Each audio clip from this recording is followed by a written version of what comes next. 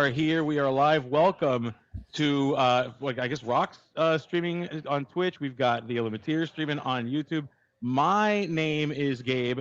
Welcome to a South Florida cast of Disney Lorcana. And with me is my esteemed guest. I'll let you introduce yourself, buddy. Oh, good morning. I'm just glad to be here with you, Gabe. I'm Liam from the Limiteers. Excited to be broadcasting some Disney Lorcana here on Saturday in a brand new meta.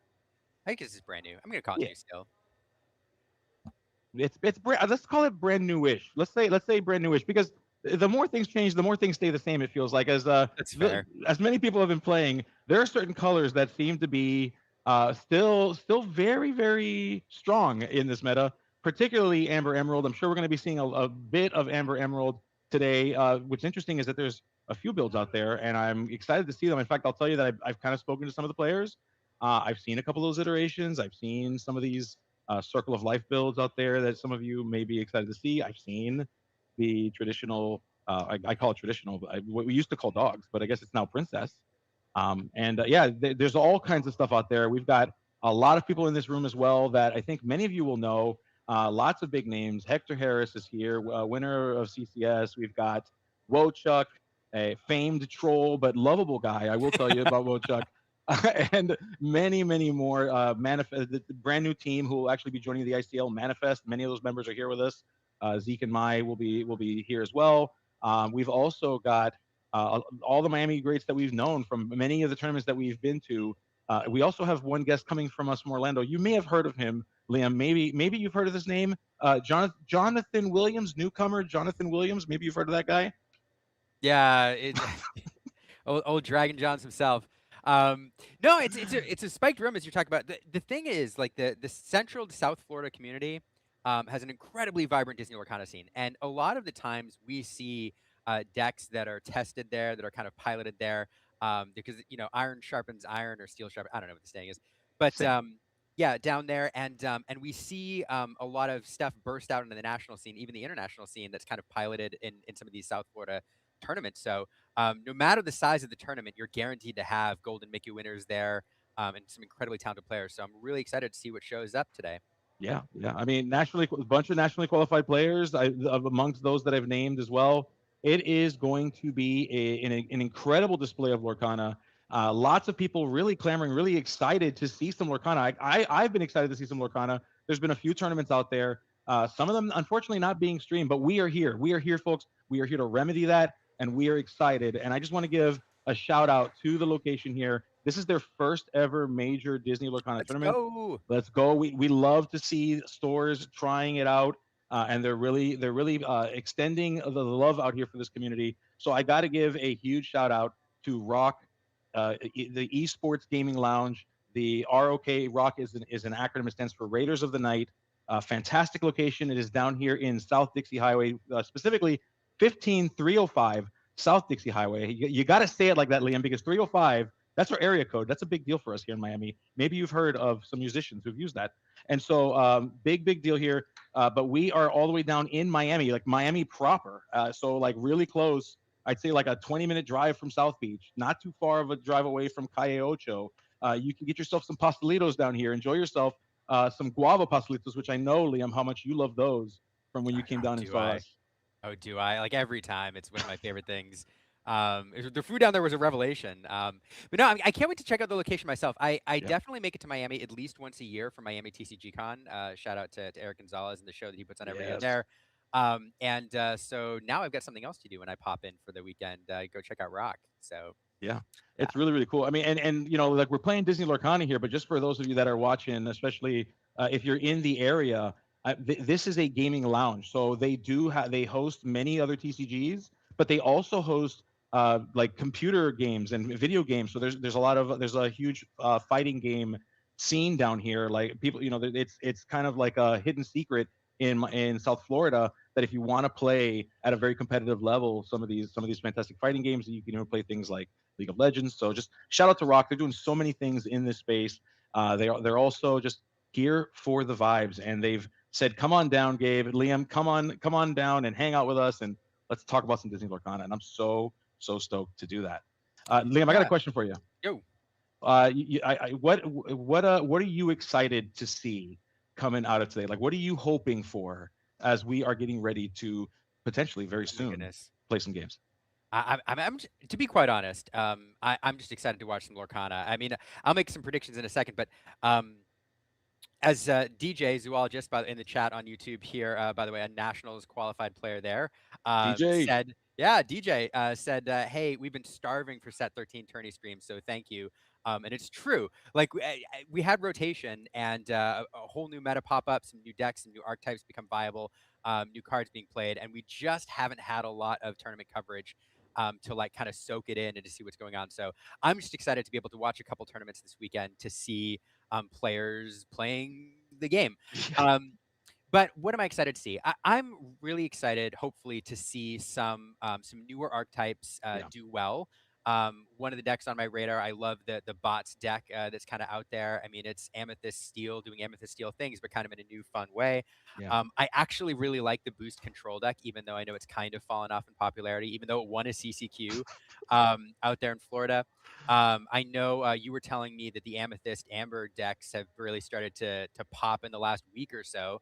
I'd Yeah. love to see those. I'm excited to see everything but like aggro Eleanor. I'm not gonna lie, even though it's fun. No shade to the aggro Eleanor players, but I've seen a lot of that recently. So no, I'm just excited to see what people bring, especially since we have some Continentals qualified players there Yeah. who are probably testing out some builds and figuring out the direction that they want to go for that tournament, which is now about a month, less than a month away. Less than a month away. Yeah, it is less than a month away, and I'm going to be there. I'm not qualified, unfortunately, but Yeah, I intend to be because I am going to be joining a last chance qualifier. So I don't worry, Liam. I'll let you cast my match for me, buddy. That's I cannot wait to win my last chance qualifier spot, and definitely have you cast that match for me. hey, I'm here. I'm here for it. I will fight for that. Like when you're on stream and you're at the LCQ or like in the main tournament, I'm gonna be like Gabe's on. I don't care what the rotation says. I gotta go. I gotta go. Uh, yeah, Oh Pruski, I goodness, am sending shade to the Eleanor aggro. I'm sorry. I'm it's sorry. okay. It's funny that you mentioned like it's funny when we are watching these metas transform and kind of evolve. They're like living breathing things. It's such a cool Yes. concept. To me, it's like the coolest thing about playing any kind of a game, specifically trading card games in Disney Lorcana, with such a live and vibrant meta. And there's these bad guys, these villains that find their way, and funny enough, these villains in the form of these princesses, which, by the way, I have to, I feel like there's a bit of a Mandela effect that I just wanted to talk about that I think is really important, that we've just forgotten. So we've named decks. There's been so many names of decks, okay, and I feel like we've Please lost our back. way, or either that or it's a Imagine Mandela being effect. able But to we call it dogs, and we've been calling it dogs forever. But it had a name before dogs, and people don't call it that. Like, even though the dogs are gone, we're still calling it dogs. But there was a name. Do you remember that name, Liam? I know I'm putting you on the spot. And I'm so sorry. I know how much. I mean, Uh, are we talking Chernadogs? Like no, before before that, like set one, set two, we had a name it, for it. Lemon Lime? Yes, it's lemon Like lime. yeah, We used to call it lemon lime. What we happened? did. I don't know. I don't know, but I do kind of miss that little citrus splash. Yes, Um, I like that name. We gotta do a yes. video on the history of deck names. I'm telling you. I'm telling you. The name disappeared. It's a Mandela effect, but we're bringing it back, folks. We are playing lemon lime princesses, and Let's Eleanor go among citrus, them. citrus, Princess Citrus or Citrus Princess. We got to citrus workshop that. princess. We'll Yeah, figure that out. But yeah, I want to see these matches, and I want to see that deck in particular, not because I enjoy seeing the bad guy win, but because I really, really hope that we can start to uncover what are some of those weaknesses. Where does it fall apart? Which strategies that we might also see today could be a fantastic way to tackle it. So we won't learn that if we don't see it. So for those of you that are like not wanting to see it, I'm sorry. I think that's the best way to learn. We're gonna have to watch it. yeah, that's fair. That's fair. I mean, yeah, if it doesn't show up and people don't take it down, then yeah, we don't learn. But um, no, it is interesting, and this meta is really fascinating too because at the very start, I think the prevailing thought was that there was again like this rock paper scissors kind of situation at the top where you had the mid range control and the aggro deck, and each one had a good matchup, and you kind of picked Yeah. your poison, you picked your weakness. But after the first couple weeks, I think that mentality's changed a little bit, and we're seeing a ton of different decks pop up, which are not necessarily like Touch Paradise is a perfect example of a deck which I think has game into pretty much everything. its weakest decks are generally, or its weakest matchups are generally the steel mirrors, Yeah. and so we're just seeing more and more decks which mean this meta is kind of wide open, Yeah. and I I don't know. I think as a storyteller, somebody who likes to be able to sit down and say, "Hey, this is kind of the lay of the land. This is what we're seeing. This is the kind of the general scope of the decks that are good into this and the matchups." Like, it's hard right now because it's just so Yeah. I don't know. And I'm also not convinced that there aren't like a ton of different like spicy builds that are just out there waiting to be discovered still. And you're going to have creative deck builders like Mo Shamblin and Josh Pult and all the others like and just come in with these really off the wall builds and ACC and I don't know. It's just a fun time to be a Disney Lorcana player. I think. It is, and it's so funny. Like we talk about the story of Disney Lorcana, the story of the meta, the story of how these decks evolve through these metas, and when you hear some, like especially at the highest levels of these players that are nationally qualified, world qualified, a common thread that I've heard from many players, not all players, but many players, they don't like this. They don't like that this meta is so wide open. What they'll often tell you is, I want to know who the bad guy is because I want to be able to tackle the bad guy. If the meta's too wide, then I don't know what to do. But on the other side, especially as spectators, me, I mean, selfishly as a caster, I want to see as many different varied decks, and I want there to be a surprise winner. So there's this kind of a tug of war right now between, well, do we like having this wide of a meta? Do we want having just like the one bad guy, and then we all know how to tackle it, and then maybe we just let that meta kind of go in that triangle that it generally does. How do we approach that? And it's just funny to hear even how players talk about it. And I think that something that we learned from the as we moved into this new rotation into our like I guess block 3 or year 3 rotation, people did there's a general feeling that the Amber Emerald aggro deck of yesteryear, the dogs deck, wasn't highly respected until it was very, very much late in that meta. It was respected, so to speak, at the very end of it. And what happened now is we're kind of seeing what would have happened if we respected it, because people are now saying, you're not going to catch me with this Eleanor build. You are not going to be going super fast on me. So you're seeing a lot of what some people might say should have happened if we respected that build a little bit more at the beginning and didn't see like 10 or 11% meta share with dogs going into year 2. And now we're seeing it like, no, this Eleanor deck's serious, and we're likely going to see like 15-20% a meta share right from the gate. And so there has to be a response, or else you're just not going to be able to make it into these big tournaments, going into nationals, preparing for their world, and just making sure that we end this season kind of with this whole story being told. I think it's the most fascinating thing about trading card games is how these metas evolve. I love it. I absolutely love it. Yeah, you said like a ton of things, which I want to respond to in different directions. But the one I'll start with like is that the whole dog's identity or the lemon lime identity, because what you really saw, and what rotation has highlighted is that Eleanor, the royal princess deck or whatever you want to call it, lemon lime princesses, was a deck in its own right. Yeah. And Dogs was also a deck in its own right pre Eleanor. And so you had this effect where everybody was familiar with Dogs, Emerald, Amber Dogs and Churna Dogs and all of that for ages. It was a deck that was around. It was usually, anywhere between like 10, 11 to 15% of the meta share because a ton of people just hated playing it. And then Eleanor shows up. And so you have this blend for a little while before rotation where it's like these two decks coexist in a single deck because you have the best Dogs tools, you have the best Eleanor tools. And then the Dogs falls off and you have this princess deck. So it's this weird thing where it's not like one deck fell away and another one was created or you had these Yep. competitions. It was this weird blend, and which is fascinating. Yeah. The other point I wanted to respond to is what you said about the wide open meta, because what you said is absolutely true. There are a ton of very well known, very good players who despise wide open metas like this, hate it, because they want to be able to predict what's going to be there. They want to know with fair certainty. I know we're going to have about 30% Blurple. I know we're going to have about 25% Amethyst Steel. I know we're going to have this much, you know, um, whatever else.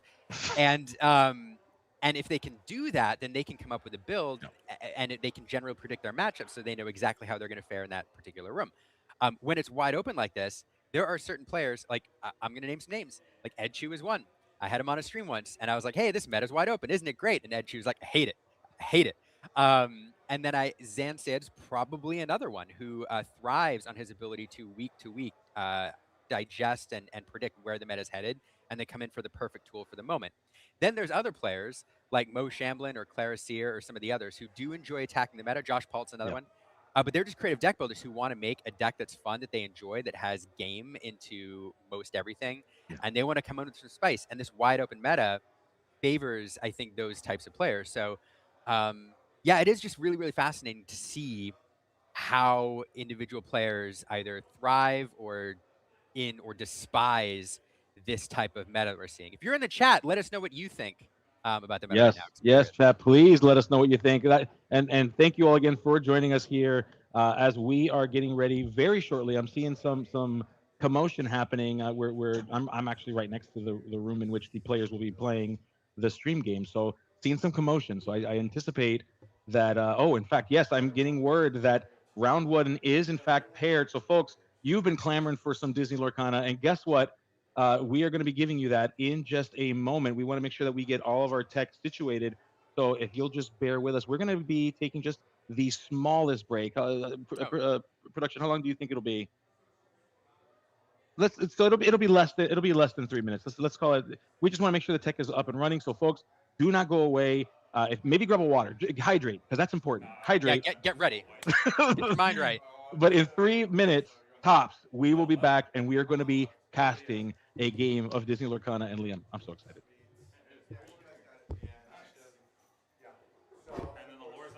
All right, cool.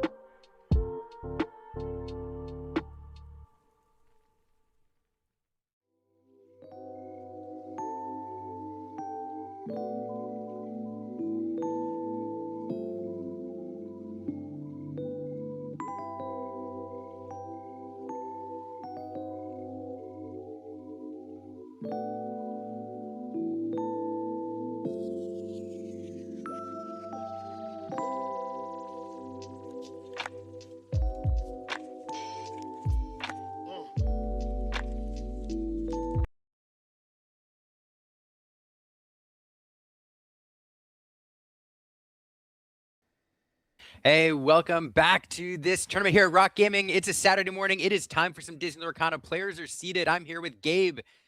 We're getting ready to go. We are, yeah. So the players are situated. They are sitting down. We've got some people you may or may not recognize, and there they are. We've got Hazed, known as Mikey, around these here parts. We've also got Parker. You may have seen him in other tournaments, for example, PPG. He usually goes by Miss Nisbet, which of course is possible now to see it maybe above his arm here or there. It'd be pretty funny. But both these players are now getting ready and geared up to go. So they're getting the message now that they can start the game. And there you go. You get the customary friendly fist tap. You love to see it. Ready? Here we go. And looks like we're going to see. Oh, it is. It is. Oh, man. So this is a deck that I'm excited to see. I haven't seen a lot of this run. I'll be quite honest, Gabe. So I'm going to be exploring this deck a little bit as we're playing here. But this is a deck you're familiar with. This looks like the Amethyst Steel Bots deck, no? It is. It absolutely is. As we see one of various versions of the Omni Droids, but oh my goodness, we see Alien. So we are looking at Amber Emerald. Now this is a version that everybody was really excited about when the set was first announced. But we're seeing toys, folks, and of course the Omni Droid comes out. With its ability when it shifts, it can deal 2 damage to a target to a chosen character. Getting rid of that Aurora, not what you want to see when you're playing Amber Emerald. You are looking to go as wide as you can. And Hayes came here today and said, I will not be losing if I can help it to an Amber Emerald deck by dealing with this board very early. Yeah, I mean, to me, this is probably one of the reasons that this deck is really appealing to you. It's this exact scenario where you know that Eleanor is incredibly popular. She's running around. Players, these Amber decks like to ramp into it. Speaking of ramp, there comes that Willow, followed by that discounted Woody being played, that epic version. But if you can shift in this bot on turn 2, get an effective challenger there to punish any sort of early questing, singing, etc., but blowing up one of the ramp characters in the process seems pretty good. Yeah, pretty good. I mean, that is fantastic. I mean, that sets any Amber Emerald deck back. The goal, of course, with Amber Emerald, as for those of you that know, is to go wide because you're hoping to potentially play something like an Eleanor or generally just overwhelm the board, and you can't do that if you don't have characters. However, what Hazed is doing is something that is very, very strong in the Amethyst field deck, and that is drawing a lot of cards. You notice that after having shifted that Omni Droid, he sung Colors of the Wind, which allowed him to draw 2 cards. He's now playing and using the Woodchuck's guidebook, which nets him another 2 cards. So Hayes is just situating himself for a nice, strong mid game. Lots of cards, lots of answers waiting in Hayes' hand. Parker's going to have to maneuver this, and it's looking kind of frightening, but it's not too late, and it's still very early in this game. Yeah, it's really interesting. That does seem like a kind of low tempo play here. Usually, when you're taking your turn off to draw cards, but blowing up that Aurora gave him just a little bit of room in order to do that. I will say his opening hand, he did have 2 guidebooks. It might have been a little bit of an awkward hand to start, but now we see this Dale come in here. This card incredibly popular after he was revealed. Everybody thought that he was going to be like the top legendary in Wilds Unknown, I think. And I don't think he was quite as broken as a lot of people thought, but definitely making a lot of appearances in Xammer decks. On the other side, Angel coming in to do a little bit more control, and those extra cards may pay dividends here. I'll pitch. Mike kind of considers what to. There we go. We're going to get something blown up. It is the Willow. It is, yeah. Now, you notice here that there was a bit of a choice, but the choice ultimately was to get rid of that Omni Droid. What's really cool about this particular build is that Angel has some pretty easy choices because I would imagine, we haven't seen it yet, but I would imagine that there is a certain young superhero turned villain waiting waiting for us in this build, a Syndrome. And what Syndrome does, of course, is that every time he quests, can take a robot character from the discard pile and take it back to hand, and then you can play it if it costs 8 or less. So getting rid of an Omni Droid here makes perfect sense as we see Rex finding its way. Parker deciding not to utilize its bodyguard features, saying, I'm going to think a little bit here and I'm going to take a breather, but I still want to create some amount of character pressure and put you a little bit behind the game here. Yeah, I really love, you mentioned Syndrome. I do think we're going to see him here in a moment as Hades looking for a deal comes in, offers a deal on that Dale, and Parker's going to say, you can draw 2 cards. Instead, we're finding a 3rd guidebook now.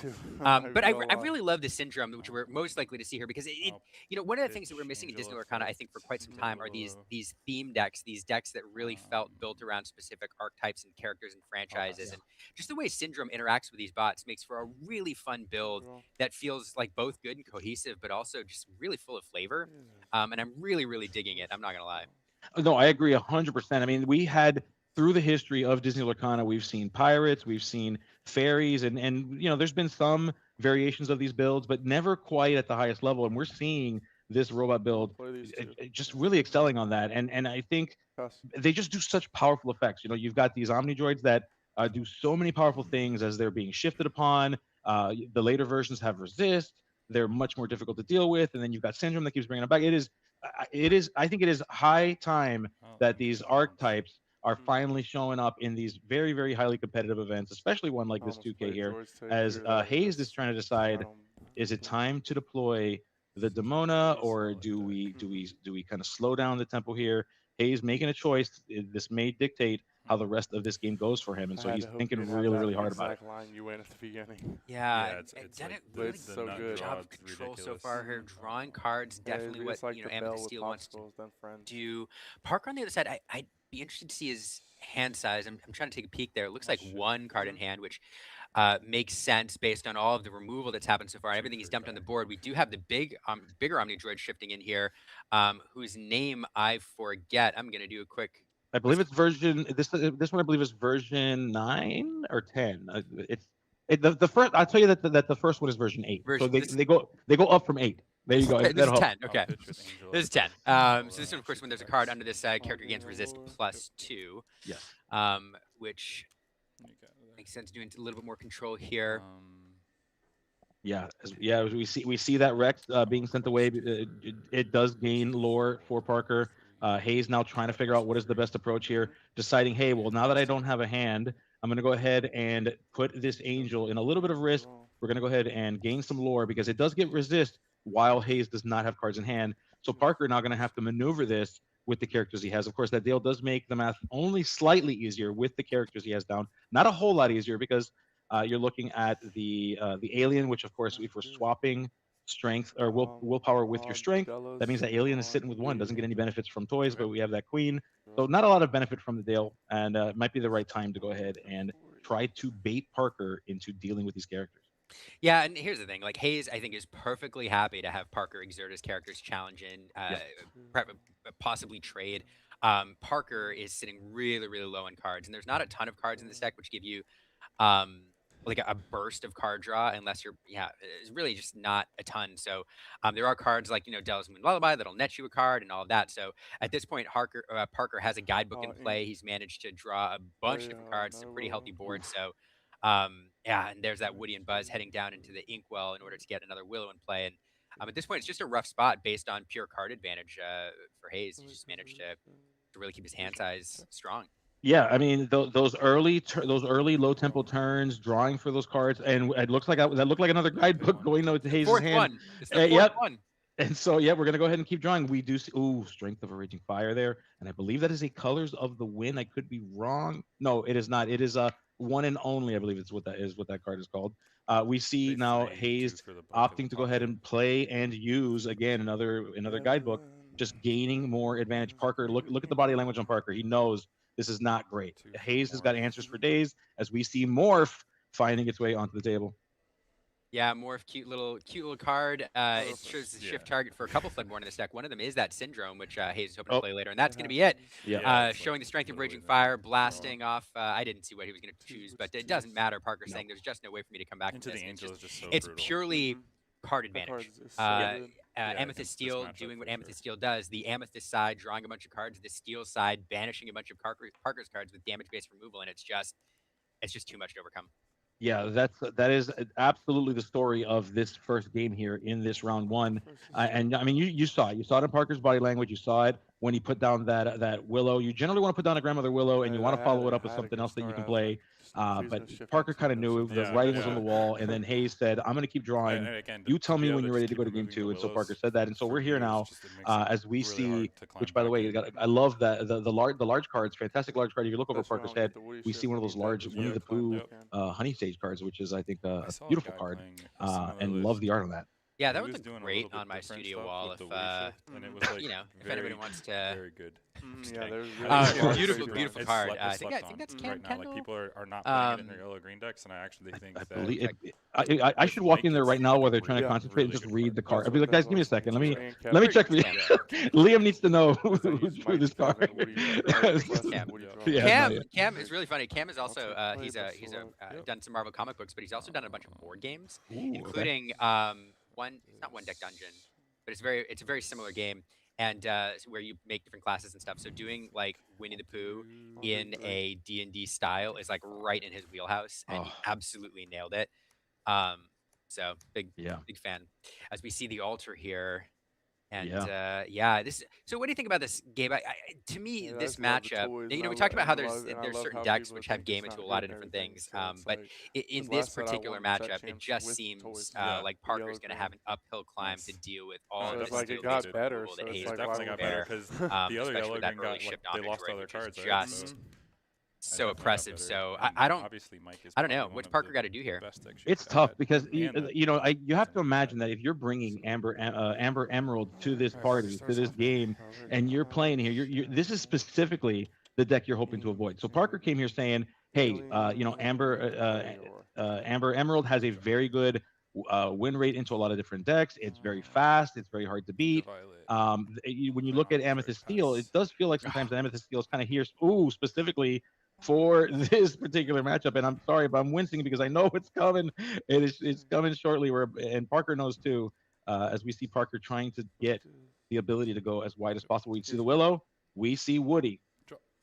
Yeah, and likely if we have that shift droid, I see an Omni Droid in hand. I don't think it's the right one to blow up a card there, and that would feel if Parker has that space, that would feel really good because I think the secret here is to does he have nope, okay, so it's gonna be It's Violet Par. Violet. Yep, it's Violet Par here, of course. Now, the other thing that's really, really crazy about these Amethyst Steel robot decks, there are so many avenues for shifting. And you've got Violet Par, you've got Incrediboy who can shift into Syndrome. You've got these Omni Droids, and that's why you're seeing Morph in these builds. It's just such a natural inclusion in these decks. There's so many scary things that can come from any of these characters. Any of these characters can turn into something so scary, so frightening. And Parker having to maneuver that, it really puts you in a weird spot because if the goal of the Amber Emerald deck is to go as fast as you can, you have to do a little bit of risk assessment. You have to decide, am I in danger of losing these characters? And when you add that layer, when you add the layer of like, hey, this Omni Droid is going to turn into a 4-strength character. This Violet Par is going to get resist 1 with 4-strength 4 willpower. That starts to change the math for you a little bit, and that's not where you want to find yourself as you're trying to just go fast. That's just not where you want to be. That's a great point because the benefit sometimes of these in Disney Lorcana of having these like shift targets out, especially a card like Morph, which can go in multiple different directions, is you have to account for all of these different possibilities. And when you're playing a deck like this, when you're playing a deck with Morph, when you're playing a deck like Hayes is playing, you get the benefit sometimes of having these cards in your deck, even if you don't have them in hand, because your opponent now has to account for them. I think we talked about what Parker needs to do. It's really this. It's find that fast Eleanor here. Hope that one of his ramp characters survives. And here we're going to see that Eleanor activation, get 1 damage on that Omni Droid, draw a card. Part of it's about the board control and the race, but really what it's about, I think, is card advantage because Hayes is going to be banishing things, blowing things up with the steel removal. So Parker has to find a way to keep his hand fueled as he's dumping these smaller characters on the board. So this feels pretty good being able to get this out without Hayes having an early answer for that Eleanor with that Omni Droid. So we'll see how Hayes responds. Yeah, absolutely. Now we do see that we've got so many different ways that we can go. We've got that Omni Droid in Hayes' hand right now, so Hayes is kind of deciding what's the right path forward. We do have enough strength on the board right now to deal with some of these problems. Put Parker in a not a terrible spot yet, but Hayes is going to make this as bad of a spot for Parker as possible. Try to reduce the ability for this Eleanor to continue to activate at the end of each turn, deciding to go ahead and that's it. So we're dealing some damage. We're going to deal 2 damage to the Eleanor. We're going to go ahead and sing Strength of a Raging Fire to send that Eleanor away, finally deciding that, hey, these other characters, not the worst thing in the world. And on top of that, Violet Par pretty good here. So we're gonna decide on which character we're gonna deal with here too. You have 3 in hand? Yeah, I mean, this Omnidroid is so good in this match. But he must have top decked that there. I didn't see what he drew, but I He did. didn't He have did. it last He turn. did. Oh, He my top decked goodness. it. Yeah, better to be lucky Oh. than good is what they say, and that's so true here. Right, and to be honest, like you would have liked to have that earlier, of course, on turn 2 to kind of blow something up and prevent that ramp line. But this actually might be even better because now we've baited out the Eleanor, and even though Parker did have a got a card out of it, we've now removed it, pairing it with that the Omnidroid with the Strength of Raging Fire, being able to drop that down and sing same turn. So that might actually even better. And Hayes or Parker down to 1 card, I think, in hand. I think 2 cards, I think. So a little bit low. Bullseye coming into play here, one of those toys, a couple woodies as well. So it's like Andy's room out there with an Aurora looking over the top and supervising what's going on I the think I have to do it. Yeah. toy I'll- room floor. It gets a little tricky though, because I mean I'd envision that Woody and Bullseye are just they can't move. Aurora is not a toy. They're not allowed to see. They're not allowed. She's not allowed to see them That's move. true. So they got to just kind of sit there, which is kind of weird. That's true. It is kind of weird. 2 for Incrediboy. Not great synergy there, but we do have Incrediboy come down here. This does serve as that syndrome shift target. So many. This is starting to feel like a combo that, oh my goodness, as we shift again with the same Omnidroid and choosing, of course, and boy oh boy, I mean, dealing 2 damage, not a terrible thing. Of course, the downside of shifting is that you are effectively giving up board presence. You're consuming your own characters and taking up that space when you'd rather be putting more characters down the board. But in this case, Hayes is seeing that Parker is running low on resources. We have to reduce the strength of Parker's ability to go fast. So that is not a bad thing to do here. This is exactly where Hayes wants to be, and not looking great for Parker. We're potentially in a 2-0 territory if Parker cannot get his way out of here. Choosing to ink that Dale to play Eleanor. Yeah, kind of rough here, but we'll see what happens. And that's the benefit of double, like using multiple cards to banish that Bullseye. Now Eleanor cannot be activated. Parker's way back into this game is to continue to he needs to net cards every single turn, and shutting off that Bullseye prevents that quest and that Eleanor activation. So instead, he's just going to challenge in, get that Omnidroid off the board with all of those droids stacked up on top of each other, those constant upgrades. And as a result of getting the Omnidroid off the board, Hayes is now going to ink pass. Or I don't even think he inked. Just draw pass. Yeah, no, yeah, he's looking to reserve resources in hand. He sees that Parker is behind the 8 ball here. Does not anticipate that Parker will be able to activate this Eleanor. I don't know if we'll get 2 bodyguards out, because that's really the only way is if you can sneak out a David or maybe 2 Davids. But that is not the case. Instead, we're going to go ahead and play Delamoon's Lullaby. Try to reduce the strength of the character. Try to keep ourselves in this game as best as possible. But that's it. Like that's all. Parker is going to go ahead and play the Rex, and is going to try to create that. And so the bodyguard here does allow Parker to now have 3 characters in play. So we did have the bodyguard. We do have 3 characters that are exerted. So Eleanor's ability will kick in.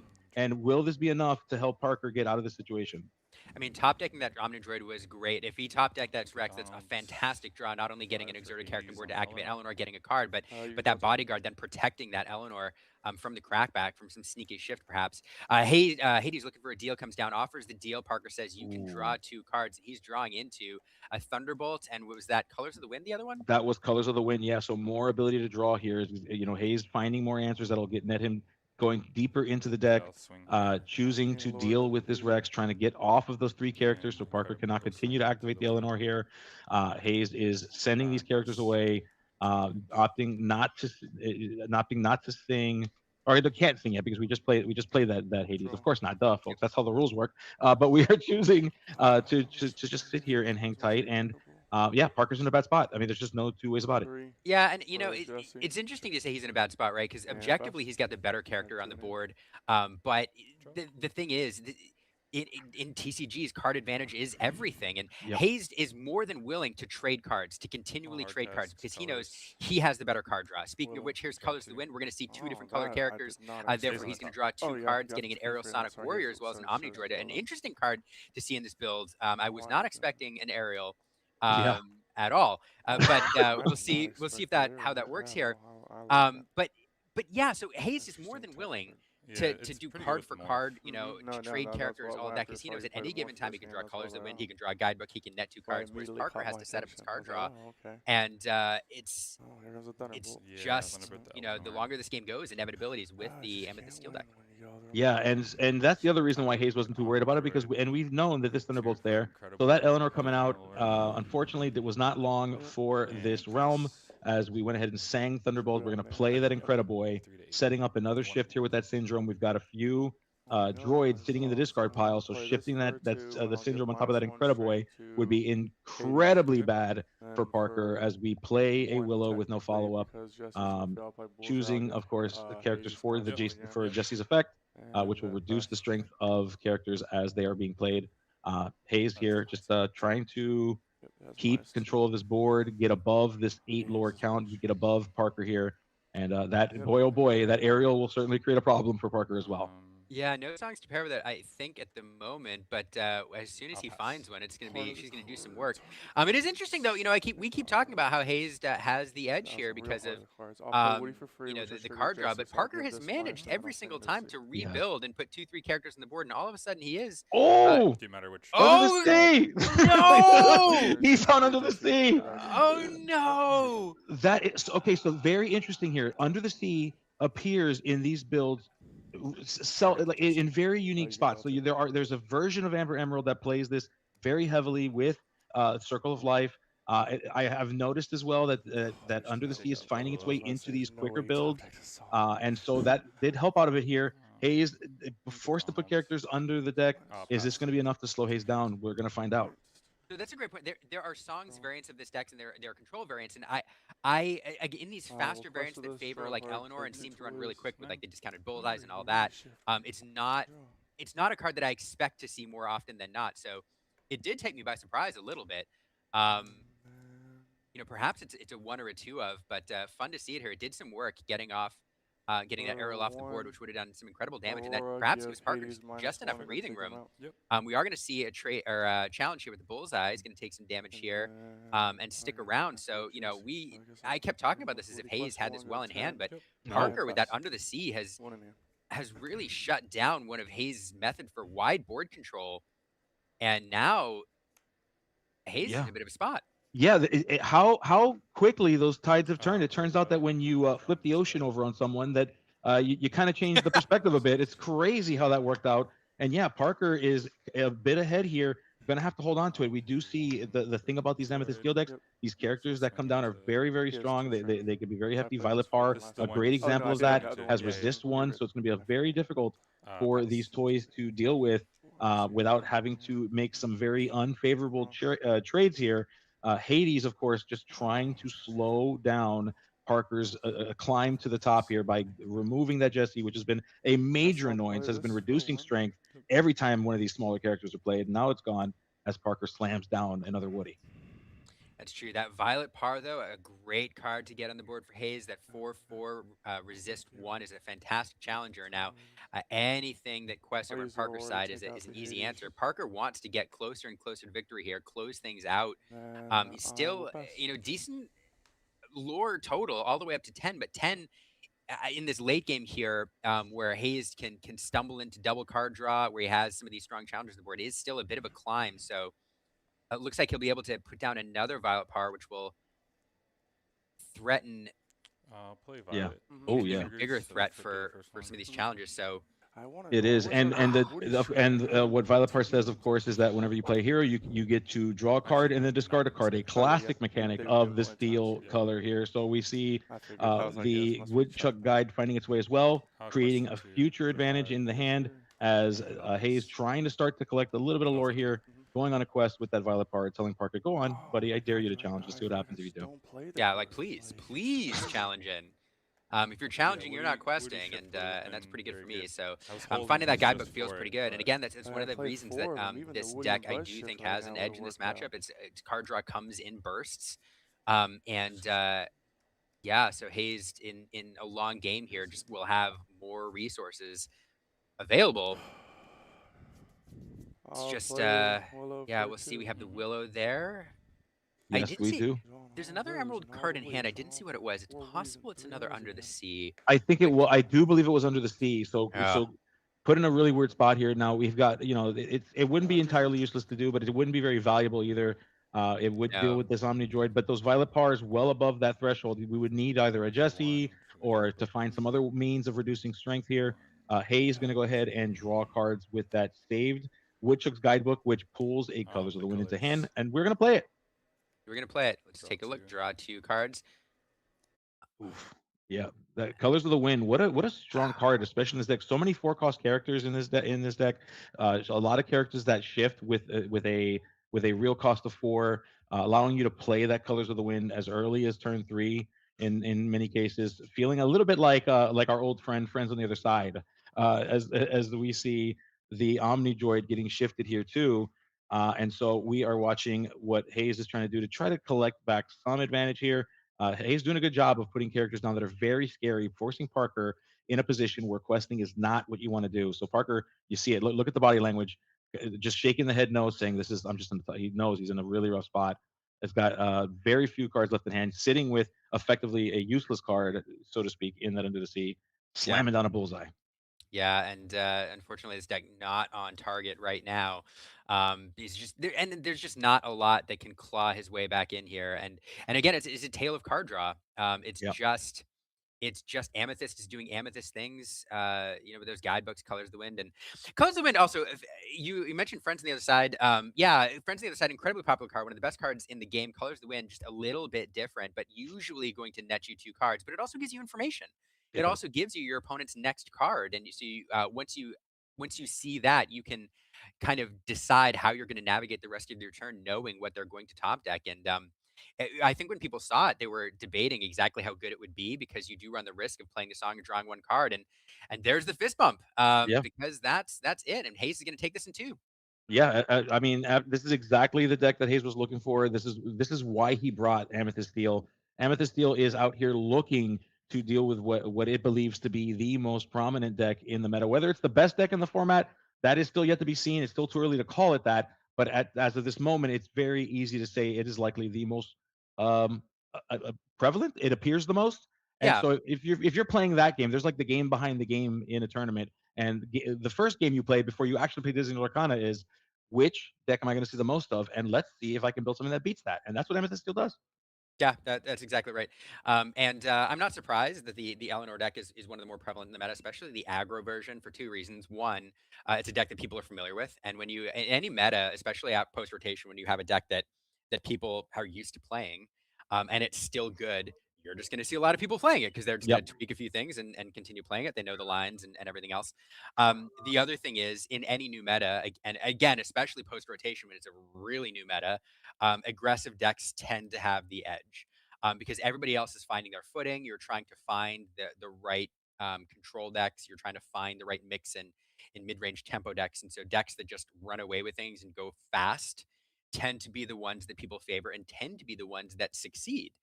Because again, the lines are pretty straightforward, and you can just beat these other decks because they haven't found their optimum like lines and mix yet. But if you're going to beat a fast deck, a deck that does a lot of quick damage, a deck that draws a lot of cards, a deck that draws cards to fuel cards like Angel is going to be one way to tackle it. And yeah, Hayes with the right deck for the moment here, and finding his perfect round one opponent. Yeah, yeah, and Hayes, lots of celebration to be had. You'll notice that Hayes, the member of a team down here in South Florida, Team Triad.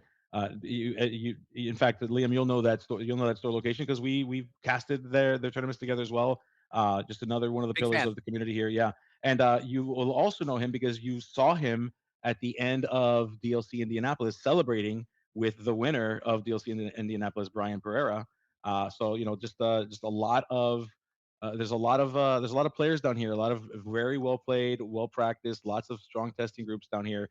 Hayes, one of the best players in South Florida. I'm not afraid to say it. I will never admit it to him though, and if he watches the stream, I'll deny it. But he is Cut it definitely here. one. Cut it here. Of, yeah, yeah. Producer, clip this sound audio. I'd never say it to his face. No, Mikey is definitely easily one of the best players in South Florida, no question about it. And I'm excited to see him potentially move forward and win this whole thing, and that'd be kind of cool for him as well to be able to say he's got this victory under his belt. Parker though, no slouch themselves. Fantastic performances at PPG tournaments down here in South Florida. We've seen him a few times as well over in Orlando, and some of those Orlando tournaments that you'll see me casting with with Willoughby's every once in a while. He does very well there too. So both players, just such strong players. I'm excited to see what they both do. This is just a round one loss for Parker. Does not It's not the end of the tournament whatsoever. Great. If you're going to take a loss, now's a great time to do it because you get to win a few more times and then maybe still win the whole thing. Who knows? That's true. That's true. And if you, I want to give a quick introduction. If anybody's just joining us, because I do see we now have about 120 people over there on Ooh, YouTube. I'm not sure about the Twitch numbers right now. I have to take a look. But if you're just joining us, we're watching a 2K tournament at ROK Gaming there in South Florida. And if you have been around the Disney Lorcana scene at all, you already know this. But if you're fairly new, the Central and South Florida Disney Lorcana community is an incredibly strong and vibrant it is. community with a lot of very talented players, a lot of players who, anytime you have a local down there, a local scene where you have multiple Golden Mickey winners showing up to every single like league night and set champs, it's a tough room. It's a room where the meta is going to be defined, where people are going to test some of their fun brews, and so and this tournament here is no different. It's a smaller tournament as these things go, but it does. You do have some incredibly talented players there. You mentioned Hector, who's a CCS winner, as well as a very talented player. Nationally qualified Jonathan, as well. nationally qualified as well. Speaking of nationally qualified players, Jonathan Williams, multiple Golden Mickey winner down there as well. Dragon John Z. You Yep. talk about Wochuk, Mai, Zeke, as well as just. And all the other players we didn't name who are also incredibly talented. So if you're watching this, you're going to see some top tier Lorcana, and you're going to see some very, very talented players who are going to be competing at the North American Championship, probably trying to figure out exactly where they're going to go. So testing some things out, and it's just going to be a fun day.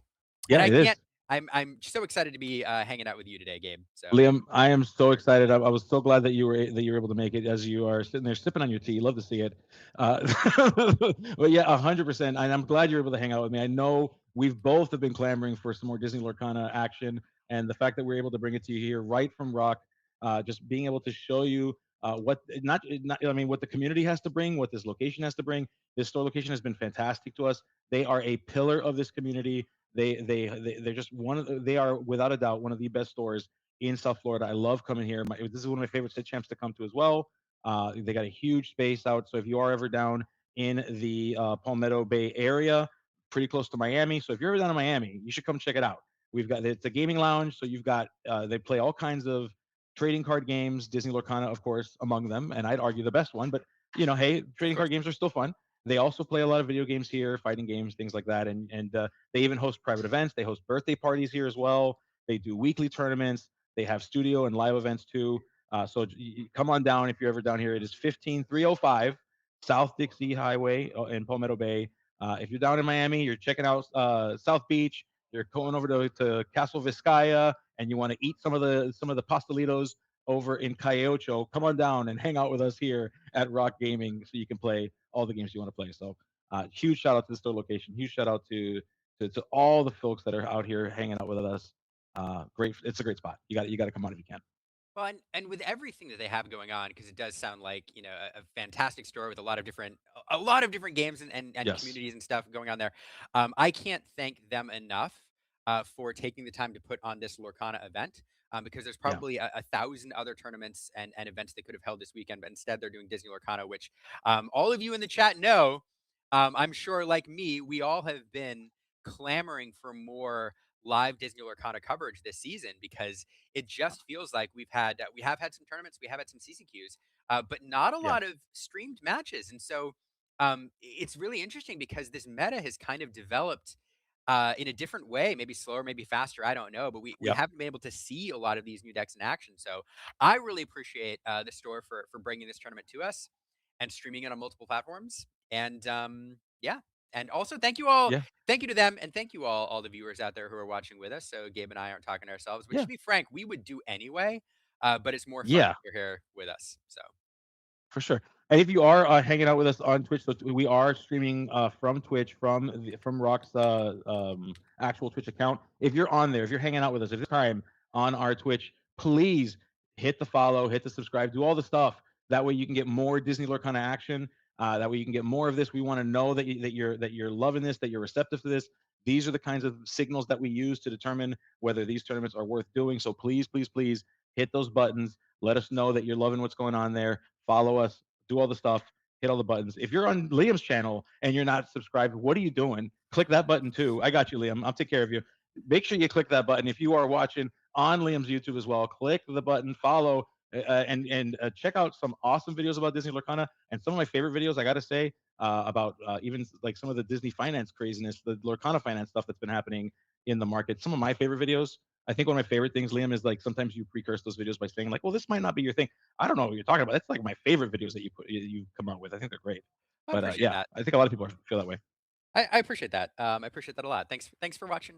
Thanks for watching my stuff. But no, real folks, as JDZ would say. You got both streams up, right? You got Twitch, you got YouTube. Help us Yep. push the numbers.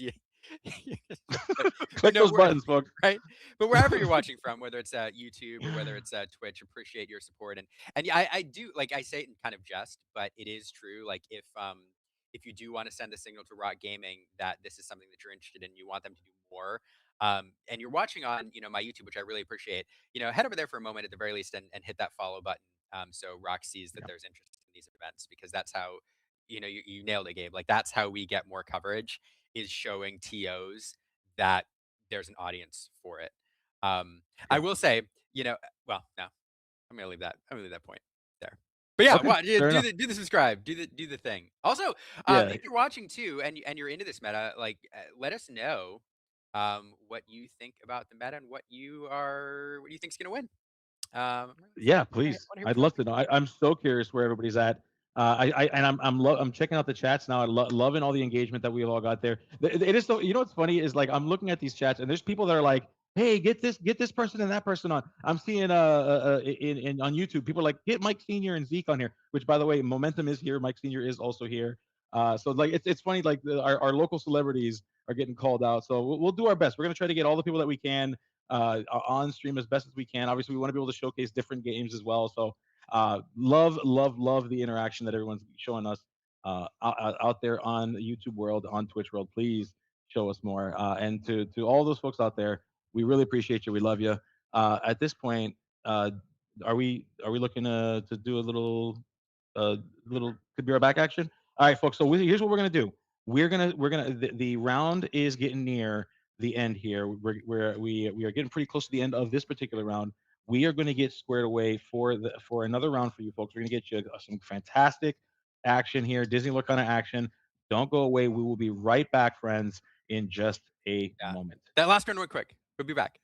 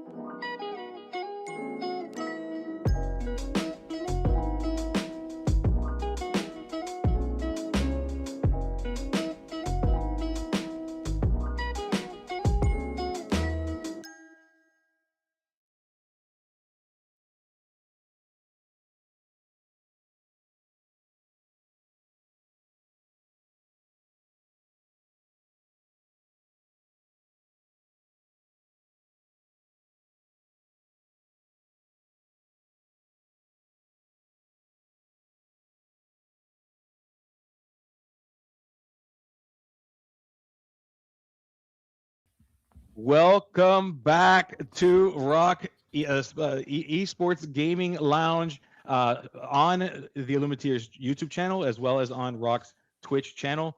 We are back. We've got round two paired. We are back for more action. And boy, oh boy, do we have a treat for you, friends. We've got we got two members of the same team, unfortunately, paired up into each other for this round two. They are playing it out and it is going to be quite the treat. So we'll talk a little bit more about them as we show them. But they are both staples here in South Florida. I will give a spoiler and tell you that one of them is even a Golden Mickey winner. So you're going to see quite the battle, to put it lightly. But it's going to be a fantastic match. We're just making sure that the tech is working fine. Once we get visual and once we let the players know that they can start, we'll talk a little bit more about them. I will tell Yeah. you that we've seen these players play on stream before in many South Florida tournaments. So it will be you'll see them and you'll know who they are pretty much instantaneously if you've ever watched a tournament down here. Well, even elsewhere, because both of these players have made a name for themselves in national Absolutely. tournaments, bigger events, not only big third-party events, but also DLCs. So as you mentioned, one of them is a Golden Mickey winner, and both of them qualified for a North American Championship. So fantastic.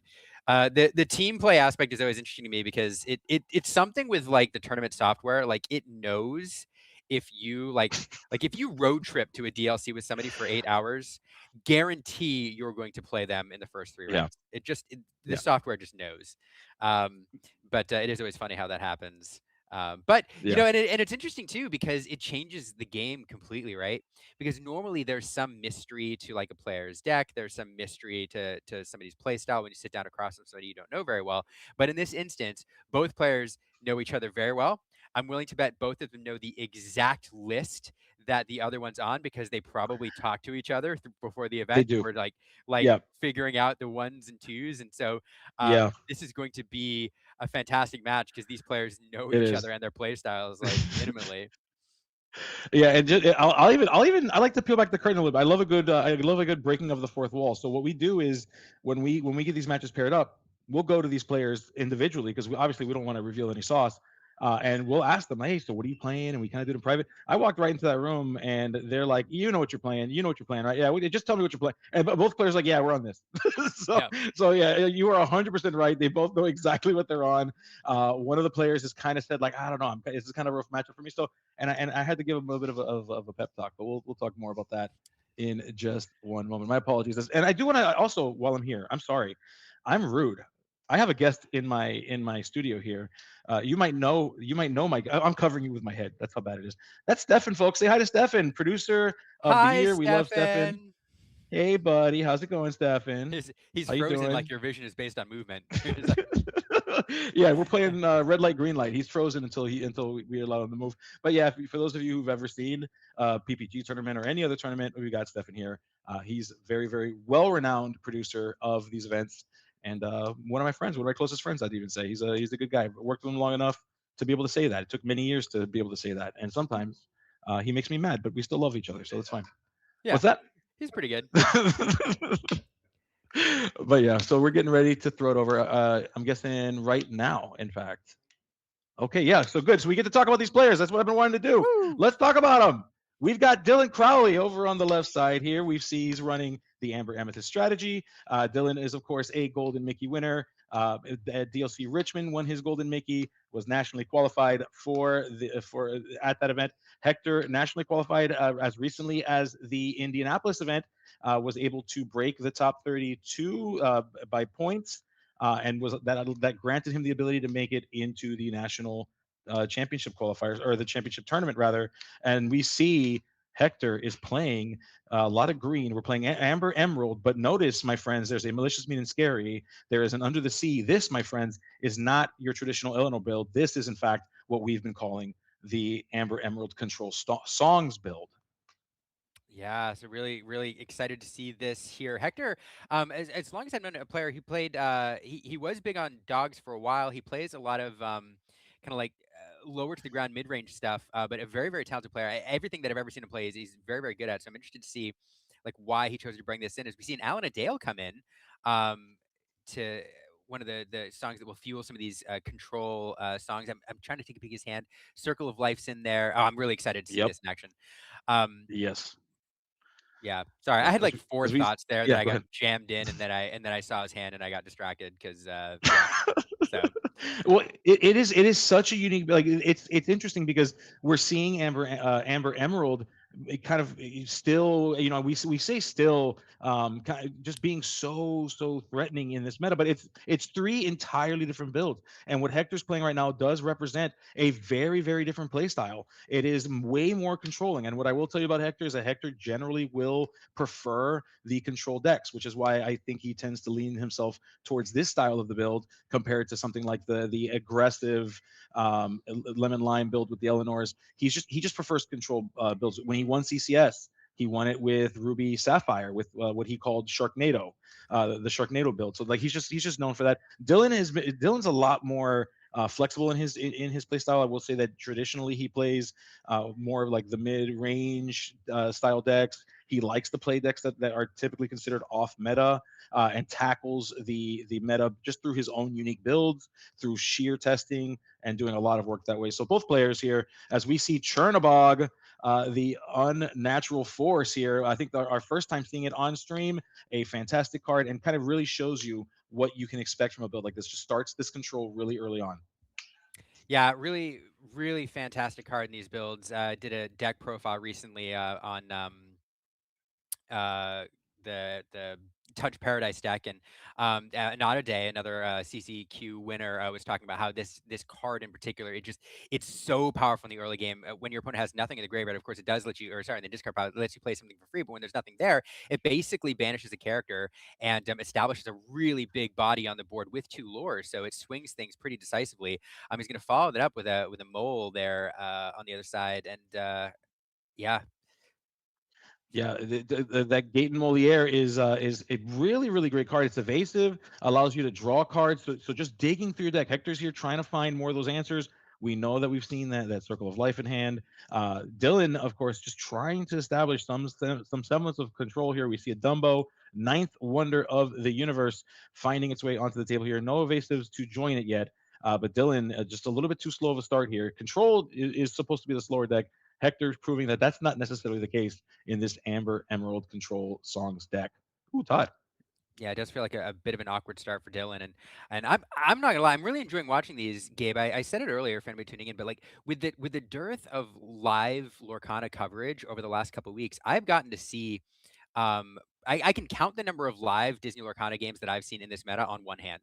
And so, oh goodness gracious, the Circle of Life comes in and Ooh. brings that Milo Thatch back. Really fun play here. Circle of Life, a card that kind of really powerful, disappeared for a little while from the meta, and I'm really excited to see it back because it can do some busted stuff. Yeah, and that Milo Thatch allows you to discard a card in order to send a character back to hand. Notice the card Hector discarded. It's another Milo Thatch. Is Hector signaling that there's more Circle of Life coming to bring that Milo Thatch out again? This is just so controlling of a deck. It is so scary. Once the engine starts running on this thing, it feels like nothing can really slow it down. Dylan here using Gaston, of course, to banish a character with 5 strength or more, choosing that Chernabog because that Milo Thatch, in case you can't read it because it's so shiny, it's got ward. Can't target that one. Yeah, it has like all the things. I mean, the interplay ability is great, and then it has the card draw ability, practical knowledge. At the end of your turn, you get to draw a card. Yeah. If 2 cards or more, put in your discard pile. And then just to boot, it's got ward. And any card Yeah. with a static ability and ward, it's just so good. It, So it good. doesn't even matter that. Also, by the way, he quests for 3, so um, Yeah. really it's a really fantastic card. And yeah, it does feel like this is going to be an uphill slog from Dylan for Dylan at this point. But getting that 2 character swing with the Gaston feels pretty good. But Hector now with still plenty of resources in hand, going to discard that Mm. Surfer. Yeah, it's going to be really hard for Dylan to come back here. That's so tough. Yeah, and it's funny because you take a look. Okay, now Hector's starting to quest. I was just about to say, Hector. So it was like one lore on the board, but that the story of this table tells you everything you need to know. This board is just so scary right now. You've got the Milo Thatch. If you take a look at that discard pile, more of these characters can potentially come out with those circles of lives. And Dylan, I will admit, is the one who when we presented the option to come on play on stream, he was like, "I'm gonna get cooked. This is not the matchup I want. Dylan was very, very forthcoming with it, and he goes, but you know what though? It's round two. We do this, and so It's for the both players. people. It's for the people. Let's show the people what it's all about. I will tell you that the Amber Amethyst deck, a strong deck in the meta, but you just control it can be really really tough for it here, especially this style. It's so fast. Like Hector has this board state set up so quick before Dylan was even able to put out two characters. It was crazy. Yeah, I think part of the problem is, Dylan's deck is not super fast. Now, one of the reasons you do play this deck is for the Raging Storm. Yes. And if you run that particular card, now I don't know in this particular meta with a lot of decks that want to go wide, why that you wouldn't. Some people do, some people don't. Yeah. But is the Raging Storm. But you need to get there. And so this deck is designed to kind of like draw out the game to try to get to that Raging Storm turn. The other problem for Dylan is there's certain like key cards that he wants to stick on around on the board, either to fuel his hand like Dumbo, or to do some Yeah. damage shenanigans and control like the Cheshire Cat. Hector has plenty of spot removal to just bounce, those one or two key combo pieces back to Dylan's hand, or banish them with the Chernobog, things like that. So when the key cogs of your machine, the cards that you want to stick around, are being removed and picked off one by one, um, as well as your opponent has access to wide board removal with the Under the Sea. It's just, I don't know. It's tough. Now, if Dylan can get to the Oof. Raging Storm turn, we'll see something different. But Yeah. oh, And that Lenny. that Lenny coming down, but no actions. Dylan saying, thankfully, no actions. We see that Woodchuck's guide hanging tight there. But it's funny because we often talk about inevitability in these games, especially when we talk about control decks. We usually talk about the idea of inevitability, the idea that like if this game goes long enough, the game will favor one person or the other. Now, both players, Dylan and Hector, are playing decks that are generally longer range decks. That you mentioned Raging Storm in these amber amethyst builds, kind of makes it into that control, that it puts it in that kind of control territory. But Dylan's deck is a little bit more behind on that. So when we think about two control decks against each other, one of those decks is actually the control deck, and one of those decks is going to have to parade around as either a aggro deck or a tempo deck to try to figure out how to get from underneath the inevitability. So Dylan is the one kind of in this awkward spot as we see this board state. Hector coming right out the gate with the ability to remove characters, playing Chernobog, right? Really early on, playing that Milo Thatch, not too far behind it. Circle of Life, making it even more scary. So Dylan, of course, is in the awkward position with this deck, just by the very nature of it, just by the way that it's kind of composed and how it slows the opponent down from questing too soon because there's a lot of scary things. There's ways to bounce characters back. We see that Tigger bouncing all the way, hanging out. We see the Dale, which is a great response if your opponent normally would just quest freely, but Dylan is in that weird spot, unfortunately, here in this matchup. Yeah, and a bit of a slower start too, because as you pointed out, Yeah, one of the reasons that this deck is popular again is it does have a very solid amethyst core, and we lost a couple of those pieces with rotation. But cards like Tigger out there, cards like Isis Vanderchill, there's plenty of things you can put in those 4 and 5 slots, which allow yeah, you to deal with your opponent's board. Dylan didn't really find any. He did have that Gaston early on to take care of that Chernobog, but the roles were a little bit flipped where Hector playing that Chernobog able to do the two character swing, and that's what Dylan wants to be doing. So just didn't get off to a great start. yeah, The other interesting thing, talking about the Raging Storm and how that could be a difference maker in this matchup if Dylan is running it. The problem is though that unless you're running Black Cauldron, or there's a couple other weird cards you can have. To kind of rebuild, like you're kind of stuck in your ability to rebuild, whereas yeah, Hector has cards like Circle of Life that can pull back the optimal card from his discard pile, as well as it's just easier, I think, for Hector to rebuild. And so even if you do find the Raging Storm, it's going to be a bit tricky. But Dylan here does manage to find to do a little bit of control. We're going to do some challenging here, and that feels pretty good. It feels like a yeah, pretty good cleanup. yeah. It's That not Dale bad. coming in to help things out a little bit, but Yeah, yeah. Dale kind of a big deal here. Hector's board reduced from a lot of these scary characters down to just the Gaten Moliere and that Lenny. And you're right. You're 100. That Dale was a difference maker here, allowing the Mowgli and the smaller characters to actually just challenge in a way that was a little bit more favorable than what initially appeared at first without it. So Dylan trying to establish a little bit of real estate, seeing if we can put that in there. I will say, and the dynamic of these two. being in the same team, being friends.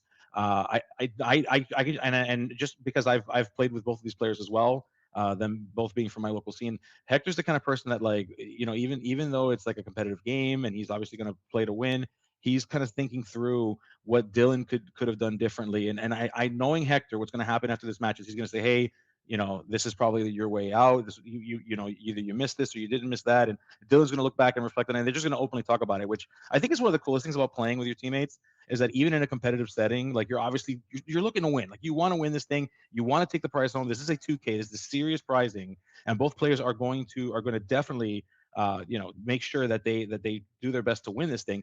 But even afterwards, they're gonna talk about that match, and they're gonna think about, hey, so what if this was another person, and what could have come differently. And I really say that Hector's a really good teacher for that. Dylan is also a great teacher, and I think that both players are huge members of this community that really stand up for each other and for the community. I think it's cool to think about how these players think about these games, and how they also talk about these games afterwards with the players they play with, including themselves. Yeah, I completely agree with you.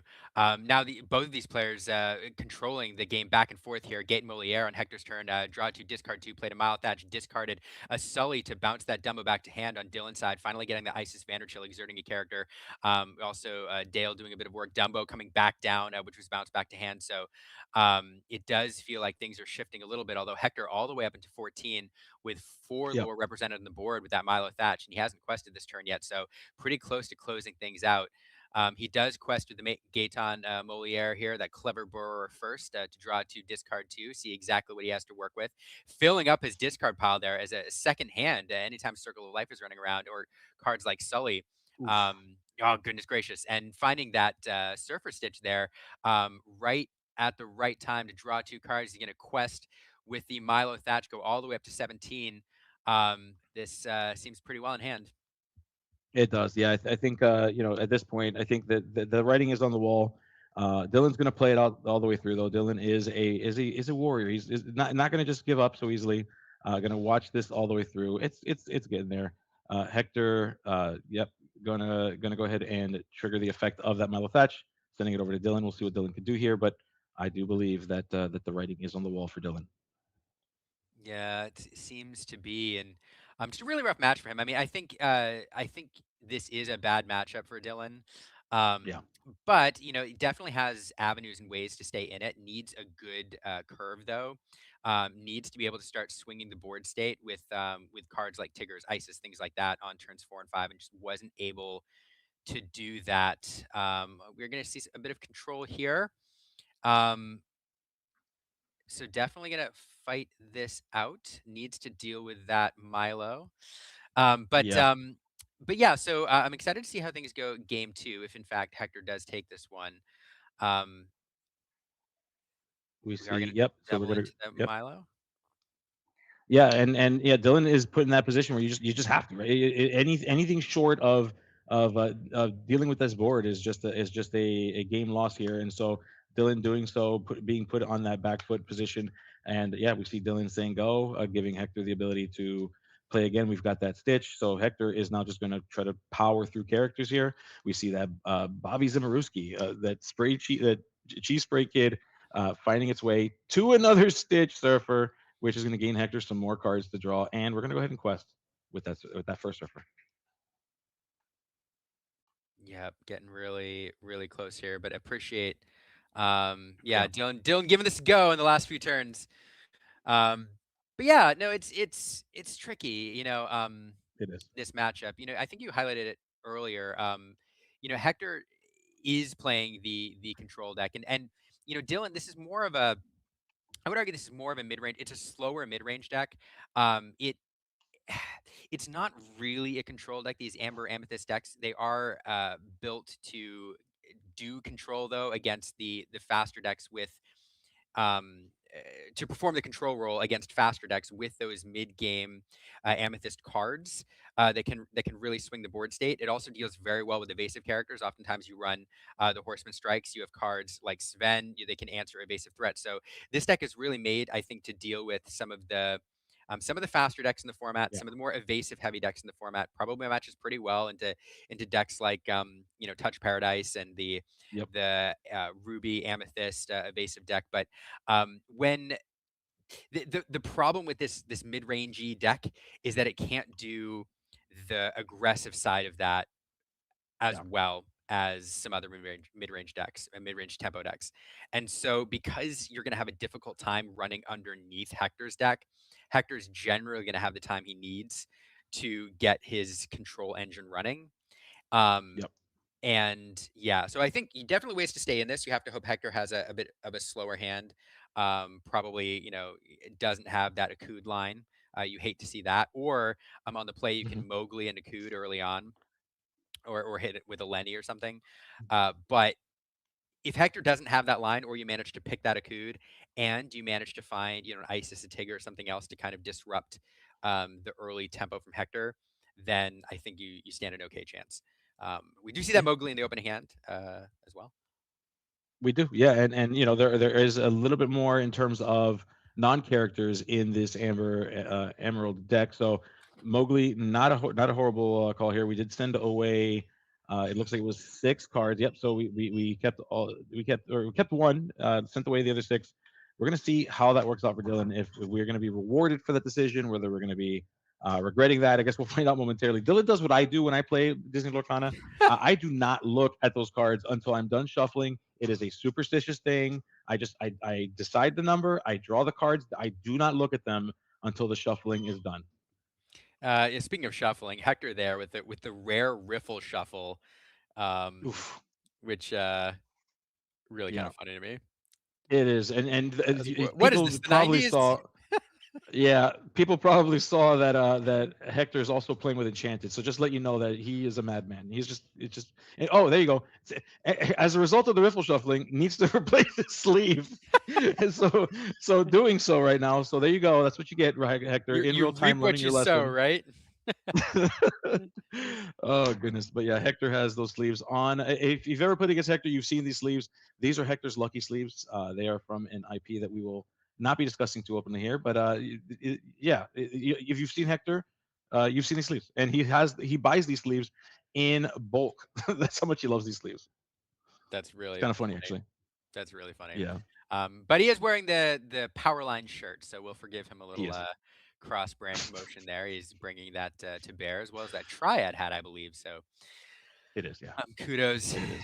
there. Yeah, really interested to see how this goes.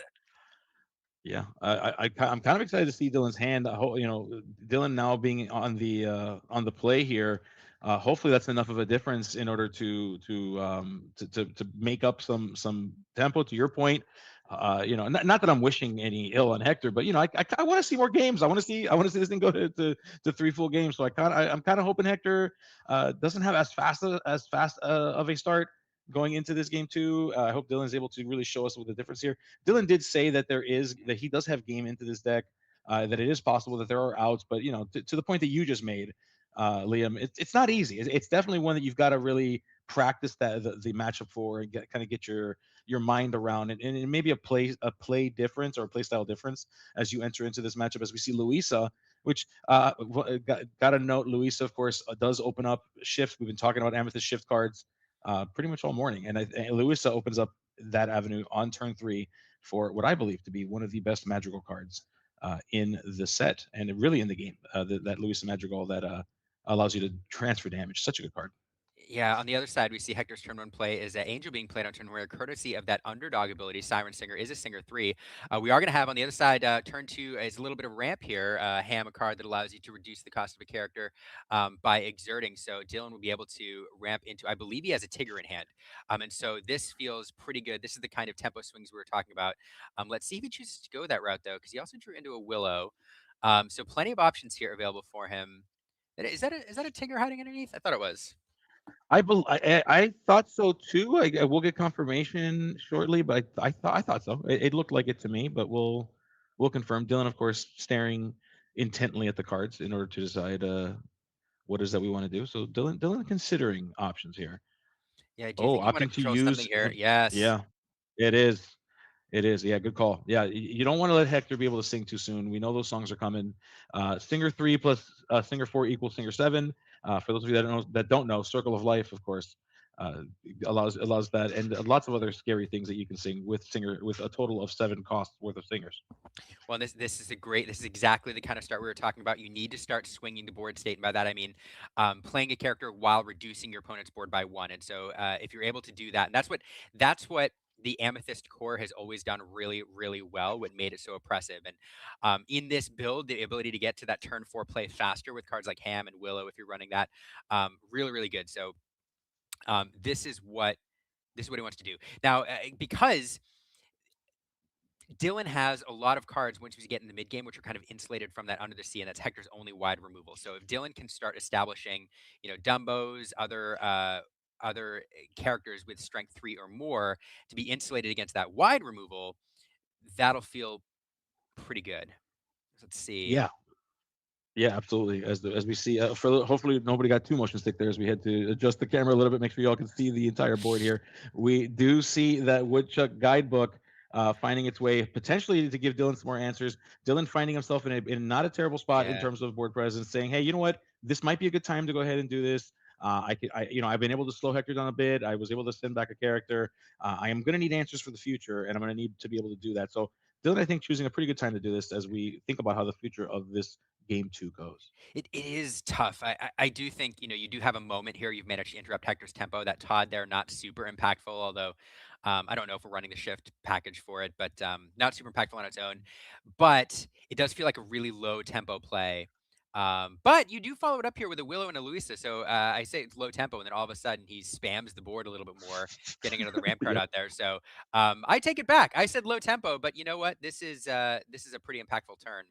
And Yeah. all of a sudden, Hector now staring at a board of 5 characters over there, without access to Under the Sea just yet. So this feels pretty good. Yeah, it's not terrible. We also see that Dylan is holding on to an inexplicable Cheshire cat. And I missed what that other card was, but that cat here could be a good answer to the angel if need be, if given the opportunity to receive damage somehow. So Dylan, of course, sending some characters to be challenged. Hector saying, "Hey, I got to find me some songs or a red panda here. Let's go ahead and play this Malin Lee." Yeah, there's plenty of songs available in this deck. He does find an Akud. Malin Lee, fantastic card. I got to reveal that card, Gabe, and so I I always have a know. soft spot in my heart for it. I love it so, so much. Now with an Akud in hand, he does have cards that can sing it if he wants to sneak something in, but with no ink available, he'll be, Yeah. a little baby character and put one of his singers at risk, so probably likely to hold on to that. Um, Yeah. One thing I will note, though, so let's take a look at the character count, right? We have, or the ink count. We have Singer 3, 4, 5, 6, 7. But I don't know if we're running the Todd and Copper shift. If we are, Todd and Copper shifts for 2 and gives you a Singer 4.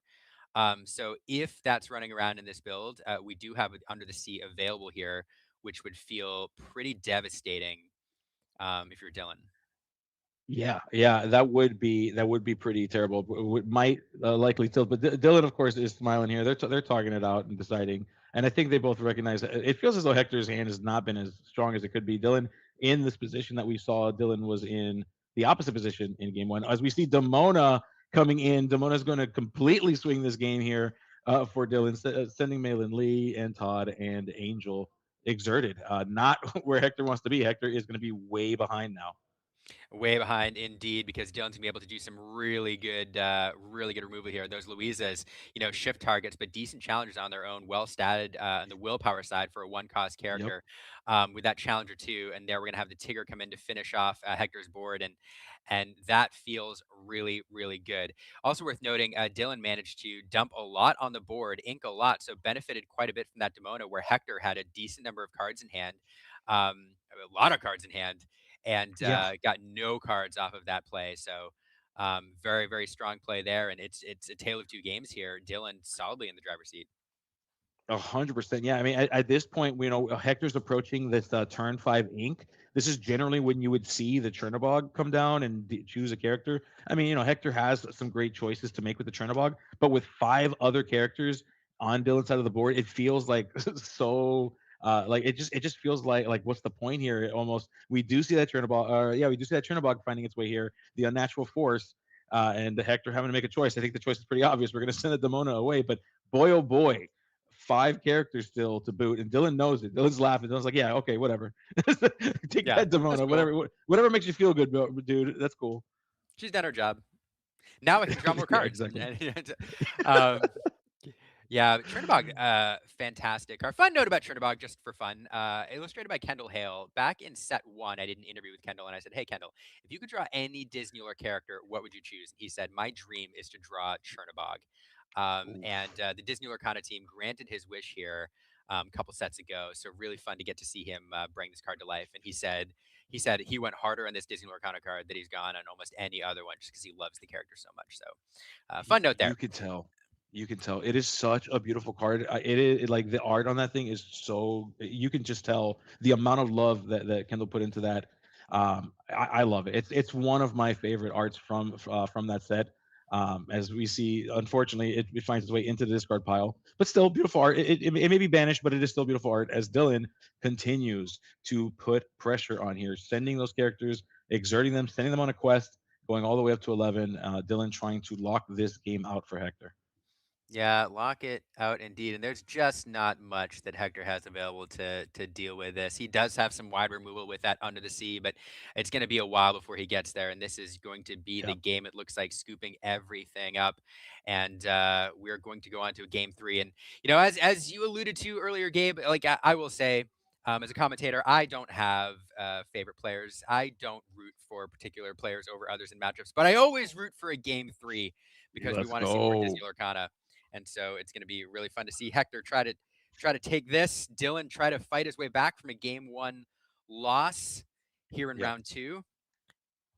It's gonna be a ton of fun. Yeah. So Hector, it is. It's going to be the question becomes Hector now with what some people perceive to be the advantage. I'd make some arguments that there's a lot of mechanics in the way that have helped to mitigate what people perceive to be a play draw disparity. We do see Angel, of course. So I would argue, and this is a topic for like a whole video. It's not I'm not even going to try to rehash it here, but I will say that I think that the play draw disparity is not as bad as some people may claim that it is, and we see it I think in this format more so than ever, especially in these underdog cards and in some of the card choices that the design team has made, which I got to say huge shout out to the design team for creating some fantastic cards, some cards that have created some levels of I think this is like some of the best Disney Lorcana that we've played to date in this format. So we're seeing that here, and I think that the play draw disparity not that bad, but Hector's going to have to take as much advantage as he can. Although looking at that hand here, we see a lot of songs right now, tons of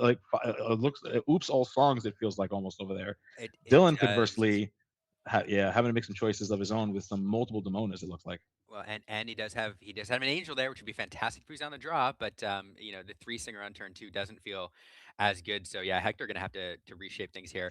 Um, One thing I will note, I will agree with your point about the play draw disparity because that does get a lot of attention in Disney Lorcana. But a couple things. One is when we look at statistics, oftentimes you're looking at statistics game wide, Mhm. and which includes newer players and experienced players. And when you look at the stats for experienced play, like really, really the top players, the play draw disparity isn't quite as bad as you see. Among players of other Yeah. experience levels. But the other thing I'll say is if you look at statistics and data right now, it seems like post rotation, even though there is still some play draw disparity in terms of win percentages, I think it is narrower than it has ever been, as you alluded Yeah. to. And who knows why? Part of it could be, what the game design team has done in terms of underdog and other things. But um, it does seem like we're in a much better place in terms of that. So now, in Yeah. certain matchups with certain decks, it does matter more than others.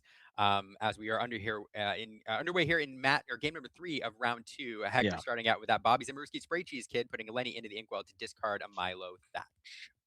Oh yeah, Milo Thatch exactly where it needs to be in the discard pile to come back later for something like a Circle of Life. Hector setting up that discard pile. Lots of decisions being made right now that could help Hector out in the future. These are exactly the kinds of decks that Hector likes to play. You're thinking about your turn 7 even right now as we see that Angel finding its way down. So we are at Singer 3 plus a Bobby, getting pretty close to singing some scary stuff.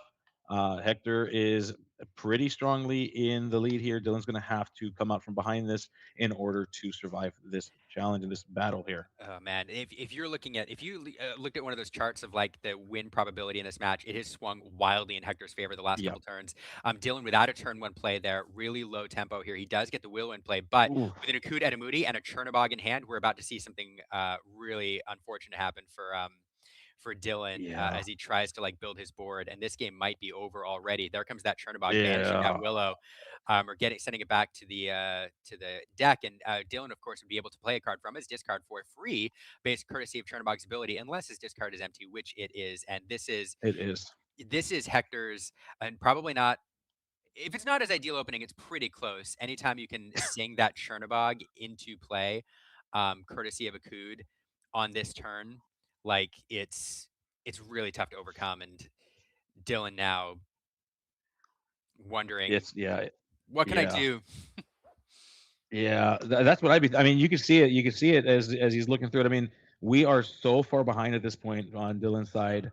You've got Hector now with enough characters to sing any of the songs in hand. We know the Milo Thatch is in the discard pile. I believe we saw that Circle of Life in hand. So this next turn is going to be set up to be very frightening for Dylan, as he's potentially going to see another character find its way off of this board here. Hector deciding He's which got way we can two other go. Chernobogs in hand too. Yeah, Oh, exactly. Yeah, yeah. This is rough. Hector's like big. Yep. So choosing. Yep. There you go. Circle of Life finding its way, bringing the Milo Thatch, and just securing this even more in Hector's favor. This is devastating, Liam. This is so bad right now. I mean, yeah, and it's again, it's just unfortunate because for Dylan, because Dylan does have game into this deck. We saw it in game two, but he has to have the right opening. It has to be like one ramp into that turn four play on 3 ink. Um, and Hector, though, on his like perfect opening, and even then, I have to do the math real quick. So on turn, yeah. So even then, the play draw disparity here is really problematic for Dylan because if Hector Yeah. manages to, because Dylan needs to ramp into that turn four card on turn three, like that's really what he Yep. needs to do to kind of break serve here and slow things down.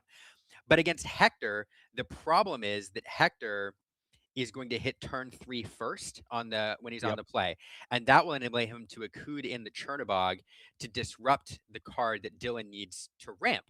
And so, Dylan has of course, after we go on and on and on about the play draw disparity here, and how it's narrower than ever in this particular matchup because each player has a Yep. card which they can play on turn three to swing the board state by two and answer their opponent's biggest threat. Chernobog on Hector's side, and on Dylan's side, there's just a bevy of answers. The play draw matters if Hector has that Chernobog. It matters a ton Yes. because it's really, really hard to come back from um, that board swing. Um, Yeah. But this Yeah. is a way to do it. This is a way to swing the board here in return. Getting that Gaston coming down here. We saw this in game one. He's going to shoot an arrow at that Chernobog, get it off the board. This is one of those swings. And Hector now on zero lore still. We're in the phase of the game now where Dylan has those 4-cost cards. Like again, Isis Vanderchill. You've got Tigger running around. Sometimes you have Sven's running around. So if Dylan manages to find a sequence of those swingy cards that allow him to establish a character while affecting Hector's board, he could claw his way back in. Let's He see how could. many he manages to find. He could, yeah, he certainly can. I mean, right now, if you look at Hector's side of the board, we got that Milo Thatch, pretty scary. But we've got the Angel, we've got the Bobby Zamruski. Right now, what those two cards are offering is like song support. Additional singer cost. But and there's Chernobog. We knew this was coming. We've got Chernobog choosing the Archer, choosing that Gaston Archer to get sent back. Still no characters in the discard pile, so Dylan not able to get to play a free character still, and Hector challenging in with the Milo Thatch, creating a situation where Dylan just has no board state. But congratulations, Dylan, you do not have a character that you can play if we play that other Chernobog. So Yeah, right. Hector, of course, yeah, just controlling this board though. It's just so much on the table right now. Just so much power, so much lore pressure. It's crazy. Yeah, he needs something to swing the boards to here. The one blessing for him The one good thing is Hector has not managed to find much card draw. In fact, I don't think he managed to activate that Milo Thatch ability that turn. So hand Yep. size is running a little bit lower.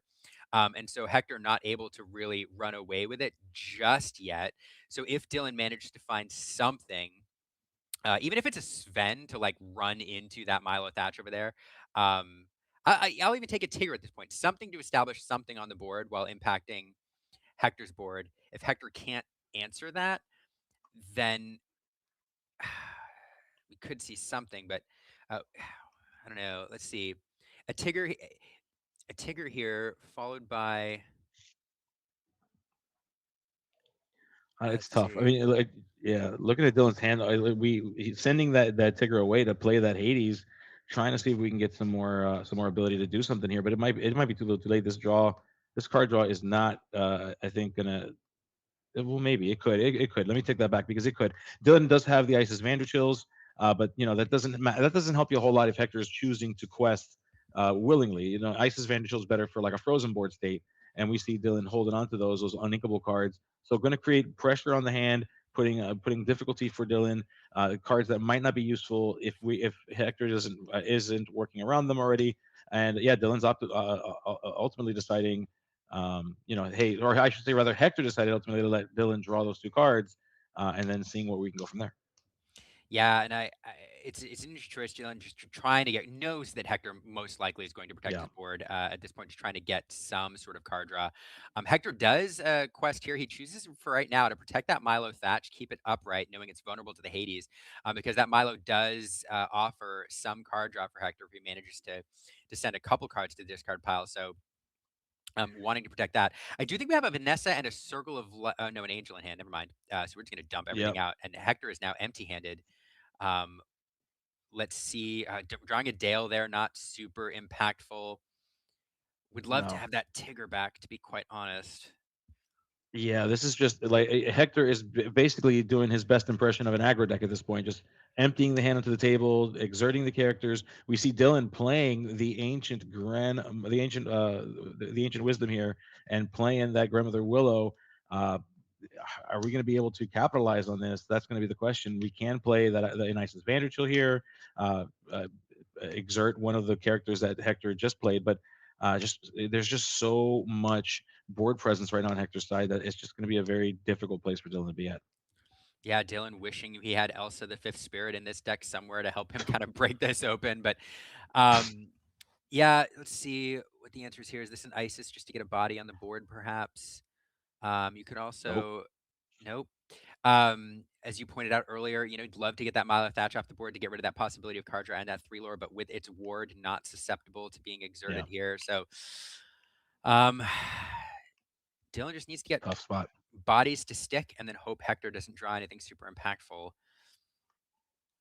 Yeah, Dylan thinking through this. Dylan's really in the tank here. You want to make sure that you see every possible out. Look into where it can go. So we see that Dale coming down with the discount from the Grandmother Willow, playing that Will of the Wisp, which effectively is a 3/3 when it challenges. We see Hades coming in, dealing with an Angel. So we're just gonna, we got some characters on board on Dylan's side, trying to catch up to where Hector's at. Trying to create a situation where questing puts Hector in a bad spot with a single card in hand. Dylan just trying to do his best to take control back from Hector. Let's see if we are able to do it. We see Bobby. Ah, ha, Oh not a great top deck. That I mean, yeah, that's no, Dylan's way back in. He's got to hope Hector draws s- cards that aren't impactful, and that is probably the worst top deck for Hector in yeah, this scenario. If Dylan could have picked any card for Hector to draw there, Bobby is probably one of the top ones. So perhaps a little bit of breathing yeah, space here. And now with that Dale established, you pointed out that Will of the Wisp becomes a bit more better of a challenger, and Hector now has to think about how yeah, much do I really want to put at risk here. Knows that ices are available as well, though they can exert things that are left at the ready. So you may as well get something out of them, and yeah. perhaps a little bit of breathing room here. It looks that way. Yeah, Hector's deciding. Hey, you know what? If I'm in danger of getting characters exerted anyway, I may as well net a benefit from them. So get some points of lore from them. Dylan now going to try to see if we can recoup this. Can Dylan do it? Let's see what Dylan opts to do here. has a few options to hand. Hector, of course, is currently in top deck mode, trying to survive with whatever So he's given. Dylan, a few options here. What's up? So in top deck, except Hector did manage to get a card off of that Milo Thatch last turn. The Bobby Zimmerowski True. helping with that a little bit by the draw, the discard, Good call. Banishing Angel. So he did get a card at the end of turn there, which could be all the Okay. Okay. difference. Yes. We do have Yes. the Isis come down now. So I just wanted to highlight that. I think I saw him snag that there. Isis You're Vanisher will right. come You're down, right. exert the Bobby. Now we're going to challenge the other Bobby. So those Spray Cheese kids now in the discard pile. And Ooh. Dale's going to come in, remove that Vanessa just for good measure. And all of a sudden here, things are a little bit more rough, but Hector drawing twice as many cards per turn now. Let's Yes. see. We do Yeah. Yeah. have this circle, perhaps. Hector taking a look. Oh yeah, that's not a good sign. If we're looking at a discard pile, that means we're planning on grabbing something from there. Let's see what Hector's got. Is it? Oh, I don't know. I don't know if I saw the circle. But I mean, look at this though. Dylan swinging this game back little by little.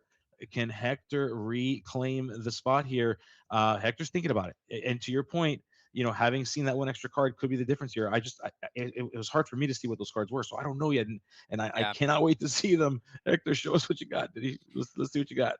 Well, and the one card makes all the difference here because now you can start, in theory, if you find the right songs, etc., you can start stringing together a couple cards per Yep. turn to your discard pile, which can fuel additional card draw off that Milo, and things start to snowball. But I don't know. Hector really in the tank here. One card I will mention as well. I do believe, I could have been wrong, but I do believe I saw a Sully in a previous game as well, the new boss. Um, Yes. and if that is here, that's another card which can recur cards from the discard pile. So it's worth taking a look there. And not a, like, I would say not a ton of super impactful cards, but that Chernabog um, could make a Oof. difference. Instead, okay, interesting here. So Prince Philip heads to the Inkwell. Yeah. Play, Yeah, and a it's tough. Now Vanessa coming into play. we did see the Retro Evolution device hit Hector's discard pile. So you have to imagine, he hit that with that Bobby Zimmerowski a couple turns ago and was forced to put that in the discard pile. Had we played that, we could have potentially shift or sent the Milo Thatch in for that if we needed to. Maybe deal with these characters that have damage on them. But yeah, because we lost that Retro Evolution device, Hector seems to be deciding here that Prince Philip is not worth keeping and wanting to use it for ink in the future. So, So, well, one of yeah, the reasons tough you one. do that though is because you're playing around the Demona coming out this turn. Yeah, Now that Dylan's established a wide board, one of the plays for this deck is Demona to try to crack things open, and Hector wants to benefit from the extra card off that Demona. I think, which is the calculus to put that Prince Philip in the discard pile or in the yeah, inkwell absolutely, yes. And it looks like we are. Oh, yeah, there. yep, Yes, exactly yeah, this. there she is. There she is. This is why Hector is naturally qualified, and I am not, my friends, because Demona was waiting, and Hector knew that, and getting the benefit. And boy, oh boy, he drew two more Prince Philips for the one that he sent to the inkwell, by the way. I know. It feels really bad. Not a ton of. He does have the Surfer Stitch. He'd love to see have those two characters remain in play there to get the benefit from that Yeah. card draw, but not likely here. As Isis Dylan is like, nah, I'm not. I'm not going to give you even that avenue. Isis No. Vanderjord coming in, cleaning up that Chernabog, and all we have left is that Singer for Ursula Vanessa until Dale comes in and Oof. takes his shot, cleans her up. And now Dylan in the driver's seat. So we talked early game. It looked like things were well in hand for Hector, but I will say the deck has not been kind to him with some really rough No. top decks. Yes. Yeah, rough top decks for sure. As we were forced to play the Surfer Stitch, no benefit of drawing cards. Hector is in a bad spot. You can see it. Dylan, of course, is going to take advantage of this as far as we can. We are in the lead. We put the gas down. We step on that gas. Dylan doing so by playing an Isis Vanderchill. And at this point, it still has 3 ink left. So deciding what we're going to do with the remainder of our hand. But boy, oh boy, this game is completely different than what it was about 3 turns ago. It is crazy how much we shifted the tempo over from Hector's side, which looked like he was going to win this whole thing and win it out. And this whole time we're talking about play draw disparity and how it matters. Dylan's saying, no, no, no, this game's not over. I'm still here. Don't you take this away from me. Yeah, it's almost amazing, to see that while it did feel like the writing was on the wall, but that's one of the reasons why this Amethyst Amber deck is still good. It's largely because of the Amethyst core that still has a ton of. You lost the Elsa, but it still has a ton of cards which manage to swing the board state to allow you to establish a card while affecting your opponent's board. And and the Dale also, like, turning a lot of your early innocuous cards into strong challengers, and Yeah. here Dumbo coming in, give Dylan a little bit of card draw in the mid game, and Ice is coming Oh down my to exert the goodness. Surfer Stitch, and there Demona is going to come in and clean that up, courtesy of the extra strength from that Ooh, Dale. So that yeah, feels really bad, and it goodness does. It gracious, does. now And yeah, that Dumbo now coming down. So we're getting now Dylan where Hector was a few turns ago taking advantage of that Milo Thatch drawing cards. Dylan now in the position to draw additional cards this turn. This is not looking hot for Hector. Now there's still Rootback. Dylan does not have game on board yet. We do have, No, a one-sided board wipe combo in this deck, courtesy of Malicious Mean and Scary and Prince Philip. What you need to do though is to get a character to stick on board to allow you to sing Malicious Mean and Scary. And he has that the combo in hand he actually. has it. He does. Which he Yes, he just needs does. to get. He needs to get a character to stick, and the other problem is he has to have 9 ink on board to play that Prince Philip the hard way. And 1, 2, 3, 4, Yeah. 5, 6, 7, we're a little bit off. So that's the challenge right now. So, for example, Hector has that that Chernobog in hand can banish a character of Dylan's. Of course, Dylan's then going to return the Hades and offer a deal to Hector on his card and get 2 more cards off of it. So, at this point, the decision, maybe. Oh goodness gracious, this is tough It's tough. because he because Yeah, he you're has not kidding. he has to get a character to stick. But the other problem is he has to ink, and you have to protect those 2 cards. So, at this point, Yeah. at some point you. It's rough. It's a rough spot. And Hector is openly telling Dylan. Like at this point, it looks like Hector's just openly telling Dylan what's going on. I think both players know they practice so much. They practice with each other. They know each other's decks so well. There's no secrets here. Like they're both very aware with the situation. Dylan is such a good player that based on Hector's play patterns, understands what's happening here, and Hector knows it. And you're seeing Hector kind of openly discussing with Dylan, like, listen, I'm in a tough spot. Like, and I don't, talking through it, trying to see if we can figure out an answer, a play line through. But Hector is just agonizing, just agonizing over what needs to happen in order to try to come off from underneath this. Boy, oh boy! I mean, this has been one heck of a game. It's been so much fun to watch the ebbs and flows of this one. Yeah, I think there's a couple lines here. You want to protect those cards because you have the combo, but I think at some point you have to ink something, and then you have to hope to draw into a circle of life. Um, I think is the play here. So, but let's see. Mm. So, Chernobog going to come in here. We're going to ink the Malicious Mean is Scary. But interesting. Oh, so it must be a May ability because Hector choosing not to choose It is. anything. Yeah, so that will not allow him to bring that Hades back into play. Just establishing that singer there. Yeah, yeah, tough. And that's kind of like the trade off with that Chernobog. The Chernobog is so effective, especially early game. The deck is really designed not to deal with characters that earlier on, not sending characters into the discard pile intentionally, so that Chernobog is kind of like super powered. You get the benefit, but none of the downside. And here we are, many turns later into this game, and now we see the downside of that card. It is effectively a singer. It's got two lore, but it does not have an ability here. Dylan, speaking of abilities, playing that Surfer Stitch, drawing more cards, and just continuing to establish just board presence that are all super powered because of that Dale, that protected Dale, and Dylan coming in and saying, "Well, that's it. I am now the aggro deck. I just need to quest as much as I can because Hector is about to play the Malicious Mean and Scary into that Prince Philip combo. Uh, Dylan kind of extending, maybe that might be a mistake here, extending an additional character. yeah, he needs. Oh wait, So no, but Hector doesn't have the Malicious Scare, but he does have the Prince he Philip. does. And Yeah, at this he did point, ink it. he can Yeah. ink and play it, and that's not terrible as well because he can clear up 1, 2, 3 characters Yes. and then challenge into another one. So it's not awful, but Yeah. um, Not great. not great. Dylan getting those 2 Yeah. cards to rebuild. There is that Bobby Zamurski, but the thing is, like, Bobby. so another thing worth noting, off that Surfer Stitch, I don't believe Dylan managed to get enough cards out of his hand. He did not. He has 3 cards in hand, so No. Demona is Stone by Day next turn anyway. So Yep. now, kind of looking at, do I clear something up here with the Chernobog? No, we're just gonna That's play. Okay, yeah, the Prince Philip. Get yeah, rid of those cards. I think it's too close. It's too close at 14. Now it is. has another card, but Yeah, nothing. yeah, Yeah, yeah. It looks like they're kind of yeah they're kind of talking it through that. Yes, this with a if we quest out here for Dylan, this will bring Dylan to two, three. We're gonna go 19. to 19 on this full quest out here for Dylan, and plus whatever card may be in hand to survive going into the next turn. Dylan, of course, choosing to use the making history effect, which will allow you to draw an additional card. It looked like it was a Will o' the Wisp potentially. Um, but yeah, this is yeah. Oh, no, it's a Hades. It is a Hades, folks. As we see Hades coming in, making a deal with that Prince Philip. Hector saying, duh, draw two cards. That's not even a question here. Let's just go ahead and you draw those cards. Like it was a snap decision here. Yeah, and the Chester Cat Chester just Cat. for good measure. We are going to challenge in with a Stitch, not risk anything, and No, absolutely not.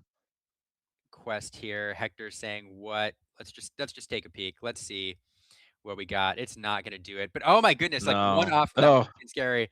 My yep. goodness, and what I'll be quite honest, Gabe. I thought Hector had that well in hand at about turn 5, Yeah. and what a Yeah. turn of events. I have to have a conversation with Dylan about a little thing called self confidence. Okay, because prior to this game, I shared with you all that Dylan told me that there was no shot that he was going to win that game. Okay, that's what Dylan told me. Hector went on to win game one, so Dylan, of course, just with that sinking feeling, he did say that he does have lines, but that it has to go a certain way. And I'm sorry, folks, but I was convinced that Hector had that game three up until the halfway point, at which point Dylan was able to flip this game on its head, was able to continue to put characters out. The Dale really making a huge wave here, being able to make some very favorable trades, able to extend out, making Hector a little bit more afraid than he might have been otherwise to quest those characters out, slowing him down, and Dylan ultimately able to flip this around and take a look at that. Look at it. I love this. We're seeing the top, the next like 6 or 7 cards. We were going to see a series of Circle of Lives, a Retro Evolution device as well coming up potentially for Hector with a couple more turns left. But boy, oh boy, Dylan, we got to talk about your self confidence because you did a fantastic job of maneuvering a very, very dangerous position and putting yourself in a great spot here as Dylan will take the win. We'll go into round 3, currently undefeated, and that will put Dylan in a very, very strong way going into this 2K tournament. Yeah, really excited to see it, and the benefit for us, Gabe, is that round almost went to time, and so we're gonna have very little Yes. time here before our next round. So don't go anywhere. You're gonna see some more fantastic Disney Lorcana here in just a moment. Those were, if you're just joining us, like midway through that match, that Dylan Crowley and Hector Harris, two North American Continental or Championship qualified players, and so you will see them again here at the end of August, battling it out at Disneyland, trying to qualify for Worlds. So two very talented players and teammates as well. So really fantastic matchup. I'm not gonna lie, Gabe. Like I'm gonna have to watch that back, and I'm gonna have to see what exactly went wrong for Hector. Because I do think there was a series of draws in the mid game that were really low impact for him. The other Yeah. big thing I think is that he did not manage to get any card. He needed to refill his hand, especially when he's on the play, dumping everything out on the board, and never managed to find card draw to fuel his way into the mid game. The Amber Amethyst deck, it strikes me like it's probably the most fair deck in the format, and by that I mean it doesn't do anything super high rolly. Like it does Right. not blow you out. The most high roll thing it probably does is play a Demona after you've established a Right. pretty wide board state, and then just blow up your board through challenges. But it really is a deck that it just kind of hangs on. It does its thing, and eventually it manages to leverage a lot of its mid game characters to swing the board state when you string a bunch of them together, and kind of overpower you in the end game. So I'm not surprised to see it still popular now. It won't overpower anything, but it's never like really out of it. Yeah, yeah, that's a good way to put it. And you're right. It's fair. And I think that it does a great job of depending on the circumstances, it can really control that mid point of the game. You play characters like Isis to try to slow down the board progression. You play characters like Tigger but again, very fair. Like, we're making very equal kinds of trades here. So we are going to get ready now for our next round here. I know our producer just stepped out, but I want to make sure that we are able to get this next round paired up very soon, because we are, as you mentioned, very, very close to the end of round three. So I would say don't go too far away, folks, as we are about to go on a break here. And so, yeah, we'll be back very, very soon. I'd say minutes, essentially. Yeah. But yeah, don't go too far. Grab a water. Again, hydrate. Now's a great time to hydrate. It's been a few hours since I last said it. I think hydration is important. You do that. Maybe stand up, stretch. And tell Make your sure that friends the we've rings got on your live phone. Lorcana going on. Yes, yes, we do. Let them know there's actually games to be watched. Okay, come check out the Illumineers on YouTube. Come check out Rock Esports on Twitch. Make sure you click all the buttons, all the doobly doos, and the subs buttons, and the comments, and all that stuff. As we will be back in just a few moments.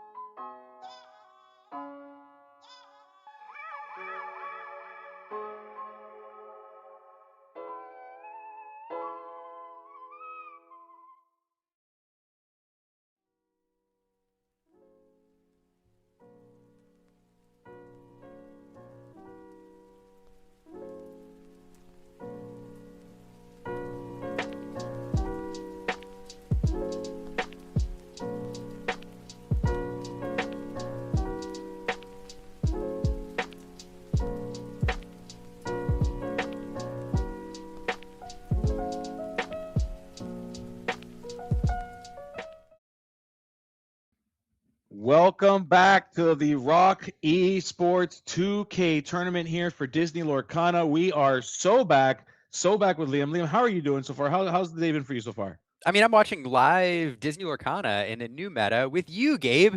Some very talented players and a wonderful audience. Shout out to all of you who are out there watching on YouTube and Twitch. So I am doing amazing. Yes, and you're about to do even better, buddy, because I got something What? so much fun. Are you ready? Though what we have on screen is something that cannot be held within one camera, which is why Wochuk Alex B is kind of off to the left. We're gonna get that fixed for you, folks. However, Alex B, Alex Brousseau, better known by his moniker online as Wochuk. Whoa, Chuck. Wochuk Wochuk is here, and we are going up against my member of Manifest. And both of these players have actually played each other before at a CCQ here in Florida at Guildhall. And at that time, my unfortunately, she lost to Wochuk. And what she told me when she heard that she was paired into Wochuk, she is not going to let him get a second one. Wochuk will not be winning if you ask my. Both these players are on my on colors that we've seen so far. Although we are hearing that it might be a little bit different. We're going to confirm that potentially no Illinois. I don't want to make any promises. But so it might be a little bit different. However, Wochuk on a color pairing here, we have not seen yet today. Wochuk has, he's been pretty open about the colors that he's been playing. He does roll in some on in terms of like discussion. He's been talking to people about the deck, but not specifically the card. So I kind of knew that he was going to be playing Ruby Amethyst. A lot of people actually kind of knew this, but we don't know the exact 60. And we're looking at his hand now, getting some clues here from this altar, and it looks like we're going to be keeping a dash par. My making some decisions here, but yeah, I'm excited to see how this goes. This is going to be a lot of fun. These two players are a lot of fun to watch. A lot of fun to watch. Great players and great members of the community. Yeah, I'm really, really excited to see this go. I really want to see what Wochuk is bringing to bear here. Mai's color combos. There's a bunch of different ways to build it. We've talked about it already. The Ruby Amethyst, though, it's a color combination, of course. That there's always people trying to get it to work. The Ruby Amethyst fans, the stands, as it were, are a pretty passionate bunch. Somebody tag Villain and get him in here. I know he's at Gen Con, so he probably can't watch, um, but there's a bunch of different ways to take this. And I know recently, like the evasive package has been kind of the way people tried to make this color combination work. It has had some success, but there's so many different ways you can take it. I'm really interested to see what Wochuk's doing here. On the other side, we know what Mai's doing. It's some of these ramp characters here. We're Aurora into Willow into Aurora. I would be surprised if there wasn't an Eleanor running around. There really has to be, right? If you're running that many Auroras. Um, I don't know. I Yeah. don't know which way this is going to go. I can't predict this at all because I don't know what Wochuk is doing. Yeah. Yeah, I mean, we do see Liquidator here as well. Now, there is a card in hand. We've actually seen the card in hand for a few players. We saw it in Mikey's hand earlier in round one. We're seeing it in Wochuk's hand now. It is one and only. For those of you that don't know what it does, it is a 3-cost action. This one's kind of spicy. It says choose a character, banish all other characters with the same name as that character. That card, of course, can be very, very powerful, especially against these Amber Emerald decks because they generally will play 4 of the characters. And what makes the Amber Emerald deck so strong is that they're so consistent. They do the thing all the time, and they play multiples of characters. You see multiple Auroras, multiple Grandmother Willows, and maybe even multiple Eleanors potentially. So being able to play something like the one and only could really, really set that player back if they were really committed to sticking to just a very consistent deck. So Wochuk here, of course, with a Scrooge McDuck that is boosted. That thing grows ever so scary, ever so strong every single turn that it is allowed to keep staying on that table. Yeah, and so Wojciech doing here what Ruby has been trying to do in this meta. You usually see this in like Ruby Amber boosties. The thing that makes Ruby strong right now is it has a bunch of very well statted characters in the early game. Cards like Scrooge McDuck, which gets more powerful every single turn. Cards like Jebediah Farnsworth, which is a 2-cost 3/3 evasive, and then Liquidator as well. I mean, what it's designed to do is kind of freeze the board, and you're seeing that here. Mai would love to activate that Eleanor by exerting 3 characters to go on a quest, perhaps. But what Wojciech's done is dropped those characters, those well-studied characters on the board, which punish her for doing that. And that's what we're seeing that Ruby kind of wants to do right now. Is it's the early game aggressive card, and aggressive not in terms of lore, but getting big characters on the board which frees your board and then allow it to open up its game plan later on as a Ooh. Vixie comes into play. Vixie Expert Fisher, I believe. Yes. Yeah, yeah. Vixie, fantastic card. I've become acquainted with this one because, of course, Liam, as you know, I am an enjoyer of Amethyst Emerald, and I've been playing a little bit of Amethyst Emerald, a little bit of Pegasus, a little bit of this Vixie. Vixie's a great card. What it does is when you play this character, if you have a character with evasive in play, you may return a chosen character, item, or location with cost 2 or less back to the player's hand, and that Willow is a prime target, especially because Jebediah Farnsworth turns out he's evasive. Yep, that's a fantastic combo there. Those cards being played back to back. I just want to shout out the artist Augie Christensen here, fantastic artist. This is not the first Vixie Augie has done. She did the other Vixie to the Forest Friend, and so Ooh. is very good at capturing the grace of foxes in their natural environment. And I just have to sometimes I have to mention the art. In this case, I have to as well because I, I love this piece. I'm glad you did. I did a video ranking the top 10 pieces of non-enchanted art in Attack of the Vine. Vixie was one of Yes. my honorable mentions. I think it was number 11, so not in the top 10, but very very close.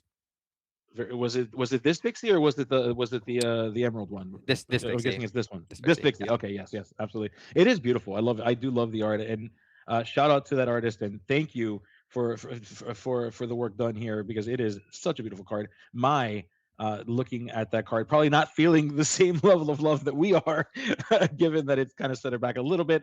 But Maya's going to have to make some decisions here that will put her that could put her in a bad spot.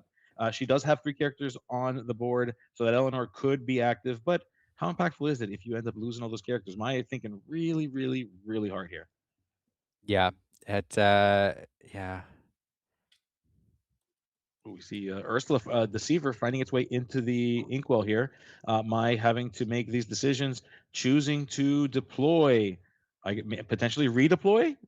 Yep, it is Yep. redeploy that grandmother Willow that we sent back to hand. Yeah, and anytime you're playing another character on turn, that will basically cost 1 because it discounts your next character. And there's that Mike Wazowski coming into play, another card Yeah.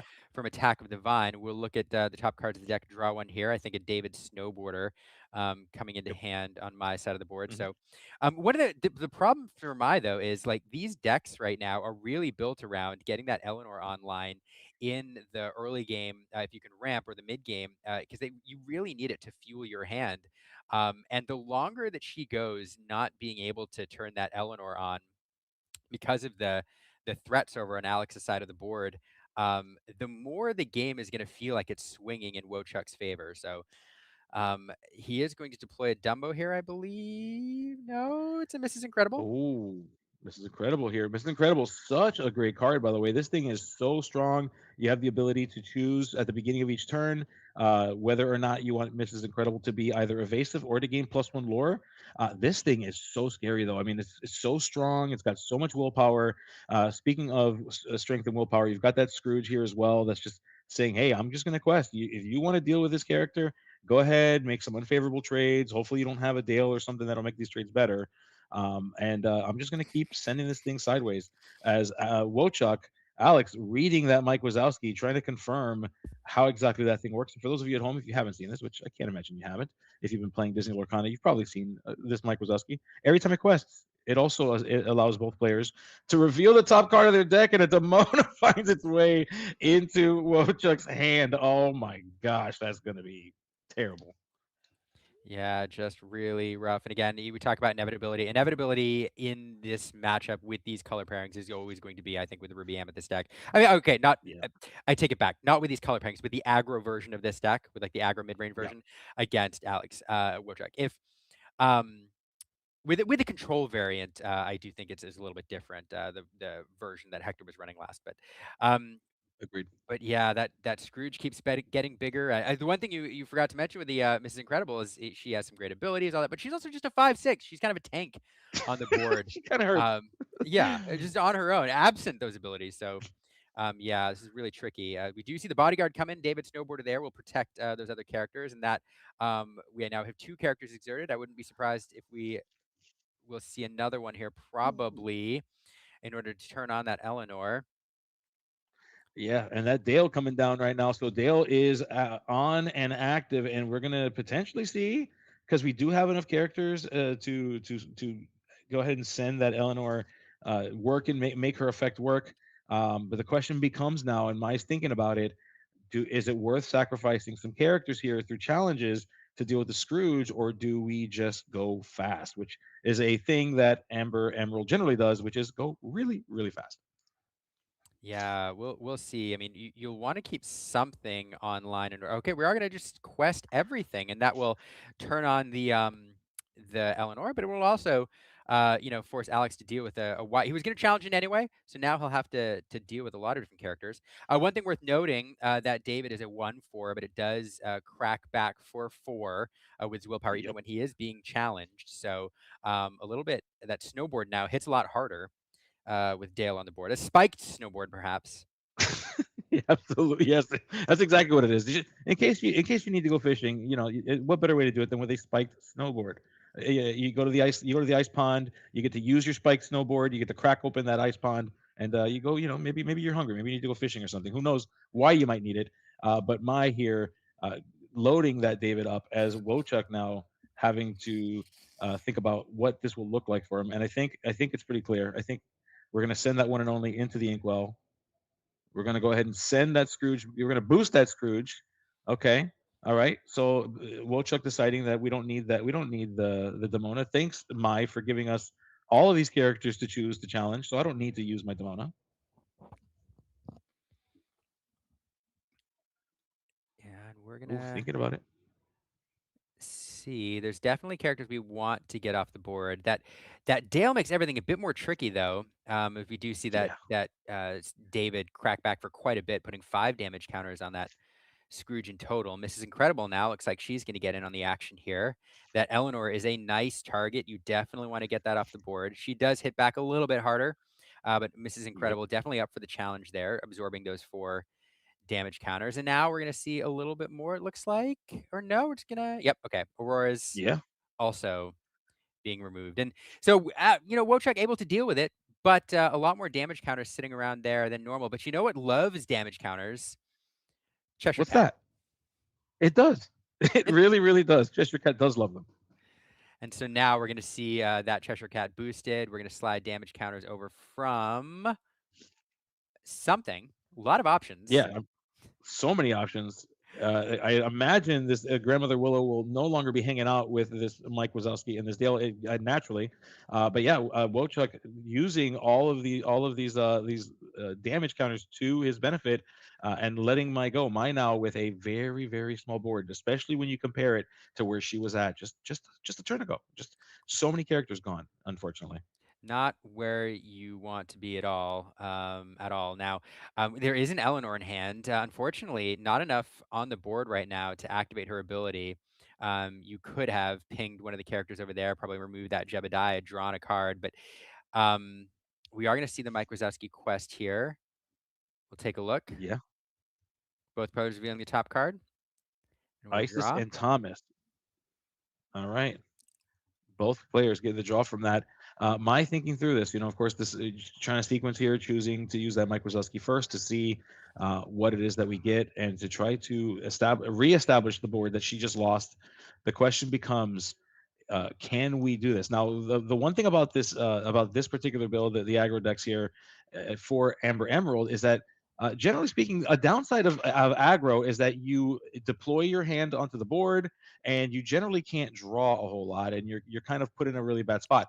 That is just not the case here, as we are in this new format. This rotation has given a brand new life to these aggro decks in the form of Mike Wazowski, in continued support through cards like Nani, as we play Eleanor. Just so much card draw at the disposal of this aggressive deck that every time that we quest, we draw sometimes 2, sometimes 3 cards a turn, depending on what's on the board, and just continue to redeploy and redeploy our hand and redeploy our hand. And that's what makes this deck so scary, so frightening to play against. Yeah, it's a great point because usually aggressive decks, and we saw it with Dogs back in the day. Dogs was always a very aggressive deck that had some really pretty strong lines to it. But generally, it won the game with like 2 ink in the inkwell and an empty hand because it just didn't have the card draw to refuel, your resources as you were just dumping everything onto the board. And that's the problem that aggro decks generally run into is as you deploy characters, you're either and you're inking every turn, you're net losing at least one card per turn, if not more, and you just run out of gas. But the best thing that Amber has going for it are cards that you play a card, you draw a card, they replace themselves as you Yeah. fill the board. And as we see a Peacekeeper, beautiful promo, Pocahontas Peacekeeper, I believe. Is that a Peacekeeper? Yes. Yeah, yeah, coming into I play, and the Thomas. No, it's not Peacekeeper. It's Pocahontas I something. think yeah, Peacekeeper I Is it- believe is the one that you shift is the one that you shift that actually creates Right, the peace. guiding This the one, tribe, that's it. guiding the Yep, tribe. yep. Guiding the Tribe. Yep, that's it. Yep, you got it. So you figured it out. I trust you. Just took a moment. But now does manage to go wide here, and again that will fuel the Eleanor next turn. And um, the oh my goodness, I would say I actually didn't mind where Mai was at with everything basically one damage away from being removed or pretty close to it, because that Eleanor is scary. It can do some work, and Alex now has to make some trades, big challenges. But that Cheshire Cat changes everything. Changes Yeah. everything because now able to manipulate the damage counters, and yeah, it's just tough. Um, we'll draw for turn here. Yeah, I mean, and it's funny, these damage counters normally a bane here, but Alex is in the place that he wants to be. So many so many characters with two or less willpower on the board. So many fantastic targets for this Cheshire Cat. Alex here is just in a very very good spot and is looking to maintain that as we see what I believe to be another Cheshire Cat in hand. So we're going to be able to deal with both of these willows incoming here. And Wochuk, it seems as though that's going to be the direction that we're going to go. Is playing through the turn Uh, in the head to make sure that's the case. Although it looks like there isn't. Oh yeah, yep. Yeah, there we go. We got the Cheshire Cat coming down. yeah, so we're Oof, gonna do a little bit of control. I was gonna say the other explosive play, you do have that Demona in hand, which could really crack exactly. open the board. But getting another cat in play here, there's a lot of cards right now which would trade, which would be a little rough with that Dale on the board. Well, of course. So Oof, like it's if you so spend rough. another turn here, this is the more cautious approach, but the more measured approach, but probably the right one here. We'll get another character off the board, we'll get another challenger in play, and now that Demona next turn just becomes really, really oppressive. Yeah. Oh my goodness. And just there's just so many damage counters on Alex's side of the board here. Both Willows gone. We've got the Mike Wazowski now that is primed and ready to be challenged by that Mrs. Incredible here, even with the help of Dale, still worth it to do it here. And because we were able to remove the damage, this Mrs. Incredible will continue and not be banished alongside this Mike Wazowski. What a powerful turn that was for Alex, and it looks like it's going to be even rougher as we go on here. Mine needing to find a way out of this when she gets her chance to do something about it. Yep. It's rough. There's just I don't know. There's just not a lot to be done with the aggro version of this deck Oh, against a wide oppressive board like this. Other and yeah. decks. Oh, go ahead. Sorry. No, no, no. I was just gonna say, like, while Alex has not really shared the list, he did say he would be so excited to share the list after this. He wanted to, of course, he was trying to maintain a little bit of what we call equity in this tournament by not revealing everything. And he's gonna be so happy to reveal this deck. He did tell me that essentially this is just good cards, right? Like it's just a pile of good cards that that have been good, that we know are good. They happen to work well together. It's not particularly a combo deck. It's not particularly, like an archetypal deck. They're just great cards. Scrooge, great card. Yeah. Vixie, fantastic card. So like you do that, and that sometimes is good enough in Disney Lorcana to just win tournaments. Yeah, no, you're right. There are no surprises in this deck, right? Like so far, the Amethyst core that has been so popular for so long remains very good, even with the loss of cards like Elsa the Fifth Spirit in rotation. And because you have the Cheshire Cat still, you have Dumbo, you have cards like Isis and Tigger and things like that, which can manipulate your opponent's board state. Cards like Mrs. Incredible, which we've Yeah. seen being played last set. So. Um, you're bringing in, to your point, just good cards. You're bringing in like the Amethyst core, which has been good for so long and very popular. And now, what I've seen paired into it so far are the good early game Ruby cards, which also have been popular. Not as popular because Ruby's kind of been kept down a little bit, but we have seen it Yeah. in boosties. We've seen these Ruby cards in other places, and so I'm not surprised by anything here. The biggest surprise so far, since we haven't seen these colors paired up too much recently, is the pairing of the Jebediah Farnsworth and Vixie. Vixie being a card that came Yes. out recently to give you a little bit of control there. So that's a nice little combo. But again, nothing to your point, nothing super surprising. Yeah, yeah, and I gotta say, so as I mentioned earlier, I mean, I've had a chance to play with this Vixie. I've been playing it specifically in Amethyst Emerald, but I really, really enjoy like this particular synergy here with the Jebediah and the Vixie. It is so strong, and like the more I think about it, the more powerful that really is. I'm actually kind of excited to explore this deck, and I think that people who are watching this, and once we get these deck lists out for everyone to see, I'm really excited to see what people do with this build and see where they can take it. I think this can be another strong contender and likely a deck that you are going to see at national events or other CCQs that are happening in the near future. I agree with you, and if I could compare it to the Amber Amethyst deck we saw last round, it's just a fair deck. Like it's not Yeah, doing anything super explosive. It's not doing like touch paradise, draw 8 cards in a single turn.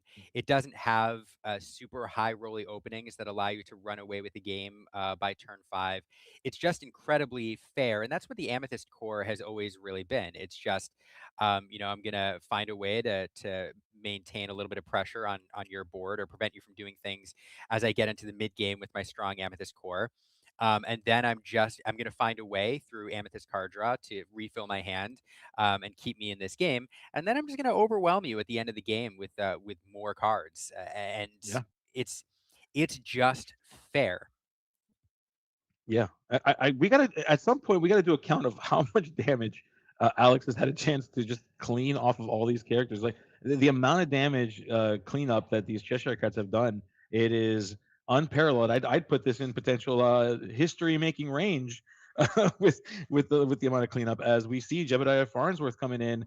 Just so like this deck or this card, Jebediah has not left this board since turn 2. It's been around doing so much work dealing with so many characters, it's damage then being used to deal with more characters to then continue to challenge. It's crazy the amount of value that Alex is just getting off these things. You mentioned it. Fair is all about value, and if you're getting value, if I can do more with my 2 cost character than you can with yours, and I can collect those kinds of advantages over the course of a game, generally speaking, I'm going to win that game. Yeah, and the Jebediah's been around for a while. That Scrooge McDuck has had a total of like 11 damage counters on it, I think, so far this game or something crazy. So, Crazy. also, yeah, those cats just keeping everything up and doing control at My the same time. goodness. So, again, it's just as we saw last round, the Amethyst core is still good, and so the question is, what do I pair with it, um, in order to in order to give me an edge over the Amethyst Yeah. Mirror and to give me an edge over some of the what you expect to see in the format. Amber is doing it through is getting an edge through ramp. They now you can play up to 8 cards with the ham and with the willows that allow you to ramp into your earlier game mid game Amethyst core. Ruby is doing it by basically using these early game powerful Ruby cards to stall your board state while I get into those Amethyst cards. The one thing I will offer though is I do think this deck it's another deck, as we saw with the Amethyst Steel deck, which kind of wants this matchup.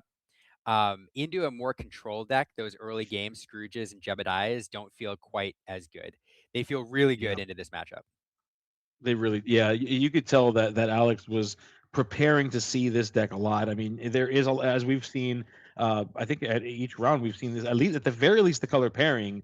But yeah, we've now seen this kind of like very aggressive version of the build now over the course of these 3 rounds twice. And I think that it was a very smart, calculated decision. I think that's why Alex has done so well in testing with this particular deck is because he's probably testing a lot into this exact matchup, knowing that he's going to see it 20% of the time in this room.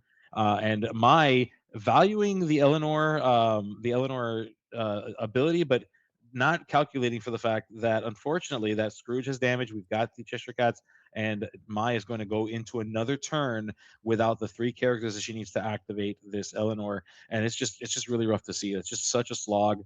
As Alex is just continuing to dominate this board, and Mai, seeing the writing on the wall, has said, "You know what? Let's go ahead and let's move on to game two. We've only got about 30 minutes left. They played about 29 minutes worth of game for one game. You got to play a little bit faster because you want to see all three games if you're gonna need it. Mai not wanting this game to end, or this match, or this round to end rather, in game two. But we're gonna have to pick up the pace, and we're gonna have to do something about it. And Alex, quite the troll, as I mentioned earlier in this stream, not gonna let Mai do that. Yeah. So definitely need to play at a pace that allow you to see all three games at this point, and also you just have to go fast in general. The ramp into the Eleanor, getting that online as soon as possible will be key here. Mai needs to go wide. Wants to get a Dale on board as fast as possible to make those trades, or to make those challenges from Alex's early game well-studied characters a lot less palatable. And so we'll see if she manages to find that. This deck, very, very good, very fast, but you need to be super fast when your opponent's dropping down 3/3s on turn 2. So we'll see Yeah. how he managed to go Oh yeah. here. And so yeah, I mean, both players, and again, these players, they know each other. They've played against each other a lot. We're all friends down here. My, like I said, a pillar of this community, Alex. And for all the joking that I've done about Alex is actually a sweetheart. I think that's one of the things about Alex that most people don't realize. He can sometimes come off as being abrasive if you've ever followed him on social media, but the reality is he's not like that at all. And he's gonna be mad at me for saying this. He's probably one of the sweetest people that I know.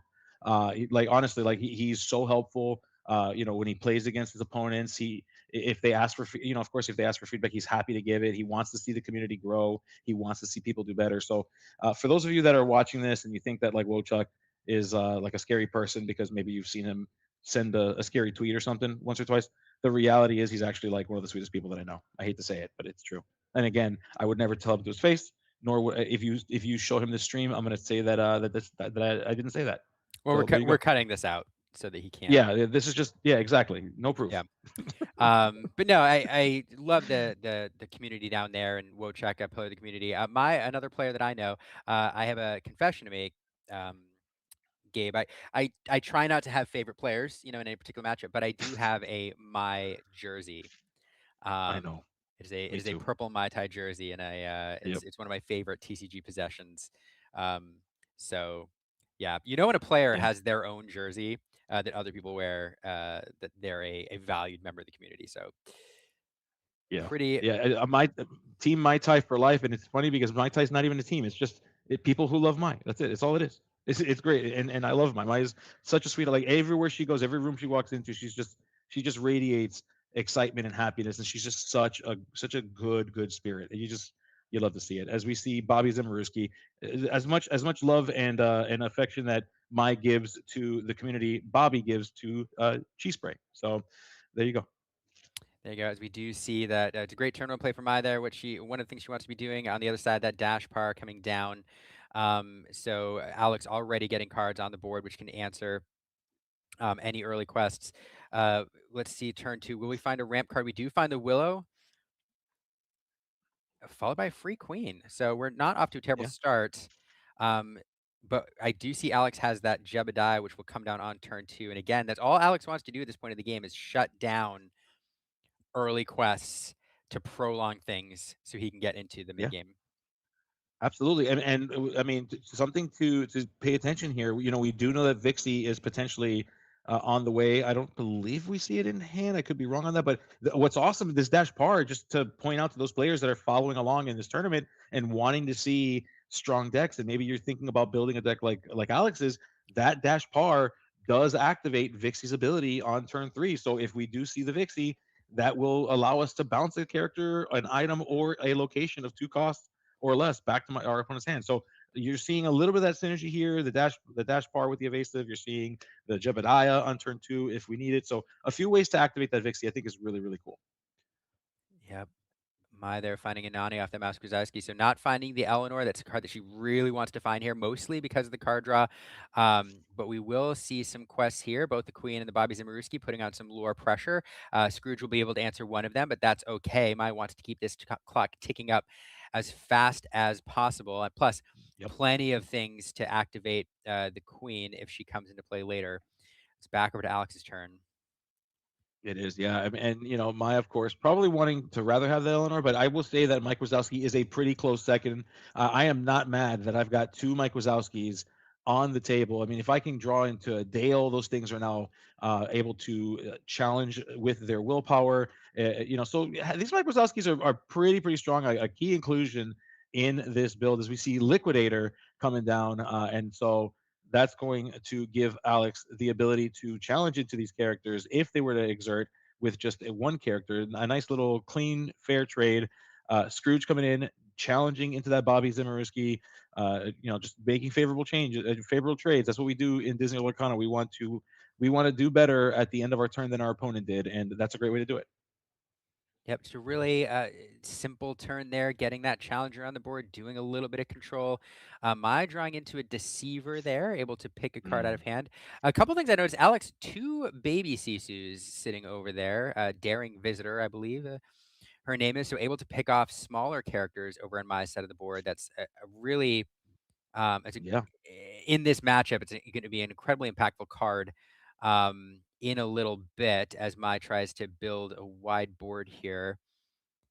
yeah. Let's see. Let's And, see. and again, evasive characters. They trigger Vixie. They activate Dumbo. So we're starting to see this like evasive heavy strategy here from Alex's side. And this is, I'm telling you, I'm so excited to put this thing together and play with it. As we see Eleanor, the renowned queen, finally finding its way into my hand. Is it enough? Is it too little, too late? Or will Mai be able to capitalize on all of this card advantage that she's finding in her hand thanks to these Mike Wazowskis? Yeah, let's see. That does feel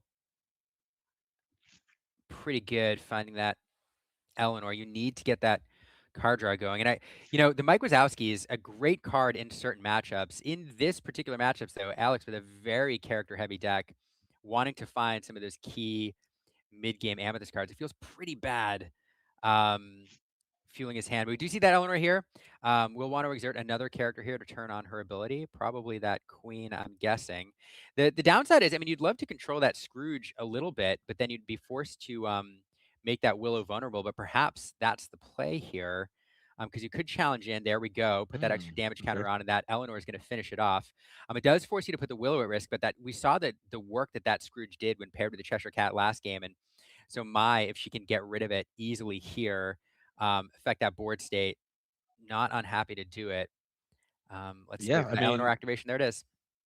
yeah, there it is. And it's important to note here we've got Dash with one willpower. We have the Liquidator with two. So these Mike Wazowskis do not do a whole lot of damage back. So Alex is going to be able to do some stuff here. But I think Mai, with the resources in hand, with the ability to just continue to put pressure on Alex, this could be a good place for her. She is currently ahead in the lore count as well. The question becomes, with Alex's huge hand, by the way, take a look at that massive hand. What will Alex do now, and does Alex have enough ink to do the things he wants to do? Yeah, he did draw into. Is that a red alert there? That is a red alert. All right, this is a good another a fantastic card, which not surprised it's seen pretty much every Ruby deck. But now this is a tricky spot here. That Dash Power is susceptible to an Eleanor trigger. So is that Liquidator if it goes in to clean something up. And again, that Willow looks mighty tempting here. Alex, without the ink necessary to play a Cat and Boost, um, really wants to clean up two characters if possible to prevent another Eleanor trigger. We're going to do it this way, though. That Yep. Sisu that we highlighted earlier going to come into play here. Daring Visitor going to clean up one card. Don't even need to challenge to do it. And we're going to see a follow-up here. It's that Louisa. Without 3 damage on it, that's an erroneous damage counter. And Liquidator is going to come in and clean up that Mike Wazowski. So great sequence there. And now to activate this Eleanor, Mai will have to find a bodyguard, something that can be exerted immediately. And not even having to put a damage on the Liquidator to do all that. So Yeah, that was But big. That liquidator is doing so much work here. I mean, anytime that you can take more characters than itself, and you can extend it. We go away from one for ones and make them into two for ones. That's where we win games. We win games by gaining value. We gain value by taking more from our opponent than they can take from us. We talk about fair decks. We talk about value oftentimes when we talk about fair decks. That's exactly what Alex has here. He's got a deck that is very concerned on value. It is looking to get more than what it paid for, and it's trying to make my pay for just what it gets and nothing more than that. And every turn that Alex can net an advantage in that way, the percentage chance of Alex winning that game goes up. He knows it, and that's how he's so good at this game. That's why he's such a strong player. As we see Nani finding her way here, our stage manager, my looking at 4 cards. And the cool thing about these decks, these Amber Emerald decks, they're pretty much just all characters. So the 4 cards, you pretty much are going to get it. And of course, they're very low cost cards. So you're going to likely find a 1 or 2 cost character with that Nani. yeah, and so am I able to dump a bunch of characters out here? Would have loved to found a bodyguard. Again, you wanna keep the pressure on. The nice thing about Eleanor is it allows you to put a little bit of pressure on your opponent's board to clean up characters while driving your lure total. So it allows you to maintain tempo while impacting your opponent's board even a little bit. You'd love to keep that going. Unfortunately, not able to do that, and now it offers a little bit of space here. Um, let's keep an eye. One of the clocks we're on here is the clock towards the Demona turn when Alex is able to, as he presented Demona to think, well, because we have another one in hand, is able to exert Mai's entire board and then make all of the trades that he wants to. That Eleanor, unfortunately, not going to be around for Mai to do much work next turn, banished by that red alert. A fantastic card from Attack with the Vine, which has become incredibly popular with Ruby players. Now Yeah, we're going to see a and couple of that red basic alert, quests. yeah, that red alert really showing the value here. Like it is a great card to deal with the Eleanor if you decide that when you look at these Emerald decks, if they're ready to use the ability, they'll start turning characters sideways. But there's going to be some turns in which they have to kind of wait. They're waiting for the right moment, or they don't have the 3 cards. So that was a great example of that red alert being used. That Eleanor not exposing itself by questing itself, and so Alex saying, "Great, you keep that thing standing upright. I'm going to deal with it. I've got the red alert, so that's fine." This deck is so good. Like it is built to basically just deal with this Amber Emerald's aggro strategy. Anybody coming up against this one is not going to be happy. And Alex really proving the point here. Yeah, absolutely. Ooh, Pocahontas, Peacemaker, she's here. yeah, followed by an Eleanor. Okay. Mai's like, okay, you got rid of my Eleanor, but I got a second one. And Mai essentially going to be able to get a free quest here, Alex, with the characters currently on the board, not able to challenge into those characters. And then choosing, of course, Eleanor's ability, choosing the dash bar. So that little guy is going to get banished. Yeah, absolutely. Really impactful play there. I mean, if there's a way to stay in this game, if there's a way to win this series, that Peacekeeper seems like it's going to be part of the combination here. So shifting into play, of course, she says if none of your characters challenge, she's going to keep the peace and prevent Alex from challenging. Now, of course, Alex has plenty of removal available that can banish things without challenging, but we're not going to bring any of that. Well, we are going to bring some of that to bear here. That Sisu Daring Visitor coming into play and getting rid of that Yeah. Ancient Advisor. So. Uh, but that's going to be it for removal. And Mai left with 1, 2, 3, 4 lore on the board. We do have enough to trigger that Eleanor as well. So it's going to be 5 lore, putting her at 17. Um, Yeah. feels pretty good. Couple bodyguards there as Yeah. well. Yeah. I mean, the bodyguards are solid. But You that's you it. can if you think, oh yeah, yeah, no, yeah. I think realizing that we don't have much time left, I think Alex is deciding to say, hey, you know what, let's not play around. We've got 18 minutes of game time left. Let's use all that time because Alex plans on winning this game 3. We're gonna get that game 3 that you all have been wanting for, and let us know in the chat who are you rooting for. That both I and Liam are rooting for Mai because Wochuk, he's mean. No, I'm kidding. He's not mean. But in the chat, let us know who are you rooting for. Do you want to see my win? Would you like to see Alex win? Let us know. This is going to be a battle of the ages. As I mentioned, this is a rematch from the CCQ at the Guild Hall. Both players uh, uh, have having faced each other there. Mai unfortunately left that particular challenge not the winner. she's hoping to change that. She wants to recoup her victory. She thinks that Alex is due a loss, and boy oh boy is she here to claim it. Yeah, absolutely. I'm sorry. I'm silent for a brief moment while I um get some breaking news. Ooh, okay. All right. So Well, I'm getting word from just a random note for the audience. I'm getting word from Gen Con. It seems like the CCQ is over. Garrick, if I'm reading this messages correctly, and chat, you probably know better than I do, but it sounds like Garrick of Podcano was in the finals and lost to a young man, a young Lumineer named Lucas, who some of us may be familiar with. He's a Lorcana player now. His ooh, family goes to every single DLC, or at least the last couple that I've seen him at. Lucas was the player who lost his deck at the last at Indianapolis, and the community rallied to rebuild it. If what I'm reading is correctly, it looks like he won the CCQ at Gen Con, which is kind of wild. I need to get confirmation on that, but that's the word I'm getting, which is super exciting. So a small break here from the action to bring you an update from Gen Con. yeah. Crazy. Wow. Congratulations to all those players, and huge shout out to Lucas. And you love to see it. You love to see Lumineers of all ages do successfully. And a huge shout out to Garrick, by the way, which Garrick going so far in this thing and really proving, Liam, that either that you and I could definitely go to nationals if we really wanted to, which you'll have to see. But huge shout out to all those players out there. Gen Con, I heard, was quite the challenge. Lots of stories there. Um, Wish we could have seen those. It would have been great to be able to see some of those games. I think that those would have been fun games to watch. But nonetheless, we'll get to hear about those matches, and we'll get to see potentially some of those deck lists, hopefully, in the near future. Absolutely, absolutely wild. All right, we see Mai here. Oh goodness! So we saw Alex with an ink pass, heading over to Mai, who was able to play a Bobby Zimmerowski. So Alex with a no one with not a one turn play here.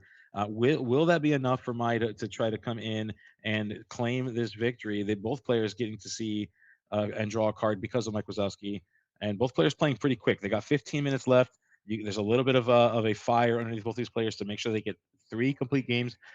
Wochuck Alex here with a Scrooge and boosting of a Scrooge. So we are starting to see the Scrooges in stereo growing in power here. Yep. All right, I'm back in it. Just keeping up with the Gen Con gossip. So Scrooge is on No, no board. worries. Here we are. So incredibly exciting news out of Gen Con. All right, Pocahontas guiding the tribe coming into play. Nope. Yes. Oh, just kidding. Nope. We're gonna do this in this order here, getting that discount, and again going the widest here possible. Normally, you like to play that Bobby, first to kind of see what you're getting, but in this instance, sequencing it properly to get to play him for free. And look at all these discounts. That is absolutely wild. That's why this deck, one of the reasons that this deck is so good in this meta, Eleanor is one of them, but the ability to play to discount your characters like this, to create this incredibly wide board on the draw is just Yeah, absolutely nuts. yeah. That was 5 ink worth of card for all of 3 ink. I mean, you wish you can get a discount like this at the grocery store. Okay, you wish you could. That was so valuable. Yeah, absolutely. And this, All right, all we right, see turn Wochuck 4 here here. thinking through what needs to happen. Deciding there's a few options here. Okay, so Isis Vanderchill coming down, trying to keep control of this board. The Scrooges are going to do some work here. That we're no longer guiding. That Pocahontas will not be guiding us anymore. She's been banished by Scrooge, and we are sitting with 4 characters left on my side. Alex gonna have to figure out how to deal with this as Mai will continue to put more characters on the board here on her turn.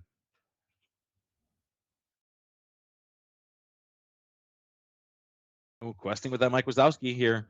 Both players see, okay, so we see another ISIS going to Alex's hand. We are giving Alex more answers to deal with this board. Unfortunately, Maya is going to have to put out more characters than Alex can deal with. This is just the way it's going to have to be. So Maya, now knowing that there's another ISIS waiting for her, is thinking through what is the right way. We quested with that Mike Wazowski. We saw another card. We do know that we have that Willow, so we're going to take advantage of it. Now the question becomes, what will follow this Willow? There's a few options in hand for her. Absolutely. All right, so I am getting confirmation. Garrick lost in the top four. Lucas went Okay. to the finals and they drew because the other player already had an invite. So Lucas is a now young Illuminator, I think under 10 years old, heading to the North American Championship, courtesy of the Wow. CCQ invite. So fantastic performance there. All right. Awesome. As a forest of trees over on my side of the board, it's incredible that she was on the draw here with 3 ink on the board and 3 willows discounting everything. She needs to find some card draw, wants to find another Mike Wazowski, something to continue to fuel her hand because things are looking pretty good if she can just continue to maintain this advantage. Yeah, I mean, my here with so many characters, and this is one of the ways, against these more fair decks. Sometimes all you have to do is just put out more characters than what your opponent can. You get out 7, 8, 9 characters, even if they have 3 or 4 that are very strong, lots of willpower. It doesn't matter because you can only banish so many characters a turn if you can only put out so many characters a turn. My knowing that is trying to take advantage, but Alex here does not mean he's a slouch. He's going to go ahead and challenge into the Mike Wazowski, challenges into the David, just trying to put a dent here into this board, leaving Mai with just 4 characters to Alex's 3. Alex, though, still has ink to spare and ink to use, and so he's going to use it in order to play the Cheshire Cat. Oh no, Cheshire Cat coming in, taking damage from the Scrooge, going to deal with the Willow, and here we are, Mai in a rough spot all of a sudden. Yeah, and that's why the Amethyst core is so good. The ability to swing board states, go character for character, establish your presence while affecting your opponent's board is just so good. And that's why Amethyst has been popular for so long. Mai can go wide, but the character's not terribly well statted. And I'm now rebuilding again. And Nani is a good way to do it. The Queen, Pocahontas, and a Mike Wazowski. Losing those Willows, though, feels pretty bad. Yeah, I mean, it does feel pretty bad. I mean, my of course thinking through this turn because these are the moments that matter here. My not wanting to sequence, not wanting to make a mistake, wanting to make sure that we are playing effectively here, making the right choices, and yeah, pivotal options. We do see, I believe, yeah, we see a couple of queens in Mai's hand. So she's debating whether or not uh, she's going to be using it for something like a nani, I believe, is what I see in there as well. But yeah, the choose making some choices for that nani in order to capitalize on every single ink. That's the key here. So my making choices. What are we gonna do? Are we gonna get the Pocahontas? Or are we gonna get the Mike Wazowski? I think my just wants to make sure she is maximizing on value.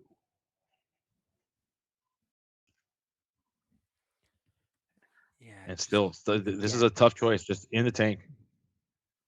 Yeah, it's just tough because there's not a lot of control available in this deck, and so I do think what you want to be trying to do now that you're in this position is perhaps build up a decent board state and then leverage a peacekeeper or two to allow you to quest, generate some lore, and prevent the crackback.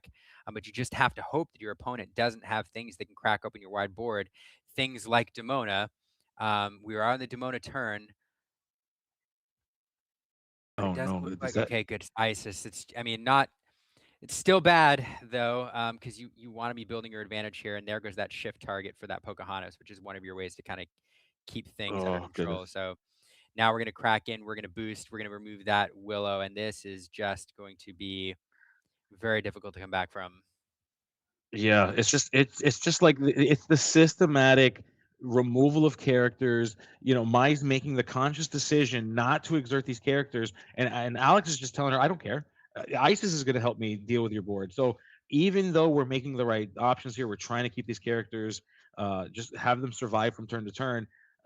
To your point, the Amethyst Shell allowing ISIS exerts a character, challenge into that character, and then another piece of that Amethyst strategy is the Cheshire Cat. Being able to take the damage, sending it over to a 2 willpower character, and just systematically dealing with the board in such small incremental ways that just gains more value for Wochuk here. Yeah, and unfortunately, there's that Peacekeeper, which you would have loved to have. You have to shift her into play for her ability to work, and I think that's what Wojciech is checking here. Like, does it work if you just play her? And the answer is no. You Yeah, have to shift her into play. So removing that Pocahontas last turn, incredibly impactful here. Now, it wouldn't have allowed to close things out, but it would have allowed Mai to quest for about 5 or 6 lore here, which is not yeah, nothing. And then you string a couple of those together, and you're in it. But yeah, unfortunately, nothing doing in this scenario. Just getting a 2 lore quester there on the board, a well-statted 2 lore quester, but nonetheless, her yeah. ability not in play. Yeah, and for those of you who've not experienced the peacekeeper, like the idea would be you would shift her. It would cost 3 to shift. My still has 2 additional ink. If we had cards in hand, we'd be deploying ideally 2 more 1-drop characters. And if we can continue to chain that up, and we had another peacekeeper, and that would have been the way for Mai to win this game. But to your point, just that's not what we got. We have to play with what we have. And Alex, of course, here finding himself in the position where he is in control. He is officially the beatdown here, identifying that and opting to exert all these characters going on a quest and telling my you need to deal with me now. Oh, so tough, so tough. Yeah. Just the queen. Now that Whisper of Vanessa coming down on the other side there, not going to do much, but it will allow him to, well, the ability basically gives her an extra evasive and an extra lore, so a way that he can close out the game here pretty quickly. And now we're sitting with 1, 2, 3, 4, 5, 6, 7, 8 on board. So not quite game on board, but pretty close. Yeah, And yeah, just a slog to come back it from is, this. and that whisper of Vanessa there, just hanging out, just waiting for her time to shine. Here is my now having to figure out what do we do with all of these characters. If I don't answer these characters, then Wochuk just wins. We got to slow the clock down, and yeah, we're seeing that here. So we're choosing to deal with the Cheshire Cat, which has been so effective in this game, just like it was in last game. And just yeah, like having to deal with that is so important. But we have to unfortunately dedicate multiple resources to that. Mine now having to make more difficult choices. These are not the best choices we want to be making, but we have to make them, unfortunately. Yeah, I mean you can't win the game if your opponent's already won. So you have to Exactly. at the very least keep them off game. But it feels really bad. You do not want to be in the control role with this deck at all. That's not where you want to be. And No. at this point, Mile will squeak out another lure with that Bobby Zamoruski, slowed down Wojciech's clock a little bit, but Wojciech still several cards in hand, can continue to develop his board here. We're going to get another Whisper of Vanessa here. And immediately, or we're going to boost the other Whisper of Vanessa that will give her an Oh, extra lure. oh no. And Yeah, it's so rough as we see more boosting of the umpteenth degree here, boosting Ursula, boosting Scrooge, sending Isis Vanderchill to deal with this Pocahontas, and Alex seeing this is the moment. We're gonna just finally deal with this board in a way that just there's not gonna be any way to come back here, as we're gonna quest out that Ursula Vanessa is both. It has an additional lore and it has evasive. My oh my, that Ursula is so scary. Ugh. And that was a Pluto, folks. That is not what you want to see.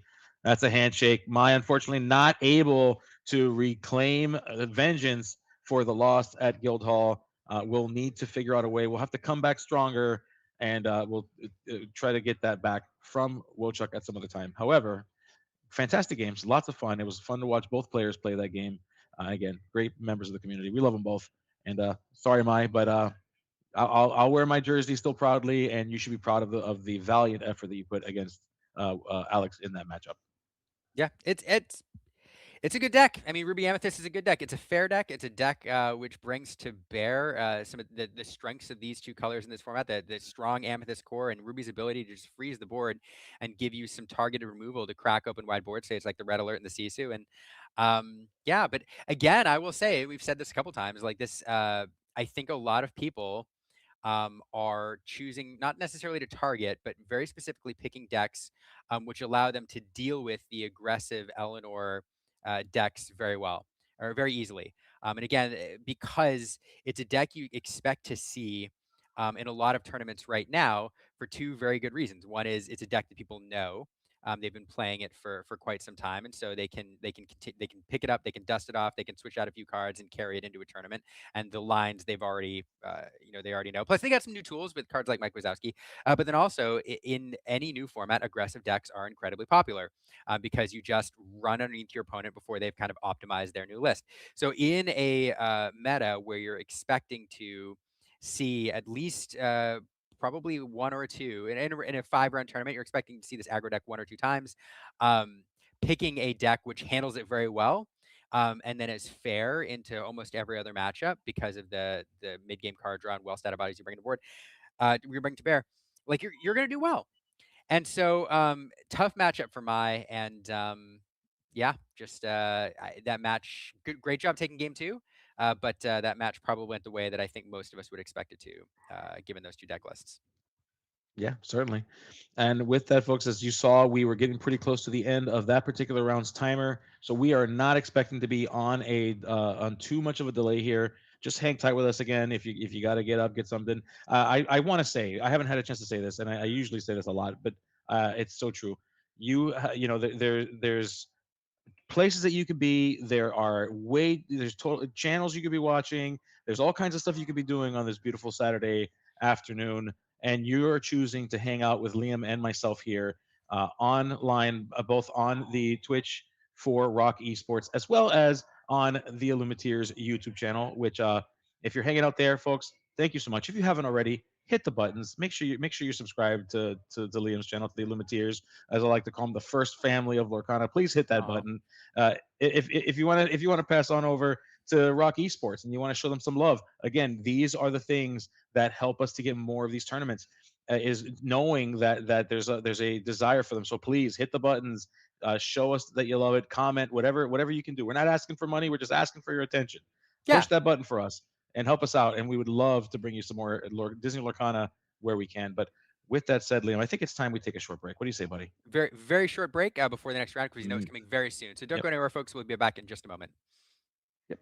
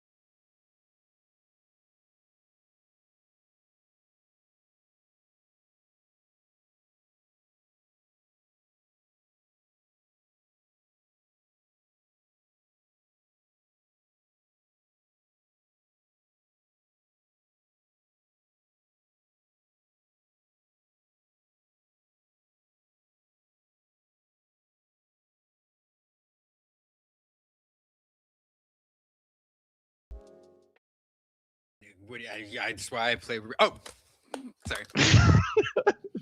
I told you to put those things away, dude. I'm You sorry. were eventually gonna get caught. Oh, Re- folks. I'm I'm sorry. I'm just. This tournament has me buzzing. I'm sorry. Oh, you did not. Somebody, where's the tomatoes? Where's the hook? I love it. I But I tell love you it. what, after all these rounds, if it's just the two of us, I might get a little hoarse. But Oh my, we'll figure it out. folks. You know what? It's not that he's making the jokes. It's that I find them funny because I'm also a dad and we're making dad jokes. You gotta love it. Oh no, it's Jesse. Yeah. Oh my goodness. Oh goodness gracious. I love it, and I love Toy Story as a franchise. And it is, I will say, and I hate to be biased to the franchises, but knowing that Toy Story was making its way into Disney Lorcana, it really added like an extra glow for me. Like it's probably the movie that I closest that I have like the closest ties to, just from a nostalgia perspective and kids. So I am absolutely in love with the toy mechanic, with the Toy Story characters. Just man, it's been the last few sets have been so good for me. Yeah, I agree. It does feel like they really came on strong with the synergies between different types of cards. The toys all kind of work well together. Whether you're going to go the Sid's Toys route or whether you're not, you're going to go with like the standard, like Jesse, Woody, Andy's toys. But yeah, really, really love it. I'm also loving this tournament. I did see some questions in the chat earlier. People asking how many folks at this. I think they said that this CCQ. This isn't. They may have been referring to Gen Con, but if you weren't, this is not a CCQ that we're running here. This is a 2K prize pool tournament. Yeah. With some incredibly talented players out of South Florida. How many players? There are around 30, Gabe, you said? Yeah, But correct. which seems like a small number, but I will remind everybody, if you're just getting here, we have multiple Golden Mickey winners out there, multiple people who are qualified for the North American Championship. And so Yes. it is a smaller player pool than we've seen in some other tournaments, but it is an incredibly talented player pool who are playing top tier Disney Lorcana. And so we've already seen two nationally qualified players play each other in round two. And so you're getting to see some of the best of the current meta. So I'm glad you're hanging out Yeah. with us. And thanks to ROK Gaming for allowing me to be here and putting on this event. Yeah, and ROK Gaming, the owner Cody has been fantastic. He's, by the way, he wanted me to send all his love to you as well. So thank you, Liam, for being here, hanging out with us. And I know you've got so much going on. You've got the family and everything. So we really appreciate you spending the time. And I'm sure all of the people that are watching are probably really appreciative because I know that everyone's been clamoring for some more Disney Lorcana action. And I think we're getting ready very shortly. Yep, we're gonna be sending it to the room in just a second. So we are getting Alex back. So we are getting Wojciech back.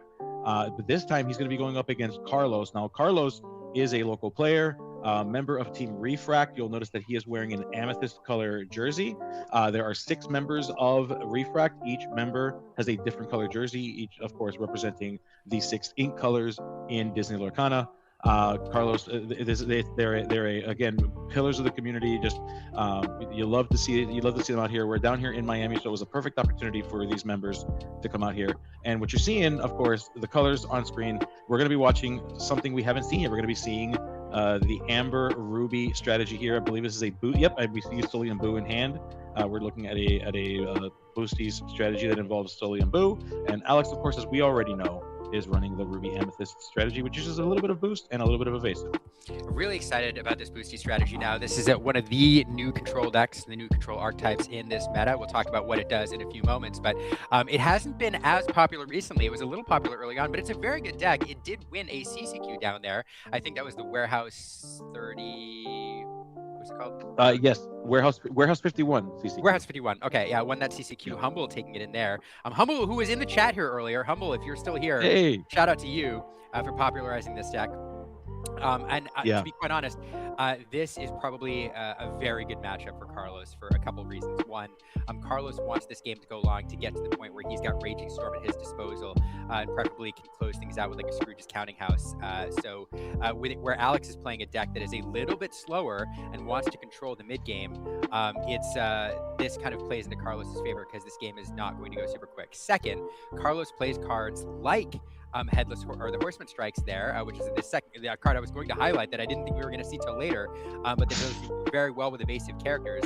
That Yep. card is kind of a dead card into a lot of matchups in this meta, but it's very good into this matchup. Alex running plenty of evasive characters that are choosable by it.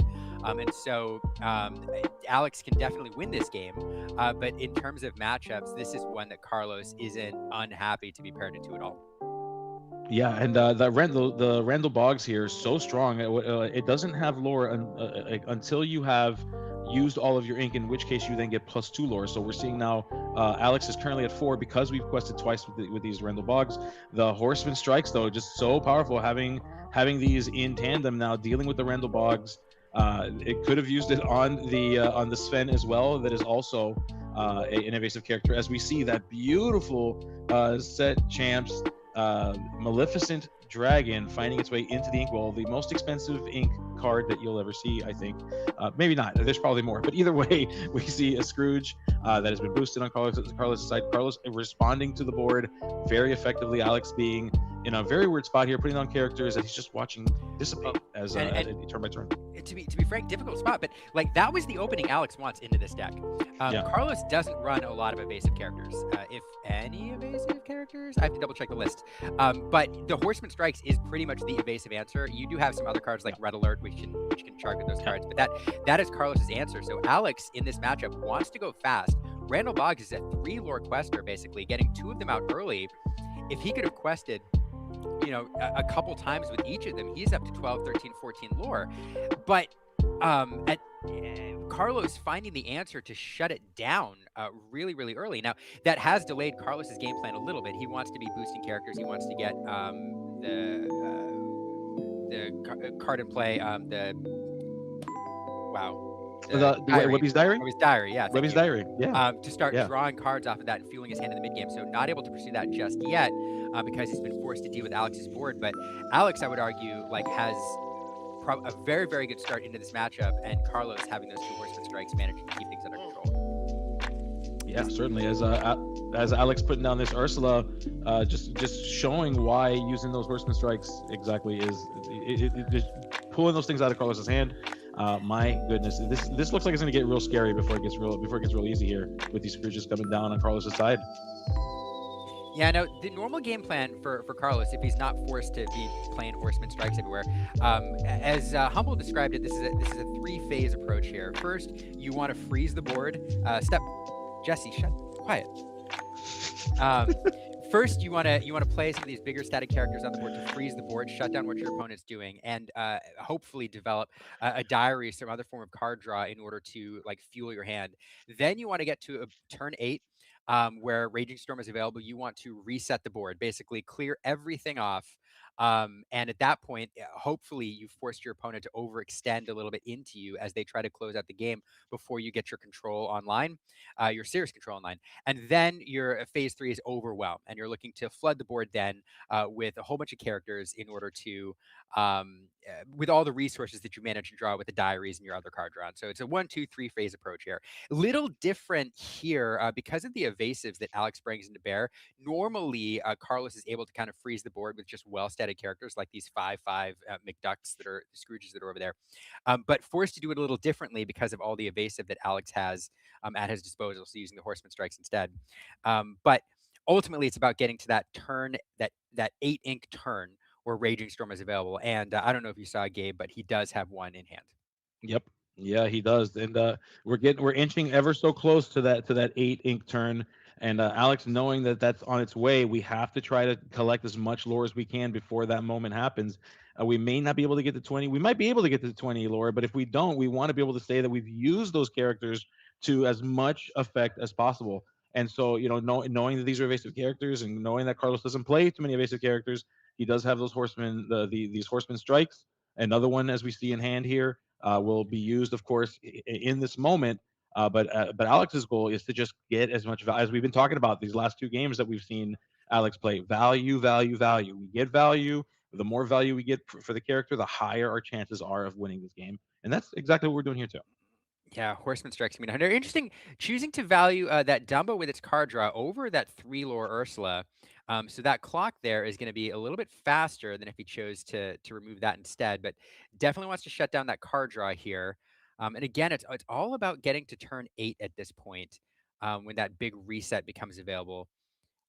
So those Yeah. Scrooges are very well statted, but cannot deal with those evasive characters. So, and at Yeah. this point, And we use, interesting. go ahead. Oh, go ahead. No, you first.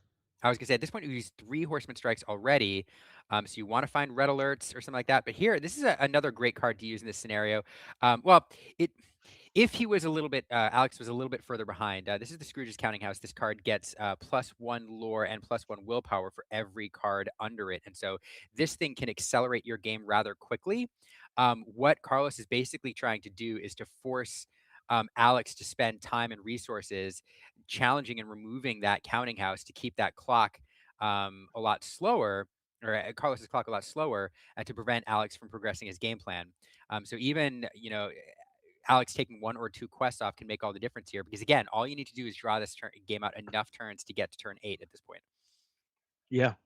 Yeah, and that's the thing, like we're trying. It feels like we're trying to create some diversions here and see if Alex will fall for them. Alex, knowing that there is the Raging Storm on its way, opting to take this turn to just to collect resources to hand, set himself up for a post Raging Storm world, and you see, knowing that that is a potential here, just it's kind of creating just this window here with these characters. We see that dash bar coming down with the evasive, saying, well, if you don't have the Raging Storm, then great. But if you do, at least this will force you into feeling like you have to play the Raging Storm on me. So not quite an overextension, just enough to like force Carlos's hand a bit. Yeah, and here we go. We're into turn 1, 2, 3, 4, 5, 6, 7. In turn 7, so we need to Yep. draw this out one more turn. 1, 2, 3, 4, 5 lore on the board. So Alex cannot close this out this turn. We are going to boost the Scrooge's Counting House. That will now have 5 willpower and 2 lore on it. Um, and we're going to put another one in play. And this feels really good because now we're going to boost this. Now, here's the deal. At this point, we know Raging Storm is coming next turn. The best possible scenario for Carlos is that these counting houses stay on the board. We Raging Storm, and then those counting houses are just left to do their thing in perpetuity and win the game. So Carlos squeaking out another couple lore here. At this point, it's really, really, Alex wants to get within striking distance of victory, where he the board is wiped. Alex drops like one more card on the board, and then forces Carlos to have the answer over and over and over again. But these counting houses are such a big threat right now. They are Carlos's win condition. And so a big Yeah. decision here from Wojciech, like do I at least get one of these off the board? Because if I leave them unchecked, that is game. Or do I run the risk, quest for 1, 2, 3, 4, 5, put myself all the way to 18, and then for a couple turns, force Carlos to have the answer if I can drop a 2 lore quest around the board or a couple. And Yeah. this is a tough decision. It really is, and you can see it on Alex's face. Like Alex is really considering what this needs to look like in order to win this game. Alex kind of thinking through the hand he has, thinking through the board state as it is, ultimately deciding that he is going to go ahead and he's going to quest out. He's saying, you know what, I think I can still win this with a Raging Storm. He believes that the cards in his hand will get him to the promised land, and the question becomes, is that true? And he's telling Carlos, show me what you got. Like, go ahead and wipe this board. You're going to get a bunch of lore. But Alex is confident that he will be able to win this thing. Yeah, and so now one of the reasons for that is, this deck wants to be, if left to its own devices at this point in the game, it wants to be drawing cards from the Webby's Diaries in the mid game to have a healthy hand at this point in the game. Carlos hasn't managed to hit like any card draw other than the Horseman Strikes, which replaces itself. So at this point, we're going to send a whole bunch of cards to the discard pile here. All of those Scrooge boosts. We're going to Raging Storm, clear everything off. Carlos, again, in a normal game, Carlos wants to have like 2, 3, 4 removal cards in his hand, like Maleficent Dragons and Red Alerts and things like that. Yep. Because his hand size is so low, Alex probably willing to take this gamble. Now wants to drop probably at least 2 characters on board, at the very least a 2 lore quester. So we are going to put the Sven in. Sven has Challenger. It's a great answer to that one counting house there. It Wow. keeps that clock So low. good. But it isn't a great answer. But again, it's only 1 lore. So even now the game is not within reach. It's going to take a whole other turn, and so now Carlos has a little bit more time. Um, Yeah, Let's see the here. breathing room here really matters, of course, because Alex just needs two more points of lore in order to win. That Sven represents one if it can survive this turn. We do see the new boss Sully in Carlos's hand. Going to go ahead and deploy that to bring something back. There's so many options because of how many times he boosted both Scrooges as well as that Scrooge's counting house. So many options are available to Carlos to choose from. The question becomes: are any of these answers going to help with getting Alex from closing out these two lore? We see in Alex's hand, it looks like he has I believe it's an Isis Vanderchill and a couple of other cards there. Hard to see. Is flipping through them a bit, but Carlos going to go ahead and boost the Scrooge's counting house again and try to get that thing strong and play a Scrooge itself. Yep, plays that new boss there to recur that Scrooge, getting it on the board. So that's again a well-studied character, but at this point it's lore. So 1, 2. I think that's three, or is it three cards under that counting house now? I believe it's. I want to say it's three card. Yeah, I believe it is three cards under the counting house, which would be, which is not enough. Like I think that would send us to. Actually, yeah, that would be enough because it's three plus the one, so that's four, five, and six. So I do believe we have game on board on Carlos's side. So Wilczek is taking a look to see if we have an answer here to this. Do we have another Sven? Do we have something else that can rush out here? And Alex is still thinking about it. I think Alex is trying to consider what the best path forward is, if there even is a best path forward, or whether we just need to go on to game two. But yeah, still thinking through it. Okay. Yep. So asking to confirm the count of cards underneath that Scrooge's counting house. And what are we gonna get? I think it is that. I mean, you have Isis, and I believe that's is that a so, Jebediah that's on the in the left hand there? We see Isis. so at this point, and it's if you're one off, you can quest here, but Was if that Carlos is one more behind, and if we're was that? wrong about the number of cards underneath Yeah, Scrooge's and that's an counting house. Eliza Mazda that yeah, Eliza Mazda finding its way onto the table here. So we're doing the math. Oh, Am I wrong? Maybe it is two. Maybe it is two. Maybe it is just two. if it is two, the situation is very different here. And now, Yeah, it is. It is two. So we go to 19, not 20. and Apologies, now folks. The yeah, Carlos is like, can I find a Raging Storm off the top?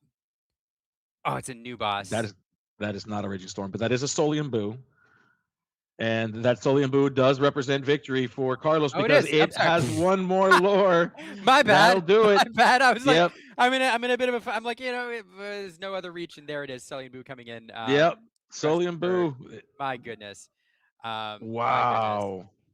Lot of fun. By the way, if you're interested in this list, it is a very good list, and I'm surprised I don't see more people talking about how good it is, because there are very few like really true control decks in the meta right now that are working their way towards this end game. Red Yellow Boosties or Ruby Amber Boosties Yep. is one of them, and in the hands of the right player, it can be very very good. And if you're interested in learning more, you can check out. I'm going to plug the Humble's Metafy over here. He's in the chat right now. He has a Yeah. very good description of how to pilot this deck, and he updates the list as the meta develops. So if you're interested in how this deck works, either because you think you're going to run into it in set champs or because you want to play it, check out his Metafy. It's where I learned. It's where I learned about it. But um, Yeah. but so this is an interesting matchup here because you're not seeing the deck in the way it normally operates, and it's because um, the horseman strikes are usually leveraged in the mid game against like strong evasive characters because of the early Randall Boggs. Alex forced and drew out, required Carlos basically to play those horseman strikes early, which changed his game plan a little bit. And so Carlos then wasn't able to do, or wasn't able to. We established a couple of like the Scrooge McDuck there, but wasn't able to do what he's normally doing and freeze the board through, strong characters, and then leverage the horseman strikes in the mid game and just kind of do his standard play up until boosting his hand all the way up until you get to the end game. Had to do it a little differently. Yep. So I'm interested to see now, without those Randall Boggs in the early game, if Carlos is able to pursue his normal game plan. On the other side, if Alex doesn't get those Randall Boggs, how does he navigate this? Yeah, I mean that is a good question. Now, having seen that the hand post this altar, you'll notice that there Oof. is a lot. Yeah, exactly. Oof is an understatement, Liam, because we see two raging storms in hand. That'll be great in about 8 turns, but can we get there is the question. As we see that dash bar coming down. Something of note I do want to share with you all that we haven't had a chance to share. Alex is currently undefeated in this tournament. Carlos is currently 2-1. So both players, Alex, not knowing that, was actually trying to see if Carlos was interested in a intentional draw. And unfortunately, Carlos is in a position where he cannot do that. So this game is happening. This is table two. Carlos was up paired into Alex. So this matchup is a very very precarious situation for Carlos. So if Carlos is able to find his way to victory here, this would be a big deal for Carlos. Would go a long way in securing his spot in this tournament. And Alex not going to be knocked out immediately from having lost this particular game, but it would put him in a weird spot. It would need to win going into round 5 here. So just wanted to give a little bit of a little bit of the context for our people that are watching at home, so that they kind of understand. I think it's important to know that context sometimes. Yeah, and this is a really rough start here for Carlos. We mentioned the top heaviness of the hand, but then staring at that Randall Boggs across the way there. Normally, again, what this deck is doing is using card like Liquidator is a great card on the draw, and usually, oh my goodness gracious, this is Oh my absolutely gosh. brutal. This is absolutely brutal. Normally, the Liquidator is what you use to freeze the board, but when you're staring at 4 evasive characters across the way, it's not doing what it's designed to do in this deck, and so now Carlos would love to have again 3 horseman strikes like he did last game, because without him, this is going to be really, really difficult to get over. I mean, red alerts even would be nice, but you don't have that Mm, online till next turn. So there's just this is really, really tough. it's so I don't tough. know how I don't know how you overcome this. And Alex, of course, knowing that his Randall Boggs will gain +2 lore, pays is paying for the Cheshire Cat, questing with all his characters, which is 6 more lore. He just skipped to 10 lore on this turn 4 here. Like Alex is a better aggro deck than some of the aggro decks that we've seen so far. These Randall Boggs are going wild right now. I mean, I said at the start of this that I thought this was a good matchup for Carlos because of the time it usually takes these Ruby Amethyst decks to get online. I did not account for the Randall Boggs. I will be quite honest, because usually what you're seeing these Ruby decks do in this format is establish these cards that Carlos is playing, these the Scrooge McDucks or the Jebediah Farnsworth, things to kind of freeze the board to allow you to get to a state of the game where the strength of your deck can take over. I did not account for the aggressive nature of Randall Boggs, and that in the right scenario, Alex could drop 2 on the board and close this thing out by like turn 5. Yeah. Yeah, That's on it's me. just it's absolutely nuts. I wasn't expecting this either. I did not know that Alex was playing a pseudo aggro deck, as we see. That is is that that's Herc? Yeah, Herc is down. Herc is here.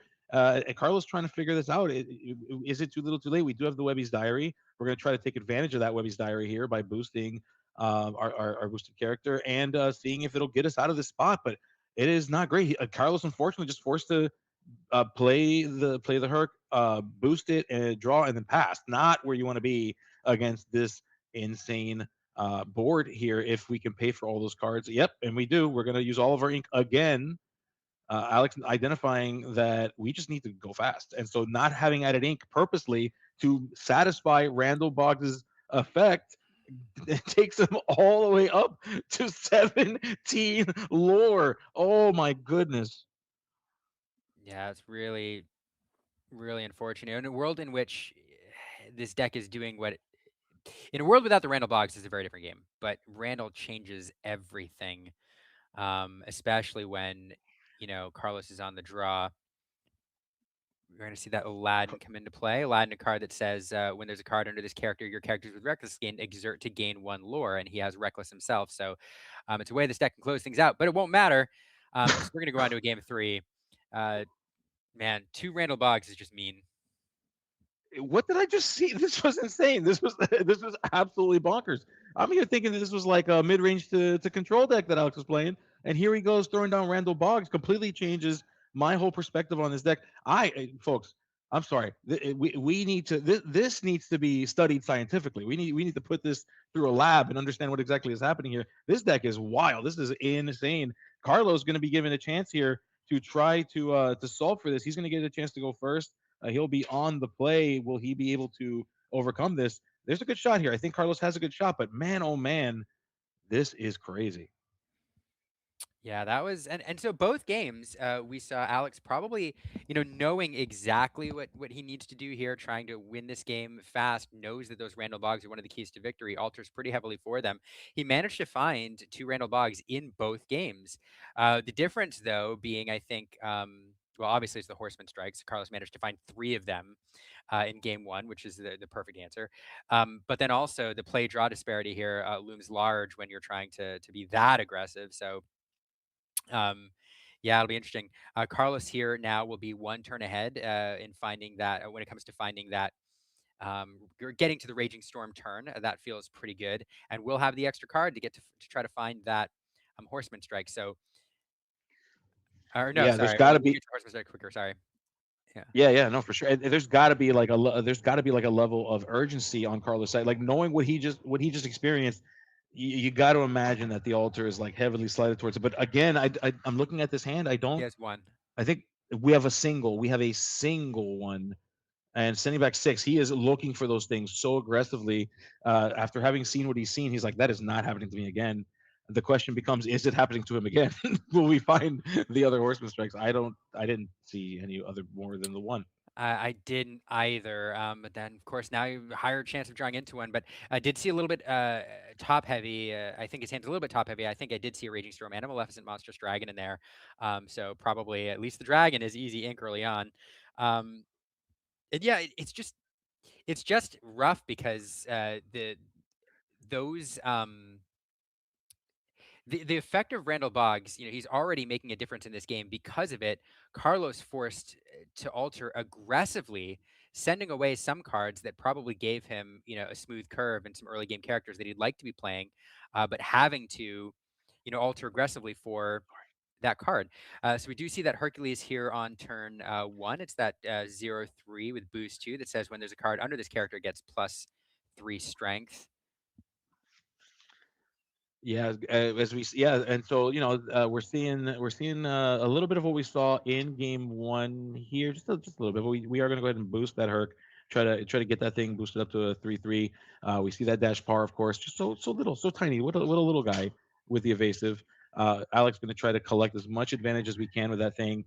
If we can get just two or three lower, that could be enough here. We do see Randall Box is back. Oh, not him, not Every again, game. not like this. Not like this, but luckily Carlos has an answer for one of those, and being on the play here can answer it pretty cleanly.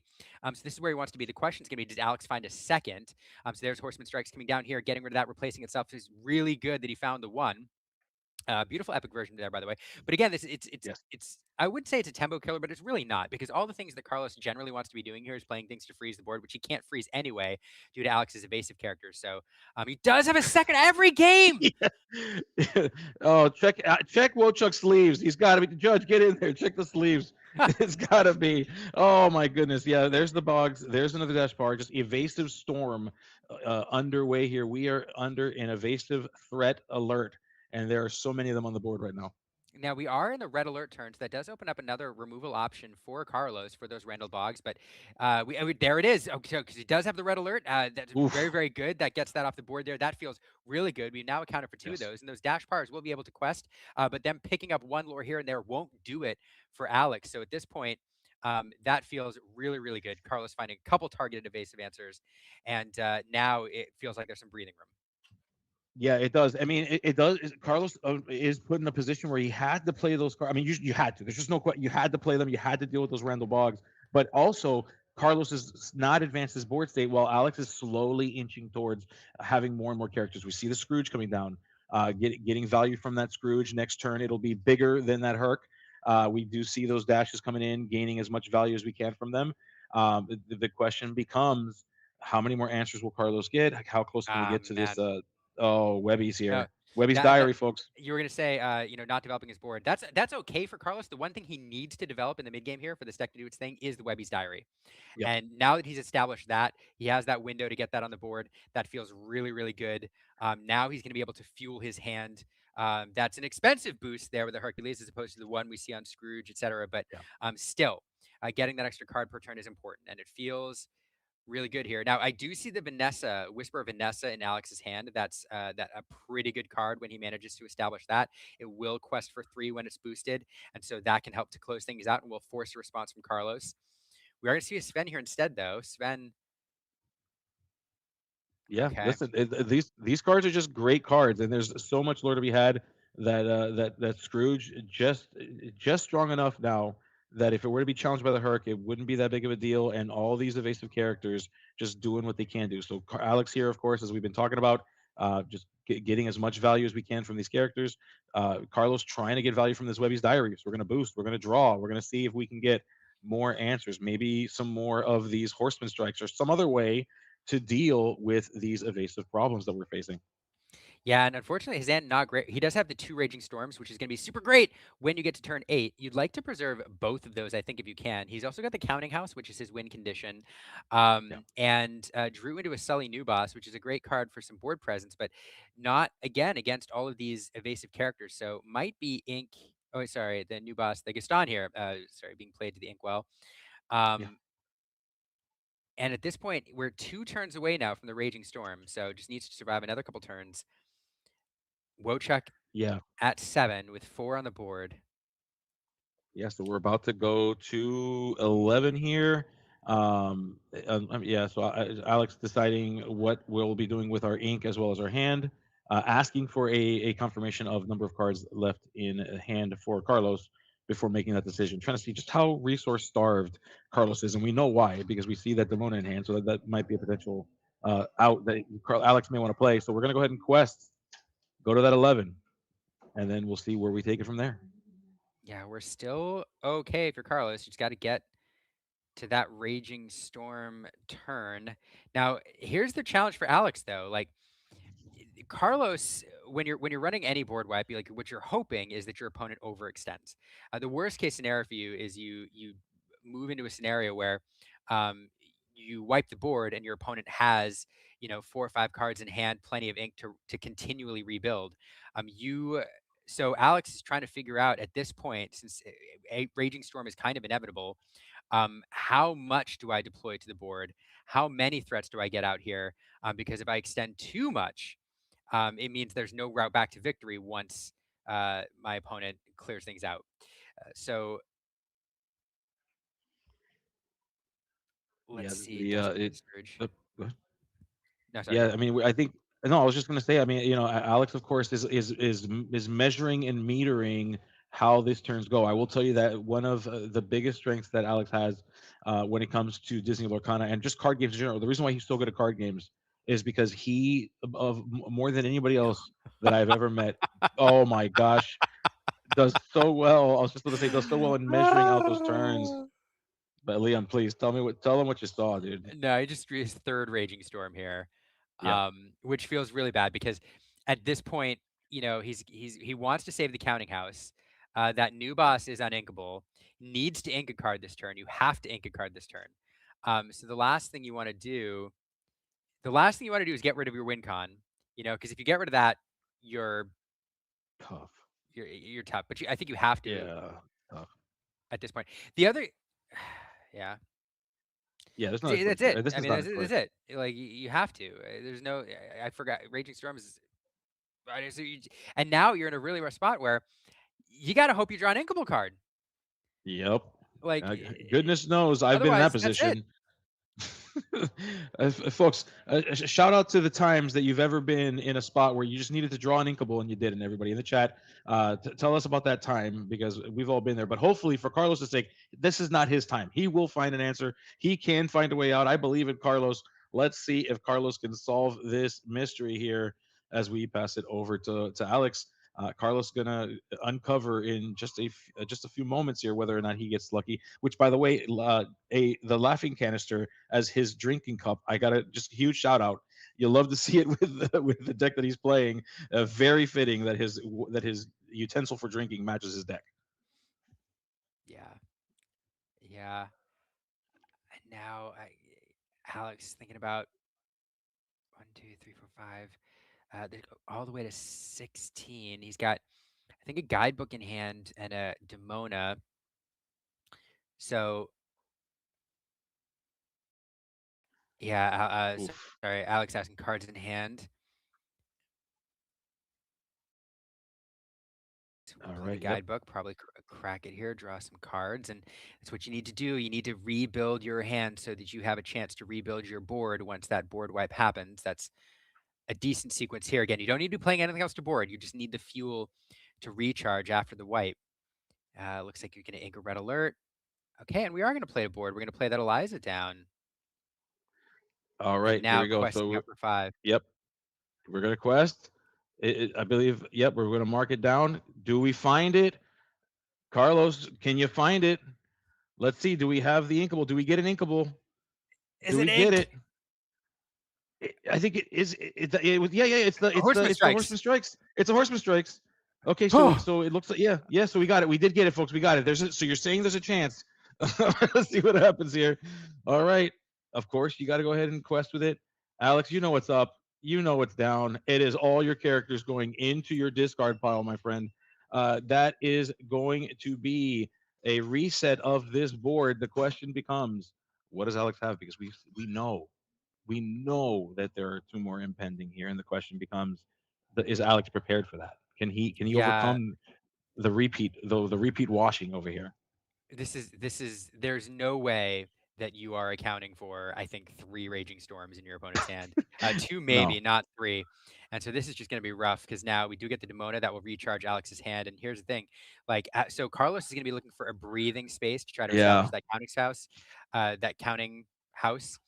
But at this point, you really don't want to let that quest for 2. So a hard reset becomes tempting. Although Yeah. there's the counting house. He did draw the counting house, which is good. He did. Um, He the did. the the thing is, you really want to get that in place. The question is, do you take the breather? I think, and you might actually take the breather here, establish the counting house, draw a Yeah. card off the diary. It does invite the Demona to challenge in, though, is the problem. It does. Yeah. So, It does. Oof. The question although, becomes. yeah, yeah, Oh. yeah. Oh. So we're gonna play the counting Yeah. house, okay? And the boost it, draw a card. And that's fine because now you invite the Demona in, but if the Demona is cracking in, the Demona is not questing it. And Maleficent Dragon off the top deck is a really, really good card here. You really like to see it. We have enough ink to establish that other counting house. There we go. So a great sequence here, and you're looking at exactly what this deck wants to do. Raging Storm, establish the counting houses, start the end game clock. Yeah, we have to. Like, you need to start this clock. Alex is so close at this point. You got to be able to build up because you're eventually going to be using the last of your removals here. The last of these raging storms are going to be coming up sooner than you expect. If you got two in hand, you're feeling somewhat good, but we know that Alex drew 3 cards from that Demona, and the question becomes, are we able to find ways out? Alex now with the opportunity to respond. Let's see what Alex has. Yeah, and it's a fantastic, so interesting play there. He for the Maleficent Dragon, a great card to have in this scenario to answer a single threat after you board wipe. But establishing another counting house, and one of the reasons you do that, he's all the way up to 9 ink now, and so what he's doing is creating a scenario where, so Alex not going to challenge into that counting house, going to get that all the way up to 18 lore, but establishing a scenario where with 10 ink on the board, you can reset the board 2 more times with your Raging Storms and still have enough ink over after inking next turn to boost your counting house each turn. And so you're progressing your win con and keeping that clock ticking faster and faster while being able to reset the board. And so now we're going to go in here. There's 9 ink on the board. There's 10 with another ink action. And then there, Augustin Madrigal going down there. And then we're going to boost again and reset our board here. Wipe all those characters off and those counting houses there. This is exactly where this deck wants to be. This is this deck and its win con and its end game. You're looking at it right now. Yeah, absolutely. As we see Alex now drawing a Dumbo here and trying to decide what it is that we're going to do. There's no way I'm thinking if I'm Alex, I'm thinking, okay, he's used two. There's no way he's got three, right? There's no way. There's just no way. There's no way. I'm going to go ahead and just deploy these characters. I'm going to win next turn. We're good. Let's see if Alex falls into my line of thinking. At some point you have to say if you've got it, you've got it. And so Yeah. you have to force your opponent to have the answer, and that's what you got to do. So Yeah. Yeah, that's certainly the case. And Alex is trying to make that metered approach. He's trying to decide what is the right play here. What are the ways out? He's calculating. He's looking at the ink on Carlos's side. If I play one character, he plays Maleficent, I lose that character. If he has another Raging Storm and I overextend, I lose this game. So what's the right play? And so you'll notice now Alex is counting, trying to find the potential outs. He's doing the math and saying, okay, what are the chances that Carlos has another Raging Storm? What are the chances he has another Maleficent Dragon? What are the chances he has X, Y, or Z? Red Alert, whatever the case may be. And where is the math? And you can see the frustration on Alex's face because he's realizing that for all the probability and for all the statistics, they're not going to help you if you don't commit to something. And at the end of the day, what you got in your hand, math doesn't care about. And so Alex is about to find that out in real time here. yeah, it's a real tough spot. It is that Dumbo, and we're going to deploy a second character. There it is. That's game on board now, putting everything out there, basically Oof. saying, hey, if you've got it, you've got it. And sometimes you got to force your opponent to have it. So if you've got it, you've got it. Now, we know he's got it. So we're going to Yes, watch but Alex doesn't. slowly do this here. It looks like we're going to ink again. That's enough to boost and draw a card. That's going to be the first play here. Boost that counting house on the right. One's as good as the Yep. other at this point, and drawing a card at Scrooge McDuck. And at this point, you have 8 ink. There it all goes. And look at him. All of a sudden, Alex knew it was coming before it even hit the Ooh. table, wiping his board.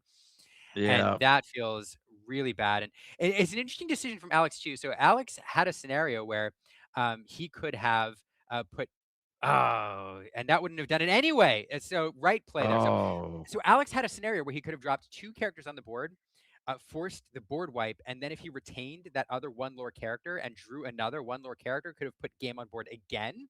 But the trap he falls into there is if Carlos has any targeted removal and prevents game that turn, then you're kind of behind. So in this instance, saying, hey, I'm gambling that you have a Maleficent Dragon, a Red Alert, some sort of targeted removal to take care of one of my characters. I'm going to give you 3 to deal with.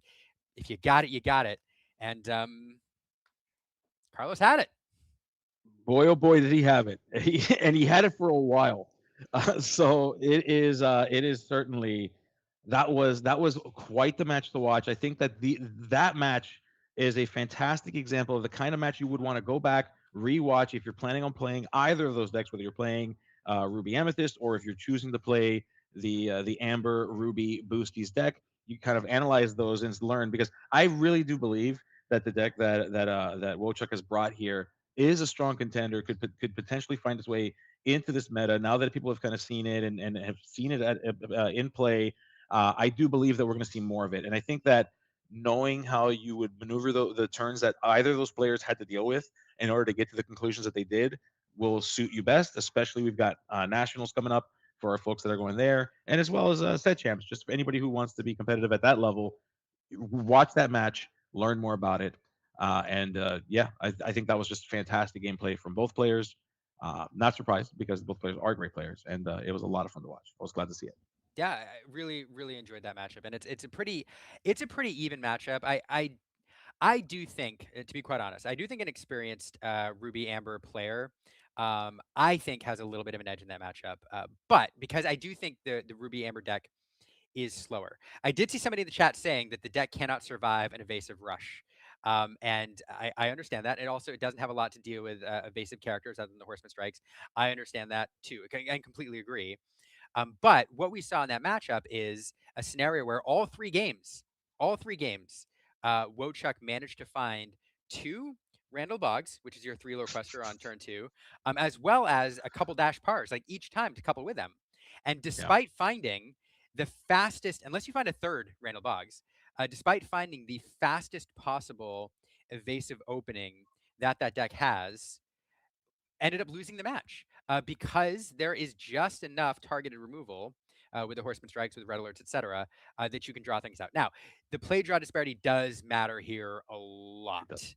because Yeah. if you can get the Horseman Strikes off before Randallbog's Conquest, that makes a huge difference. So the die roll does matter a lot. But uh, anyway, a really fun match to watch. The last point on the Ruby Amethyst point, I agree with you that it's a deck that more people will be playing. In fact, at Gen Con and the Gen Con CCQ in the top 4, which is the last round that was played because the finals drew because there were 2 invites on the line. In the top 4, Garrick of Podcana, I understand, was on Ruby Amethyst, and I think it was a Ruby Amethyst Mirror, if I'm not mistaken. So correct me if I'm wrong in the chat. But so that deck is representing very, very well. And the reason it's doing so well is because it's a fair deck. And we keep saying that. We've said that about a couple decks so far today. But by fair deck, I mean it doesn't have any super terrible matchups. It doesn't have any, I think, it has a couple really good matchups, but you're generally always in the game because you have removal, you have card draw, and then to boot, you have evasive characters that can allow you to that allow you game into other matchups where you might not otherwise. And so I agree with you completely. It's a color combination that people love, and I will not be surprised to see its meta share go up as we progress through this Attack of the Vine meta, as more people realize that it is not bad in the current meta. All right, I'll shut up. Yeah. No, no. I'm glad you shared that. It's good to hear. I think it's important to note. So, folks, with that said, I want to thank everybody again who's been hanging out with us, watching. Thank you to those hanging out with us on the Illumineers YouTube channel. For those of you that are watching, ROK through their Twitch. I also want to thank our head judge Monty. By the way, fantastic job, Monty, who's now in hiding. Apparently, doesn't want to be recognized. There you go. So there's Monty, of course, who is our head judge today. Fantastic job managing the craziness out there, especially Wochuk. Good job on that one, Monty, because that could be difficult all on its own. Yeah, Yeah, absolutely. it was so much fun. Yeah, the match was so much fun. Thanks. Yeah, thank you to Rock Gaming for putting this on. Thanks to Stefan for producing. Thanks. Thanks to you for allowing me to hang out with you this afternoon, Gabe. And thanks to everybody watching on both platforms. I know on my side on YouTube, we've got 250 folks here enjoying this live Lorcana here in this Attack of the Vine meta. So shout out to all of you. Shout out to all of you on Twitch. And if you're here and you're hanging out and you're not doing anything else, there's nothing wrong with popping over to the other stream and giving them a like and follow as well. And I keep mentioning that on the Rock side because all of us know this season that we have been starved for live Disney Lorcana coverage, and Rock has a lot of things they could be doing this weekend, a lot of different games that they cover, and they're choosing to do Lorcana this weekend and bring this to you instead. So show them some love over there on Twitch, and let them know that you like this live coverage here, seeing some of the best players in Florida go at it. So that we can all benefit from their triumphs and their mistakes. So all that's to say thank you, and make sure you show the stream some love because we want more of this. Yeah, absolutely. And with that said, friends, we will be back. It won't be much longer, I promise. Next round is, or this current round is still working through. We've got about 10 minutes or so. Please make sure you hydrate. Make sure you are fed. And with that said, friends, we will see you very shortly. Don't go too far. We'll see you for our next round very soon.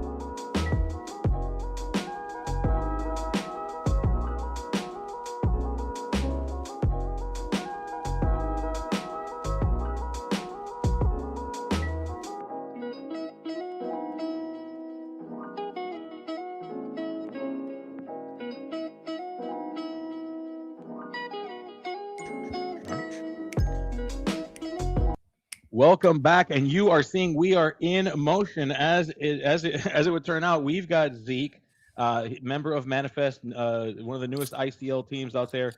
You may also recognize Zeke. He was in Indianapolis, DLC Indianapolis, where he was able to make a top 32. Did a fantastic job there. Became nationally qualified for that, as well as Jonathan Williams. You know him, you love him. Golden Mickey winner, multi-time Golden Mickey winner. Both players with the fifth step of respect. And what you're seeing is, of course, their deck listed there. Just to give you some idea, Jonathan Williams is playing what you'd expect. You know, we're in aggro build with the Eleanors, Pocahontas shift, and Zeke is playing what I love, the name that I love to hear and I love to say even, Duck Detectives. You love to say it. Woo! Duck detectives, woo! It's blue There you steel go. and full of ducks, duck detectives, woo! Woo! There you go. I love it. It is. Wait, we got. Hold on. Wait a second. That's not detectives.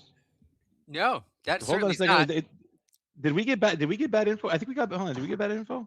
I don't know. We're gonna see Uh, what's going on here because we now have yeah. an My angel on that apologies. side of the board, and Yeah, folks. We got bad info. We're gonna fix that. My apologies. That is okay, but still, we haven't seen this either, though. no, This is actually Amber Steel. My apologies, folks.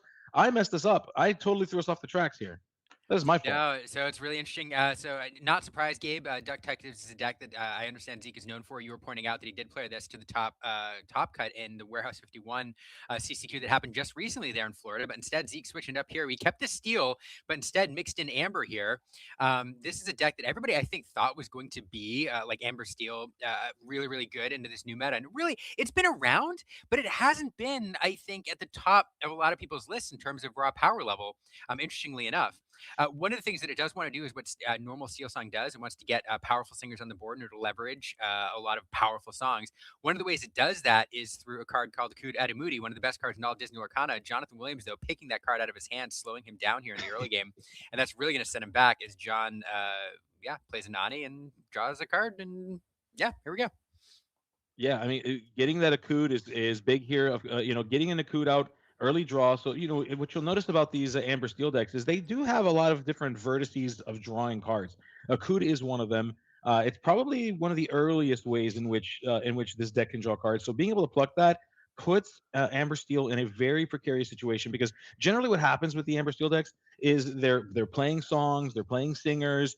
If we have the Shift Lilo and Stitch team card, that puts pressure on our hand. And then what happens is by around turn 4 and turn 5, we are running very low on resources because we've in a great world we've used songs to great effect, dealt with banished characters, but that puts us in a bad spot. So having lost to the Akud, that's one card less that we can see advantage on. Zeke is going to have to recoup from that. We did see that he had look at this family. There it is. Speak of it, and it shall appear. Look at this family, a fantastic card here. Being able to sing that with both of these characters will put 2 characters into Zeke's hand, which will allow us to keep this game going. As Jonathan Williams is just straight vibing, folks. You'll love to see it. Yeah, just allowing Zeke to take his turn here. There's that Lilo and Stitch, amazing team up card. Very difficult to remove with its resist. So Zeke definitely looks like he's going to take that one. Another couple options. There's a couple of Vanessas in there, and an Include, which is not an option. So I think Gaston is the other one. Yeah, Gaston's the other one. So Yes. trying to figure out between Vanessa and Gaston. Going to take that Gaston. And yeah, I mean, so interestingly, not a terrible follow up if you're going to lose the Akud, but the Akud would have allowed him to, I think, get an aerial out. I think he has an aerial in hand. I would have allowed him to get that aerial out early to start a card draw engine going. But instead, we're going to ink that Gaston, going to play that Lilo and Stitch. Not Lilo and Stitch, but a Lilo and Stitch. Yeah. Yes, very important. I'm glad you took note of that because the way you said that, I'm sure nobody could tell, but that we do love to see it. So we are going to go ahead and expose those singers. 2 challenges here from Jonathan Williams, but we got 2 characters. We got our friends, we got our dear friends. As Dale here, going to make that Ursula pretty hefty. That's a pretty strong Ursula here dealing with the angel. The question becomes, do we? Yeah, and I think yep. I think we do it. Yeah, we do the thing. We deal with the characters because that's what we do. Jonathan Williams said, "We don't want you to have characters." And Zeke now going to have to figure this out with both a Lilo and a Stitch again, separate, not the team card. Yeah, it's a great follow up here. I mean, Ursula Deceiver is definitely the card you want to play on turn two against this deck to pick off their most powerful openings. But then Ursula is kind of a bunk card, right? It's a 1/3 that just kind of sits there and does nothing after you've ruined your tempo by playing this one card. It's not a strong board presence. But what if you could turn that card into a 3 strength challenger once you play this Dale? Seems pretty good. And so that's what he does. Now, this Ursula doing double duty, not only attacking the hand, but attacking the board. And yeah, Zeke probably frustrated to see that line. Jonathan Williams has opened up a very strong line of attack here. There's that aerial, which I think Zeke would have liked to accrued into play last turn to get that card draw engine going. That's a card that any Steel Sun Gig is happy to see, on this turn on curve.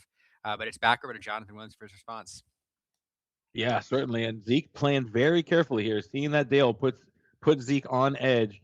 Zeke needing to be very careful, not wanting to expose his board. So of course, traversing these waters so carefully. Jonathan Williams, just with Dale, with Nani, and I'm sorry, I gotta say it. I love how Jonathan Williams is like one of the most expressive players of Disney Lorcana I've ever seen. He's not afraid to express how he feels. Ultimately he's a fantastic player. Obviously, you don't win multiple golden Mickeys like you do without being a fantastic player, and he is able to do so while still being so expressive, so cool. Yeah, it's just funny to see. But Jonathan Williams is kind of making sure here. We're looking through. He's doing what we like to call finger math or pointing math, where he's trying to figure out, okay, well, if I do this, then this happens. And yes, that's why, folks, because we are playing the expedition leader. We're playing that Mickey Mouse that is coming out here to send and make these characters just teeny tiny here. We're going to start questing. We're going to reduce the strength of characters here, making them very inefficient and challenging. And this Mickey Mouse card also tells me that there's a possibility, not a guarantee, but there's a possibility that there could very well be also an Under the Sea in this deck, and that Mickey Mouse is designed to make it effective. Not always a guarantee, but the Mickey Mouse by itself is pretty good, but it's even better if you can sing Under the Sea too. Yep. And this is kind of rough. This version of this deck reminds me of like way back in the day, like previous Kita versions of this deck. Very much Yes. like what um oh gosh, Toronto DLC. Wow. Diego Saz used to win Diego Toronto Sass, DLC. yes. Yeah, Yeah. where you kind of build up this wide board, you do a little bit of control, and then you use something like a Kita to either banish your opponent's entire board when coupled with an Under the Sea, or you just simply insulate your board, quest out, and then prevent your opponent from challenging back in. It strikes me with cards running around like Expedition Leader with that Peacekeeper. That's kind of the game plan here: is just build up a wide board, do just enough to keep my opponent's board in check, and then shut this thing down in just a few quests using these cards to stall my opponent's crackback. Yeah, and I mean Jonathan Williams just applying pressure here. Zeke having to decide what needs to happen. He's kind of thinking through. Oh wait, I guess something must be happening in the room. Let's give it a second here. John Oh, saying, John's calling. I think they're calling a judge over. They're in need of a judge, so we'll give them a few seconds to do that. yeah, and I wonder. So yeah, So I'm trying to figure out what the judge call is. I didn't see anything happen. I am wondering if there was some miscommunication about what was happening with the strength reduction on the Mickey Mouse Expedition Leader as Jonathan Williams is questing, because I do believe there were a number of quests, and Mickey Mouse would have reduced a bunch of strength. yes. So Oh um, yes. So I wonder if there's some either miscommunication there, or sometimes it's a question about if I reduce it below zero, does it? But these two players are pros, so they wouldn't be asking that question. Yeah. I'm willing to bet that that's Yeah. kind of what's going on here. Yeah, potentially. Which I guess they're working on it now. The judges will be judges are in there now, and it looks like yeah, we're good. Okay, we figured They it have out. been We judged. figured Judging has we happened. figured it out. Yeah, Um, it might be it might have been a question on how the support would work with this now no, boosted. I think it's Maybe. a question of if that strength reduction happens, how does that apply to the Lilo that comes into play, the Lilo and Stitch, Oh as it's yeah, shifted you're on? right. I bet that's Yeah, the question, and that's the fair. strength reduction still applies because it's applied to the character, um, but since it can't be reduced below zero, I Okay. think that strength reduction would it'd be left with like what in a scenario like one Strange. Oh, actually, no. We've gotten word. So you'll notice that Zeke has a world's greatest criminal mind in the discard pile. He was just confirming whether he could play that card without a viable target. Oh, without a target, just get it out of Y- hand. yeah, Okay. yeah, just to get out of hand. So yeah, so there you go. So that So was the question. yeah, Yep, so that get it out of hand, but that would have trigger a card draw off the aerial ethereal voice. correct. Is Yes. the So yeah, play there? Okay. exactly. Okay. Yeah, that makes Bingo. sense. Yep. There you go. So we figured it out. And Jonathan Williams is figuring it out too, as he's got 8 characters on board, and so much questing to be done here. Choosing that Dale to go ahead and challenge into the aerial, which in aerialception had an aerial underneath it with the boost. Wow. We see the Nani coming in with a and yeah, I guess we're just going for. He's choosing the characters. We're going for the quest. We're choosing characters for the Mickey Mouse Expedition Leaders effect, and just making sure it's evenly distributed. Putting those down to zero, essentially telling Zeke do something about it or just buy a win. Ultimately, Yeah. And really difficult to do anything about this unless you're running a raging storm, and even then, you're not even close. So that'll be it for game one. And just, I mean, Jonathan Williams just going wide and just preventing any sort of response. Zeke, like, not a lot of removal. Steel no. has a lot of damage based removal. One of the reasons you run Steel songs to play Steel removal songs, and Zeke not finding any that match. So yeah, and the also the unfortunate disruption of that Ursula Deceiver picking that early Akud, kind of messing up Zeke's tempo a little bit. So yeah, that game, it didn't seem like much of a game.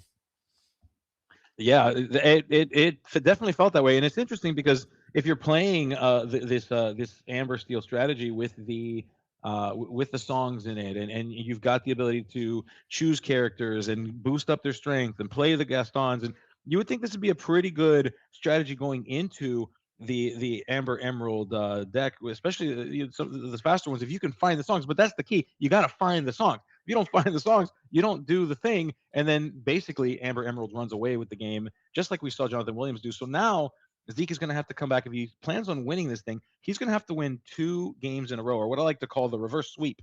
He's going to have to pull a reverse sweep here in order to try to come out from underneath this. More context for you from the tournament perspective. Jonathan Williams, if and correct me if I'm wrong, production for Jonathan Williams, if he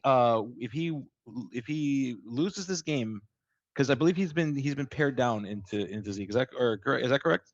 Or did we confirm whether he's been pared down or not?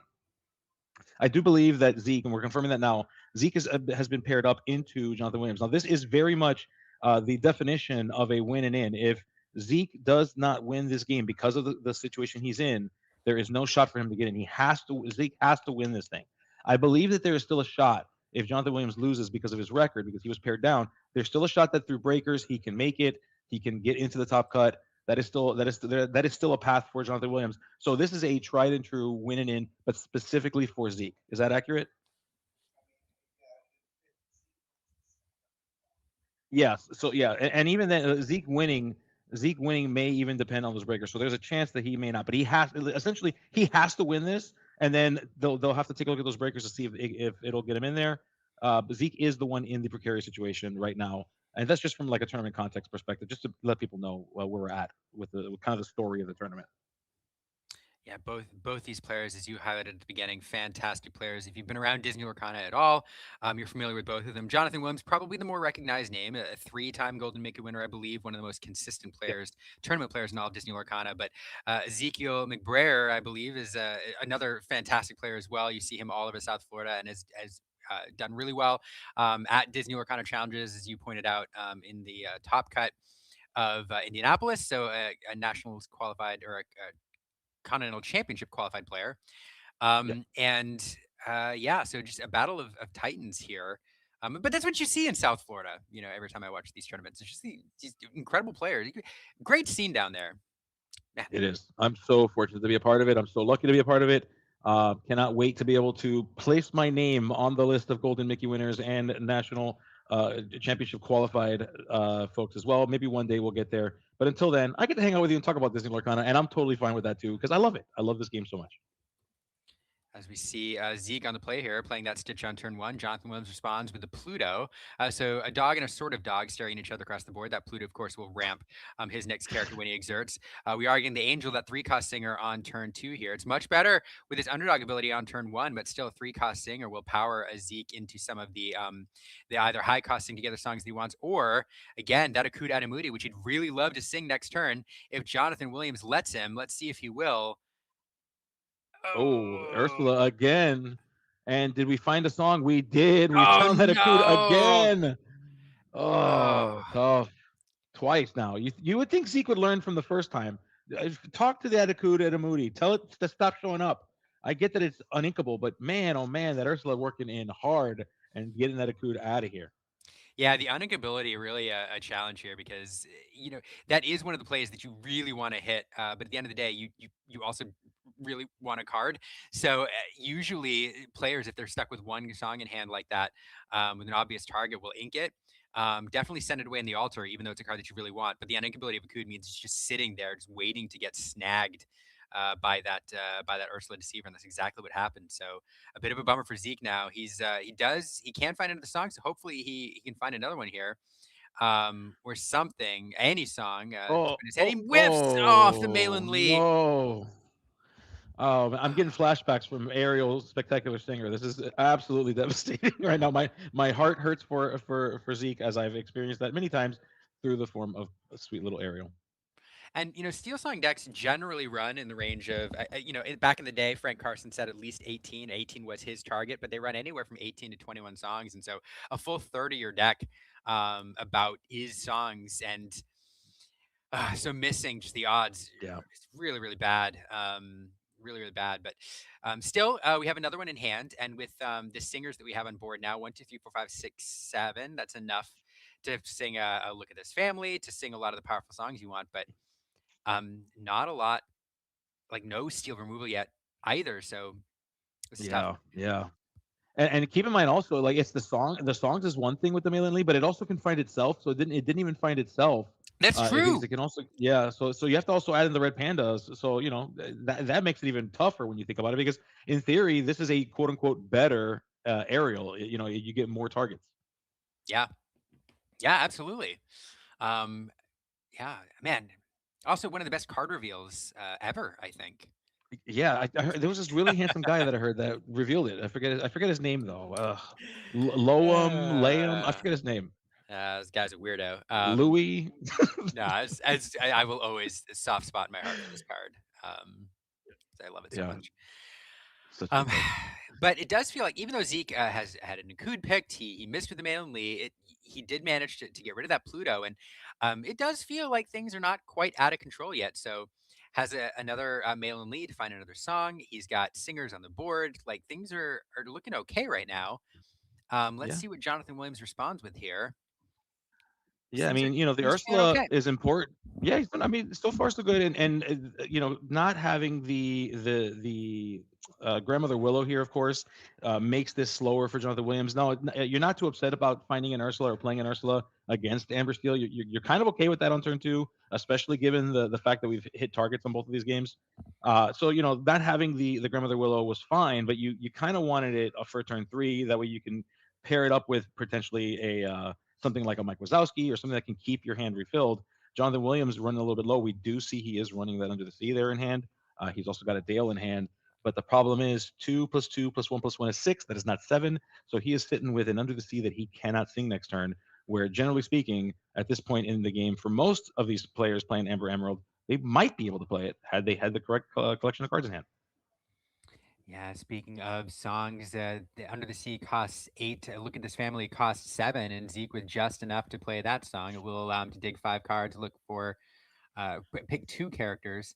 A couple options here, but Ooh, nothing super impactful. He has the Gaston. He has Sully New Boss as an option as well. yeah, Um, an Angel. So yeah, I'll take the Sully. And is that a Chief? No. that is a What? Lilo. Oh, it's that little that's Snowman Lilo with Yeah, yeah, Mahalo. Ask me about that yes, later. Well, you know about Mahalo. yes.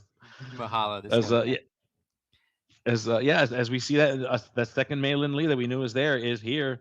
It is, and it finds a song, folks. So that is going to make getting to this Under the Sea even more difficult. If we're able to deploy this thing and use it to great effect, it'll make the math very awkward. Jonathan Williams, you can see it on his face. He's not vibing no more, folks. He is not dancing around. He is watching this game. He's looking with great intent because the intensity of this game has certainly increased, and there is a chance he might not make it if he's not careful. Yeah, Zeke saying, finally, I draw into some steel removal, something that can deal with something outside the board. And yeah, Jonathan would love to be able to play the Under the Sea this turn. Unfortunately, not quite there. Doesn't even have, would love a Dale even to turn that Ursula into a bit of a challenger. But he's looking at doing board control the old-fashioned way here, just kind of lining things. This is what you see as people start lining up their Yep. challengers, right? It's the old challenger alignment. Yeah, yeah, you got to line them up. You got to see how things lie before you make decisions. Absolutely. Now we He now does. just he He does does have a have Dale. the deal in hand. He does have a deal in Yeah. hand. Yeah. The So question becomes, what's interesting too is he's just telegraphed the Dale as well, because that yeah, Ursula challenging the Maiden Lee is like it doesn't make sense unless you know, but you have the Dale in hand, so probably not that concerned about it, but definitely just telegraphing at this point that Dale is an option, and it looks like we're gonna see it here. There he comes, yeah. Dale ready for a shot. Yeah, I think the thought process here is whether or not it was worth inking that Bobby and maybe using the Pluto. But he having done the math, having set everything aside, he's realizing that he is going to need that Pluto to challenge in order to clear this board out and put himself in a much better spot. So yeah, so Jonathan Williams opting to do this so that way he can be better for it on the other side of it. Absolutely. And look at that! Look at the numbers on those characters, Liam. I believe that adds more than 7. So I do believe that Jonathan Williams is fully prepared for anything potentially, assuming that it's not 2 strength. Oh, just I lied. I'm just kidding. That's a thunderbolt, and that completely forces Jonathan Williams with a card in hand that he just is not able to use again. Trying to set up that Under the Sea, but just not able to do it. As we see Mike Wazowski. Oh, Oh, what a card! Oh my goodness. I mean, Zeke happy to get a character. Like again, oftentimes you whiff in a Steel Song deck, but happy to get a character there. Gaston not super impactful in this matchup. There's not a lot with 5 strength unless you manage to get something with the support and board. But John really happy to find that Eleanor. Some of the card draw that this Yeah. deck desperately needs, and with 3 characters on board already, that feels really good. The downside is, of course, you've telegraphed to Zeke that a Eleanor is coming next turn. Yeah. So Zeke, would love to clear something off the board here. Malin Lee is going to a coup, going to draw a card. Yeah, and the question becomes, how will we be using this discount? It is to play the new boss, so that will be bringing back that Malin Lee. We're going to keep trying to find more songs. We're looking for ways to increase our advantage. Malin Lee is a great way to do it, but in the meantime, with the ink that we have remaining, that's enough to play that Ursula Vanessa. And Jonathan Williams not able to deploy the Under the Sea just yet. Zeke, knowing that he's fine in that regard, opting to let Jonathan Williams go. And here we're going to start getting a quest that Mike Wazowski will quest. And again, there's Zeke whiffing and John getting a card. And in this match, against character-based decks, Mike Wazowski feels pretty bad when you're fueling your opponent's hand, even though you're fueling your own. But against a Steel Song deck where a full third of the deck is songs, oftentimes that scenario is likely to happen. So John benefiting from it.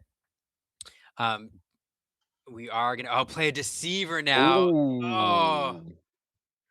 And he oh finds the no! strength. He found the strength. Oh, Oh. that was big. That was so big. Yeah, and Jonathan Williams saying, "Okay, well, we gotta make a run for it." I am in fact an aggro deck. You may not realize it by the way I started this game, but I am actually an aggro deck. And then playing the Eleanor to boot, courtesy of the discount from that Aurora, so getting both cards into play. And we are going to activate that Eleanor's ability at the end of turn here. Jonathan Williams trying to figure out where to send the damage counter. There's that new boss in bodyguard position. We also can ping Malin Lee for 1 more and make her 1 damage away from being removed. Another Eleanor trigger perhaps next turn. And hitting that strength super impactful here. I can't emphasize enough because it is the answer to the Eleanor, and that's really what you went on to get off the board here. That would have allowed Zeke to continue this tit for tat, just answering John's board, and really bummer. But can we find another one? Okay, Oh, that's something oh, that immediately snap grabs yeah. that. Yeah, Jonathan says, look at his face. He's like, "You, I cannot believe you found this thing."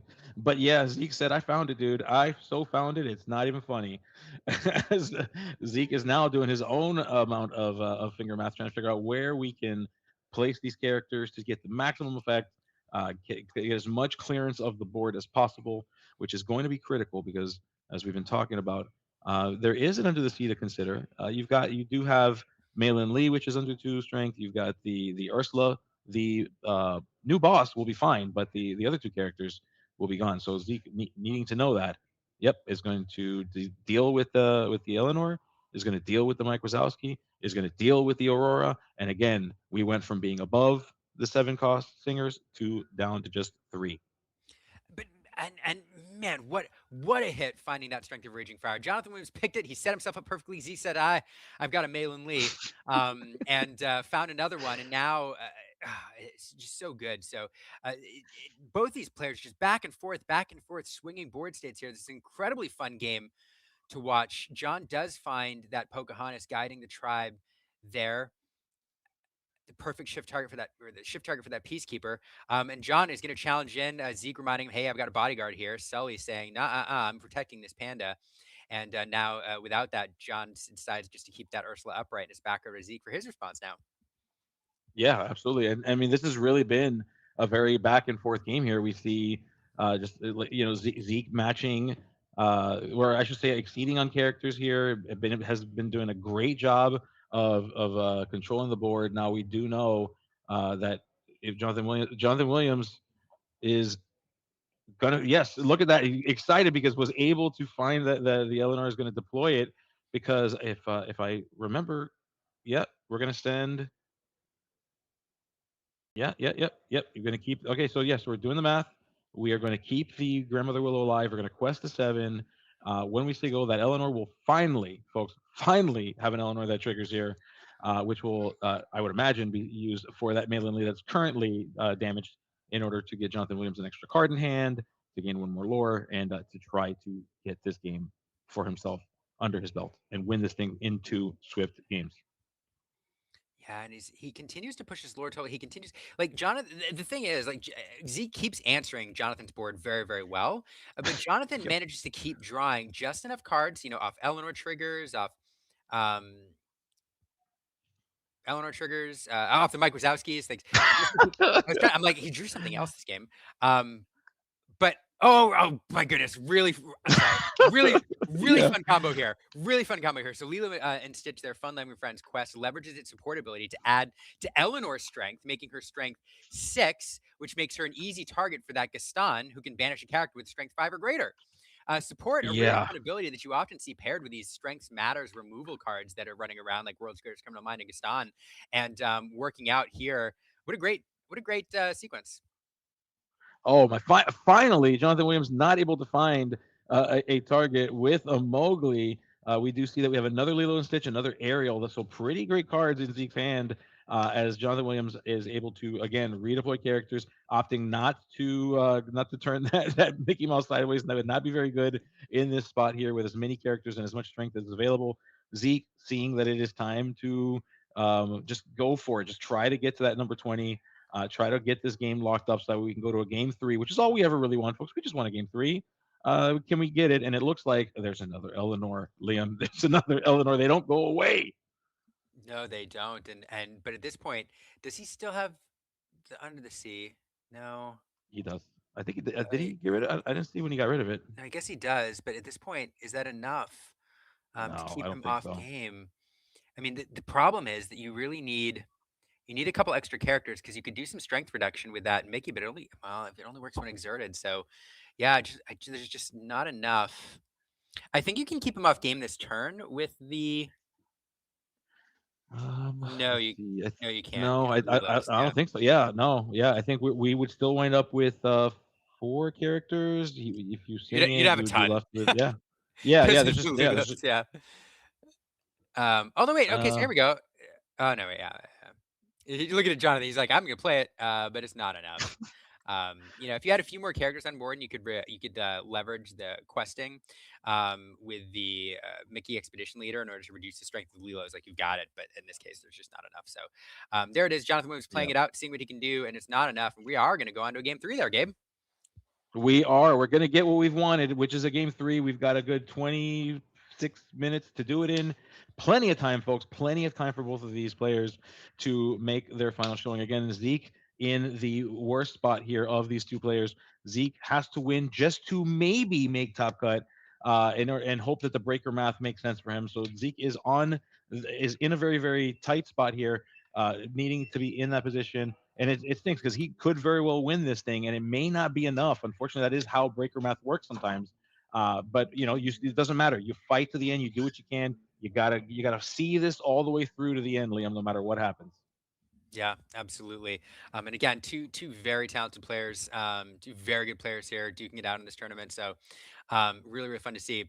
Zeke, I mean, I'm familiar with both of these players. One thing I will plug real quick: Jonathan Williams has, every player has like a Metafy or a Patreon these days, and which is great because it's a way to tap into the knowledge that a lot of these players bring to bear. I mean, a lot of them put in hundreds and hundreds of hours on different decks exploring the meta, and if we can save ourselves some time by learning from their knowledge and their experience, that's totally fine. And it definitely helps us all become better players. One of the things I love about Jonathan Williams' Patreon, though, is it's almost like a stream of consciousness kind of thing where every day he like tests a bunch of decks and then he just like brain dumps his experience for the day on whatever deck he's playing and his thoughts on the meta. So it's not as polished as a lot of other Patreons, but it's really fun to follow because you get to kind of experience in Yeah, real time his exploration of the meta. And I have to tell you, he puts in, like a lot of these pro players do, he puts in a lot of work and a lot he of does. time playing this game. As does Zeke. So this is just it's just really fun to watch. It is, yeah. It's interesting. I like the way that Jonathan Williams thinks. I think it's an interesting one. There's this concept known as like the second brain. So like you've got this idea that like all your ideas are stored somewhere on a document, and you can always refer to them. You can always go back to them and see if it's still true or not. It's kind of like it's almost like a diary, like in a way. It's almost like Webby's diary, but it's like Jonathan Williams' diary instead. Yeah, yeah, I like it. As we see Jonathan Williams again is so expressive, agonizing over the decision to alter here. Just thinking through it as we got Zeke, who's trying to play it cool, drinking his water. But his brain. I know Zeke very well. His brain's on fire. He wants to win this so bad. He wants to be able to escape these Swiss rounds and make it into the top cut and find his way into the winning this whole tournament. Zeke is a very, very competitive player, very competitively minded. So is Jonathan Williams. Jonathan Williams is not one to be taken lightly whatsoever. Both these players, I am excited to get to watch this game 3. It's like watching just two cowboys kind of duking it out there, just fighting for what's right and trying to make it just to past this sunset here. yeah, absolutely. I wish I did get to see some of Jonathan Williams' alter. I didn't get to see what Zeke altered, and I'm really curious to know how we navigated like the early songs, knowing that deceiver is one of the things that Jonathan Williams is going to be looking for. Um, so yeah, we're gonna see. Jonathan Williams did find a deceiver on that initial draw. I think most likely. I didn't see if he kept it or not, but I would be surprised if he sent it away. One of the things, I Yeah, mean, deceiver in this matchup, not only do you get to pick a song, but you get information. And when you have an opponent like Zeke, where a deck like Zeke is playing the Steel Song deck, where the removal that he has available, the songs that you have available, can change how you want to interact with his deck or what you want to play to board. Getting that information on turn 2 is very important. Thomas coming down here on turn 1. yeah, absolutely. And that Thomas can be really useful if we have a Dale opting to ink the. Oh goodness, we Yeah, did land ourselves that angel. I was going to say landed the angel, but inked the strength of a raging fire, knowing what's likely coming. So the goal is on turn 2 here. You Yeah, either have all songs or no songs, or like multiple songs or no songs. Sometimes though, it's a fun little game because you can kind of fake your opponent out. So now John, seeing him ink that strength, he's like, do I take a look yeah. with the deceiver anyway, knowing that Zeke is kind of playing around it? It's interesting head It's games tough here. because yeah, and there's a viable reason too. You look at Jonathan Williams; he is sitting with he's got the the Grandmother Willow with a 1 drop. So like this is actually a viable choice to make. Thinking about whether it is valuable to try to snipe the hand or not. And Jonathan Williams, did he take the bait? I guess we're gonna find out. Whether or not it's bait is a different story. But will Jonathan Williams take it? He's deciding here. This is a tough call, knowing that this is how knowing the way that Zeke inked this turn. Did he take it? We're gonna find out in just a moment here. Yeah, Oh no, he's agonizing over it. He I really can't. want to know. I know. I really want to know what's in Zeke's hand. Because there's a world in which, right, that's your only song and you're playing around the deceiver. There's another world in which Yeah. you have multiple songs and you're trying to protect another line and trying to kind of head game out there. And we're gonna take a look regardless. So let's see. It was his only song. So yeah, Oh good play there, getting that out of hand. yes. Yeah, Yeah. fantastic. Jonathan And Williams needed to know. He I just know, needed to know. He wasn't willing to risk it. He just needed and to know. and you pointed out like a great like Willow is your preferred play there if there's no songs in hand, right? So like Yeah. you know, yeah, that's just great. Great Disney Lorcana. Oh, Now this it is. Angel gonna go off on a little quest here. She get a little quest to just scoop up some lore because there's not much else to Yeah, do. And there's that absolutely. Willow. There she is. There she is. It's so good. What a great card that is. It's such a powerful card. We went from Sail the Azurite Sea and Tipo to Grandmother Willow. So we're still ramping on 2. We're just doing it differently. As we see Aurora, we see a Thomas, we see Ursula, we see Grandmother Willow. Classic line of 4 characters on an Amber Emerald board at this point on Jonathan Williams' side. As Zeke goes ahead and takes his turn. Yes, Jonathan Williams going wide here now is something he would have preferred to do last turn had he known there were no songs in hand. Zeke now having protect that is going to play that Malin Lee on turn 3 here. Going to dig 4, find a song or a red panda, and I think there was a red panda. There Yeah. is, but oh, there's so is the strength. We have both. We've got Oh, choices. yeah, it We is have interesting. choices, folks. Yeah, you definitely take the strength there. Get that Willow really tempting target because of its. Well, let's see here. Ooh, that's an interesting dilemma here. I mean, choosing the Aurora here is oh okay. So we have 2 songs. Never mind. Never mind. It wasn't even a choice. It was never a choice That's true, and the whole time. the optics of Thunderbolt blasting apart the Grandmother Willow, I feel like is so much better. So yeah, both those removal cards coming down, getting rid of both the ramp cards there. Now Jonathan Williams looking to rebuild a little bit. Nani coming down here, stage manager. We'll look at the top 4 cards, find a character. One of the cards that makes these Amber decks so consistent, establishing a 3/3 while replacing itself is pretty good. Plenty of Yeah. options here. I think 4 characters there for Jonathan. Yeah, absolutely. And again, we are finding ourselves in a position where we want to make sure that we keep Jonathan Williams off of 7 cost singers. Not there yet, but that's kind of like there's like a mini game within the game of Disney Lorcana here that Zeke is trying to play as we continue to put out characters. That Thomas though does equal 7. And so if we were to deploy into the sea next turn, assuming Zook, I just called him Zook, assuming Zeke has no answers, rather, to dealing with these characters, then that could be really, really devastating if Jonathan Williams is able to find himself. But we have an angel not really able to solve too many problems here because we don't have any 2 strength characters, unfortunately. So does Jonathan Williams have it? Oh, do we have it? Oh, he's thinking about it. Oh, are we questing or are we singing? It looks like we are. It looks like we are questing. It looks like we're questing. Okay, so we don't. We do not have it.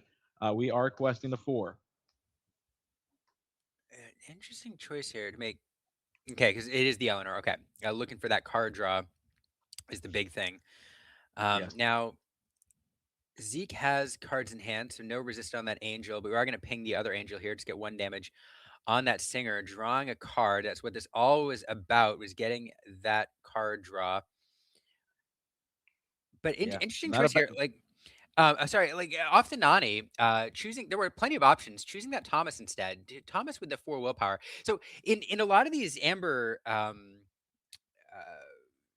Emerald decks, like in the past, all these 04 like 4 willpower characters became really in vogue because a lot of the math in the early game and the trading patterns had were built around like 2 and 3 willpower characters, and so these 4 willpower characters really change a lot, and become pretty resilient in the face of yeah, become pretty resilient. And so you're seeing that here where Zeke's going to have to devote quite a few resources to deal with these Thomases and just not enough to get everything off the board there, even with 4 characters at the ready. Yeah, and that Lilo and Stitch team card so powerful. We've seen it used to such great effect in this game. It allows and facilitates some crazy synergy with cards like that Gaston, like World's Greatest Criminal Mind that we know Zeke is playing both of. And in the meantime, we're just going to keep dealing with Jonathan Williams' board. Not enough to knock out all 3 characters. Jonathan Williams will get another activation of Eleanor if he so chooses. Whether he chooses or not is yet to be seen. Jonathan Williams will make that determination here. However, yeah, like we're still getting activations of Eleanor. We're still drawing cards. We're able to flood the board, refill our hand, flood the board, refill our hand. And the more we do that, the more likely we are to win on Jonathan Williams' side. So we see that Pocahontas coming down, not able to use that secondary effect, but instead opting to play the David snowboarder, which will protect our board. Yeah, and interesting decisions here because so we are going to see the challenge there. Resist not in play here because Zeke did not empty his hand, so Eleanor able to answer the angel. That feels really good. Yep. Nani coming in here for a challenge as well. This feels really good. So one of the things you keep pointing out at the end of the sea, because Jonathan Williams is trying to protect or wants to protect a board state, which will allow him to sing it under the sea if he manages to find it. That would really shut things down here. And this is a great sequence of challenges here from Jonathan Williams. And now Zeke with 2 characters left on the board is going to have to rebuild.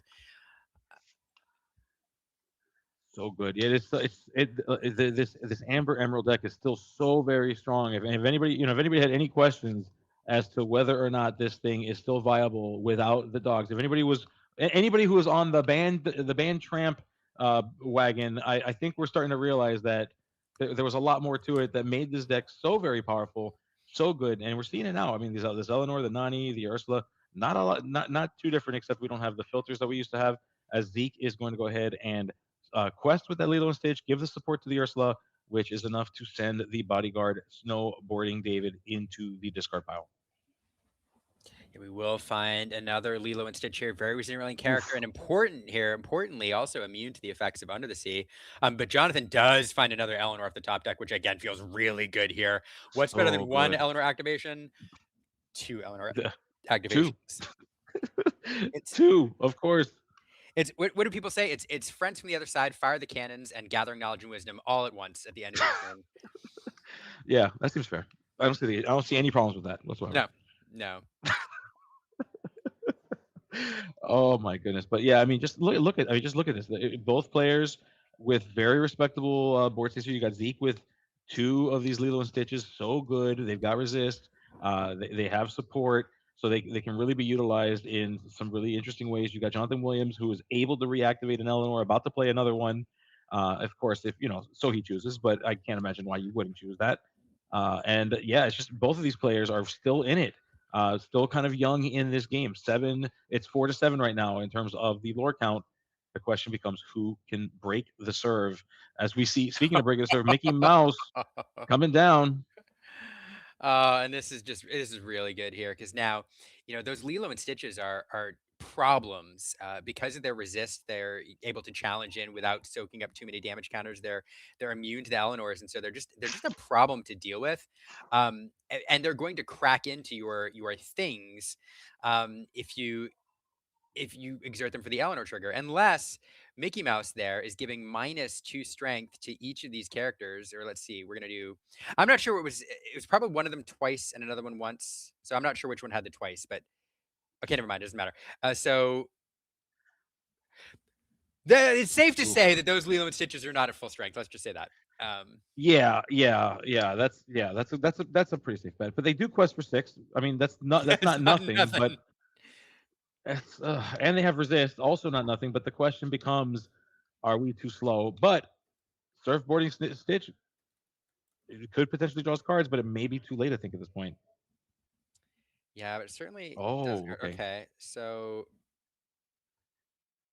yeah, so one of those Lilo's crashing in there. Those some residual damage on that Eleanor already, which even with the strength reduction means that you can remove her. So that is something, and that helps a little bit. But it is worth noting now, looking at the lore clock, Jonathan Williams with 5 lore on the board, all the way up to 11. That's 16 if he so chooses this turn. We do have another. We know, you and I know, that there's an Eleanor in hand as well. So we'll draw for turn here, and we're likely to see, I'm assuming, that Eleanor again. Now, other fun plays here. If we got a Peacekeeper, that would be super fun. Yes. Let's see which way we go. Jonathan Williams really debating it here. Also, big shout out to Ravensburger for the alt art epic stitch there. We need more of those. So Yes. I appreciate that card. Yes, I do too. Alt arts for the win. We'd love to see them. Please give us more. All right. Yeah, so we're doing more of that finger math here that both of these players have been pretty famous for doing across these 3 games. But we're lining these up. Yep. Sorry, I was like, we're lining these up, and you know exactly what that means. I didn't Mhm. see him draw it, but now we see it there on the top. It's that Dale ready for a shot. He is so ready for a shot. He's got that spike. He's got that spike armor, and he's going to protect his friends because he cares about them so very much. Just kidding. It's an Eleanor. As we're going to go ahead and quest with the Mickey Mouse, and to start initiating these reduction in strengths. Yep. So let's see an indication. So basically, well, let's see, because so it looks like I think it. Well, so there's 1 on each. I think was the indication there, or a double on this. I don't know. I don't know. What there's strength reductions across the board here. So yeah, making the math more difficult. We'll see when we get to the challenges which ones reduce there, and then the Eleanor is going to trigger as well at the end of the turn. Did we miss the damage trigger on the Eleanor? Yeah, we should. Yeah, he could have put it on the. He could have put it on the Stitch. He also technically could have put it on the Lilos. They just wouldn't. It would just resist to 0. Yeah, that is true. So I'm wondering if he did hit the card draw as well. I couldn't see if he triggered all those. No, we 1, 2, 3, 4, 5. We did get the lore, I think. So anyway, just an interesting note there. But now Zeke here, a lot to deal with here. All his guys they're all noodle arms, thanks to Mickey Mouse Expedition Leader.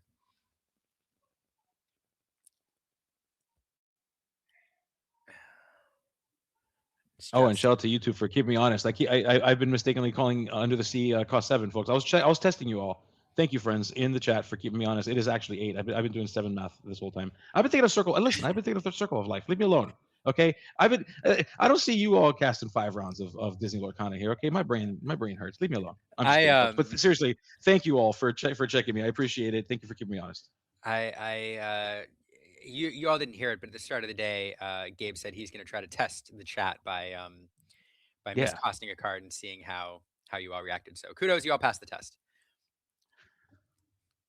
Yeah, congratulations, folks. What you get is a Jonathan Williams versus Zeke match. This is what you get. Oh, there was a third hand there. I guess as a judge. Yeah, so there's that damage counter, I think, from before. So there we go. We get that damage counter back in. We are going to get an Angel here. It's not a terrible card to find. And super interesting here. World's Greatest Criminal Mind would have paired really, really well with those support Lilo and Stitches, but with their strengths reduced, they're not able to do their thing as well. So it looks like we're discarding it to the Angel. And is there enough to keep him off game this turn? That's a fantastic question. I don't believe. I don't. So Eleanor represents 2. No. You have to get rid of. You have to get rid of 1 more card here. Okay, and there we go. Yeah, the question, part of the reason it was difficult, I had no idea what the strength reduction was on those characters. So, yeah. But there is enough, and now Jonathan Williams can close this out with a bodyguard, or another Mickey Expedition Leader, which can enter play Exerted. All he needs is one additional exerted character here to close things out. Yeah, and this will lock it up. This will make it where Zeke is not going to be able to make it in. That is not a bodyguard. Oh no! Oh, he found it! He found it! Oh my goodness! You've got to be kidding me! Oh my gosh! And he was locked up. He had 2 cards in hand. May as well have had 0, not able to use them. But that doesn't matter. He has the lore. He made it. He got it, folks. Jonathan Williams will be advancing into this. Zeke, unfortunately, will not be. Poor Zeke. Taking a look at his It hand. was What could have been? It was What could have all been? down. It was like all down to that turn. He needed something to enter play exerted. I don't know if he's running any bodyguards, but an expedition leader would do it. He didn't have it. He didn't have it. So he plays the Mike Wazowski. He looks at the card. He flips over the expedition leader, and that's it. And he has just enough inning to play it. Like sometimes it's better to be lucky Oh than good. man, Sometimes it's better to be both lucky and good. And I can't believe you found the expedition leader there, Chad. Like what? that was The goat's crazy. always That on the was top. absolutely. The goat's It always on is. the top. Goat is always on top. That is 100% true. The goat is always on top. Oh, Holy goodness moly! gracious. Chat, Oh man. come on. That was nuts. What a Uh, fantastic game. That was so good. Wow. Okay. That was crazy. So that puts us at the end of our Swiss rounds. And so we are going to be getting ready very shortly for our top 8. That math will be figured out. The players will be notified as to where their rankings are. Some players are not surprised that they'll be making top 8. Some players are about to be told that they are in the bubble and will be very sad. But all in all, lots of emotions will be had. And at the end of the emotion feeling, there will be Disney Lorcana playing, which is what matters the most here, Liam. We're going to be playing some more Disney Lorcana. We got a top 8 coming up very shortly.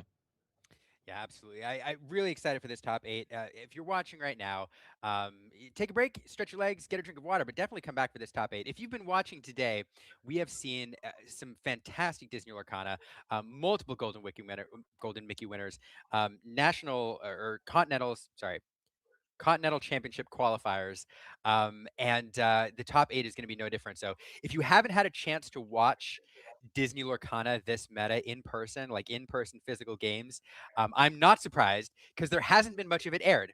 But this weekend you have your chance. This weekend we have a shot to see, where the meta is headed. To take a look at some of the meta decks that maybe we haven't had a chance to see in person yet. So thanks for being here.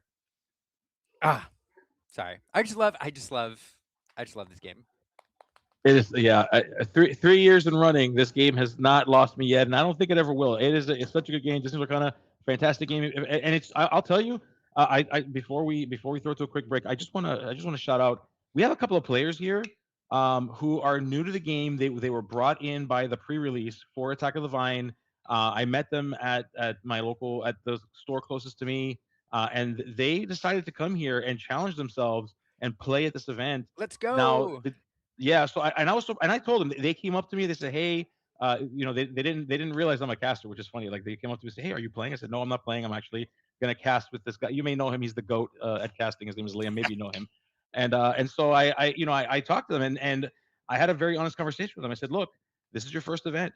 You can win. So let me say that you can win. What are the chances?" Well, I looked around the room and I said, "Do you know what a golden Mickey is?" Is the first question I asked the player, and they said, "I think I know what that is." I said, "Okay, well, you can only win them at very major events, and there's a few people who've won them here. So even if you don't win, you're gonna at least learn, and you're gonna learn from the best." And you know what the players said? They said, "You know what? You're right, Gabe." And they stuck it out and they played. I'm very proud of them. I don't know if I have to go out there and see if they left because I kind of want to talk to them. I'm kind of excited to see what their Maybe they're first in the top cut. major tournament is. That would be so. Oh my gosh, that'd be so cool. I want to go out there and find out now. But I just gotta shut that out to all the new players that are challenging themselves, that are willing to go out there and give it a shot. Might you lose? Maybe you lose, but maybe you'll win. Maybe you don't lose. Maybe you'll win. And even if you do lose, darn it, we're gonna learn together. That's the most important thing. So with that Yeah. said, I think it's time we take a short break. What do you say, production? What do you say, Stefan? Let's cut to a short break. We're gonna find a little bit more again. As you can tell, we're trying to get these things. We're trying to keep this full of action. We're not going to be on this break too long. You stick with us. Go get hydrated. Enjoy yourself a little break, and we will see you on the other side, like our friends. Don't go anywhere.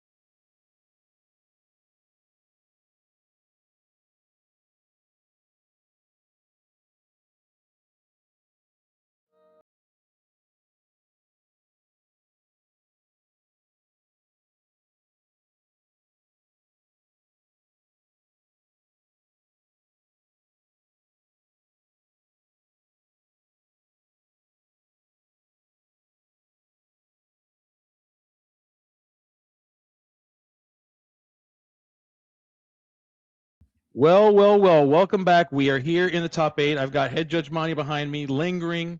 Love to see him back there. It's good to see you, buddy. It's good. We'd love to have you. We are ready. Yeah, we go. We are ready to go with a top eight. We are going to be putting a game up very, very shortly. But before we cut there, I do want to talk about the top eight as it stands right now. So at table one, we have a newcomer to the game. Her name is Anna. She goes by the Blue Dragon, going up against Carlos, who we've seen play. He was playing regular boosties. We On table two we have Dragon John Z versus Hector Harris. Ah, On table three we have Hazed Mikey Jr. versus Wochuck Alex Brousseau.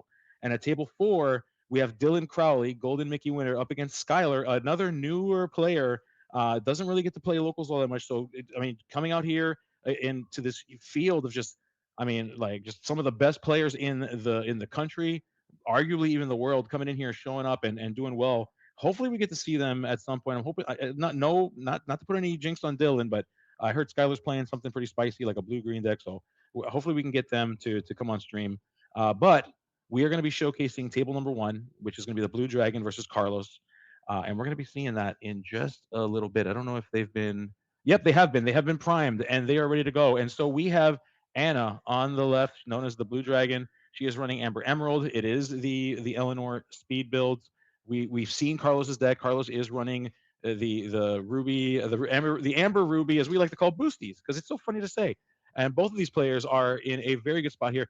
Carlos is in the eighth seed. Anna is in the first seed. That means that Anna, with the speedy deck, is going to be able to go first. A huge advantage for this Amber Emerald strategy. yeah, I'm really excited for this matchup. And this is a fun matchup for me because Anna is representing, I think, what a lot of people thought would be one of the most dominant decks in this meta, and it certainly is. It's the Eleanor aggressive build, which has been very popular for a long time. And so when you go into a meta, aggressive decks tend to be continue to be popular, or are popular for in the early days of the meta because everybody else is still trying to get their legs under them. And so it's like this is the deck that everybody thought was going to be all the rage against Carlos, who's playing this control deck, which kind of I don't want to say it's a surprise, but it's clearly not a deck that was around before rotation, and now kind of it's making its mark as one of the premier control decks in the meta.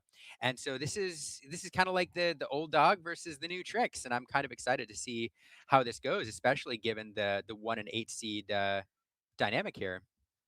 Oh yeah, certainly, and just a huge shout out to both of these players again. The pillars of our community. Anna is like, as I mentioned, newer to the game.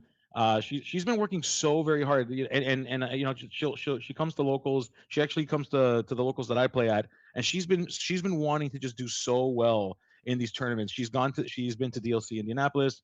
She's been she and DLC Indianapolis was her first ever DLC. She's made it to a couple of CCQs, just starting out in what I like to call her professional Lorcana debut. And look at her here in a field with some of the best players making it out. I'm very, very proud of her. She's done a very good job as we see her ink and Ursula to play Pluto here for her opener in turn one.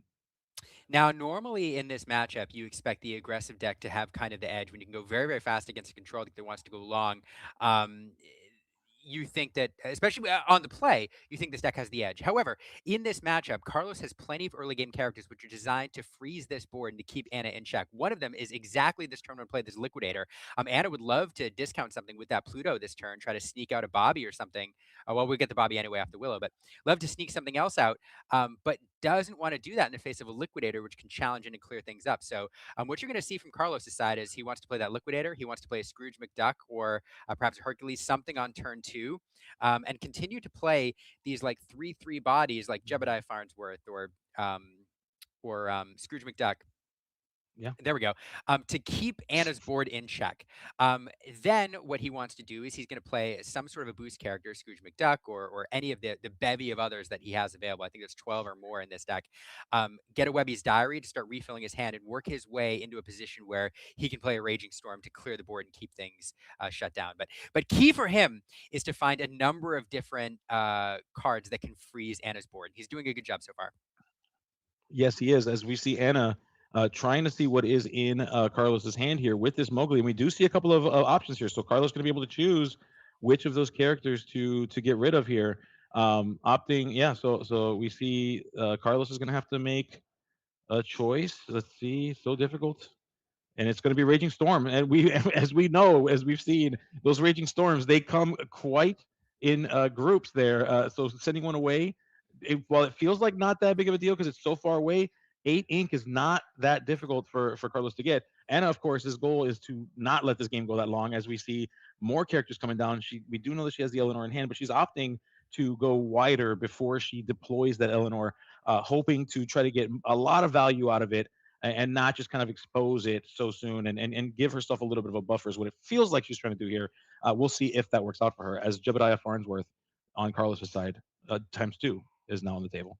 Yeah, and this is kind of what he wants to do here. Now, you'd love a Scrooge McDuck is a better play here. I mean, you want to find that ideal if you can. Not only is it well statted, kind of like this Jebediah, same stat line before it's boosted, but that will allow him to start getting Webby's Diary online to kind of charge him into the mid game here, allow him to keep boosting his hand while boosting that character. But this definitely isn't terrible for him, but it does feel like he's gonna have to start to find some removal here to answer these ready characters before too long. Otherwise, Anna's just gonna go wide and perhaps lock this thing down with a Peacekeeper.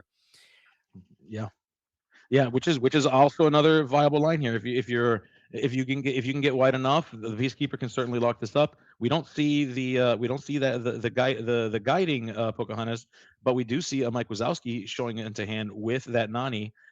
Like Mike Wazowski, we've seen to great effect today across multiple rounds.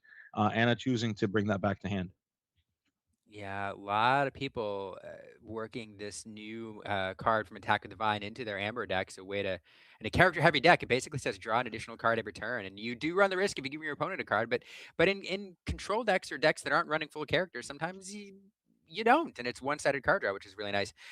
Um, oh, this is really tough. There comes that Mike Wazowski into play. We are going to reveal a David Snowboarder, and we're going to miss with a Webby's Diary. That's Ooh. so unfortunate. I'm not sure if Carlos has one in hand, but it's one of the cards that he's really looking for in the mid game here. Yeah, certainly. It's often said about that Webby's Diary. If the if the Amber Ruby deck does not have its draw engine, it has a very difficult time keeping up. So getting to that Webby's Diary was very critical here. However, that Mike Wazowski helped out a little bit. Might even continue to help out if we can find it. Now, of course, we know that we did get a whiff on that Mike Wazowski that with that Webby's Diary, so we didn't get the benefit from there, but. Can we recover? Anna opting to play more of a long game here. We know that the Eleanor is in hand, but Anna's kind of chosen not to deploy that too soon, and instead of opting to go for just like as wide of a board as she can go here, just saying, you know what, I'm just gonna like get so far wide. There's not a whole lot you can do. As we see the Pluto being banished in a challenge because of Jebediah Farnsworth. Augustin Madrigal coming down into play here. The support character can give you some targeted removal when paired with his support ability, paired with Criminal Mind or Gaston. That'll allow him to choose something on her side of the board, even if it is ready. First thing, Anna sequencing things properly here. Going to get that card draw off that Mike Wazowski, see what she gets. She is going to find that Pocahontas Peacekeeper that we talked about. No shift target for her just yet, but there she is, and that's one of the ways that she could close out this game because a lot of Carlos's removal in the early game here is challenge based. Carlos also gets a Hercules off that, I believe. So it's Yes, not nothing. yeah, it's not nothing. And speaking of not nothing, Eleanor's a whole lot of something. As we finally put that Eleanor down, we're gonna go ahead and send in Aurora into the Inkwell. We're paying two more. We're gonna throw out that David, that's that bodyguard snowboarder, as Anna tries to figure out. Okay, well, do we just turn sideways here? We do have the three characters already, and Anna's kind of deciding whether she wants to kind of control which of these characters are going to be challenged, or if she just wants to quest into the face of Carlos. Yeah, I mean that's the math here. Is Carlos is coming for those characters anyway, and so what else could he remove? Are you okay losing the Bobby, for example? Are you okay losing the Nani? But we know nothing else is going to challenge. We are going to see that Liquidator take a damage here. That will be impactful in the face of this David, which that Liquidator is sure to run into here before too long. Horseman Strikes heading into the discard pile. Not a lot of evasive cards in Anna's deck, so it's kind of a dead card here. Good for ink, though. Augusta Madrigal will give support to that Eleanor. You know what that means. It is a Gaston coming down. It is going to banish that Eleanor on the face after that support from Augustin puts her over the top of the target that Gaston wants to aim for. He's not into hunting little game. He's only into hunting big game. And now we see Yeah, absolutely. tag team on that David, and here's that control. Yeah, and Carlos using the board to great effect here. We see lots of efficient challenges here, dealing with the board efficiently. Punishing Anna for having turned those characters sideways, and punishing Anna for not turning Eleanor sideways anyway because of that Gaston. So we're seeing Anna here trying to figure out what it is that she'll need to do. She's still got cards in hand. She's not bled of her resources just yet. She can still make do with things in hand. The question becomes, what will she do? How will she approach this? Because Carlos's board is becoming insurmountable here, and if she's not careful, she's going to lose control of this game pretty quick. Yeah, it is just a challenge. Now, there's ways that she can close this out with that. If she finds the shift target for that Peacekeeper, you can possibly get a free quest out of that. But at the moment, the big thing is, yeah, you're really punished right now for turning anything sideways, and then the clock is ticking one turn by turn towards that turn 8 where the ultimate removal, Raging Storm, becomes available. So now, look, here we go. We are going to get the shift here. So it's guiding um, tribe, guiding the tribe, Yeah, guiding the guide. tribe. Yeah. Mhm. Go ahead. No, I was gonna say, yeah, it is. You were right, Liam. You're right. It is guiding the tribe. It's shifted into the Peacekeeper on the same turn. She's looking to power through and try to just quest out as much as she can. She's hoping to kind of rush this out, is what it feels like. As Carlos will now have to figure out, how do I deal with this, and not being able to challenge. We do know that there are lots of removal options if Carlos so chooses. If we can get some additional cards in hand, I guess we'll find that out. I see a medallion weights just being drawn here. Love the medallion weights. Love to see that thing making its way back into the meta. Great card. Yeah, it's oftentimes a one or two of in this deck. I've seen people run two. Humble likes to run one. It does a lot for you. In addition to drawing you a card, that strength, it does say chosen character, so it can make your own characters more powerful for the challenge and give you some favorable traits. But it can also do the support effect that we saw with Augustin and buff up your opponent's characters in order to make them susceptible to a World's Greatest Terminal Mind or Gaston. Yeah, yeah. And that medallion weight's finally coming down. If we lost that Webby's diary in that Mike Wazowski exchange earlier. However, we that medallion weight's kind of acting as like the quote unquote fifth Webby's diary here. So now we've turned on our ability to draw through the challenge mechanism. And Carlos, my goodness, look at that, 6 characters on board. I'm willing to bet Carlos hasn't had this many characters all day, and so he's being able to just go wide. It probably feels pretty good about this so far. If only there wasn't a Peacekeeper preventing him from being able to challenge. Man, oh man, would he feel so cool about it.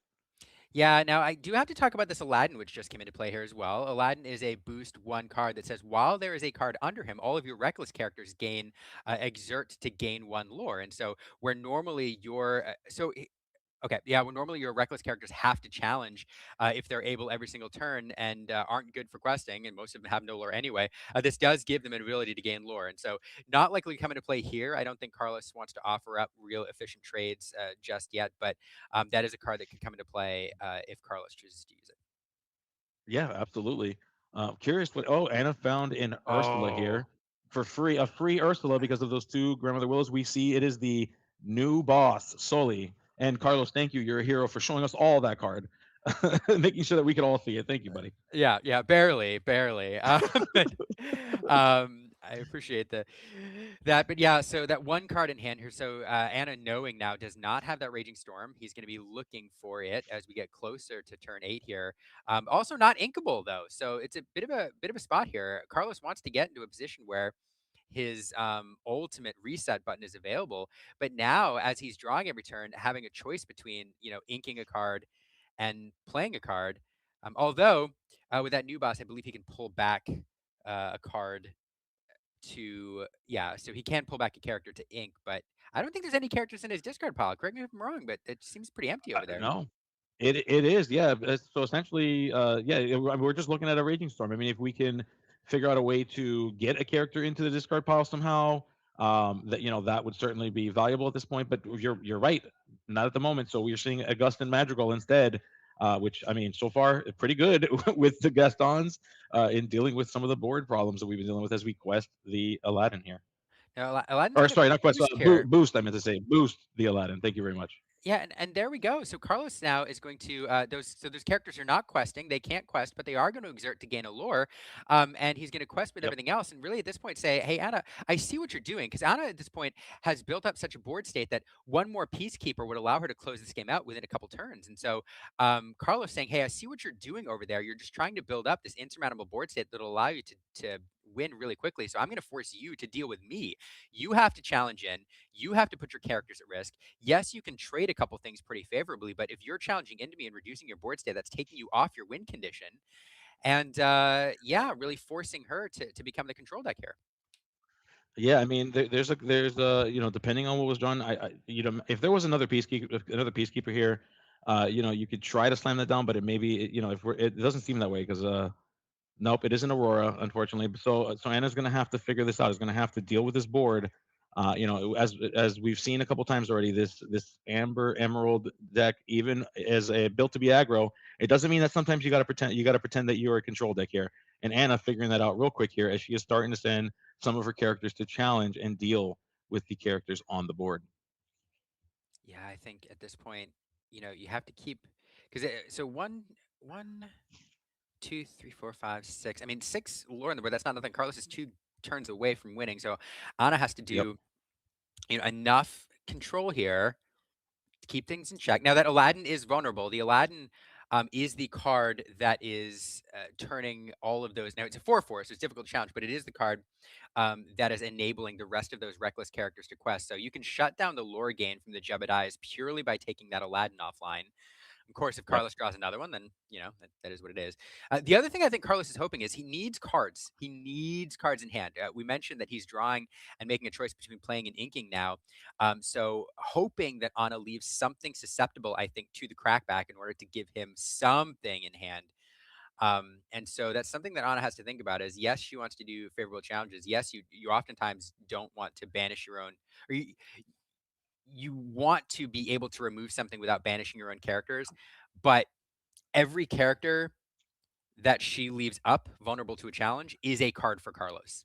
And so she's trying to navigate the scenario, I think, without, and she's done it well, yeah, not giving him any extra cards. And yes, she took Yeah. that Aladdin Yeah. offline. Really, really well done there. She did, yeah. She must have heard you, Liam. That must have been it. She's trying to figure out. She's trying to maneuver past this. It's been difficult going. Carlos with just being able to deploy character after character each turn that would efficiently deal with her board. Anna trying not to let that happen so easily. But Carlos with the new boss that we knew was there is going to now bring back, unfortunately, that Aladdin that we just sent into there. And yeah, it's just a matter of controlling this board. Carlos is controlling, and Anna is kind of on the back foot here as we see Carlos going in and questing with the characters that are able to quest.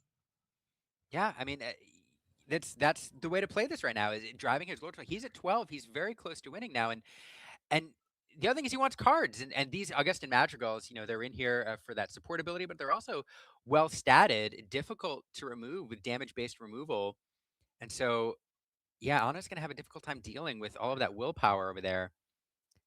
Yeah, yeah. I mean, Dale would have been fantastic here. To try to bridge the gap on that math a little bit. Didn't see that, so uh, put in a very awkward situation here to try to deal with the board as it's situated here. Anna's thinking about what would make the most sense and taking her time because she doesn't want to make any mistakes. They do get extra time here in Top Cut, so making sure that you don't make any boo boos, I think is important. There is an argument to be made too here. Get rid of what you can efficiently, but then at some point you turn the corner here and try to force your opponent to respond. Okay, so Yeah, she is going to certainly. take care of that one Gaston here. He's going to leave 3 damage on that Pocahontas, and so now Carlos will have a challenge available there to activate those medallion weights. Anna with 5 left on board. And the other downside here, though, is you get rid of that shift target if you do draw into another peacekeeper, which could have prevented any crackbacks. Yeah, certainly. I mean, there's a few ways to go about this here as we see the Aladdin finding its way onto the table here. And yeah, it's going to get real dicey as Carlos is turning back on, if we can get that boost, is turning some capabilities here back on as we see, yep, we're boosting that Aladdin. And it looks like Carlos is going to start thinking about how we move forward, how do we get to that magical number 20 here. Yeah, and he's pretty well on his way. We're going to ink another Aladdin here, and likely to see a challenge, I think, in order. Although we're doing the math now, because I do think you want to get a card if you can get that Peacekeeper off the board. But with one, Yeah. 2, 3, 4, 5 lore on the board, you can put yourself up to 17. Um, we are going to give. Okay, so we're going to give Augustin Madrigal extra strength with that medallion weights, it looks like. I saw medallion weight indication. No, because we have boosted. Okay, so yeah. He's just indicating that he gets the card draw off. Yeah.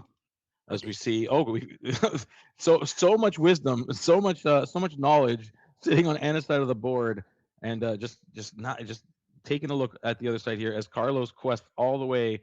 I guess we call it quest, but it's like a pseudo quest.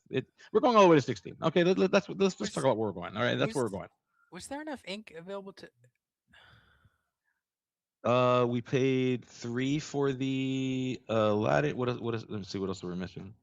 Because Aladdin came out. Aladdin boosted for 2 or 1. Okay, and then I guess we would have had enough because medallion weights cost 2 to activate, and I don't know if he got the strength bonus, but he also that's how he drew a card off the medallion weight. So interesting. Okay, to go back and watch that later. Um, Yeah, as we on, see, yep, Anna's kind of maneuvering through this, seeing where to place it, but ultimately just realizing that it is too insurmountable. Yep, and they're going to go to game two. So this is going to a game two here. Anna, unfortunately, she was first. She was on the play, and Carlos was able to sneak that out. We saw the Liquidator come out. Liquidator, a fantastic card. We've been talking about play draw disparity. Liquidator, a good way to bridge the gap between the play draw disparity.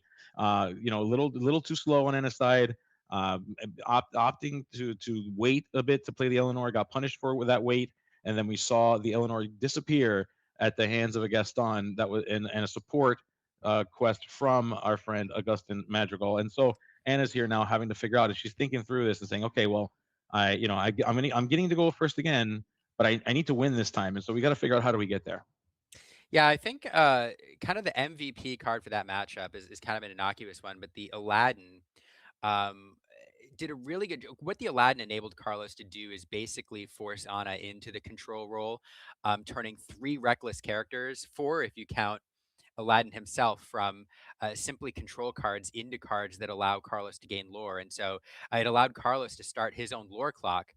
Otherwise, Carlos would have just sat there staring across the board, watching Anna build up her resources and unable to really push his lore total to the in the amount that would have required Anna to respond.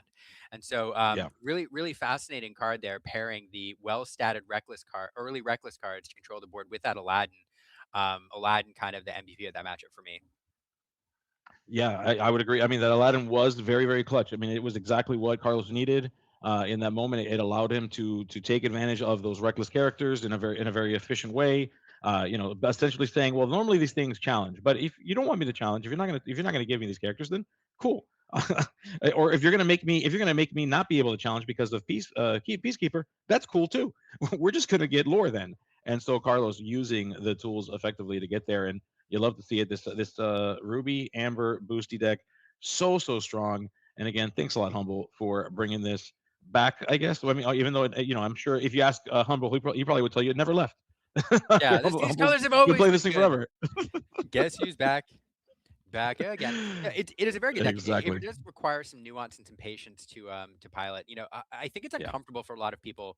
As with other control decks, Humble, as you talk to him about the play patterns of this deck, he says you're losing until you're not.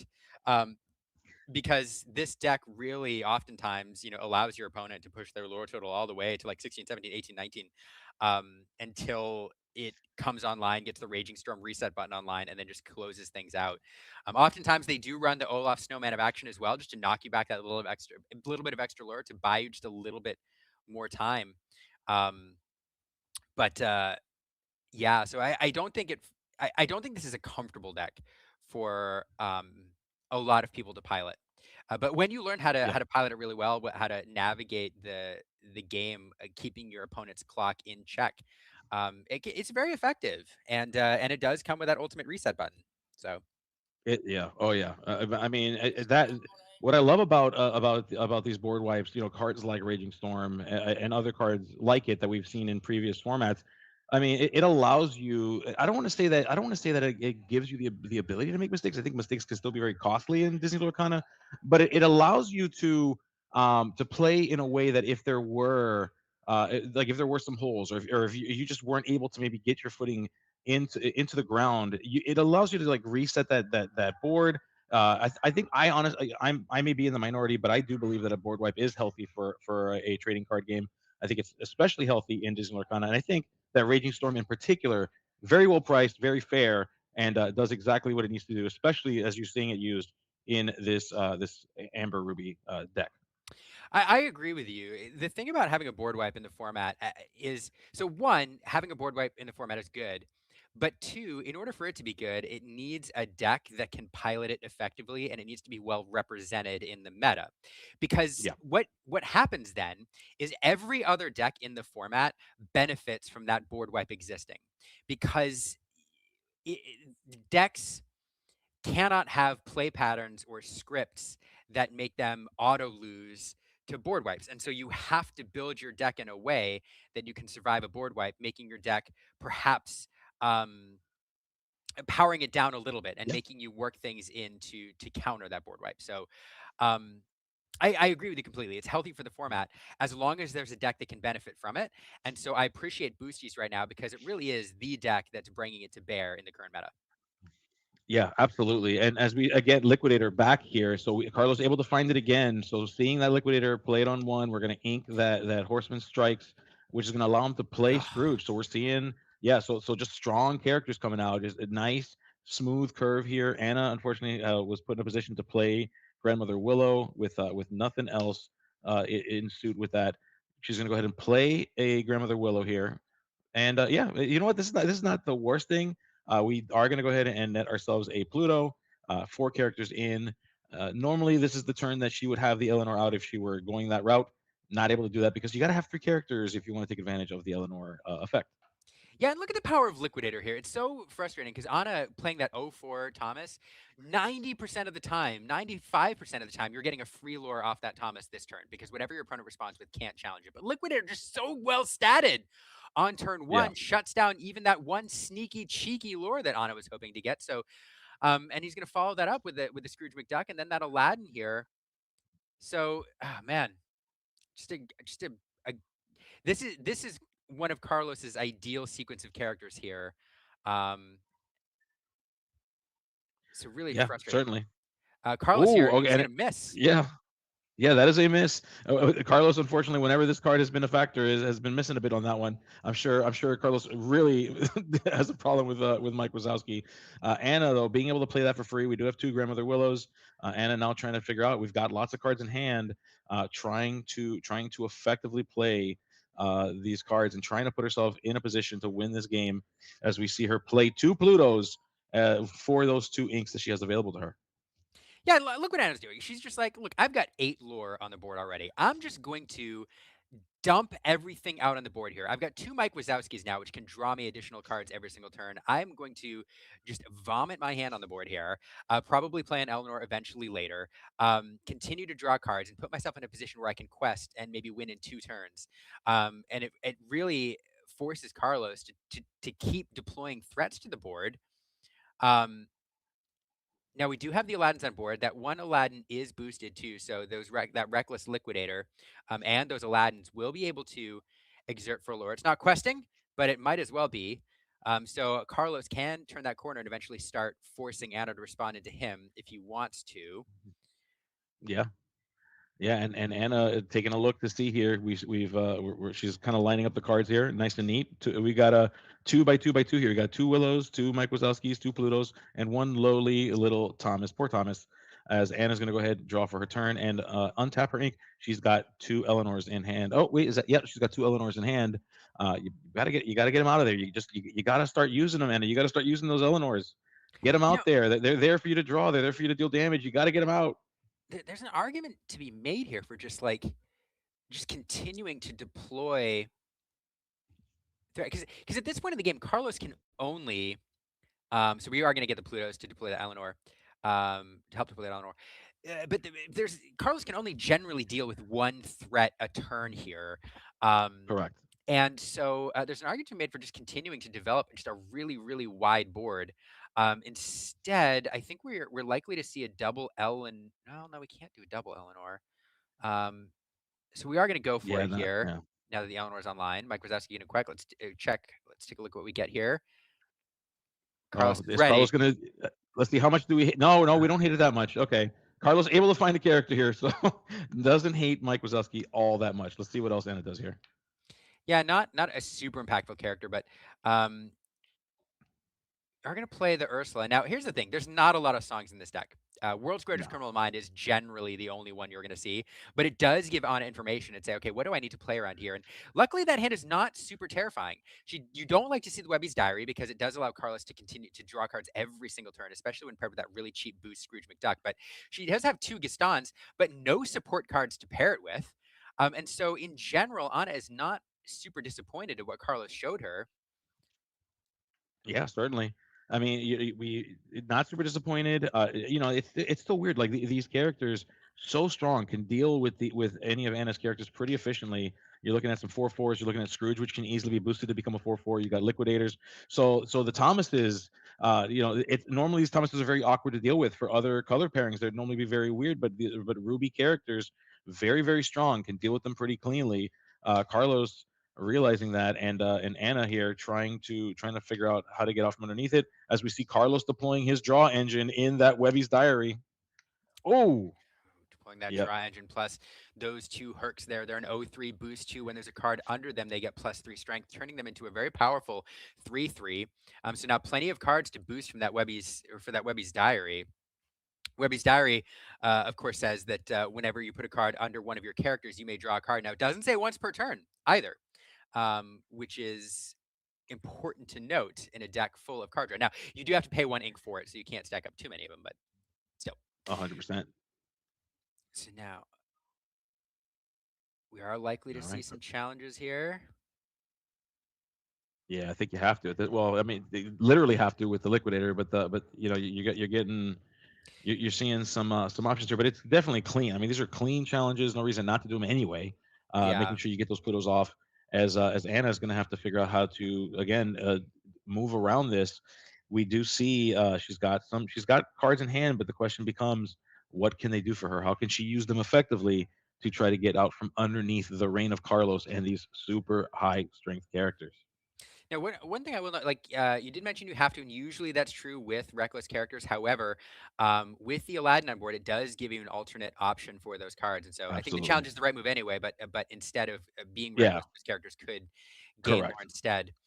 Speaking of reckless, though, Carlos finds one of the fantastic card Copper on the scent. There is another reckless character, a 6 cost 8/5 with rush and reckless. So we're very very close to a turn where he can deploy that card if the opportunity presents itself. Anna, Yeah, though, now go ahead. Copper, very, very scary. Yeah, as they, I guess there was some pointing at the cards here. Didn't, I guess they figured it out. But we do see, all right, so opting. Oh, here we go. Oh my goodness gracious! And this is, that rush and reckless does you no good if your opponent plays a card that says your characters cannot challenge. And so deploying Pocahontas on Pocahontas really quickly here. And now we're going to gain 1, 2, 3, 4, 5, 6 lore. That's going to trigger a 7th off that Eleanor, and Carlos will not be able to challenge in. Feels pretty good. Yeah, it feels, yeah, Hannah's got to be feeling pretty solid here. This is great. The question becomes, is it enough? Is it enough to figure this out? We are going to deal 1 damage to this Aladdin here, which will, certainly could be factored into some math later on, but not this coming turn because Carlos cannot challenge with the characters that are currently on the board. Certainly cannot. Or characters in hand, which we should mention Our because they're characters in hand. copper. Where their copper is available. So it That's just right. says characters cannot challenge. And so now this is Carlos will be able to spend a turn instead, gathering some lore if he wants. But this is tough. So now 1, 2, 3, 4, 5, 6, 7, 8, 9 plus 10 on that Eleanor, an additional Eleanor in hand, or any sort of other reach card will put it away this turn. Carlos would love to remove something just to give him some extra breathing room here. We are going to get a boost on that Scrooge, I think, plus an extra 1 on the Webby's Diary in order to draw a card. Yeah, we see Carlos now thinking through what it is that we're gonna wind up doing here. Some thoughts to be had. Carlos, talk to us. What are you gonna do, buddy? Let's see. Thinking through, thinking through. Yeah, it's a tough spot here. You'd love to. I mean, you hate being leaving your opponent one away. And again, like an Eleanor or any other card that gives her instant lore gain, like puts it away. I'm trying to think of what else would be in there besides another Eleanor. Um, we already Yeah, have the yeah. I shifted mean, Pocahontas. yeah. I I mean, can't. there's potentially Dales coming. There could be a Dale that might be able to swing some of the math if need be. But there's a few things that we might be able to see here. Carlos turning exerting these characters. Yeah, those are going to be Let's exerted see. for lore here. So Yep, it's 1, 2, courtesy of the Aladdin. For those just such a good tuning in, effect.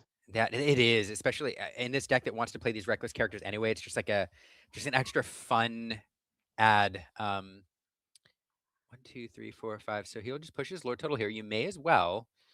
They're not doing anything else anyway. 1, 2, and unfortunately, like again, the ultimate reset button for Carlos next turn is that Raging Storm, but he's still 1 ink away. And so now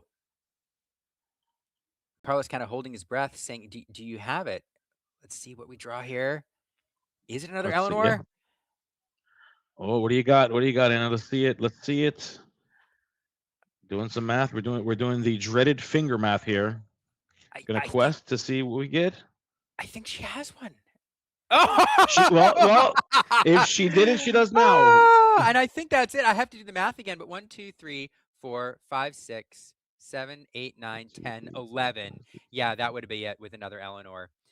Deploying that activation at the end of turn is game. So drawing into that Eleanor, that is going to be it. But we're going to go through the Yeah. motions anyway. Yep. Absolutely. Yes, she's gonna go ahead and quest, or not sorry, play the Eleanor at its discounted rate. And all right,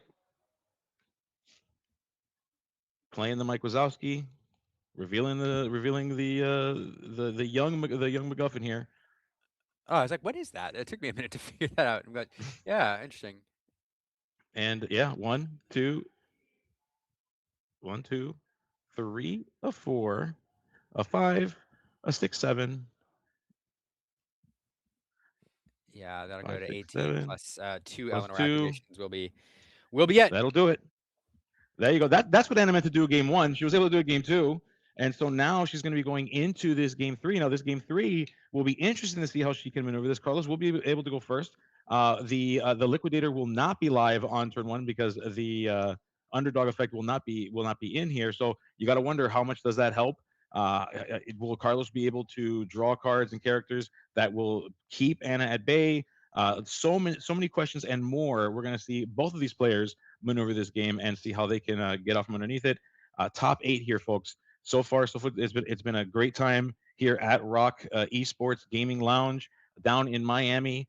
So close to such beautiful sites as Cayocho and just down we're closer down to like the Kendall area, beautiful areas like Kendall. You can even get not too far from the Keys if you've ever been there. So just wonderful place to be. If you're ever down in Miami and you wanted a place to hang out, come on by to ROK Esports Gaming Lounge. That is going to be 15305 South Dixie Highway in Palmetto Bay. You got to come see us. But we're here. I'm here. Anna's here. Carlos is here, and we're all playing some Disney Lorcana. Yeah, I'm really excited. We are in the top 8 after Swiss rounds. A lot of very good players to watch. I can't wait to see how the rest of this plays out. Thank you all if you're watching right now on YouTube, on Twitch. Thanks for joining us here for some live Disney Lorcana here in the Attack of the Vine meta. Tell your friends. Tell your friends that Disney Lorcana is live right now, streaming. We're going to see some fantastic players as we go to close this out. And this right here is, I think, a matchup that we should get used to seeing. This is Carlos on. I think it's the premier control deck in the format right now. There's a couple others out there. I think some people might argue it's the Emerald. Okay, I'll take it back. The Emerald Amber might be what some people consider the premier controller deck, but it's, I don't know. I like Boosties. I think Boosties is fun. I think Boosties is a deck that has legs against like the premier aggro deck in the format, which is I don't think anybody will argue with that. The Amber, Emerald, Eleanor, aggressive build. This is good. It's fun. Yeah, All right. it is a lot of no. You're 100% right. It is so much fun. It's funny. Like I like hearing you say that Ruby Amber Boosties has legs. The thing, given that Humble won the CCQ with it, yeah, it might have a shot. We'll never. I guess the world will never know if Ruby Amber Boosties will have it, but Humble certainly knows. As we are watching these players do their altar, making sure that everything is on the up and up. Both players now getting ready to get into this thing. Are they both playing with the same color sleeves? That could be really. That would be very difficult for me. Yeah, it'd be very Maybe confusing. not. Oh my god. Yeah. Okay. Yeah. Those are the same sleeves, my friend. We gotta watch out with that. That's scary. That's a scary prospect. But I have to mention how, despite the different color schemes, both those sleeves work aesthetically very well with these playmats that they've chosen. So Yeah. delightful color coordination here for both these players. Appreciate it. Um, Yeah, this is a really, really tough matchup here. So, for obviously the challenge. So, with the aggressive deck, Anna has a lot of different lines available to her. There's a lot of real things low to the ground. There's a lot of different ramp that she can find in order to get to that early Eleanor, if that's the route she wants to go. Carlos though has to alter pretty aggressively to find some very specific cards to allow him to survive into the later mid game. One of which, without the liquidator on hand, without the liquidator that he can play on turn one, courtesy of the underdog ability. He really wants to find Hercules. You want to get that first turn character on the board if you can. Then you have to find at the very least a 2-drop character. I think the preferred 2-drop character, yes, Jebediah is great, but I think the preferred 2-drop character is that Scrooge McDuck. You want to get that on play because you have to get a Webby's Diary online sometime in the late early game or in the mid game, and having that one boost Scrooge McDuck on the board as soon as possible is incredibly beneficial for that card. So that's really what he wants to find. Like ideally a Scrooge McDuck. You want to find that Hercules, and then eventually you want to get a Webby's Diary on board. Um, and if he does not manage to find those early game cards to stall Anna's board and to keep her from putting on lore pressure, it could be over pretty quickly. Yeah, absolutely. You mentioned it earlier, and I think you said it very well, right? You're losing until you're winning, and oftentimes when you're playing cards, you're playing Webby's Diary on three. It feels like you're setting yourself back, but the just that advantage that you start to get as you start to collect more and more of those cards to your hand from the boost, and you start to realize, okay, this was well worth the investment, and yeah, so we've been seeing that. We've seen it a few times here in some of these games that Carlos has been playing. We've had a chance to see Carlos play a couple times. I think fantastic games. As we're going to go ahead and ink at what I believe was a Augusta Madrigal. I just missed that, but I think it was an Augusta Madrigal and a pass here. So no turn one play on Carlos's side. Not having Liquidator live does make that playing a turn one card difficult. It is, because other than Liquidator, generally the only one-cost card that you see in these decks are the Hercules Whisper cards, and so there's only 4 of them usually, and so those are difficult to find, especially if you're not altering aggressively. Luckily, we do see a turn 2 card here. One of them is Jebediah, but instead we're going to play that Scrooge McDuck. That is good. At the very least, there's that. If we didn't have a turn 2 play, it would have been disaster. But Scrooge McDuck is your ideal turn 2 play here, so we're still in the game. Yeah. Especially if we can establish a Webby's Diary here in the next turn or two. Yeah. Yeah. So As we see a Peacekeeper finding its way into the ink. Well, this has been a very pivotal card for Anna. Won her game 2, but she needs that ink in order to be able to deploy these 2 characters. We see that Grandmother Willow into a Bobby Zimmerowski, which will net her a Thomas. Let's see what she'll discard for it. yeah, we see no Eleanor in hand there. That feels good. That's your draw engine here. I'm sorry. That feels good if you're Carlos, Yes. But Anna here wants to have that instead. I think, yeah, there were a good choice here to get rid of, keeping that well-statted Thomas that she drew off that Bobby Zimmerowski. So Anna doing what she needs to do, going wide here, really forcing Carlos to be in a position to respond here. But it doesn't feel like things are going to get too out of control too quickly. We will see another 2-cost card here. It's going to be another Oof. Scrooge McDuck, and we're going to boost that first Scrooge McDuck. Now, obviously, you boost characters here to put to up the strength and all of that. You also use it to fuel the Webby's Diaries. So Scrooge is a card that you want to boost every turn if possible. But there's another reason in this deck to do that. That is the new boss, Sully, because it does recur Yes. cards from your discard pile. And so another reason that you boost is if one of these cards is banished, it fills your discard pile with characters that you can recur. Oh my goodness, Carlos! Oh no! Oh How many times are we no! gonna do this? Oh, I can't wait to go into that room and ask Carlos, hey, so what's the card you hate the most? Because I think we both know the answer at this point is Mike Wazowski. And there's Eleanor. If we find Eleanor with the second Mike Wazowski, she's gonna be able to use that Eleanor in the coming turns, hopefully, as she has found it. She was looking for that thing and she got to it. And Carlos did find a character, but not to be quite honest, not a great character here. At this point, he needs ink. Drawing characters is great for inkables. Drawing an uninkable Scrooge at this point in the game isn't terribly impactful. He will get to deploy an Augusta Madrigal there, a card that he can pair with Gaston and World's Greatest Criminal Mind to give him some targeted removal, perhaps an answer to the Eleanor next turn. So that feels okay getting that online. But other than that, a kind of a disastrous couple of misses there for him off those Mike Wazowskis. Yeah, absolutely. And if Anna is going to keep questing with these Mike Wazowskis, she's going to keep finding more answers because I can tell you right now that her deck is oops all characters. The question becomes, a quick little hand check, making sure that Anna understands how many resources are available to Carlos as she kind of makes a decision about how she wants to move forward. A couple of ways she can go here. I'm curious where we go, but yes, she's going to go ahead and she's going to. Yep. You want to see. We want to see what cards we have available to us. She finds Oh. Aid Ursula. Yeah, Carlos there hitting an Ohana means family, sending that to the bottom of the discard pile. So Anna continues to benefit from these mics where Carlos continues to miss. He's going to miss again. Webby's Diary heading to the bottom What? here. Two. That's Oh the my second goodness. one this game. And there's another Eleanor. She found another Eleanor. Okay, so she can start this crazy drawing chain right now, if she so chose to, as we see the with the discount. Choosing Oh, to play Dale though. Choosing to play Dale. Interesting choice here. well, it just, you know that those Scrooge McDucks are likely to crack into those Mike Wazowskis. And so now this makes it just a little more painful for her to do Yep, that. And I say a little more painful, a lot absolutely. more painful. A Those lot more painful. they're cracking back for two. Now, Carlos has a really good sequence available here. He can, if that Augustin Madrigal, if he does have a Gaston in hand, then he can pair with that Augustin. He can give extra strength to that Dale, making it susceptible to a World's Greatest Criminal Mind or a Gaston. And then those Scrooges will be able to crack in and do some good damage. But we'll see if he has that. Was he setting that up? Did he have it? We are going to Okay, get we're to find out. he if he's gonna. Oh no! Boosting a Scrooge. Betty wishes he had a Webby out there for this one. Oh As yeah, we you know play what? Just Red red alert. Alert. Yeah, you don't need to do that line if you just have the red alert. And now getting those Dales off the board means those Scrooges can challenge in for free and remove those Mike Wazowskis. Suddenly they're not hitting for 4, they're hitting for 0. That felt like an Yep. incredibly impactful turn here. I think Anna played it right. I think you force him to have it. You play the Dale, protect your Mike Wazowskis, but kind of punished for it Yeah. there. Carlos doing some really good removal.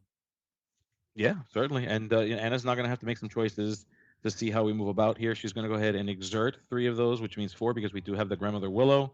I think she's going to. Yep, it looks like that's an Eleanor that she has pulled from her hand. Or not. She's debating. She's still thinking about it. She wants to. She's thinking calmly about her decisions. And yep, she's opting to go ahead and play that Eleanor. Yeah, we're gonna get Interesting choices. another ink here. Now, of course, the temptation is always to try to get immediate value out of that Eleanor, but those Scrooges just and even Augusta. I mean, he's well statted. He's gonna anything that get exerted is susceptible to removal. It's just really tough, and you need that wide board in order to close things out. Anna is gonna do a check here. What do you got? Nothing available. We see a Nothing. Gaston. Oh, but that Gaston being telegraphed there is really, really good. That Gaston is likely. So Anna knows it's coming now, but that Gaston is going to pair really well with that Augustin now and get rid of Yep. that Eleanor. So Anna knows that that's coming, but there's nothing she can do about it. There's not. No. She's going to wish she played that Ursula first before she played that Eleanor. Huh? I But think we'll, that's right. I think that's right. Now, yeah. Maybe you have to do it anyway and force him to have it, but here goes that Augustine getting support to that Eleanor. Now we're going to see the Gaston come down and banish her off the boards, getting rid of that big Yep. threat.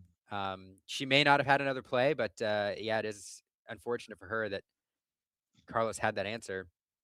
Yeah, certainly. Certainly. As you can see, the look on Anna's face, she's thinking about how is she going to maneuver past this, thinking about what her plays are going to look like. Carlos is just boosting away, just boosting these Scroogies, and making sure that they get stronger and stronger every single turn here. Anna's still thinking through. Carlos deciding how we're gonna deploy this turn here, and thinking about how do we get to that magical number 20 when it comes to our lore count. Yeah, and it is tough. Both players parity here at 2, but the longer this game goes, inevitability is with the control deck. And, you know, Anna now has roots back into this game. She's got to, continue to build her board state and hope into, she can draw into a couple a peacekeeper shift line. She does draw the peacekeeper there. Um, but she really also has to hope that Carlos doesn't have much more removal available. And the other problem is that Carlos is getting closer and closer to that turn 8. But here's the deal, though. Carlos has not played Scrooge's Counting House. He has not played Yep. Webby's Diary, which will allow him to refill his hand. So even a board wipe right now, if you have some cards in your hand to redeploy, it doesn't feel terrible. She does deploy an Eleanor and an Aurora, a couple Queen and a Princess there, and she's going to pass it back over, preserving her board state. I don't think that's a terrible play here, electing not to Yeah. take advantage Yeah. of Eleanor's ability. Yeah, hoping to potentially get an answer later on, hoping to get something that can that can set this board aflame here. Maybe looking for something like a Dale to save her, or maybe getting a hold of the guiding of that guiding Pocahontas. I do believe we saw that she has the Peacekeeper in hand, so maybe trying to take advantage of that, kind of similar way that she won a game 2 there, hoping to pull something like that again here in this game 3. Yeah, absolutely. Bevy of boosting going on here. All those Scrooge McDucks getting an extra card underneath them, getting extra strength and willpower for each card under them. We're going to see a series of quests here. Carlos choosing to get advantage out of this card, saying, "Hey, you need to challenge into me if you want me to keep me from running away with this," and also trying to get value out of his characters in case he's forced to Raging Storm. But now, oh, we didn't draw into the Peacekeeper, but we drew out No. Nani, so Nani can find that guiding the tribe Yeah. potentially. Let's see if she finds it. I mean, that's and Eleanor is not terrible. There's the That is Dale. a Yeah, we see the Rapunzel. Oh, that's the defending princess. That's the Rapunzel. What that one allows you, it is a 4 cost that when you play it, you can discard a card, and you chosen target character would be sent back to the opponent's What did hand. what did she keep? Oh, there's no 2 cost. I Oh, nothing available. No, no, Oh, that's no. right. Yeah. Unfortunately, yeah, it's tough. That's tough. That's tough. Really wanted to find that Yeah. Pocahontas. Now, here's the thing, like, you missed the Pocahontas, but your odds of drawing one down next turn become even better. So Anna Yep. now thinking, how do I, what do you do here? This is so tough, right? Because on the one hand, you don't want to offer your opponent any trades. On the other hand, you're getting closer and closer to the Raging Storm turn here. But I do think at this point, you need to play to your out, and your out is that Peacekeeper. Um, Yes. Oh, so we are going to she's see, getting antsy. but that's okay. I guess she's going to exert 3 characters here, 3 characters which she doesn't care all that much about. They've kind of done their job in order to Yep. activate the Eleanor and draw an extra card. We're going to see another. Yeah, certainly. Okay, we're going to play the Peacekeeper. One, Yeah, two, three, she's four, hoping five, to 6, 7, get out. 8. Yep. So Carlos, I think clarifying. Okay, so yeah, so the quests did discount the Pocahontas, which is Carlos is saying, how did you play that? Yeah. With the ink total, the 2 Auroras questing discount the Pocahontas. Anna just getting a you know a getting that Pocahontas on the board. But now, so the Pocahontas is another couple extra lore here, well statted couple lore, which you can use to close things out. But also, it is also a shift target for another Pocahontas Peacekeeper if she It draws is. into it. And so you get that on the board. I mean, now you're able to shift that other one into play. And it Yeah. does force Carlos to respond here. So I do not hate this play at all. It does put Anna at 6. It does give her an activation off the Eleanor. Yeah, yeah, and you got to see cards. You see the more cards you see, the better chances you are of getting what you need, potentially winning this game. So, Anna's playing it conservatively, just trying to be careful.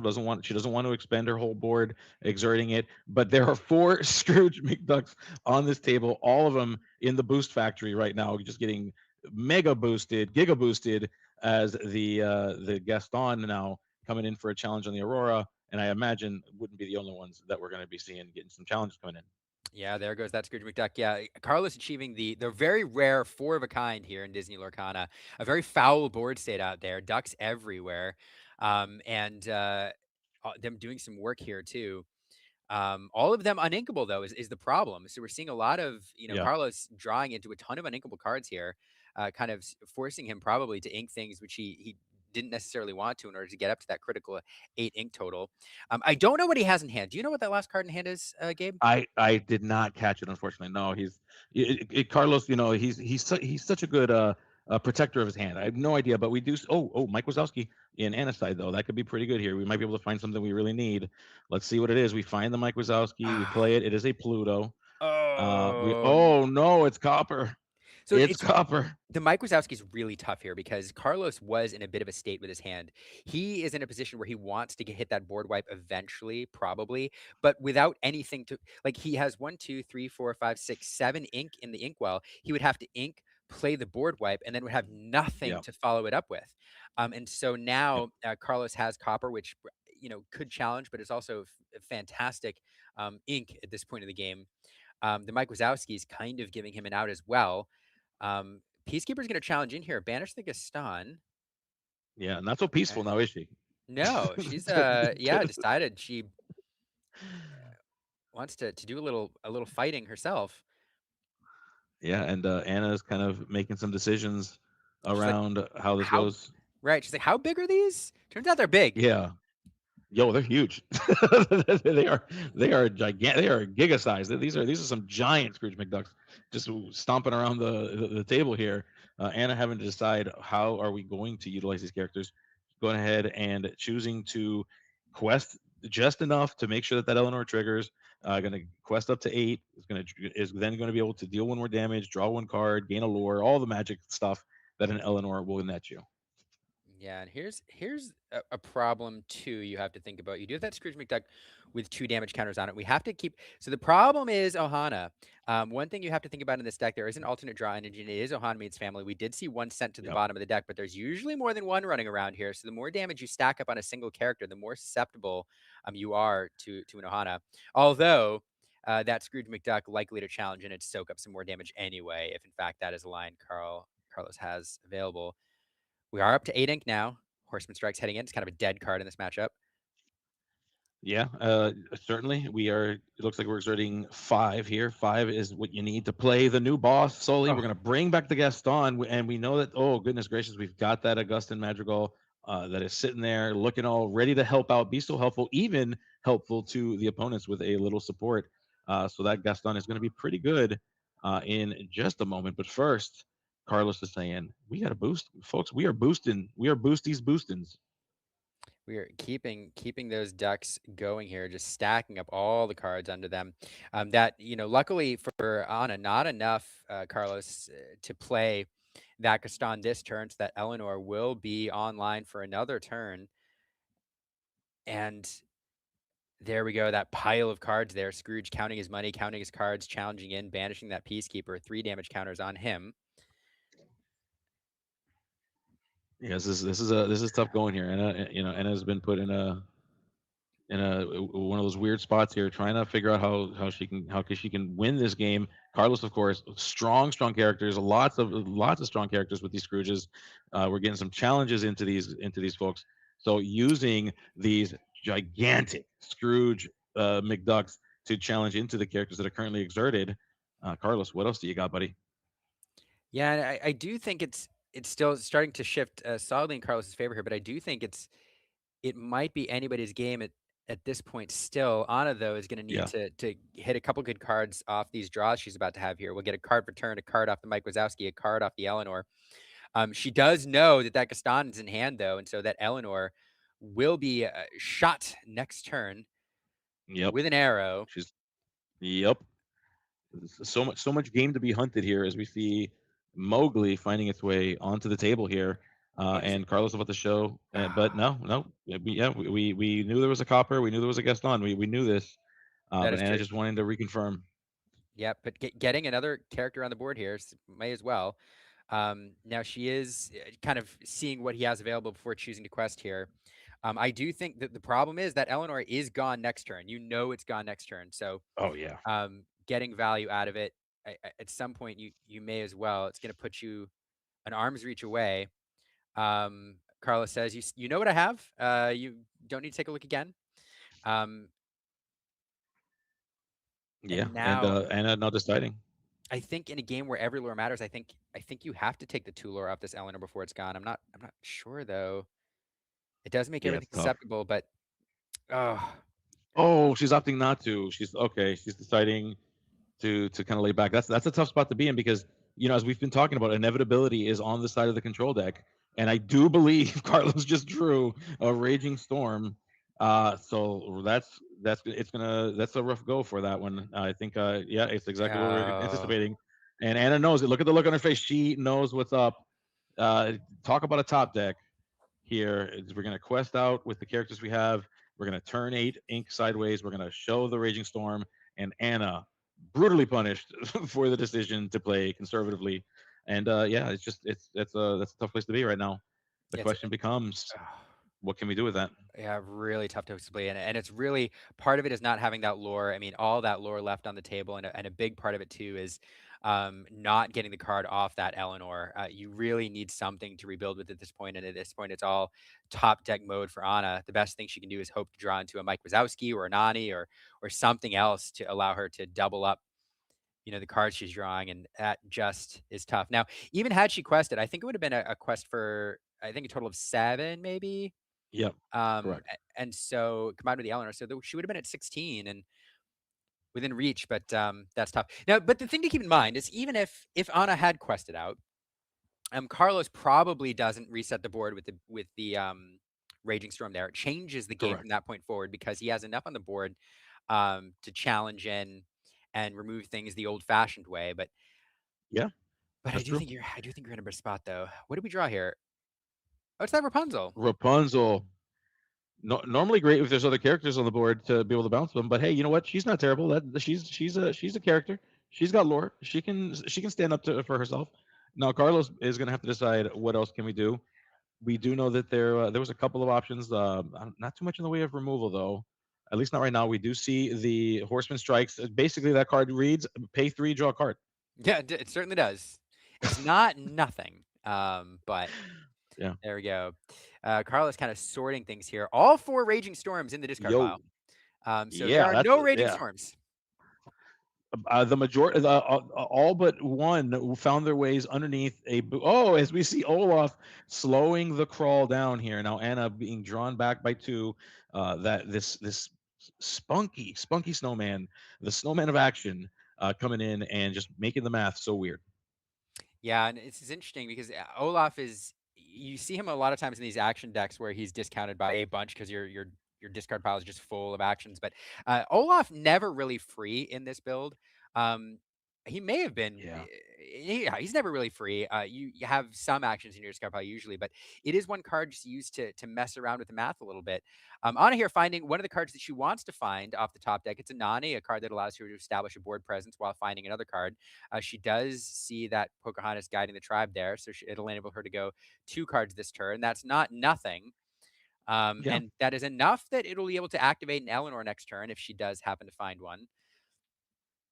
Yeah, certainly. And Carlos now, as we talk about inevitability, Carlos is the one whose deck is going to reward him better for all of his patience. We see the red alert coming in, going to prevent that potential peacekeeper from coming in and get very sneaky, saying, no, no, no. Our guide here is not there. We're going to be playing Aurora on Anna's turn. Yeah, and when you're in a battle of top decks here, the deck with the higher top end here is the one with the edge. And Alana forced to shut down that questing from Carlos there, that Snowman of Action getting 2 lore every turn, sending 2 characters into it. We are going to get the Aladdin into play here. It boosted immediately. That'll allow him to gain a lore every single turn based on an activated ability, not a quest. And a Bobby Sweary Cheese Kid coming in. Anna will forego the draw and discard here. Would have had to discard whatever she draws. Just a series of terrible top decks for her the last couple Yeah, turns. yeah. Yeah, oftentimes described as drawing air. I've heard the kids say, as just these 1 cost, 2 cost characters. Normally, you love to see them. You're overloaded with them because you want to draw so many of them in the beginning of the game. Of course, we want to do something like a 1-drop, a Willow 1-drop, obvious opener for this deck. But when you're later in the game, not what you want to see. We see the Maleficent Dragon finding its way here, removing the Aurora from the board. Anna's just playing these characters. Oh, Miriam. Okay, so we see Miriam here. That's going to allow both players to draw a card. Yeah, I mean it's some card draw, and Anna kind of laughing there, curious to what she drew 'cause she's chuckling to herself. Bit of overkill there. A Maleficent Dragon on a Aurora holding court, I feel like is a Yeah. Like, let's calm down there, Carlos. Like, let's just chill out, dude. That's a lot. That's so much right now. yeah. Red alert here, taking care of that Miriam. So Carlos happy to take the card and then say I'll get rid of you. And Oh. now this is this deck's win condition. We do have Scrooge's Counting House coming in here, being boosted, so it'll add a lore to that, and that'll put game within reach, well within Oh, reach, I start of the next turn. yeah. Yeah. I think I see why we're laughing because we have that Rapunzel. It's gonna bounce the Maleficent back to hand. Oh, that's rough. As Anna recognizing that the game is over, just for fun, and yeah, it is going to go to Carlos and the Amber Ruby Boosties. Anna, valiant effort, hard fought battle here. Anna making it all the way to top 8. She should be very proud of herself and the work that she's done to get there. Unfortunately, this is where her ride ends, and Carlos will be making it into the top 4. Yeah, really fantastic matchup. I will echo you. Shout out to Anna in one of her first, a newer player here, not one of the known names, but not only in the top 8, but the top seed Yeah, going in there. So something absolutely to be proud of in a room full of Golden Mickey winners and Continental qualifiers. So shout out to her, and shout out to that entire match, both Carlos and Anna, for a match well played. That was kind of tit for tat, and we saw both decks doing what they wanted to do. And that game 3 was a ton of fun to yeah, watch for me. And I am interested. I'd love to be able to go back and replay how it would have played out if Anna had quested there that one turn. I do think yeah, she probably, with the Maleficent and everything in hand, I do think she probably wouldn't have been able to put it away, but she would have been very, very close. And yeah. it'd be an interesting counterfactual to go back and It's tough. play It's that out. tough because like so like I've been playing this deck now, since last set as well, and I think that there's an argument to be made as well that it may be valuable even to quest early. Even though you might see some damage being dealt because something like the like a liquidator, it takes a damage from one of your one strength characters, but if you're able to line out that Eleanor, you deal 1 damage to it, and it could slow them down. Sometimes you just got to put pressure on it. So it was tough when we see that there. Yeah, I will say we're still we've got the top 8. They're still cooking. Hayes. So we're still waiting on Dragon John Z versus Hector. That is still going on. Clash of We Titans.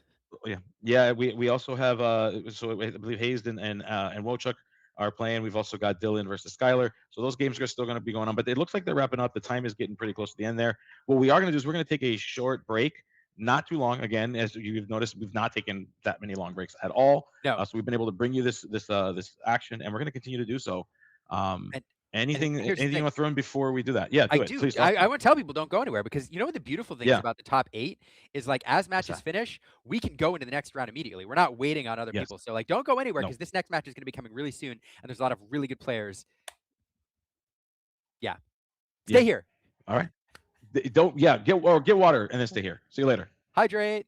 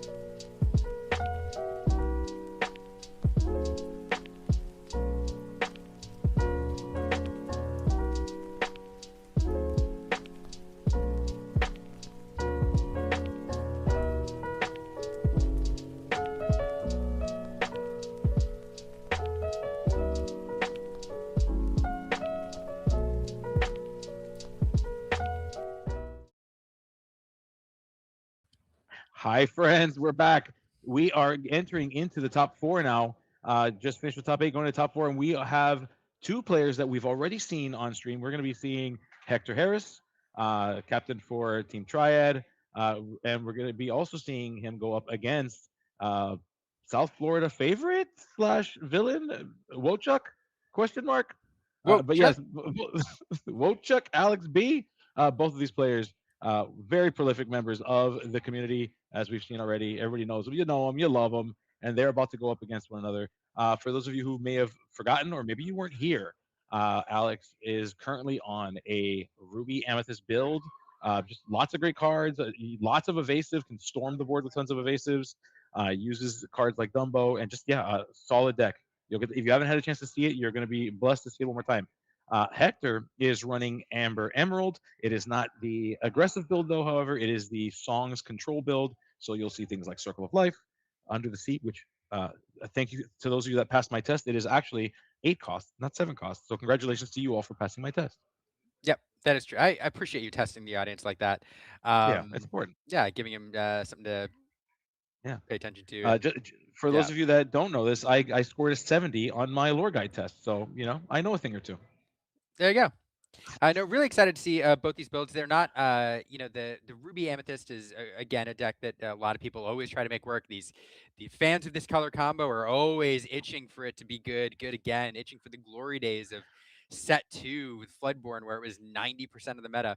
Um, but people really giving it a go here with this evasive build. Alex is just playing, saying, "Hey, in a format that doesn't have a ton of evasive characters in it, I'm just going to play all evasives, and maybe I can get away with some wins." And it's actually a deck that has some legs and is very good. On the other side, Hector really, as you mentioned, his play. As you mentioned, Hector's playing this control build of Ruby Emerald, and I'm sorry, Amber Emerald, and I'm really enjoying it. I actually really loved. So here's the thing: I enjoy any deck with Circle of Life, and because it leads to some really fun, interesting play patterns, and yeah, I don't know. So I'm really excited for this matchup. I'm just gonna leave it there. It's been a long day. I'm excited for this matchup. It has been such a long day. And as we see Alex, ink a liquidator to play a dash par.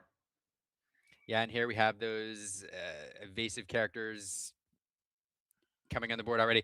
So if you missed it earlier, this deck is generally a little bit slower because it does kind of rely on that mid-game evasive package that we're used to seeing um, in Amethyst. It does have some early game cards that can pressure the board, kind of like the Jebediah Farnsworth.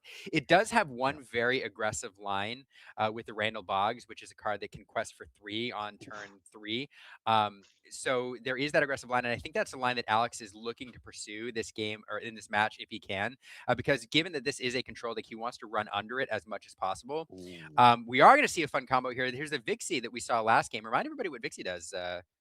Yeah, fantastic card. What it does is it costs 3. If you have an evasive character on your side of the board, you get to as an effect for Vixie, you get to choose a target character, location, or item that costs 2 or less, and send it back into your opponent's hand. We saw Ursula, Vanessa. Now she's not here no more because Vixie scared her away, sending her right back into the hand of Hector Harris. Yeah, great sequence there. We've seen Vixie do some work in this meta. It's really great when you're playing a first or second turn evasive character like this deck wants to do. Um, Wants to play a evasive character on both turns. But here we are seeing Yeah. Alex like solidly on his game plan here, doing a little bit of control while establishing something to lock down the board with that Jebediah, as well as something to start squeaking out early lore with that evasive dash par. So Hector now doing he wants to do kind of too though, establishing like set back a little bit by that Vixie bounce, but he does manage to discard a Milo Thatch, a card which we will probably see again later. He's able to recur it with a couple cards in his deck, not only a Sully New Boss, but that Circle of Life, which we talked about earlier. So kind of building up that second hand in his discard pile there, which we see in most Circle of Life decks. On the other side here, Ice's Vanderchill coming down, exerting that Vanessa, allowing him to challenge in, and Alex is solidly in control here. Yeah, I mean, this is what Amethyst does. Amethyst just controls the board. Isis. We've got Sven at some point. We've got Tigers in this build. Vixen sending the cards back to hand. Alex is just basically saying, whatever you put down, there's a pretty high shot that it isn't going to stick. Hector trying to make these characters stick, though. We see a Todd. We see this. We see this Bobby here. The question becomes, can anything stick? Again, Hector is running the more of the top end, like the Under the Sea, the Circle of Life build. This is not your speed build, as you can see that Milo Thatch sitting in Hector's discard pile, just waiting for Mufasa and waiting for the entire crew of the Lion King to belt out Circle of Life for him. Yeah. Lion. Yes, it's a lion. Yeah, why? I'm trying to be a professional here. You got me cracking up. I love it. I'm sorry. Um, No, it's fine. I love it. there's a whole thing. Yeah. So no, it's We see, yeah. So we a couple of cards. So we do see the malicious being scary. So you know what that means. You know that there's a Prince Philip waiting. But into the Inkwell on Hector's side. If you haven't seen this matchup yet, Retro Evolution device, fantastic card. Kind of a scary card. If we can get that thing deployed, you start banishing your own characters and being able to deploy characters that cost two more than the one you banished. That can get really scary really quick. The three cost characters turn into five cost characters turn into seven, and Milo Thatch is seven, and yeah, just lots of scary stuff happening as we see another Isis Vanderchill here and more of Hector's board. Just every time something comes down, something goes away. Something comes down, and Alex plays something that sends it away. And here he is, slowly collecting value. Just we've talked about this. Just the cards with a bunch of a deck with a bunch of great cards, a lot of value. You know, we've been using the term fair, but ultimately just gathering as much value as you can for all the ink that you spend on all these characters and cards. Yeah, so this is a deck. Nothing in here, to be quite honest, is super surprising because it's the Amethyst core that we got used to, minus a couple cards which rotated out. It's just doing the mid-game Amethyst things of dropping cards on the board, which allow you to establish a little bit of a board presence while affecting your opponent's board. Cards like Isis, cards like Tigger, and now cards like Vixie being worked in, which allow you to do that exact same thing: banish one of your, or remove one of your opponent's characters while establishing a board presence. So, um, yeah, it's just doing it's on its game plan, and it's just going to do the fair mid game Amethyst thing. Yeah, and we see Alan Adale here, a singer, I believe singer five here.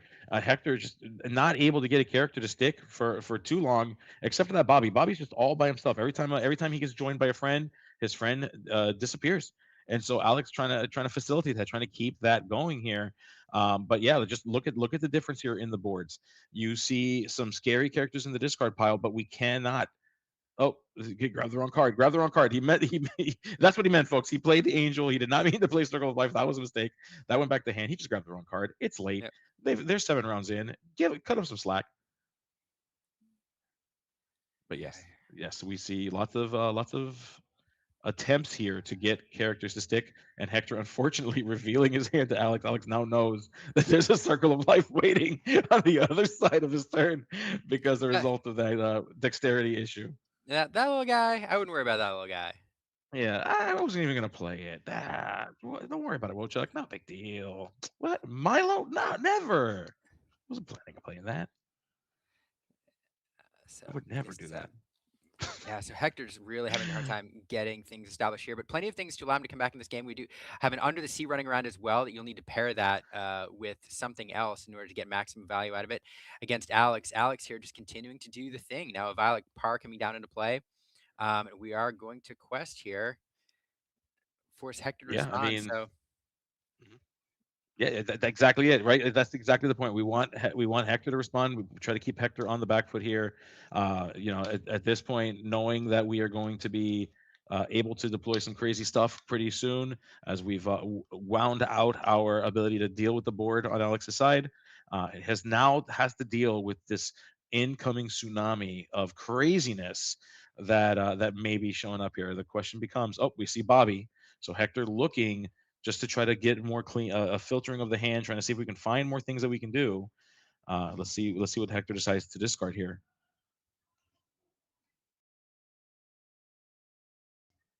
Thinking about it. Hard choices. yeah, and there's just unfortunately like the Under the Sea is your wide removal, and you have some other targeted removal.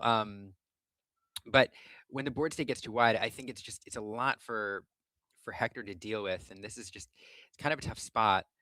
Um, there are we going to send that Under the Sea, the discard pile? It's just not going to do as much as you need it to do. Yeah, no, and look at the look on Hector's Hector shaking his head. He agrees with you, Liam. He's like, this is rough.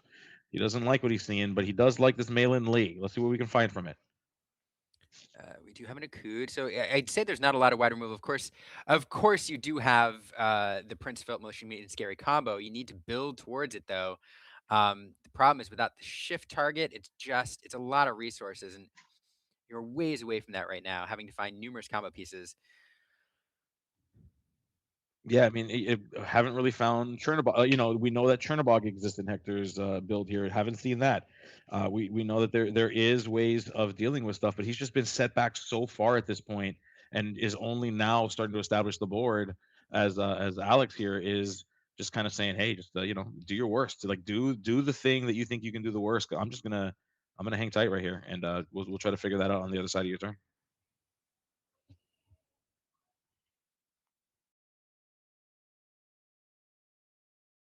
Still thinking about it. Hector in the tank right now. Hector trying to really think about what does this look like. How do we get to a victory state here for Hector? Having a tough time finding those lines and seeing every chance he can. He's just going through every possibility here at this point. Yeah, it's tricky, and Alex still a little ways away. 1, 2, 3, 4, 5 on board, so not in any danger of closing this out next turn, but 2 turns should probably do it unless Hector manages to impact the board at least a little bit. And you have to get to a point where you have to draw this out long enough that your Prince Philip Militia Mean Scare combo becomes possible. But you need a lot of ink to do that. You need a lot of cards that you don't have to do that, and it's just it's just tough. There's nothing like super oppressive over on Alex's side of the board. It's just unfortunately all of it's well statted enough that challenging Yeah, into it becomes unpalatable, and the Under the Sea isn't effective either. So it's just a tough spot because all of yeah. your It turns normal out answers four. aren't there. Yeah, turns out four strength is a pretty sweet spot to be in, right? It's above the mark for Under the Sea. It's below the mark for Gaston or for a World's Greatest Criminal Mind. There we go. Four strength seems to be a good. Oh, here we go. Circle of Life. Finally Yeah, deciding to do it, and we're bringing back that Milo Thatch. that's what I was waiting to see. Gets a well-stated character on board. Now, do we have a card we want to discard to control anything? I don't know, um, because at this point you got 2 cards in hand. We're always thinking about it. But what do you send back? I Tough. mean, I get the Jebba. That's What do you oh, yeah. That's what do you send tough. back It's so here? tough. Yeah, I think it's got to be the Jebediah. The Vanderchill, the Vanderchills give Alex an effect.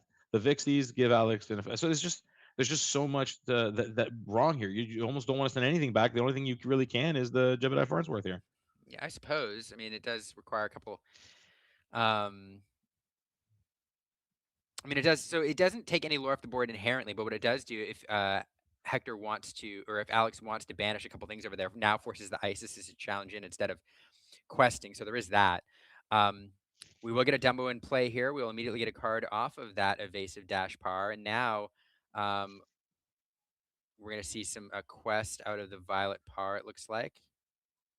Yeah, Alex opting here to quest here. Really, the strongest character on Hector's side of the board is this Milo Thatch. You've got a bunch of smaller characters outside of that. Alex kind of thinking through what does victory look like, and it looks like victory is challenging into a Bobby, challenging into the Alan and challenging into the Angel. Absolutely. So just making sure that Hector's ability to do too much of the board not able to be done with so few characters in comparison to one another. Yeah, clearing everything up there that he possibly can, trying to prevent any avenue that Hector has of hanging around in this thing. Now, having that Milo on board does feel pretty good, or it helps at least. Hector is going to be looking for a way now to get at least 2 cards in the discard pile this turn to allow him to draw. One way you can do that is with a sneaky challenge there, banishing one of your own characters, but you'll have to pair it with something else. Hector needs to find answers here. Yeah, One way to do it: absolutely. draw and discard with Yeah, Bobby. that is a way. I mean, one of the best filters in this color pairing is that Bobby can certainly help get to what you need. The question becomes, did we find something? Yeah, and we'll have to see Hector thinking through his lines here. I really want to know what he's considering. I'm getting like brief flashes of it, but okay. So he does have the new boss there. Not Yep, great at the moment. A Kudat and Moody, and then is that the Todd and that's Copper? Todd. It's just Todd. Okay. So nothing Yeah, super I impactful.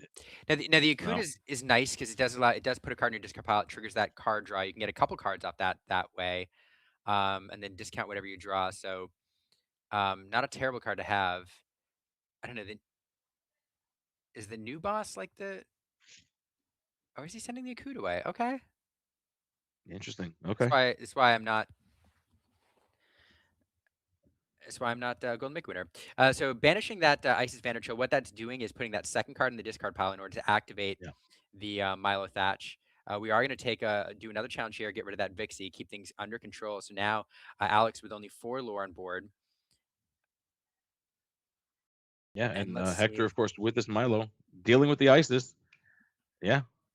Okay. Just trying to claw back some control. Just trying to make sure that Hector, it doesn't let this game slip away too far. Alex, very close to to getting to that 20. It's definitely ahead of Hector. So trying to claw back a little bit of control here as we see the new boss finding its way onto the table here. Going to get Hector the Todd here, and we'll be able to draw a card because we did see 2 cards enter the discard pile. That feels like a pretty good turn. That bodyguard on the back end here protecting that Milo Thatch feels pretty good. And the thing is, Alex can do a little bit of control here, clean some stuff up if he wants to, but now it's going to cost him several characters. And importantly, if it's challenging, it's not drawing cards off that Dumbo because you have several cards here which can draw additional cards. So that felt like a pretty good turn. But Alex, though, with plenty of card draw to find answers, he also has a guidebook in hand, so is going to be able to dig a little bit if he wants to. And again, Hector's just trying to draw this out to the point that he gets to his one-sided board wipe and manages to kind of nail this down. But yeah, it's Yeah, tough just spot. yeah, just exactly what you're saying there. Hector's just trying to put Alex in that weird spot, in that weird. Okay, I can't. If I quest, I'm gonna get my board's gonna be completely destroyed. I can't do that. Just trying to put Alex in that weird place. We do see that Alex has ways here to continue to advance the hand resources. We see a woodchuck's guidebook, which if you ask Alex, he likes to call it the woodchuck's guidebook. Putting that down, gonna go ahead and use it potentially? Question mark. Maybe. Oh, Yeah, just thinking through thinking this, about looking another Dumbo. another Dumbo. Again, this Yeah. doesn't do a ton for you here because you already have the other Dumbo's ability online. So you are getting an extra card next turn, but really you want to draw into things that can control the board a little bit here, because the longer this goes on, the more you're giving a Hector space to breathe and get back in this. So we are going to challenge the new boss there, get that off the board, and get that. Okay, that feels pretty good. Okay, yeah, getting Yeah. those off the board feels really good, especially that Milo Thatch. So now with a couple Dumbos left, that doesn't feel terrible. Alex able to draw 3 cards per turn here. Rule number 1 of TCG's, Gabe: more cards is better. And Alex here solidly in the driver's seat in terms of card advantage.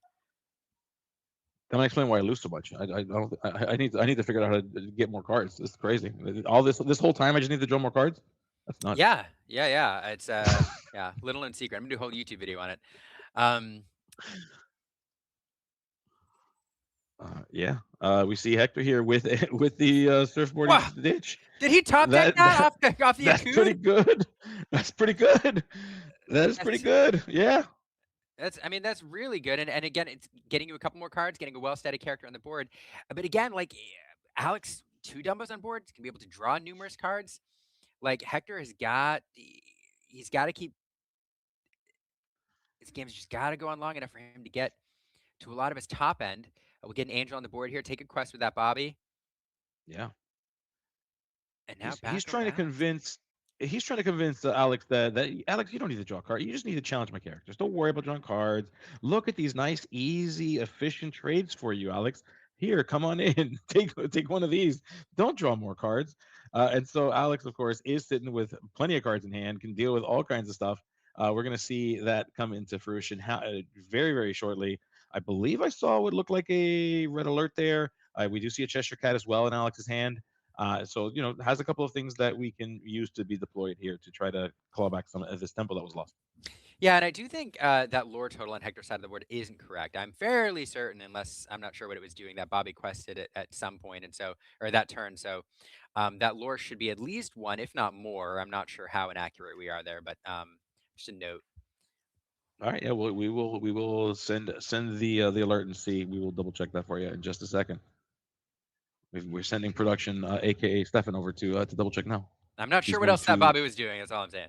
yeah, we're gonna shake a stick at Hector and tell him to stop doing that. Yeah, But we're figuring it out. No worries. now, yeah, I do love that quest for the Bobby though, because it's like, yeah, I mean, basically saying, yeah, if you're challenging into me, you're not questing or you're not drawing cards, and I prefer that. So let's see if Alex will take the bait. He will. He will. He will. He'll get Yeah, rid of that Malin Lee. And will he get rid of the Bobby as well? He will get rid of the Bobby as well. he is. So interesting there. Hector baiting him with that Bobby and saying, "I'd prefer you challenging rather than drawing cards." But here's one of the reasons why he's questing that Cheshire or that challenging that Cheshire Cat coming in, soaking up or making use of those damage counters there, getting that Angel off the board off that 2 um, damage counter Dumbo, and we'll get another cat coming on the board here. Yo. Cats and elephants, and now once again Hector's kind of in rebuild mode here. Yeah, I mean, it's exactly where Hector finds himself. Just he's got 4 or 5 characters. Alex is able to knock a few of them off. Hector's rebuilding, so just kind of in this rebuild, reset stage, knockdown, rebuild stage. And Alex, of course, with these dumbbells that have been here for a little bit now, getting some value off of them. We do see that Alex has only a couple of cards left in hand. His hand is underneath that little, I guess that's a hand marker of some kind, there by the pen. And we see that Alex with looks like 9 ink right now.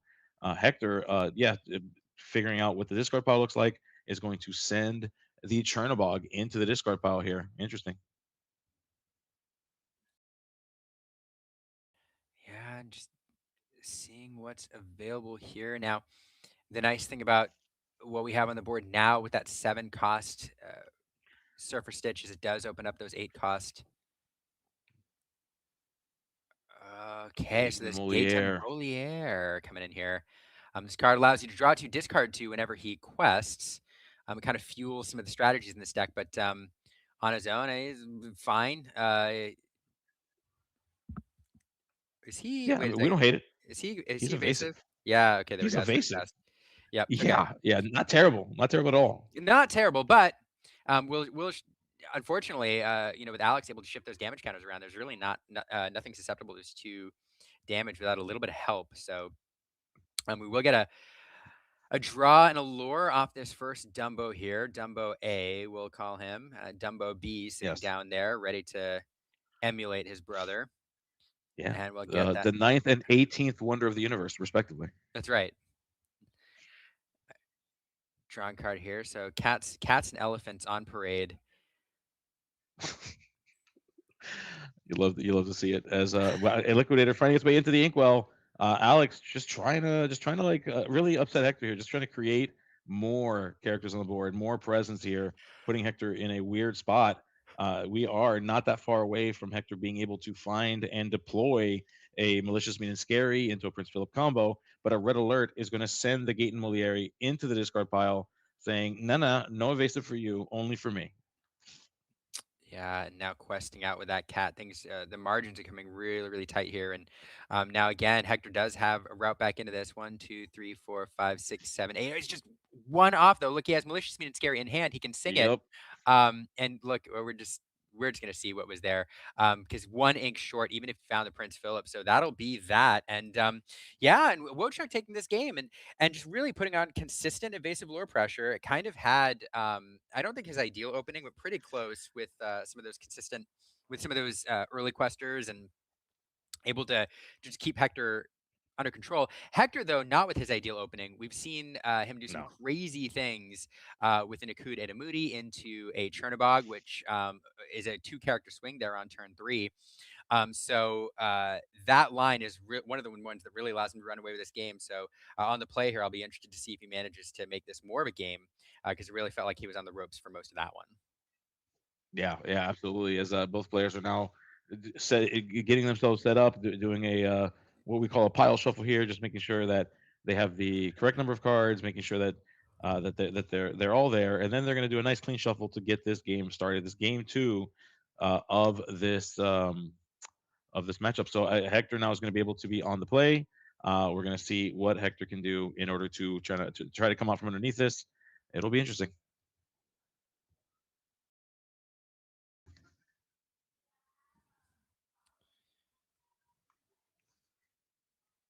And just a quick, as we're doing this, just a quick shout out again to all of our folks here. I want to do a quick shout out to ROK, to the Esports Gaming Lounge over here in Miami, in South Florida. As you know, South Florida is the place to be when it comes to Lorcana. As always, 15305 South Dixie Highway, Palmetto Bay. Pretty close to pretty close to Brickell, Kendall, down in Miami. Miami also, you may know Miami for such things as South Beach and the Miami Heat, as well as calle and pastelitos, all fantastic things that I love. That Liam is trying to get down here so that I can feed him more pastelitos the next time he's down here. And But Will yeah, Smith. we and Will Smith, yeah, he's also him too. Those are Yeah, both but just songs. huge shout out to Rock. Yeah, it is a fantastic. It's a beautiful song. It like really is the anthem of Miami. And the mayor of Miami, of course, is Pitbull. In case you weren't sure. Yeah, no, I absolutely love it down there. I love visiting the Lorcana community and a lot of amazing players and just people. I do make it out there at least once a year to go to Miami TCG Con, but I try to make it out more often if I can because yeah, I love all you guys out there. So it's a lot of fun. Yeah, and we love having you, bud. We really love having you, and we're glad to have you down. Whenever we can. Other things that just for those of you that are down here for Rock, just to let you all know, they do host private events. That we are currently playing Disney Lorcana. They do play other card games here, other trading card games. But primarily, if you come into the space, you'll realize that this is primarily a gaming lounge. So lots of tables, lots of computers. They host private events, birthday parties. They have weekly tournaments for card games, but also for fighting games and other video games, and they rent out PCs and PC spaces, and just a huge fighting game scene down here that Rock is known for. So all kinds of stuff. Check them out. Make sure if you're down here, you come check them out. And yeah, again, fantastic. Had a chance to hang out with the whole crew here. Great crew. Got a shout out to Monty as well, who is our head judge. As Hector is starting off this turn one with an ink and a Bobby Zimmerowski going into this game too. Yeah, fantastic card here. Getting the because what Bobby Zimmerski, fantastic card to allow you to filter your hand anyway, but particularly in this deck where Circle of Life is running around, allows Hector to start filling it up with cards that he wants to recur later. And the new boss is not a terrible card to do it with. It can start to when you have another one in hand, it starts to establish that new boss loop where you start to just circulate those new bosses. So something that he's setting up here, especially with another one in hand. We do have the Alan Adale coming in now. On the other side, Alex. This is one of the most aggressive starts for him. That Luisa will keep things in check. It's not the Adash quester, but he does have that evasive Randall Boggs, which gains an additional 2 lore when all of Alex's ink is exerted. So one of the more aggressive cards in this deck, and one that will allow him to start putting lore pressure on very, very soon. Yeah, certainly. As Alex just put his hand marker on Hector's deck. I just a little inside joke there. Hector told Alex that his hand marker is cursed and that he's not allowed to have the hand marker near him because it's going to cause him to lose. And so Alex's response was to, of course, place the hand marker on top of Hector's deck. So just a As little bit one of friendly does. banter here. Yeah, as one would do when they hear that there's a curse to be had. Oh my goodness. Speaking of another evasive character coming down here, it's that Sisu Daring Visitor, which can banish a character with strength 1 or less, getting that Bobby Zimmerowski off the board. No need to challenge. We can just ping it away. And because all of his ink is exerted, that Randall Boggs will quest for 3. Again, here, I think we have a lore lag on that side of the board. Somebody get these players straight. Tell them to update their lore totals in Lorebot. Yeah. Because Randall Boggs Yeah, here can definitely allow Alex to start putting the lore pressure on. Yeah, we're getting the. So what's happening is, and for those of you that are out there in in Disney Lorcana world watching this. Both players are currently in it was effectively their 7th round of play. They are not only tracking the game through a tablet that we're using that allows the points to be synced. They're also writing down their score because that's what you should do. You should be writing down your score. You should be keeping track of it on paper. And as the tournament progresses and they get tired, it's they forget sometimes. So they're making sure to write it down, but they're not tracking it on the iPad. But we've corrected that, and we've told them that they will not be allowed to leave that room ever again if they forget one more time. It should be 3 lore, no? Doesn't he get +2 lore, Randall Boggs? Well, Randall Boggs starts with 0, and then when he when Oh, okay. he when you use all your ink, then he gets 2. Got it. Yeah, and now we have 4 because of that. So Randall Boggs is worth 4 lore total this game, and we have this Sisu, this the daring visitor Sisu as well, doing some crazy stuff. Yeah, but here, so Alex definitely putting a little pressure on. It's a somewhat aggressive start here. That Randall Boggs is one of the more aggressive openings for this deck. I think the more aggressive opening is getting the dash on turn 1 if you can. Although that Louisa keeping some cheeky quest in check. But now it does feel like Hector, especially being on the play here, has a little bit more room to breathe in terms of pursuing some of the control cards that he needs in the late game. The Gate Moliere, we'll remind everybody, does have evasive, and so it is an answer to some of these evasive cards over on Alex's side of the board. Hector now trying to figure out how to tackle this. Yeah, it's tough going right now. It looks like we such an aggressive start from Alex, able to put down that Randall Boggs.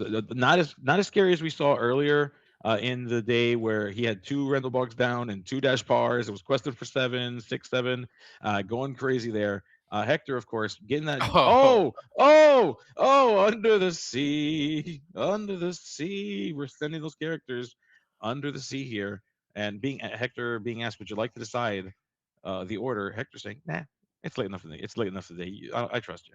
yeah, it's really interesting there. I was wondering if he was touring around, challenging with Gaeton and the Randall Boggs and keeping this under control that way. But under the sea, able to do it, able to do this a lot better, sending away multiple characters, and now this is going to give Hector even more breathing room here, to pursue, his late game combo pieces, and not where Alex wants to be at all. No, not at all. That is very true. Alex, of course, kind of on the back foot here, especially having lost those characters. Hector, a little bit more calm. You can see it. I'm assuming they're speaking to it might be something the judge is saying or asking for, but there's something happening in there. But yeah, either way, we've got action happening here. Cheshire Cat finding its way onto the table, sending the Jebediah Farnsworth into the Soli, which of course it's got bodyguard, and Jebediah's got reckless. You got to do it. I'm gonna go ahead and boost that Cheshire Cat, sending away that Alanadale, and yeah, I think we're making some decisions here.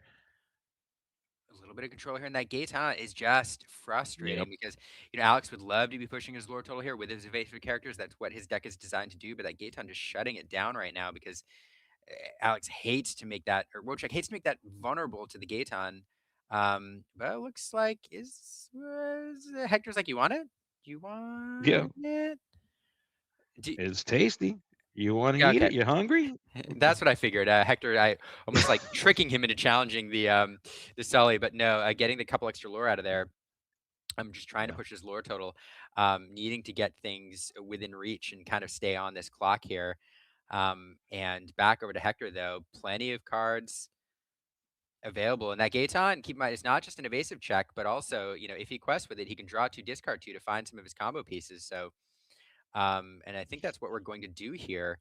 Yeah, questing and then draw 2, discard 2. He finds a circle of life there, which is fun. Yeah. Fun is definitely a word you could use to describe that. It's fun for somebody.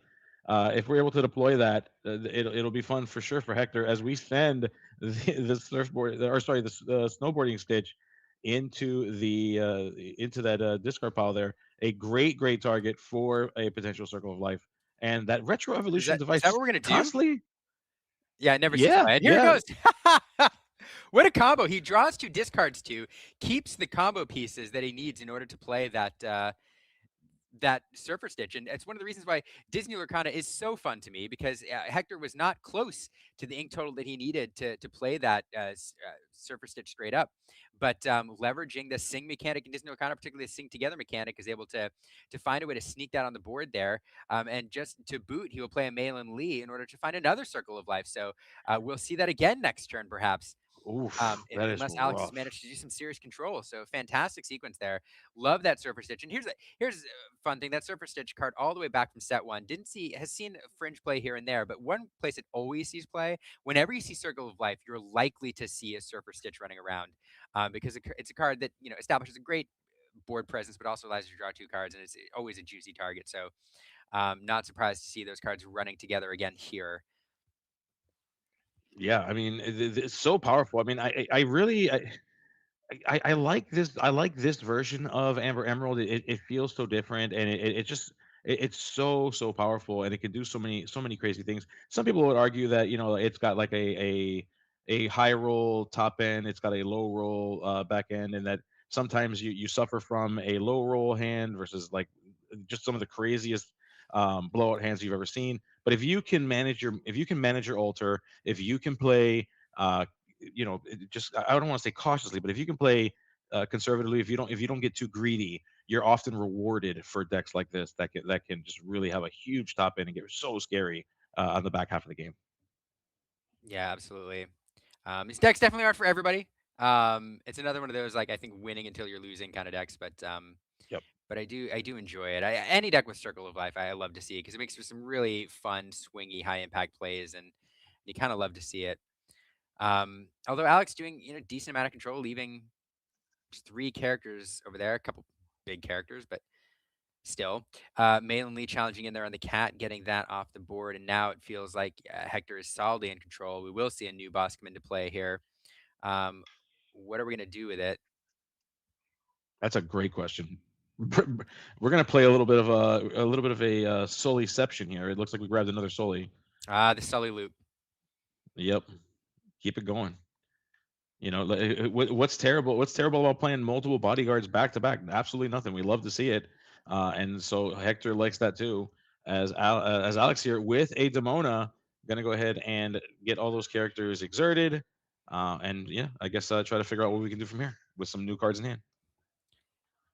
Yeah, I need to refill the hand mode is one of the reasons that you play Amethyst, part of this Amethyst mid game core. So um, we'll net him three cards and get a pretty decent body on the board. It's back over to Hector for a response, but now we're solidly in the end game. Hector has in this deck board wipes available. He's got Circle of Life available to recur whatever he wants from his discard pile. Some crazy control with um, the control and card draw with the Milo Thatches. So this is where he wants to be in a long game, and Alex is trying to keep dropping threats on the board, trying to hang around. Tough spot to be Yeah, in. I mean, it is a very tough spot to be in. Alex is just trying to survive here. We see that Soli again, part of that Soli loop. Hector going in, and guess what? Guess what we're grabbing? It's Soli again. Just bringing him back, just continuing the loop. The loop never stops here. Yeah, this is the dreaded Sully loop. People starting to string these together as soon as these cards were revealed and they were available to do this. So um, it's just so much value, because yeah, it does seem silly to continually just bring back character after character after character, but or the same character over and over and over again. But you're basically getting it for free, and your opponent is having to devote resources to getting them off the board. So um, there's just so much value out of these Yeah. two cards when you play them back to back like this. Yeah, I mean, if not just for that ability, you also get to use it as a bodyguard. So you have to deal with it. You just have to keep dealing with it. As we see the Cheshire Cat finding its way down, and a red alert dealing with the Gate and Moliere, finding ourselves some more lore here. And thank you, Alex. You will not be banished into the Nether Realm. You've actually clicked the button on the iPad. We appreciate you. And that doesn't feel like a terrible response. Both players just going back and forth here. We are going to get a quest out of that. Demona just taking a little bit closer to victory. Yeah, both players now. Yeah, we see malicious, mean, and scary Followed by a Circle of Life here with the Prince Philip. Yep, that'll do it. That will certainly do it. Both characters on Alex's side of the board dealt with effectively, and Hector now with a sixth lore uh, series of cards here. Going to go ahead and start questing unless Alex can find a way to deal with these characters efficiently. Yeah, very difficult to come back from this position here, obviously. And I'm willing to bet we're going to be on to a game here pretty shortly. Jebediah by Farnsworth coming into play along with a dash par. And that's something on the board, but there's a lot of lore over on Hector's side now. 1, 2, 3, 4, 5, 6. And just Hector solidly in the driver's seat. It's going to take a lot for Alex to come back from this one. Yeah, that sends us to should be 13. That's how math works, folks. As Alex now having to figure out how do we solve for this. Hector, of course, going to go ahead and play that Soli that we brought back with Soli, which was funny enough brought back by Soli. But now that both Solis are currently on the board, gonna have to bring back something that's not a Soli. Although we didn't catch. Oh, I missed what it was. What he just grabbed. I Oh, bet we're okay, going it's Angel. to. It's He used the ink. Frank. It's ink. Yeah, it's Angel. It's Angel. uh, Oh man, this is yeah. So Alex gonna go ahead, play a Demona again. Gonna go ahead and draw three more cards, just trying to see what we can do here.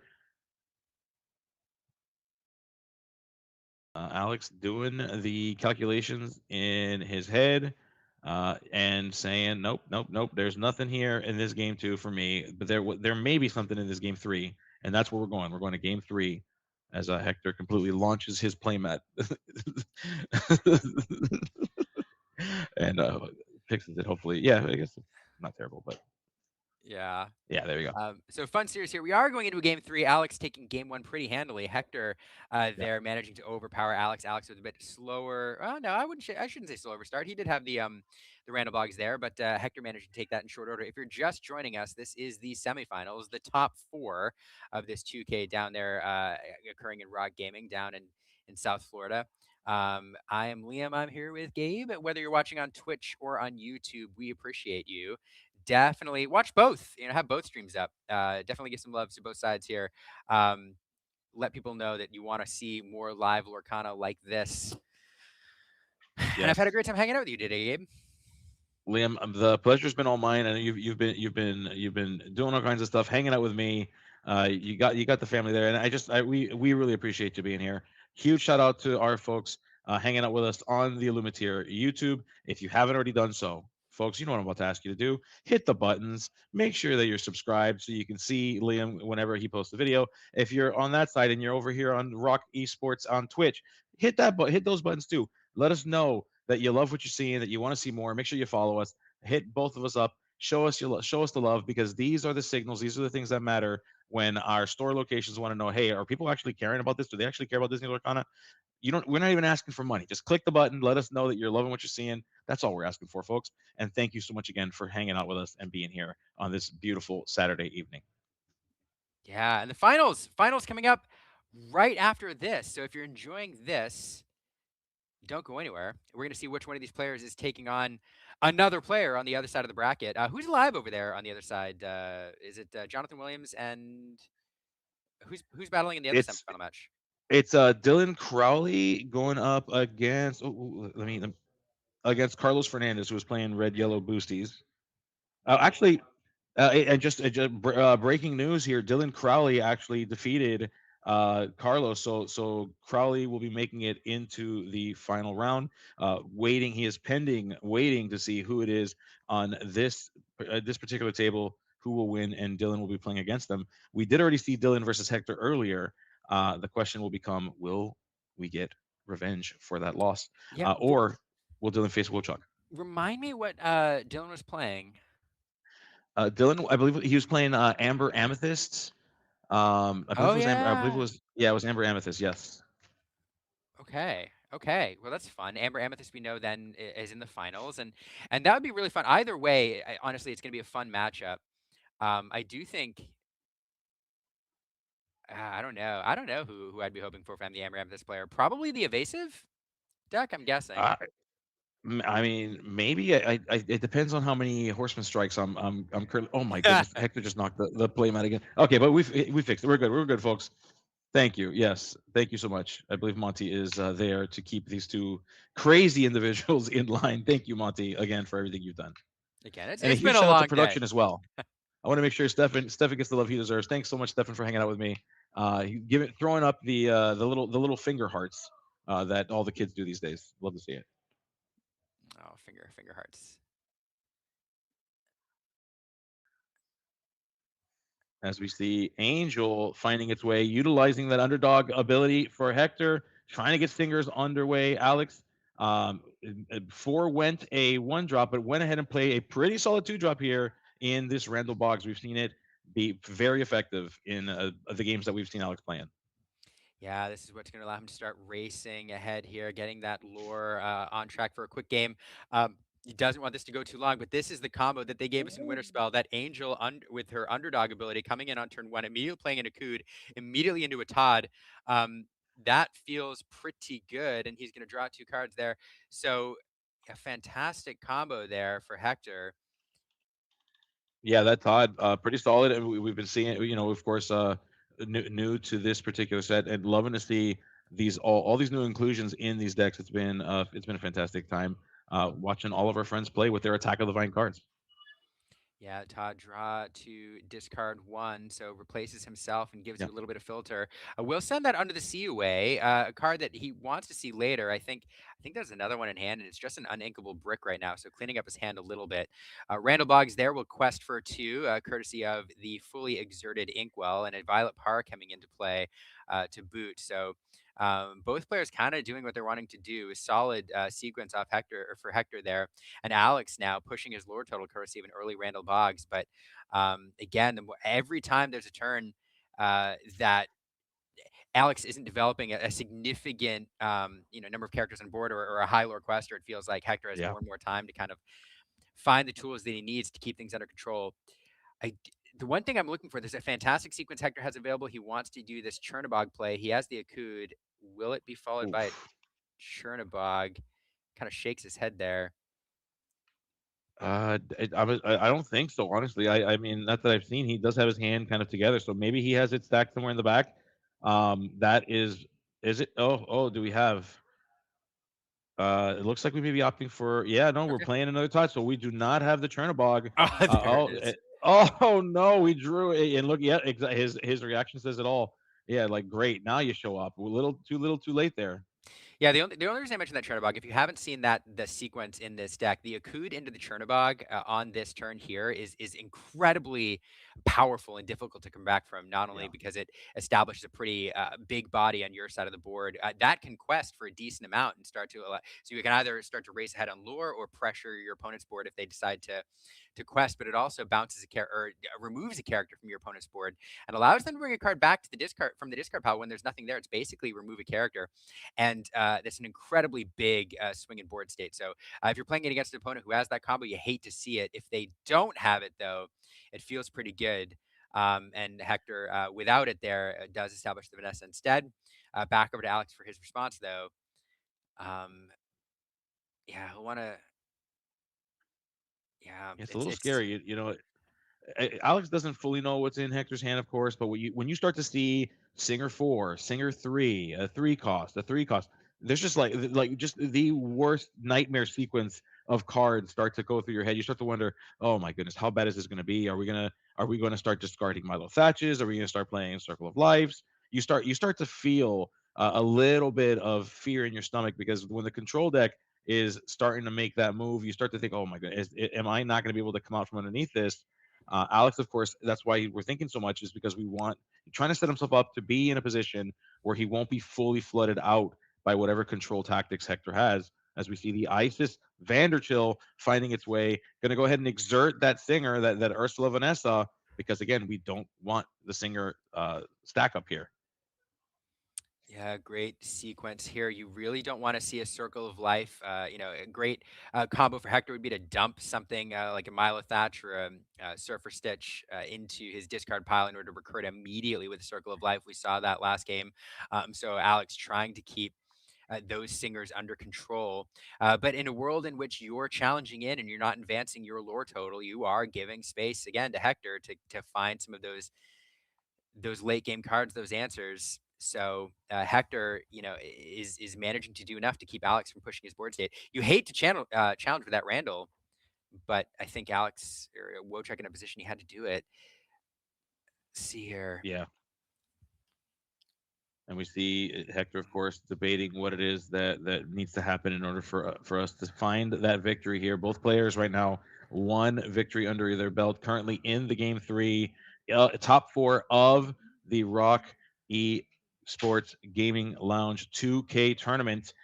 Both players here trying to come out victorious in this spot, and both players fighting valiantly for it. As we see Hector taking a look and bringing back a circle of life for that Malin Lee effect. And Alex with the hands on the head. What are we doing?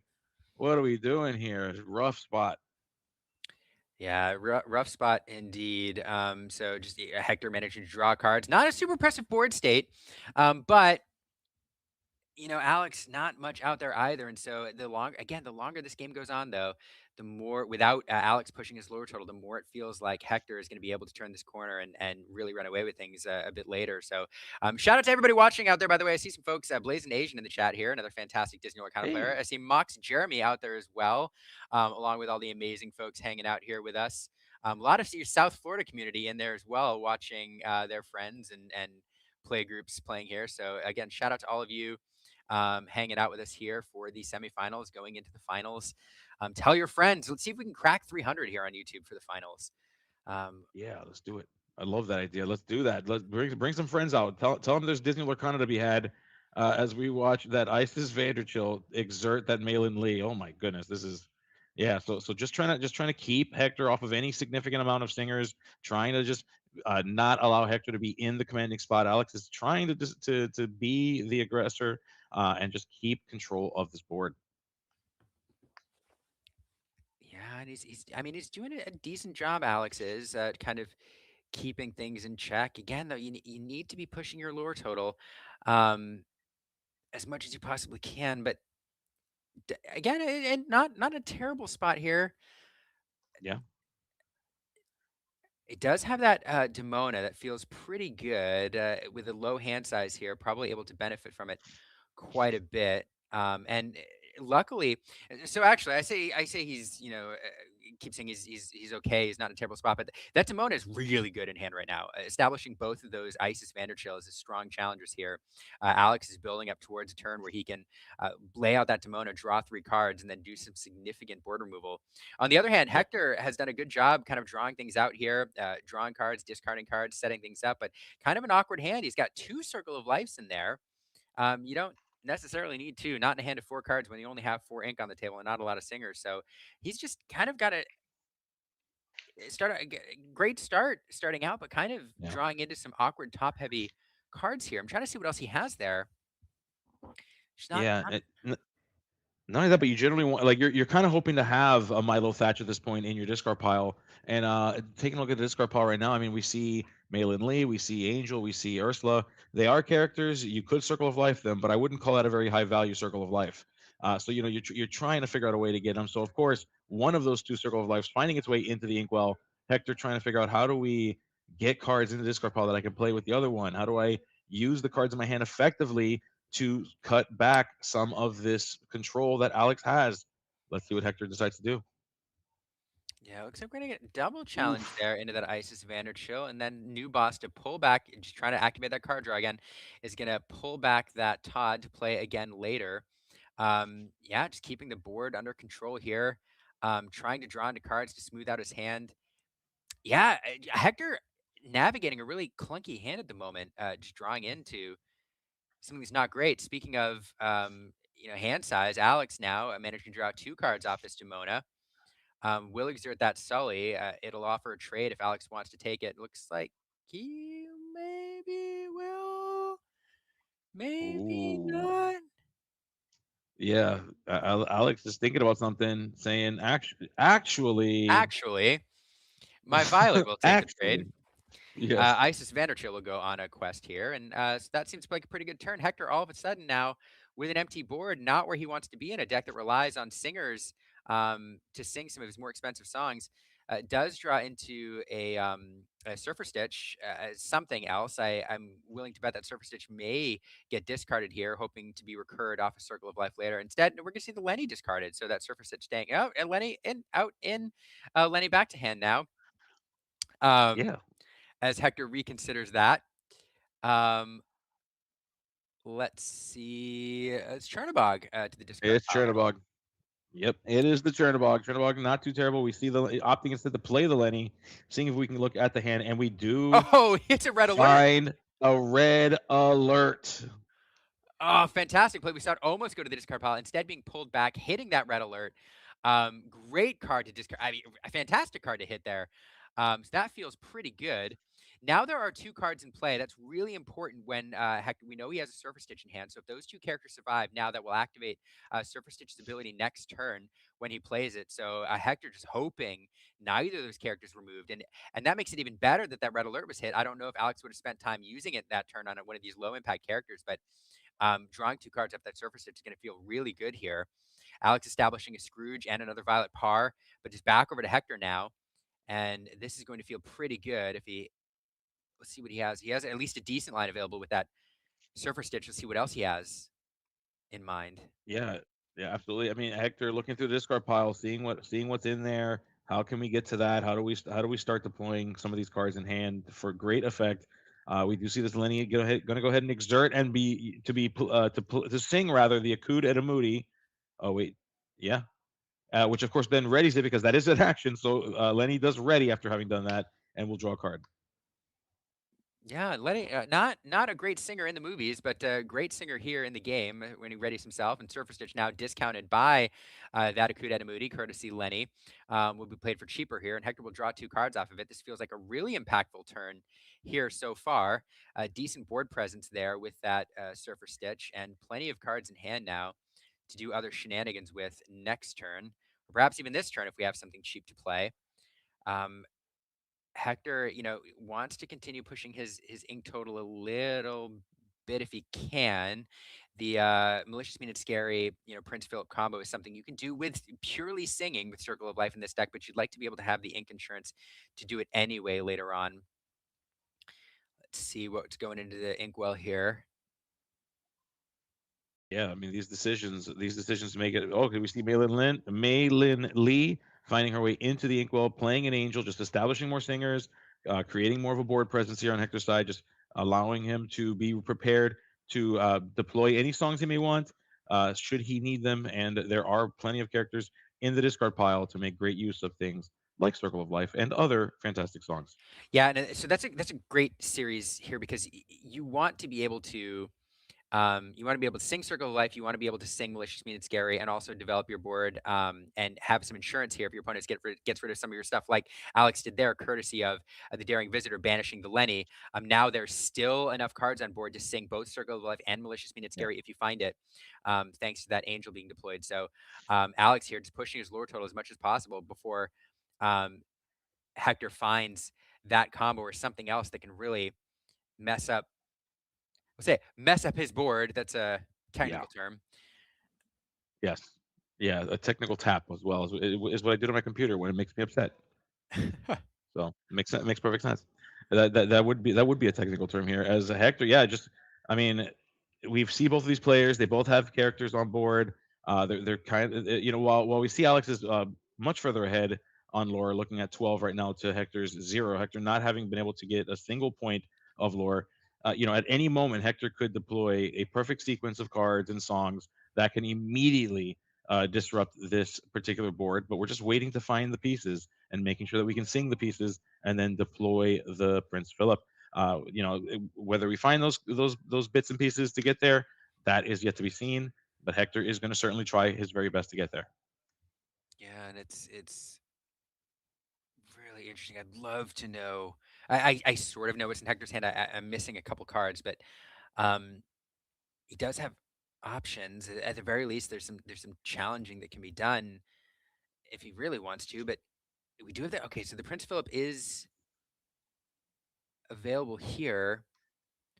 So Hector, considering because you do have that Chernabog, which can answer something if you sing Circle of Life, and Hector trying to figure out what are you likely to recur if I play this Chernabog. Yeah, and which I mean, there are options. To your point, there are options, and those are. I'm seeing ices, I'm seeing characters that do things when they enter play. So Hector has to be very careful, or you might find he'll have to be forced to play the character and not do its effect in order to avoid dealing with a worse effect than just having a character out. Yeah, and it's a good point mentioning that some of these interplay effects, right? Because that Isis is going to exert something if he chooses to use. Isis is likely to come back and then force Hector to exert something, which means it'll be vulnerable during his next turn, but also um, he can't use it for whatever. So having Yeah. thinking through the sequencing here and exactly how he wants to play it. Now here's an interesting card here because what breaks this wide open is What's that? is a malicious, mean, and scary. If he manages to find it. There's a Prince Philip in hand. I don't know if there's one in the discard yet. Um, Uh, Not that I've Ooh, he seen. does find the malicious means Garrett snap grabs it. Oh, So now here's the thing. I don't know if there's a Prince Philip in the discard pile. He has a Circle of Life, which he can sing. So he could sing to recur a Prince Philip if there's one in the discard pile. Can he get that Prince Philip into the discard pile? Is there a way? that's a fantastic question. I mean, he's certainly looking. He went looking for it to see if he could find it. The question becomes, can we get the one out of our hand? Just so much here. Three, four, five. We're looking at 6 lore on Alex's side of the board here. We'll be able to go to 18 on that. The question is, can Hector recover and go from 0 to 20 in response when he's able to ink after this turn? Of course, he's choosing to ink the Mylo-Thatch. He's playing the Chernabog. So now the question becomes, Oh, yeah, no, it looks like he's just deployed it in order to have a character to be able to deal with whatever exerts on Alex's turn. yeah, just some singer insurance here, perhaps. Really fascinating. Um, okay, so he was gonna play the malicious spin scary. He's like, why wait? I'll just do it now. Now the one downside to that is it does put a little damage counter out there for the cat to move around, but nothing really susceptible to one damage counter. So at the best, what Alex is doing with that is protecting one of his characters from being banished, courtesy the Prince Philip next turn. Yeah, Now we would have had to recur it last turn, but now with 8 ink on the board, Hector can play an ink and then just hard play that Prince Philip to banish everything on that side of the board. And Alex can see what's going on here. He can see the resources available, and it can intuit pretty well. What's coming, especially with Hector looking through his discard pile there earlier. So yeah, it's a tough spot here. Alex knows what's yeah, coming. So if you know what's coming, how much do you push your lower total versus trying to control your opponent's side of the board? You can't dump anything else. Well, I mean, yeah, you can dump all the other stuff out there because malicious means scares have been used, so you can yeah, deploy some stuff absolutely. to ensure your board remains viable. Okay, Ugh, couple cards here. Neither of those characters do is quest. So a couple strong challengers there. A couple reckless characters, but it's all they're good for, and that is it. That is all the cards in hand, I think, for Alex. He's now in top deck mode. he is. Yeah, he is put in a weird spot here where he needs to think his way through. Of course, again, Alex is ahead on the lore count, but the thing about a good control deck, especially this Amber Emerald deck, you start to look down at the characters on board, and really quickly it goes out of hand. You control the board, and then you look down, and you go, oh, oops! It turns out I have 7 characters, and they all quest for 3. I guess I win in 2 turns, and that's kind of what Hector's trying to set himself up to do. As we go ahead and we draw kind of a head shake here. It doesn't look like Hector's super happy with what he drew. But I guess we're gonna find out what that looks like. We are. Okay. So we're messing with some ink. We see Oh, that it's there's 2 another Prince Prince Philips in Philip. hand, Yep. and yeah, and a Circle of Life there as well. So just getting bogged down here, but I think he's gonna have to make the call and just launch this little guy. I say little, but Yeah, that is four, that five, is the play here. You kind of have to do it. Even if you go into full challenge mode here, um, you got a lot of little guys, a couple bigger guys. I guess you yeah, could. I have to do the math here. But yeah, I know that's what you do. So there comes Prince Philip wiping the board here. We'll see what was underneath that Scrooge McDuck just for fun. Yeah, for There funsies. get some cards there More getting Scrooges thrown and into this card Cheshire pile Cat. here. Now, Alex, just a couple cards off here. I talked about how these characters cannot um, quest. You know, they have to challenge. They're going to have to run into something next turn because they are reckless. I do wonder if Alex is running the Aladdins that allow him to turn those reckless characters into giving them a lore gain ability. Because if he is running those, let's see here. And Alex, of course, choosing to take the cursed hand token and place it on top of his deck to give himself some good luck. Hector saying, "Don't do that. That's considered outside help." As Alex draws a Oh, Sven here. Oh, that yeah. I feels mean, pretty bad. it'll deal with the character, I guess. But yeah, we're seeing Liquidator come in, deal with the Todd. We're seeing the Farnsworth coming in, dealing with the Malin Lee, and of course Sven, just trying to slow down this clock, just trying to keep Hector off of too close of a victory. You're going to go ahead and send that Angel into the discard pile as well, as Hector draws another card for turn. Has, I believe, 3 cards in hand, could be 2, And you know but what one yeah, of them there's the is? One of them is another what's that? Prince Philip. Unless it Oh no, was it inked? I didn't see what he I inked it, for the first Prince Philip.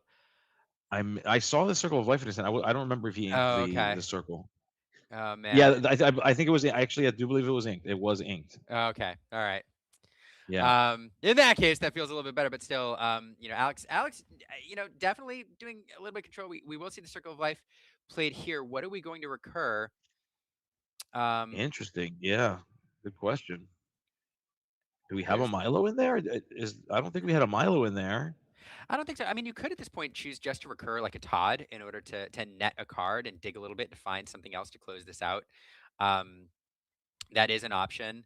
You could also get like a well-statted, or you could get a Sully, bring him back to recur something else, and just keep the value train Yeah. going. In fact, that might be the move: is to bring the Sully back, allow Sully to come into play, recur the Todd, that allows you to play it next turn to dig a little bit. Um, I think that might be the play here. Let's see. Hector's pretty sure.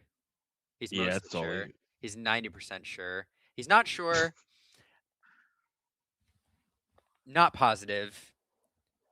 Yeah, that Sully was like at a 45-degree angle. It did not fully snap onto the table there. Hector almost put it down, but said, no, hold on. And so wanting to make sure that he grabs the right card.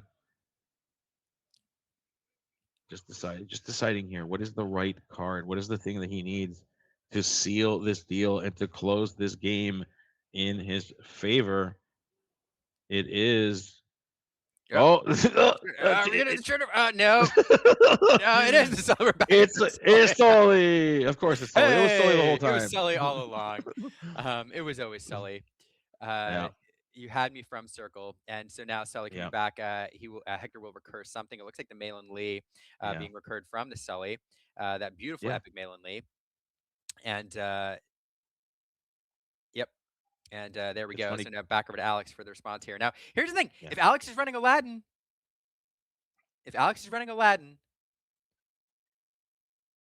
he wins. he does. He does. I Oh don't. no!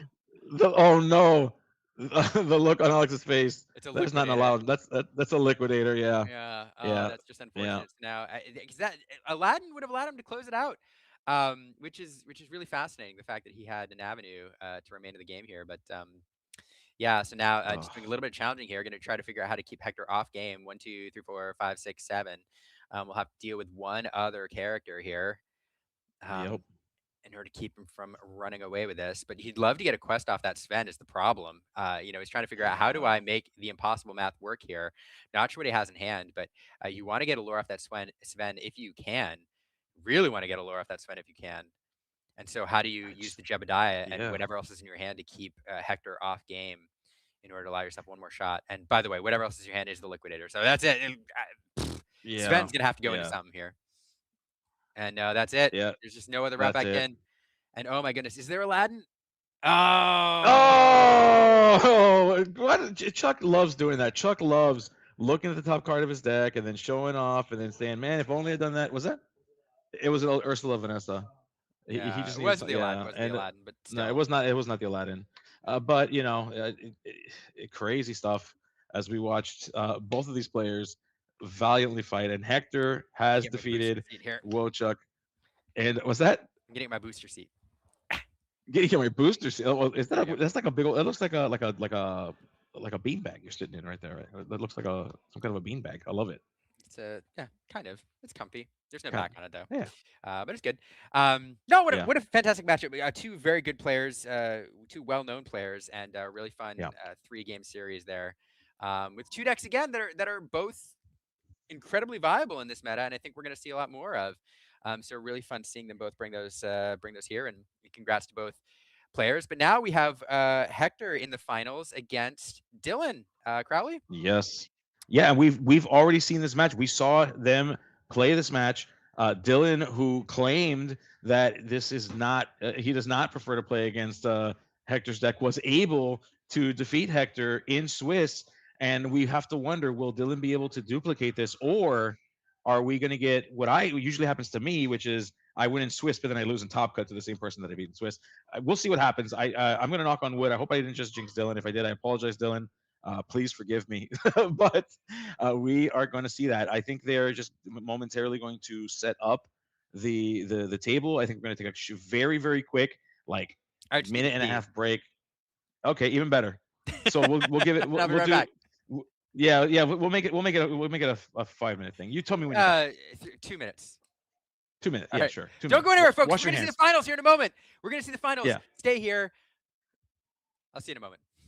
Yeah, and wash your hands. Make it 4 minutes. Yes, sir.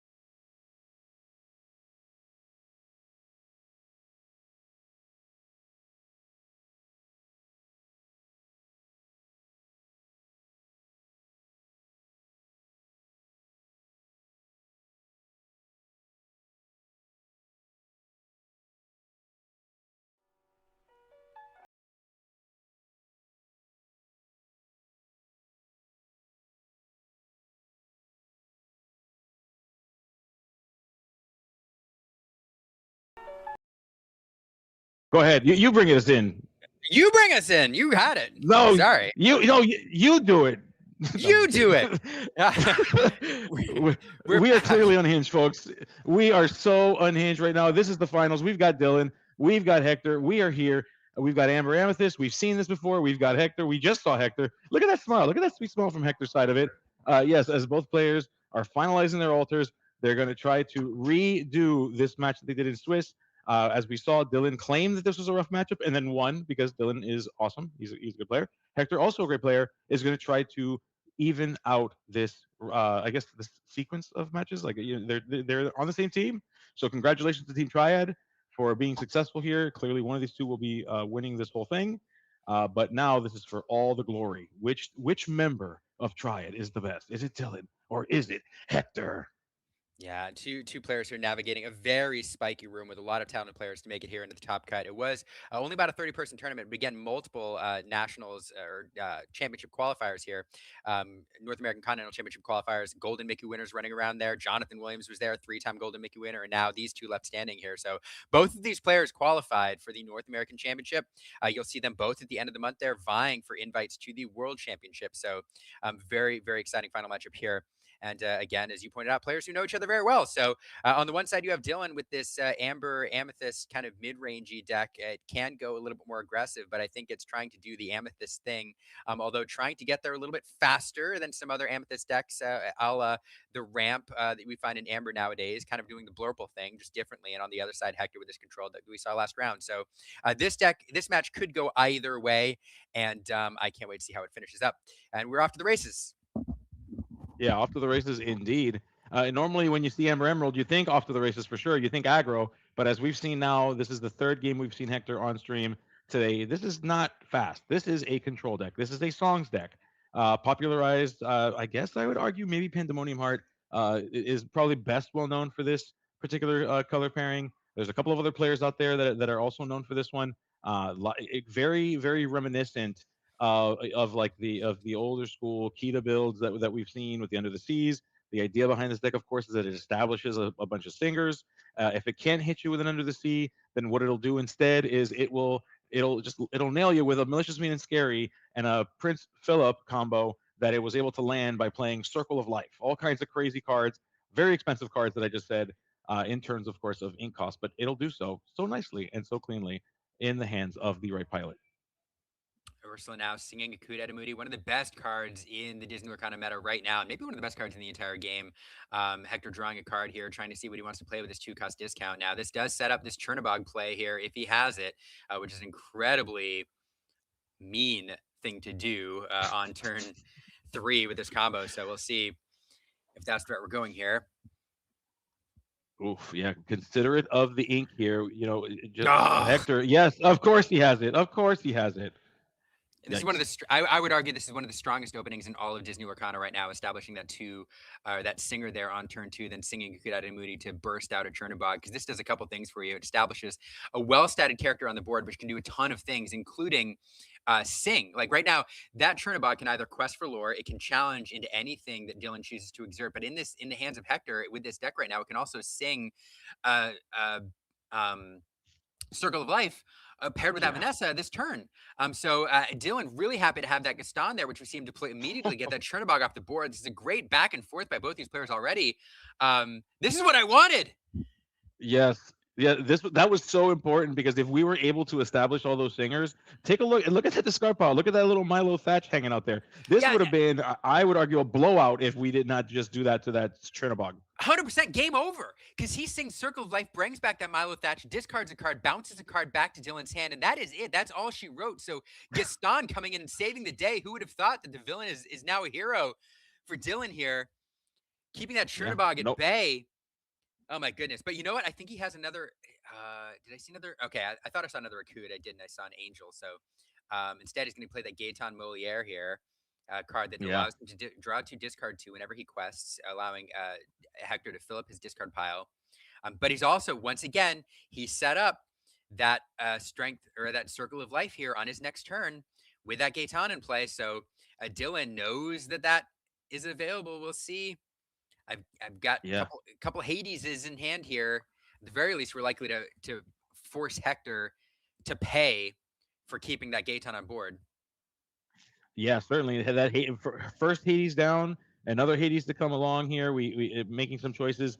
If that doesn't work though, you may notice that Dylan has a certain little horseman strikes, so we can get rid of that gate in Moliere if it, if we so need to. But yes, of course, Hector's like, yeah, draw cards, dude. I need these singers. Are you crazy? I'm not going to give these singers up. As we're going to go ahead and deploy a Luisa by using Ham's ability and saying, hey, you know what? Gaston's here. No one hunts like Gaston, so we're going to quest like Gaston. Very nice. Yeah, I mean, tough decision though, because Dylan was down to 2 cards after inking, playing cards every single turn, really running low on gas there. So Hector did think about it for a moment here, but in the end chose to allow him to draw 2 to keep a hold of that Gaetan there. And now we do have that Circle of Life available. We're going to draw 2 and discard 1 with that Todd here to start, just to see what else we could possibly do. What else could we put in that discard pile to possibly recur? I think the Milo Thatch feels good. It's certainly an expensive card you like to get on the board. I think a Surfer Stitch would have been better. Yeah. But in any case, we're likely to see some singing, I think, here this turn. What are we Yeah. sending away? Another Milo. Another Milo. Yeah, another Milo. An enchanted one at that. So pretty. Those enchanted Milos are so pretty as we see. Yeah, there we go. Circle of Life. We send away the Milo. Oh, wait a second. Oh, Hector kind of took a look at that Chernobog and said, hey, maybe Chernobog isn't the worst thing right here. Well, I think he realized real quickly. He's like, oh, your discard pile's still empty. Oh. Wait a second here. Okay. And ultimately, Hector does this a lot. He's like, yeah, wait. No, okay. Yeah. And so, yeah, thinking about that Milo, but does set it there. We will see a discard here to bounce something back to hand. The thing is, you got a couple cards out there you don't like to send back to hand. Yeah. That Gaston is able to use his interplay ability again, although no targets out there for him right now. Of course, Milo Thatch does have ward, and so not choosable. Yep. But instead, we are going to send that Ham back to hand. So Yeah. there you go. Yeah, I mean, not a terrible card to send back. If you got to pick one, that's one to pick. I mean, I think looking at that Milo Thatch Chernobog option, like deciding on between those two, the point that you made was very, very was very relevant here. Send maybe the Hades under the deck because that's where we go. It'd go under the deck. It can't be used again. However, Milo Thatch is, if we have the right cards lined up in our hand, Milo Thatch is a way for us to see more cards. And Hector right now needs to see more cards. We need to continue gaining resources in that way. We have to continue getting that advantage. Speaking of advantage, Mowgli trying to take some advantage away, but there is nothing for Dylan to find with this Mowgli. Now, it does get a peek there, though. We do see the Surfer Stitch. We see the Chernobog. We see the Malin Lee. So Hector has a card that can dig for more cards. He has, my goodness, he's only on 4 ink, though. So he has a lot of top-heavy cards. Love to find a way to get that Surfer Stitch into the discard pile to perhaps recur. So it does feel like maybe a bit of breathing room here, just a little bit. Hopefully Hector whiffs with that Malin Lee. That's what Dylan hoping for here. We'll do a bit of control and then quest with that Gaston. Yeah. I'm telling you, that Gaston is so good. Questing here, we got 2 lore from that thing. It banished the character. It's good. We love that Gaston. It is awesome. Well, maybe I love that Gaston. Let me just. I don't mean to speak for you. Gaston is kind of villainous. He's fine. Tell you who doesn't like Gaston right now is Hector. We will see that Gaetan quest there. He's going to draw 2, discard 2. We're likely to see some expensive cards head to the discard pile there. I think you want that Surfer Stitch down there probably. We'll see what else. It's an Angel. And Lenny, okay, interesting. So keeping the Surfer Stitch to play perhaps later, not relying on the Circle of Life as the Chernobog comes down. Now we will send the Dumbo to the bottom of the deck here, or into the deck, and Dylan will be able to play a card from his discard pile for free. Yeah, I mean, look at Hector's board. It is so terrifying. You've got the Gaten that's got evasive. You've got the warded Milo. That thing is so scary. Just so much power sitting on Hector's side of the board. A lot of potential singers for more scary things. And yeah, Dylan over here, holding his own. Got characters on the board, not necessarily as big as some of these characters, but still holding his own. And definitely not out of this yet. There's still a lot of game to be played. We're gonna see how we handle this as Hector comes in with the challenges and starts dealing with his board as efficiently as possible. as we see that Gaston finally gone thanks to that Milo Thatch getting Yeah, his it's hands dirty. interesting. Getting it definitely get his hands dirty, taking out big old Gaston over there. The thing is, like Hector would rather save his characters for singing, would rather be using them for other things. But um, Dylan doesn't have a lot of wide removal, if any wide removal in this deck. A lot of target removal, a lot of removal, but nothing that Yeah. can do with the wide board, except if Dylan manages to accumulate a decent sized board and then drop a Demona down to exert Hector's board and then allow Dylan the ability to trade favorably and to decide how things are banished. So Hector trying to prevent that line, expecting a Demona to perhaps come down in the near future, trying to make sure that the characters are banished on his terms rather than letting Dylan figure out how he wants to align the challenges here. Hector looking for a deal. Dylan Hades looking for a deal, played by Dylan here, offering Hector a deal for that Chernabog, was it? It was for the Gaten. Gaetan. Okay. Yeah. So yeah. And yeah, opting. Hector says, "No, you don't need hammer cards, dude. You're fine. We're gonna send that mole man down to the bottom here and Where he likes to deploying a be. Luisa." Yeah, exactly. That's you know what he. This is exactly that's the perfect place for mole man, and I'm sure he loves it down there. Did knock a card off the top deck here. There comes the Ugh. judge there, cleaning things up. Yeah, Monty with his patent pending wrench tattoo there. Love it. It's now back over to Hector. And again, Dylan has managed to keep things in check here, but it just feels like Hector's been in the driver's seat for most of this game, kind of dictating the tempo and the pace of play. Not managing to accumulate much lore. That's okay, though. That's not what he's trying to do at this point in the game. Taking a look at the discard pile again. Dylan chuckling here. We are going to get that Sully, the new boss here, which will recur a card from the discard pile. Looks like it will come in, exerted in the bodyguard position. Hector, pretty sure, mostly sure, 100% sure that he's Yeah. coming down in that position, recurring a Milo Thatch. Yeah, telling that Milo Thatch it's time to put that thing back where it came from. Or so help Dylan.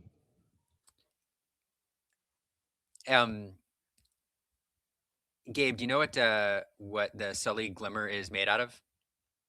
Oh, here we go. What is it, Leo? Monster Ink. Oh, I love it. I absolutely love that.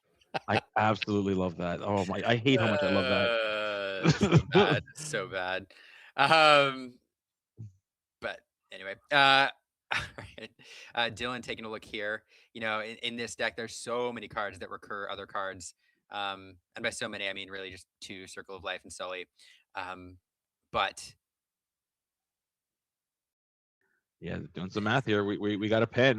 The math is still complicated. We got to carry the 1 over here with this pen. We see. Oh, they're. I guess they're talking it out, making sure that everything is squared away. Yep, they are squared away, and Dylan is going to go ahead and draw for his turn. Is that another Hades? I just saw under his hand. I think it so. wasn't. I think it's a foil Hades. Yeah. Yeah, and I really, really like the decision by Hector not to allow Dylan to draw any cards off that previous Hades. It always feels bad losing a character, but to be honest, more often than not, I feel like opponents let the Hades player draw cards. Dylan doing a lot of removal here, sending both Hades into that new boss. Another Gaston coming down. No one banishes Chernabog like Gaston. We've seen it a couple times now, and Gaston heading to the discard, Chernabog heading to the discard pile, and now Hector with an almost empty board, just a spray cheese kid sitting there building his tower. That was a huge turn on Dylan's part. I mean, that was such a swing as we see the Circle of Life coming back due to the Malin Lee's effect.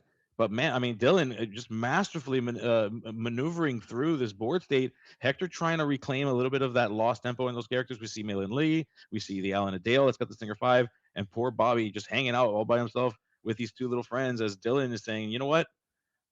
We win by gaining by questing. We win by gaining lore. Although, man, this is a card you'd love to play, but Hector here. Tough. Yeah, it's tough because we're choosing between. It looks like this. Oh, we're choosing between the surfing stitch and what's the other? Was the circle? Is that what we're agonizing over? I think it is, and I think the calculus here is to try to recur that Milo Thatch again, which will give him persistent card draw. And so trying to decide if he wants to get to circle, to open up circle next turn, but instead he's going to keep that Surfer Stitch in hand, and have that as a next turn play potentially. The thing about it is, Yeah. Surfer Stitch, a very good card. He establishes a board, a bit of a board, allows you to draw 2 cards, but doesn't impact your opponent's board at all.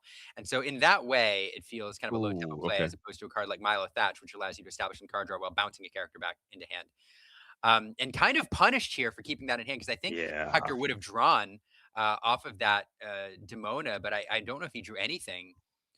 So had he inked Yeah. that Surfer, would have benefited from it.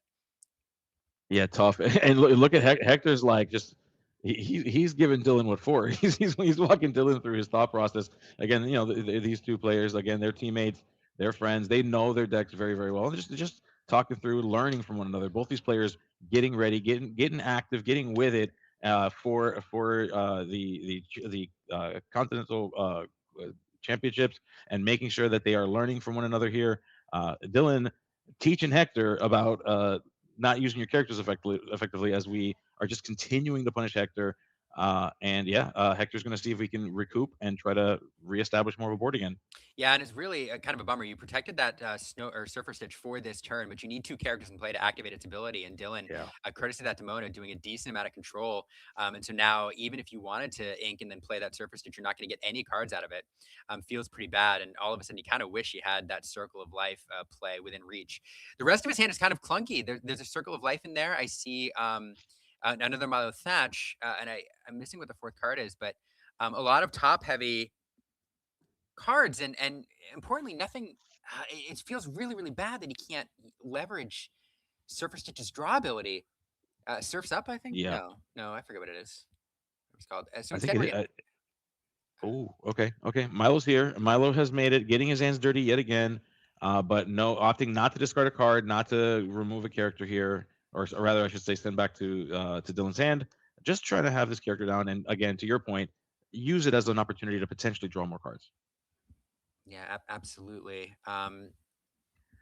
You want to, you can leverage it for the Surfer Stitch. And oh my goodness, at least a little more control. That's it's so frustrating. It's so frustrating because Hector's like, I just need 2 characters to stick. I just need 2 characters to stick, please. 1, 2, 3, 4, 5, 6, 7. Oh, it's just unfortunate. Not enough to sing Circle of Life. So he's just gonna play the Surfer Stitch here, not activating its ability. You gotta do it at some point. Get something on the board here. Because there's another one in hand. So now next turn he can play the Surfer Stitch. This is actually how you play Surfer Stitch, Liam. This is what you're supposed to do. You're supposed to play it when you have multiple characters so that you can draw a card. I don't know if you know that. That's how that card actually works. Yeah, absolutely. Now, yeah, he's like, I see your Stitch. Yeah, this is. Let me coach you up a little here. Although I think that's a fabled one on Dylan's side and a first chapter one over on Hector's side. So, Oh yeah. yeah. Will of the Wisp coming in here. And Dylan now just solidly progressing his lore totals. Now, Hector has some board wipes in this deck. Surfer Stitch going to come in here, draw a couple cards. Dylan is not on game just yet, if the lore totals are correct. Hector just hoping to draw into the combo pieces he needs to close things out. And now we're getting updated lore. That's 1, 2, 3, 4, 5, 6, 7. So, yeah, still can't close things out this turn without a little bit of reach. Hector has Under the Sea in hand. He gave us a little peek there. Not a lot susceptible to it, though, unfortunately. No. Yeah, not a fantastic Under the Sea. That would be a very, very low value Under the Sea at this point. Would have to do a little bit more work to make that happen. Looking instead probably for everyone's favorite combo, of course, but it doesn't have, I believe, any of the pieces right now in hand to do it. We're looking for Emotions Being Scary. We're looking for that Prince Philip, and we're looking for one more ink to deploy all of that. Yes, we're likely to get some challenges here. We're going to get that cat off the board. A Dumbo tucked underneath there. Looks like Milo Thatch is going to swing in as well. A couple targets available. The Louisa is the safest one. And then all we have is that Surfer Stitch at the ready. So doing a bit of control there. Now it's back over to Dylan. Dylan has a guidebook in hand. We can draw some more cards as well as a Dumbo we can establish on board. That guidebook going to be cracked immediately. Draw 2 cards. Dylan taking a look at his options. Does find a Horseman Strikes. No targets for it. No, none. I mean, Hector with some fantastic characters over on his side of the board, but that Demona is pretty solid itself, sending away the Milo Thatch, using more characters to get rid of the first Surfer Stitch. and leaving Hector with one Surfer Stitch left. Hector just continuously building the board, Dylan dismantling it. Hector rebuilds it, Dylan's dismantling it, and only with two lore on Hector's side, of course. Dylan deploying a Dumbo, Ninth Wonder of the Universe, and a Will o' the Wisp. Yeah, and this is a tale of two different. It's a tale of card draw disparity here. Dylan managing to continuously find guidebooks and drawing some cards up the Hades. Hector is doing a lot of drawing, a lot of discarding. Hasn't been able to net many cards though off that Milo Thatch that he's deployed, if any, and just left with an expensive hand here consistently. Did draw into a Chernabog there, but it feels a lot worse when your opponent has plenty of cards in their discard to deploy. So that Oh, yeah. Chernabog being discarded by that Bobby Zamoruski. And now we have an Under the Sea in hand. Not great. We can go Surfer on Surfer. There is a Milo Thatch in hand, I believe, though, so you can discard and send something back to hand. But what do you send? I mean, the Demona feels pretty bad, and Yeah, but there it's all tough. you do have a Prince Oh, Philip in hand. Interestingly, 1, 2, you do. 3, 4, 5, 6, 7, 8. So next turn you can deploy it at cost. Depends. So I'll be honest, Gabe. There is an argument to be made here to hit that Under the Sea even,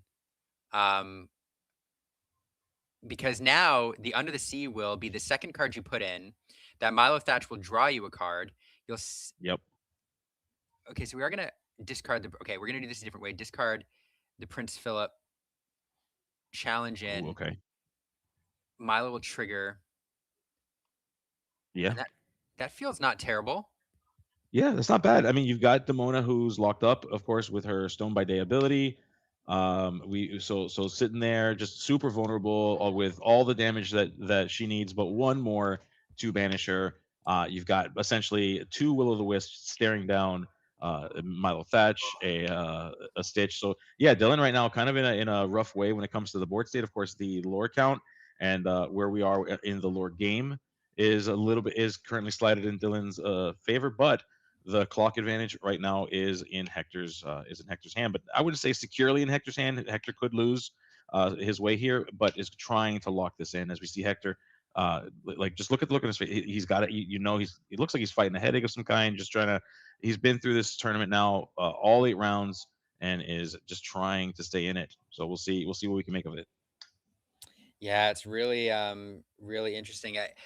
I'd forgotten. I'll be quite honest. I'd forgotten to check Dylan's hand and didn't realize that Demona was stoned by Day. That changes everything here.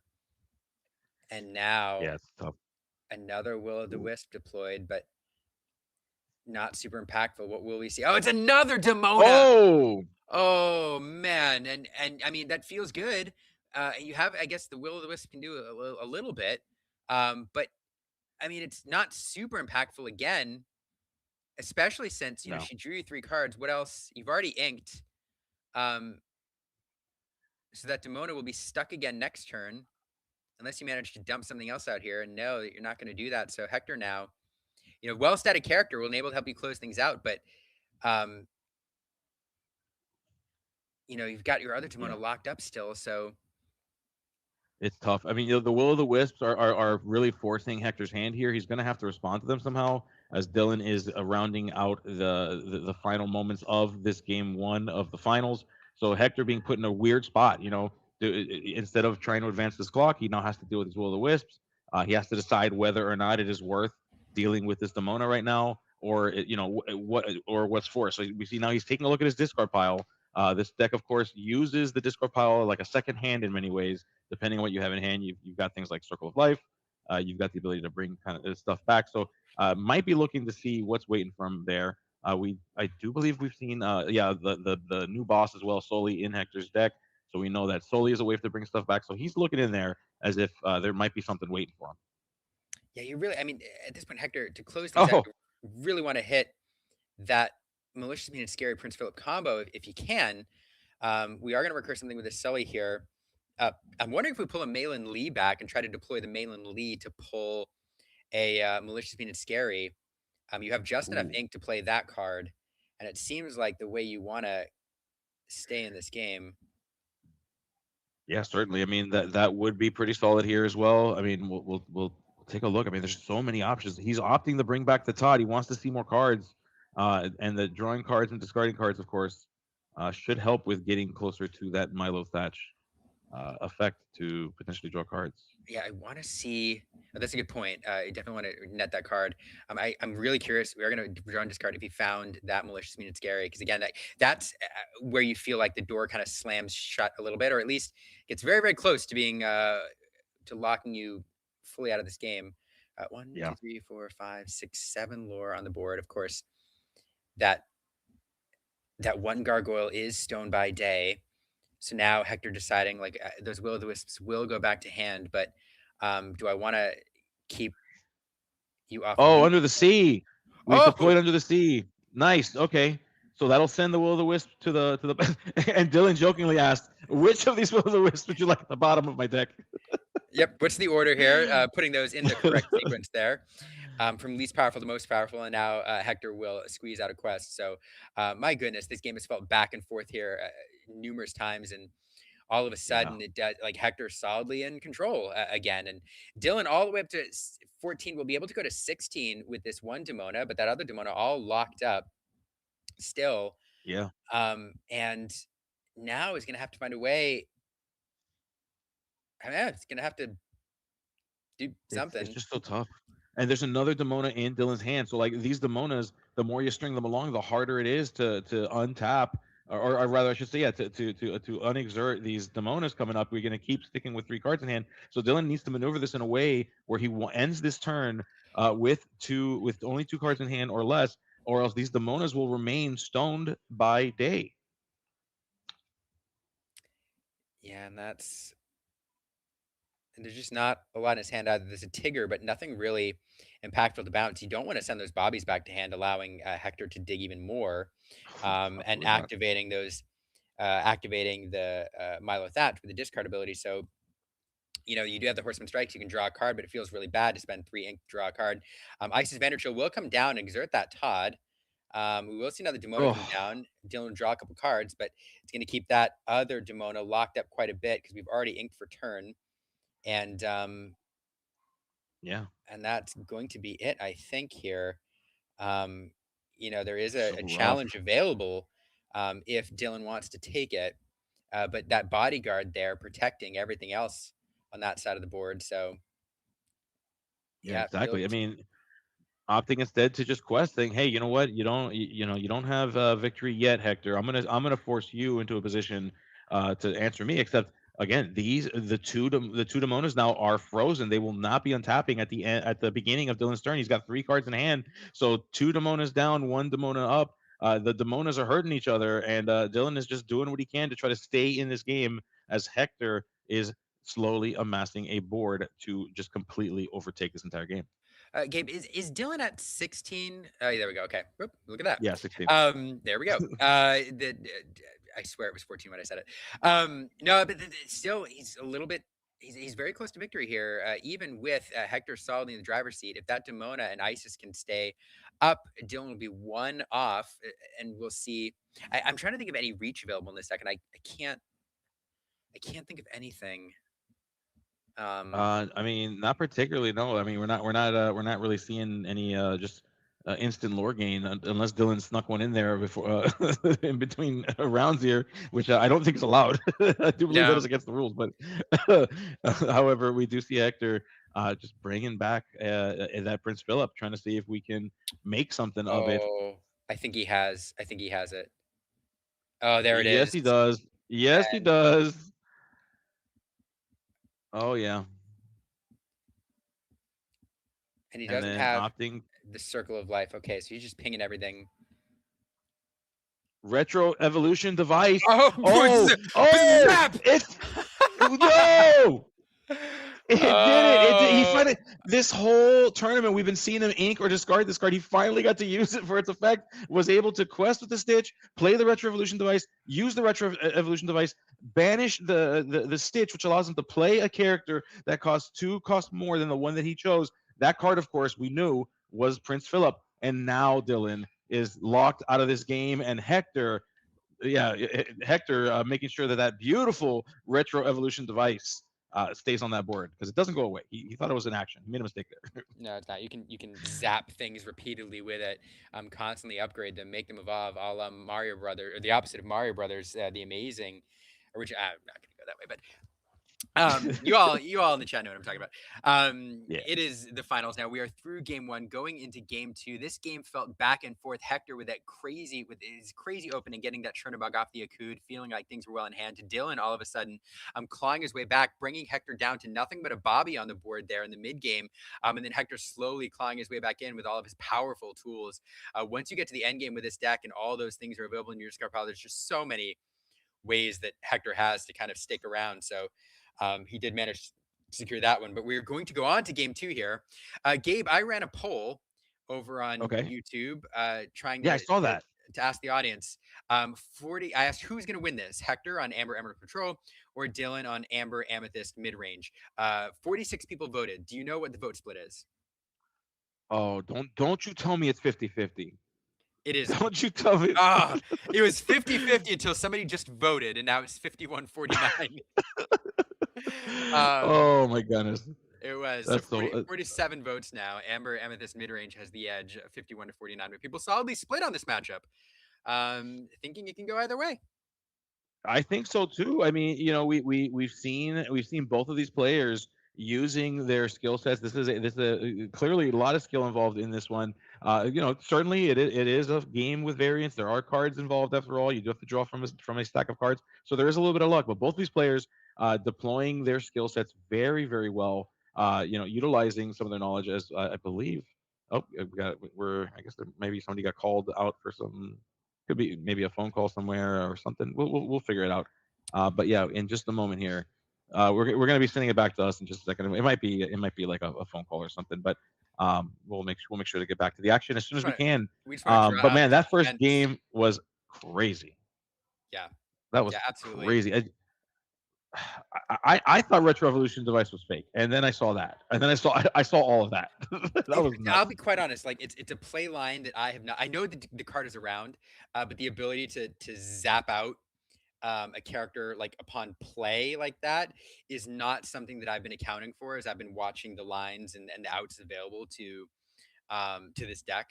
So it was really fun to see that in action. And to see why he included it, because we've seen numerous games Hector plays so far, and that has been discarded and ink and never used to its full effect. So super fun there. Perfect. Yeah. So let's see where the vote totals are at. They're still 51-49. 51 votes. 51 votes. 4 more people piling in, and it is still 51-49. It doesn't get any more evenly split than that. Oh my goodness! I guess either Dylan or Hector's going to have to cast the final vote to tell you exactly how that's going to go. Dylan here going to have to now do the just the epic reverse sweep in order to win this thing. Hector, of course, with one game down, just one away from winning this whole thing, winning the ROK Esports Gaming Lounge 2K tournament here in Miami. Had a great time. I want to make sure. I would be remiss if I didn't say thank you, Liam, so far for all the stuff that you've done, and of course we'll get a proper thank you later on. But I just got to make sure that I don't forget to say thank you because you've been awesome. You've been hanging out with me. You could have done anything. You could have been spending time with your family, but you decided to spend time talking about Disney Lorcana like I do because I'm crazy and I love this game. I appreciate that. I have to give a shout out to you for letting me hang out with you today, and we'll do I will say that again later. But I also in response to your thanking me, I have to shout out Aaron, who is on mom duty here today, watching both the kids so that I can do this and be here with all of you. So shout out to all the partners who let us do our crazy nerd hobbies. So thank you, Aaron. If you can hear me, she was watching earlier, but thank you, Aaron. She's the real hero here. Yeah, and since you guys were the first family of Lorcana, that makes her too. That makes her she's the invisible woman, so that's kind of cool. That's except that she's like so important, so visible, and like there. So I guess, but still, invisible woman, coolest character in the Fantastic Four. So she gets to be that. Sorry, Reed Richards. Better luck next time. So we're getting. Oh, I'm gonna do a random shout out here just because I don't know. I Do think it. it's fun. A random plug actually. For anybody who's as we get into this final match here, I know we're looking at core constructed here, but if anybody saw the coconut announcement, and you're excited about it. I am running a contest slash giveaway for folks to design a coconut deck, post it on our Discord server. I'm going to pick a winner, and the winner will get out of all my cards that I have available because I'm not doing anything else with them, a fully sleeved version of your coconut deck.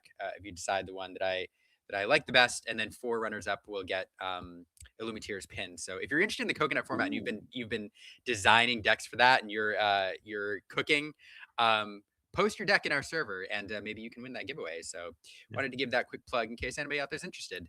As we get Yeah. back to core constructed, quick deviation to talk about coconut. Now we're back into core constructed. So Listen, there you go. it is important to always consider the coconut and of course the trees. So never forget the coconut. No. That's all you need.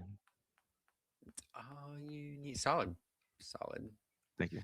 I do love a good Moana song. Moana, I think no, it's not true. I think Lion King's my favorite soundtrack, but Moana's up there. I do love Moana, so fantastic soundtrack.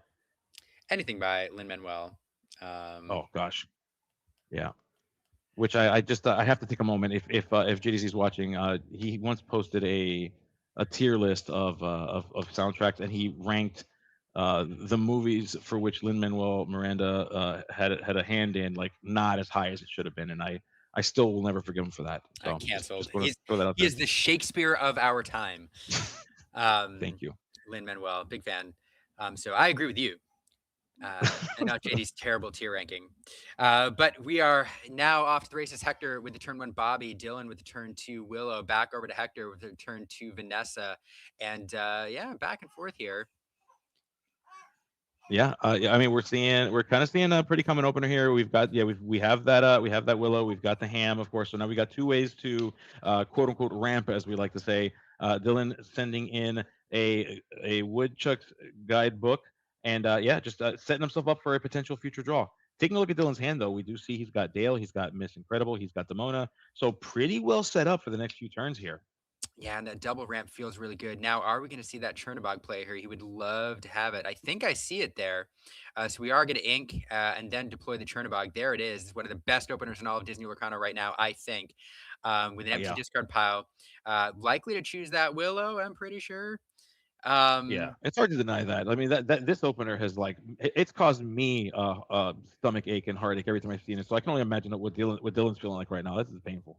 It's a really, really rough opening for all the reasons we mentioned last game, especially since it opens up a really, really powerful circle of life next turn into a Surfer Stitch. So Hector choosing the ham there instead of the Willow. Yeah, it's an interesting choice. Maybe opting for maybe anticipating a Dale, maybe anticipating more of a crackback and just trying to reduce the value of it. I mean, I can see reasons for it. I can justify some reasons for that. Also reduces any singers if you're particularly worried about that. Actually, no, it doesn't. I made that up. That's not true. Yeah, so it's got to be just because of the stats, I think, at this point. Yeah, I think so too. I mean, functionally, it does the same thing. They both ramp. Of course, long term, the Willow is going to give you that ramp just passively by sitting there. But it is, I think, to prevent the crackback. I'm trying to think, because even with the Dale being played, ham only hits for 3, and that wouldn't answer. Although, so that would be the thing. Actually, so Hector is really trying to protect that circle of life play into the Surfer Stitch, which would just be incredibly powerful. With the Dale swinging the stats of the ham, that would give him a 4 total, right, with the Willow to answer the Vanessa. Correct. Yep, exactly. And that would put Hector in the same position that he would have found himself last game, where he was setting up singers, singers dismantled, setting up singers dismantle, and trying to prevent that, trying to just deploy some songs now, start getting that out there. We do see the Surfer Stitches already in the discard pile where you want it, in case you're anticipating a Circle of Life, so you can draw more cards and just create all of the problems in the world. Speaking of problems, we've got Mrs. Incredible. She gets to pick whatever she wants to be at the beginning of each turn. She can either be evasive, or she can quest for 1 more lore. Pretty strong. And then even without those things, she is still a very, very sturdy character. Great strength, great willpower. That's true. And we talked about the previous play, why banish the ham instead, because of the ability to handle the Vanessa if a Dale is in hand. And Dylan does have a Dale in hand. I'm sure everybody saw it, but just in case you didn't. So last turn, Dale had the line available with the Hammond play to crack into that Vanessa. Of course, the Willow would have been there. So I don't know. But in any case, we are going to see an Akuda Edamudi put out another Chernobog here. So we're not going to see the Circle of Life just yet. We're those Chernobogs here in full force. A whole flock of, what are they? Demons, but whatever they are. Yeah. Doing work. Great question. Things. Evildoers. Yeah, there you go. Minions of some kind. And it just feels really. So this is the thing that Dylan wants to be doing. Amethyst is a color combo that allows you to play a character and then deal with one of your opponent's characters at the same time. And Hector turning it about and saying, I'm going to be really doing that Amethyst thing, establishing these Chernobogs while forcing you to banish one of your characters or get rid of one of your characters. We will see Demona come in here, a well-stated character. Dylan will get one card off of it, I believe. It is discounted courtesy of that Willow, and it's back over to Hector now. And this feels like game one, but worse at this point, where Hector is solidly in the driver's seat. And yeah, it's tough. I mean, you got the Willow out. You don't really have a one drop follow up to it, which is fine. I mean, Dylan's deck is not particularly interested in being super aggressive. He's looking more to deal with the board where he can and get those quests where he can. So not the worst thing in the world. And Dylan being able to ink here potentially, but opting to play the ham, just trying to reestablish this board that we've seen so often from Dylan. Going to go ahead and ink and play this Witch's Guide. This is a very, very common series of cards that we've seen Dylan put out here, setting themselves up for a strong future for some expensive characters that are being played a lot earlier than they should be. Absolutely. Now we are going to see, there's that Circle of Life. We're going to pull back the Milo Thatch, not the Surface Issue draw 2 cards.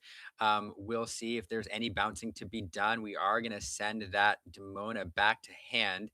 And really, Hector just turning on the gas here, getting rid of those stats. Dylan will be able to deploy that next turn to draw some more cards. But at this point, Hector just protecting his board and saying, I'm going to close this thing out now while I have breathing space and not allow you any avenue to keep me off game.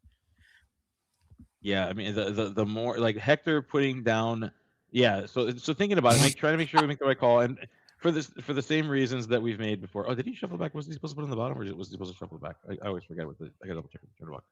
But yeah, but opting the Hamlet, the ham versus the Willow here, yeah, and so again, for all the same reasons that we've been discussing, we see that Ursula getting exerted here, trying to minimize the potential for that Ursula being banished here. Yeah, absolutely. And that was it, man. Just that game over, just like that, showing why this control deck can allow you to run away with things, or can run away with things if it has just a moment. Yeah. Wow. Yeah. That was that. So we see Dylan debating here what needs to happen, thinking through, kind of thinking how we're going to approach that. It's rough going right now. But not over. Still early, folks. It's not over at all. And Dylan has been in tighter situations, has been able to solve tighter situations. But this one, he finds himself in the situation again as we are trying to figure out what the best way forward is. All right, game over. My apologies there. So that was crazy. Yeah. I mean, sometimes, I got so used to seeing 3-game sets here. That one ended so quickly. Hector just running away with things. And yeah, man, that was that. That was the finals. Congratulations to both players for a well-fought day. And Hector taking that down, that control deck is kind of mean if it has any avenue. And again, like the Chernobog opening off the Akud Edamudi is like one of the strongest openings in all of Disney Lorcana right now. I'll say it over and over again.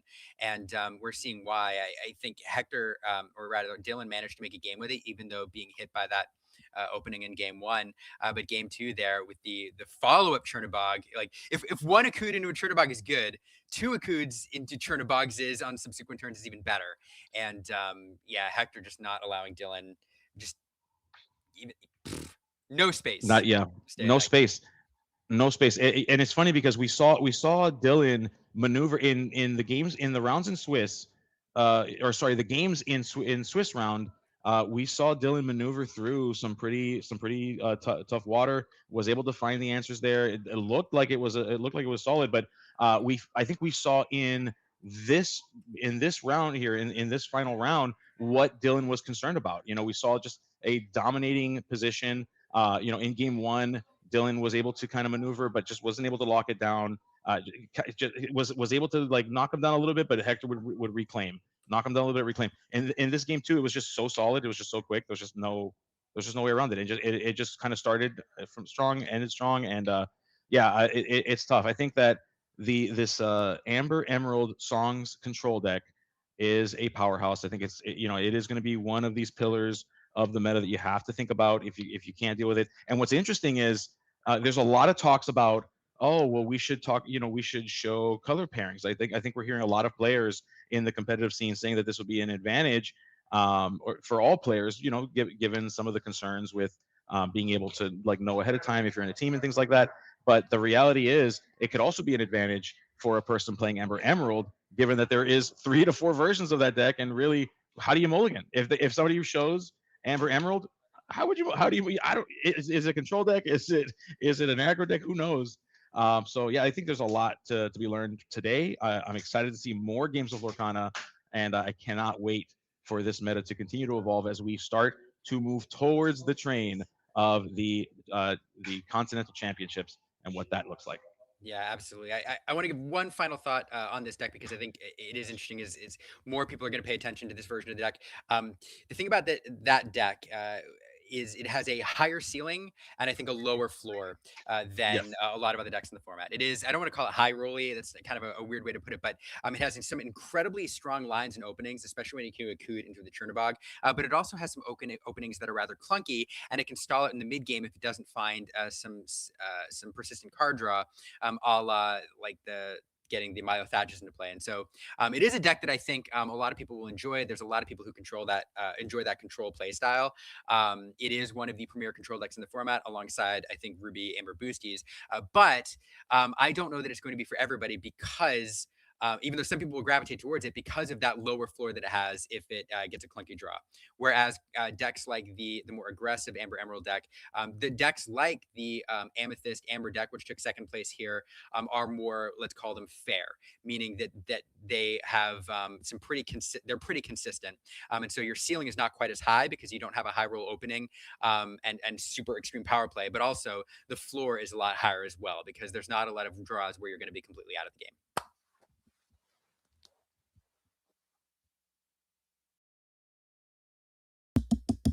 I think you're muted. No, I'm not. How dare you? I'm never muted. Never. Take a look. Take a look. We've got our finalists here hanging out with us, friends. We got Dylan Crowley. We've got Hector Harris hanging out with us. First of all, both of you, fantastic matches. Thank you so much for sticking it out, for giving us a good show.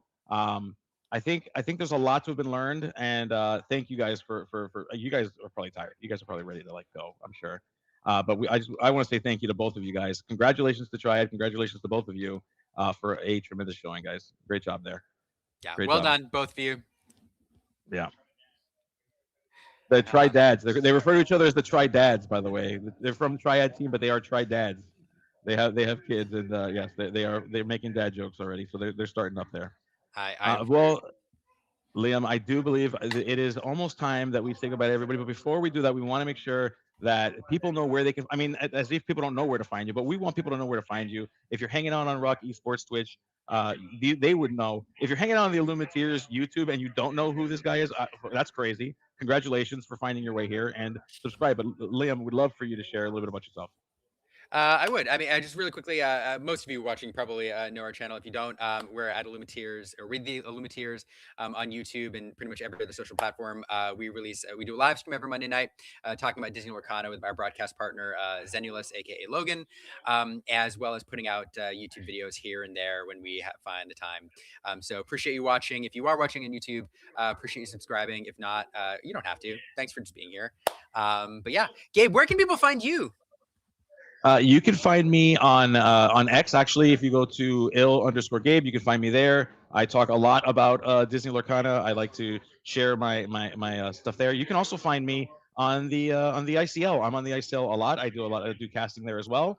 So shout out to Luke Wonderland and the ICL, the Illuminators Championship League. If you enjoyed watching this, if this is your first time watching a Disney Lorcana tournament, you should check out the ICL. It's a lot of fun, a lot of teams, including these guys, by the way. They're on a team on the ICL as well, and many more. So you can see me at those locations and many other places as well.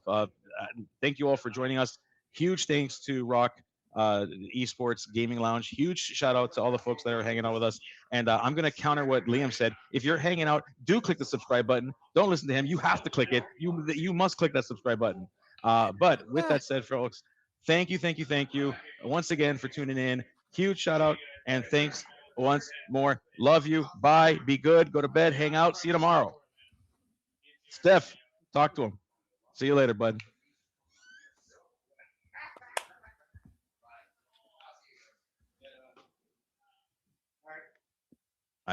Are we done? We're cooked. We're out. It's a wrap. Check the YouTube. I think YouTube is still live.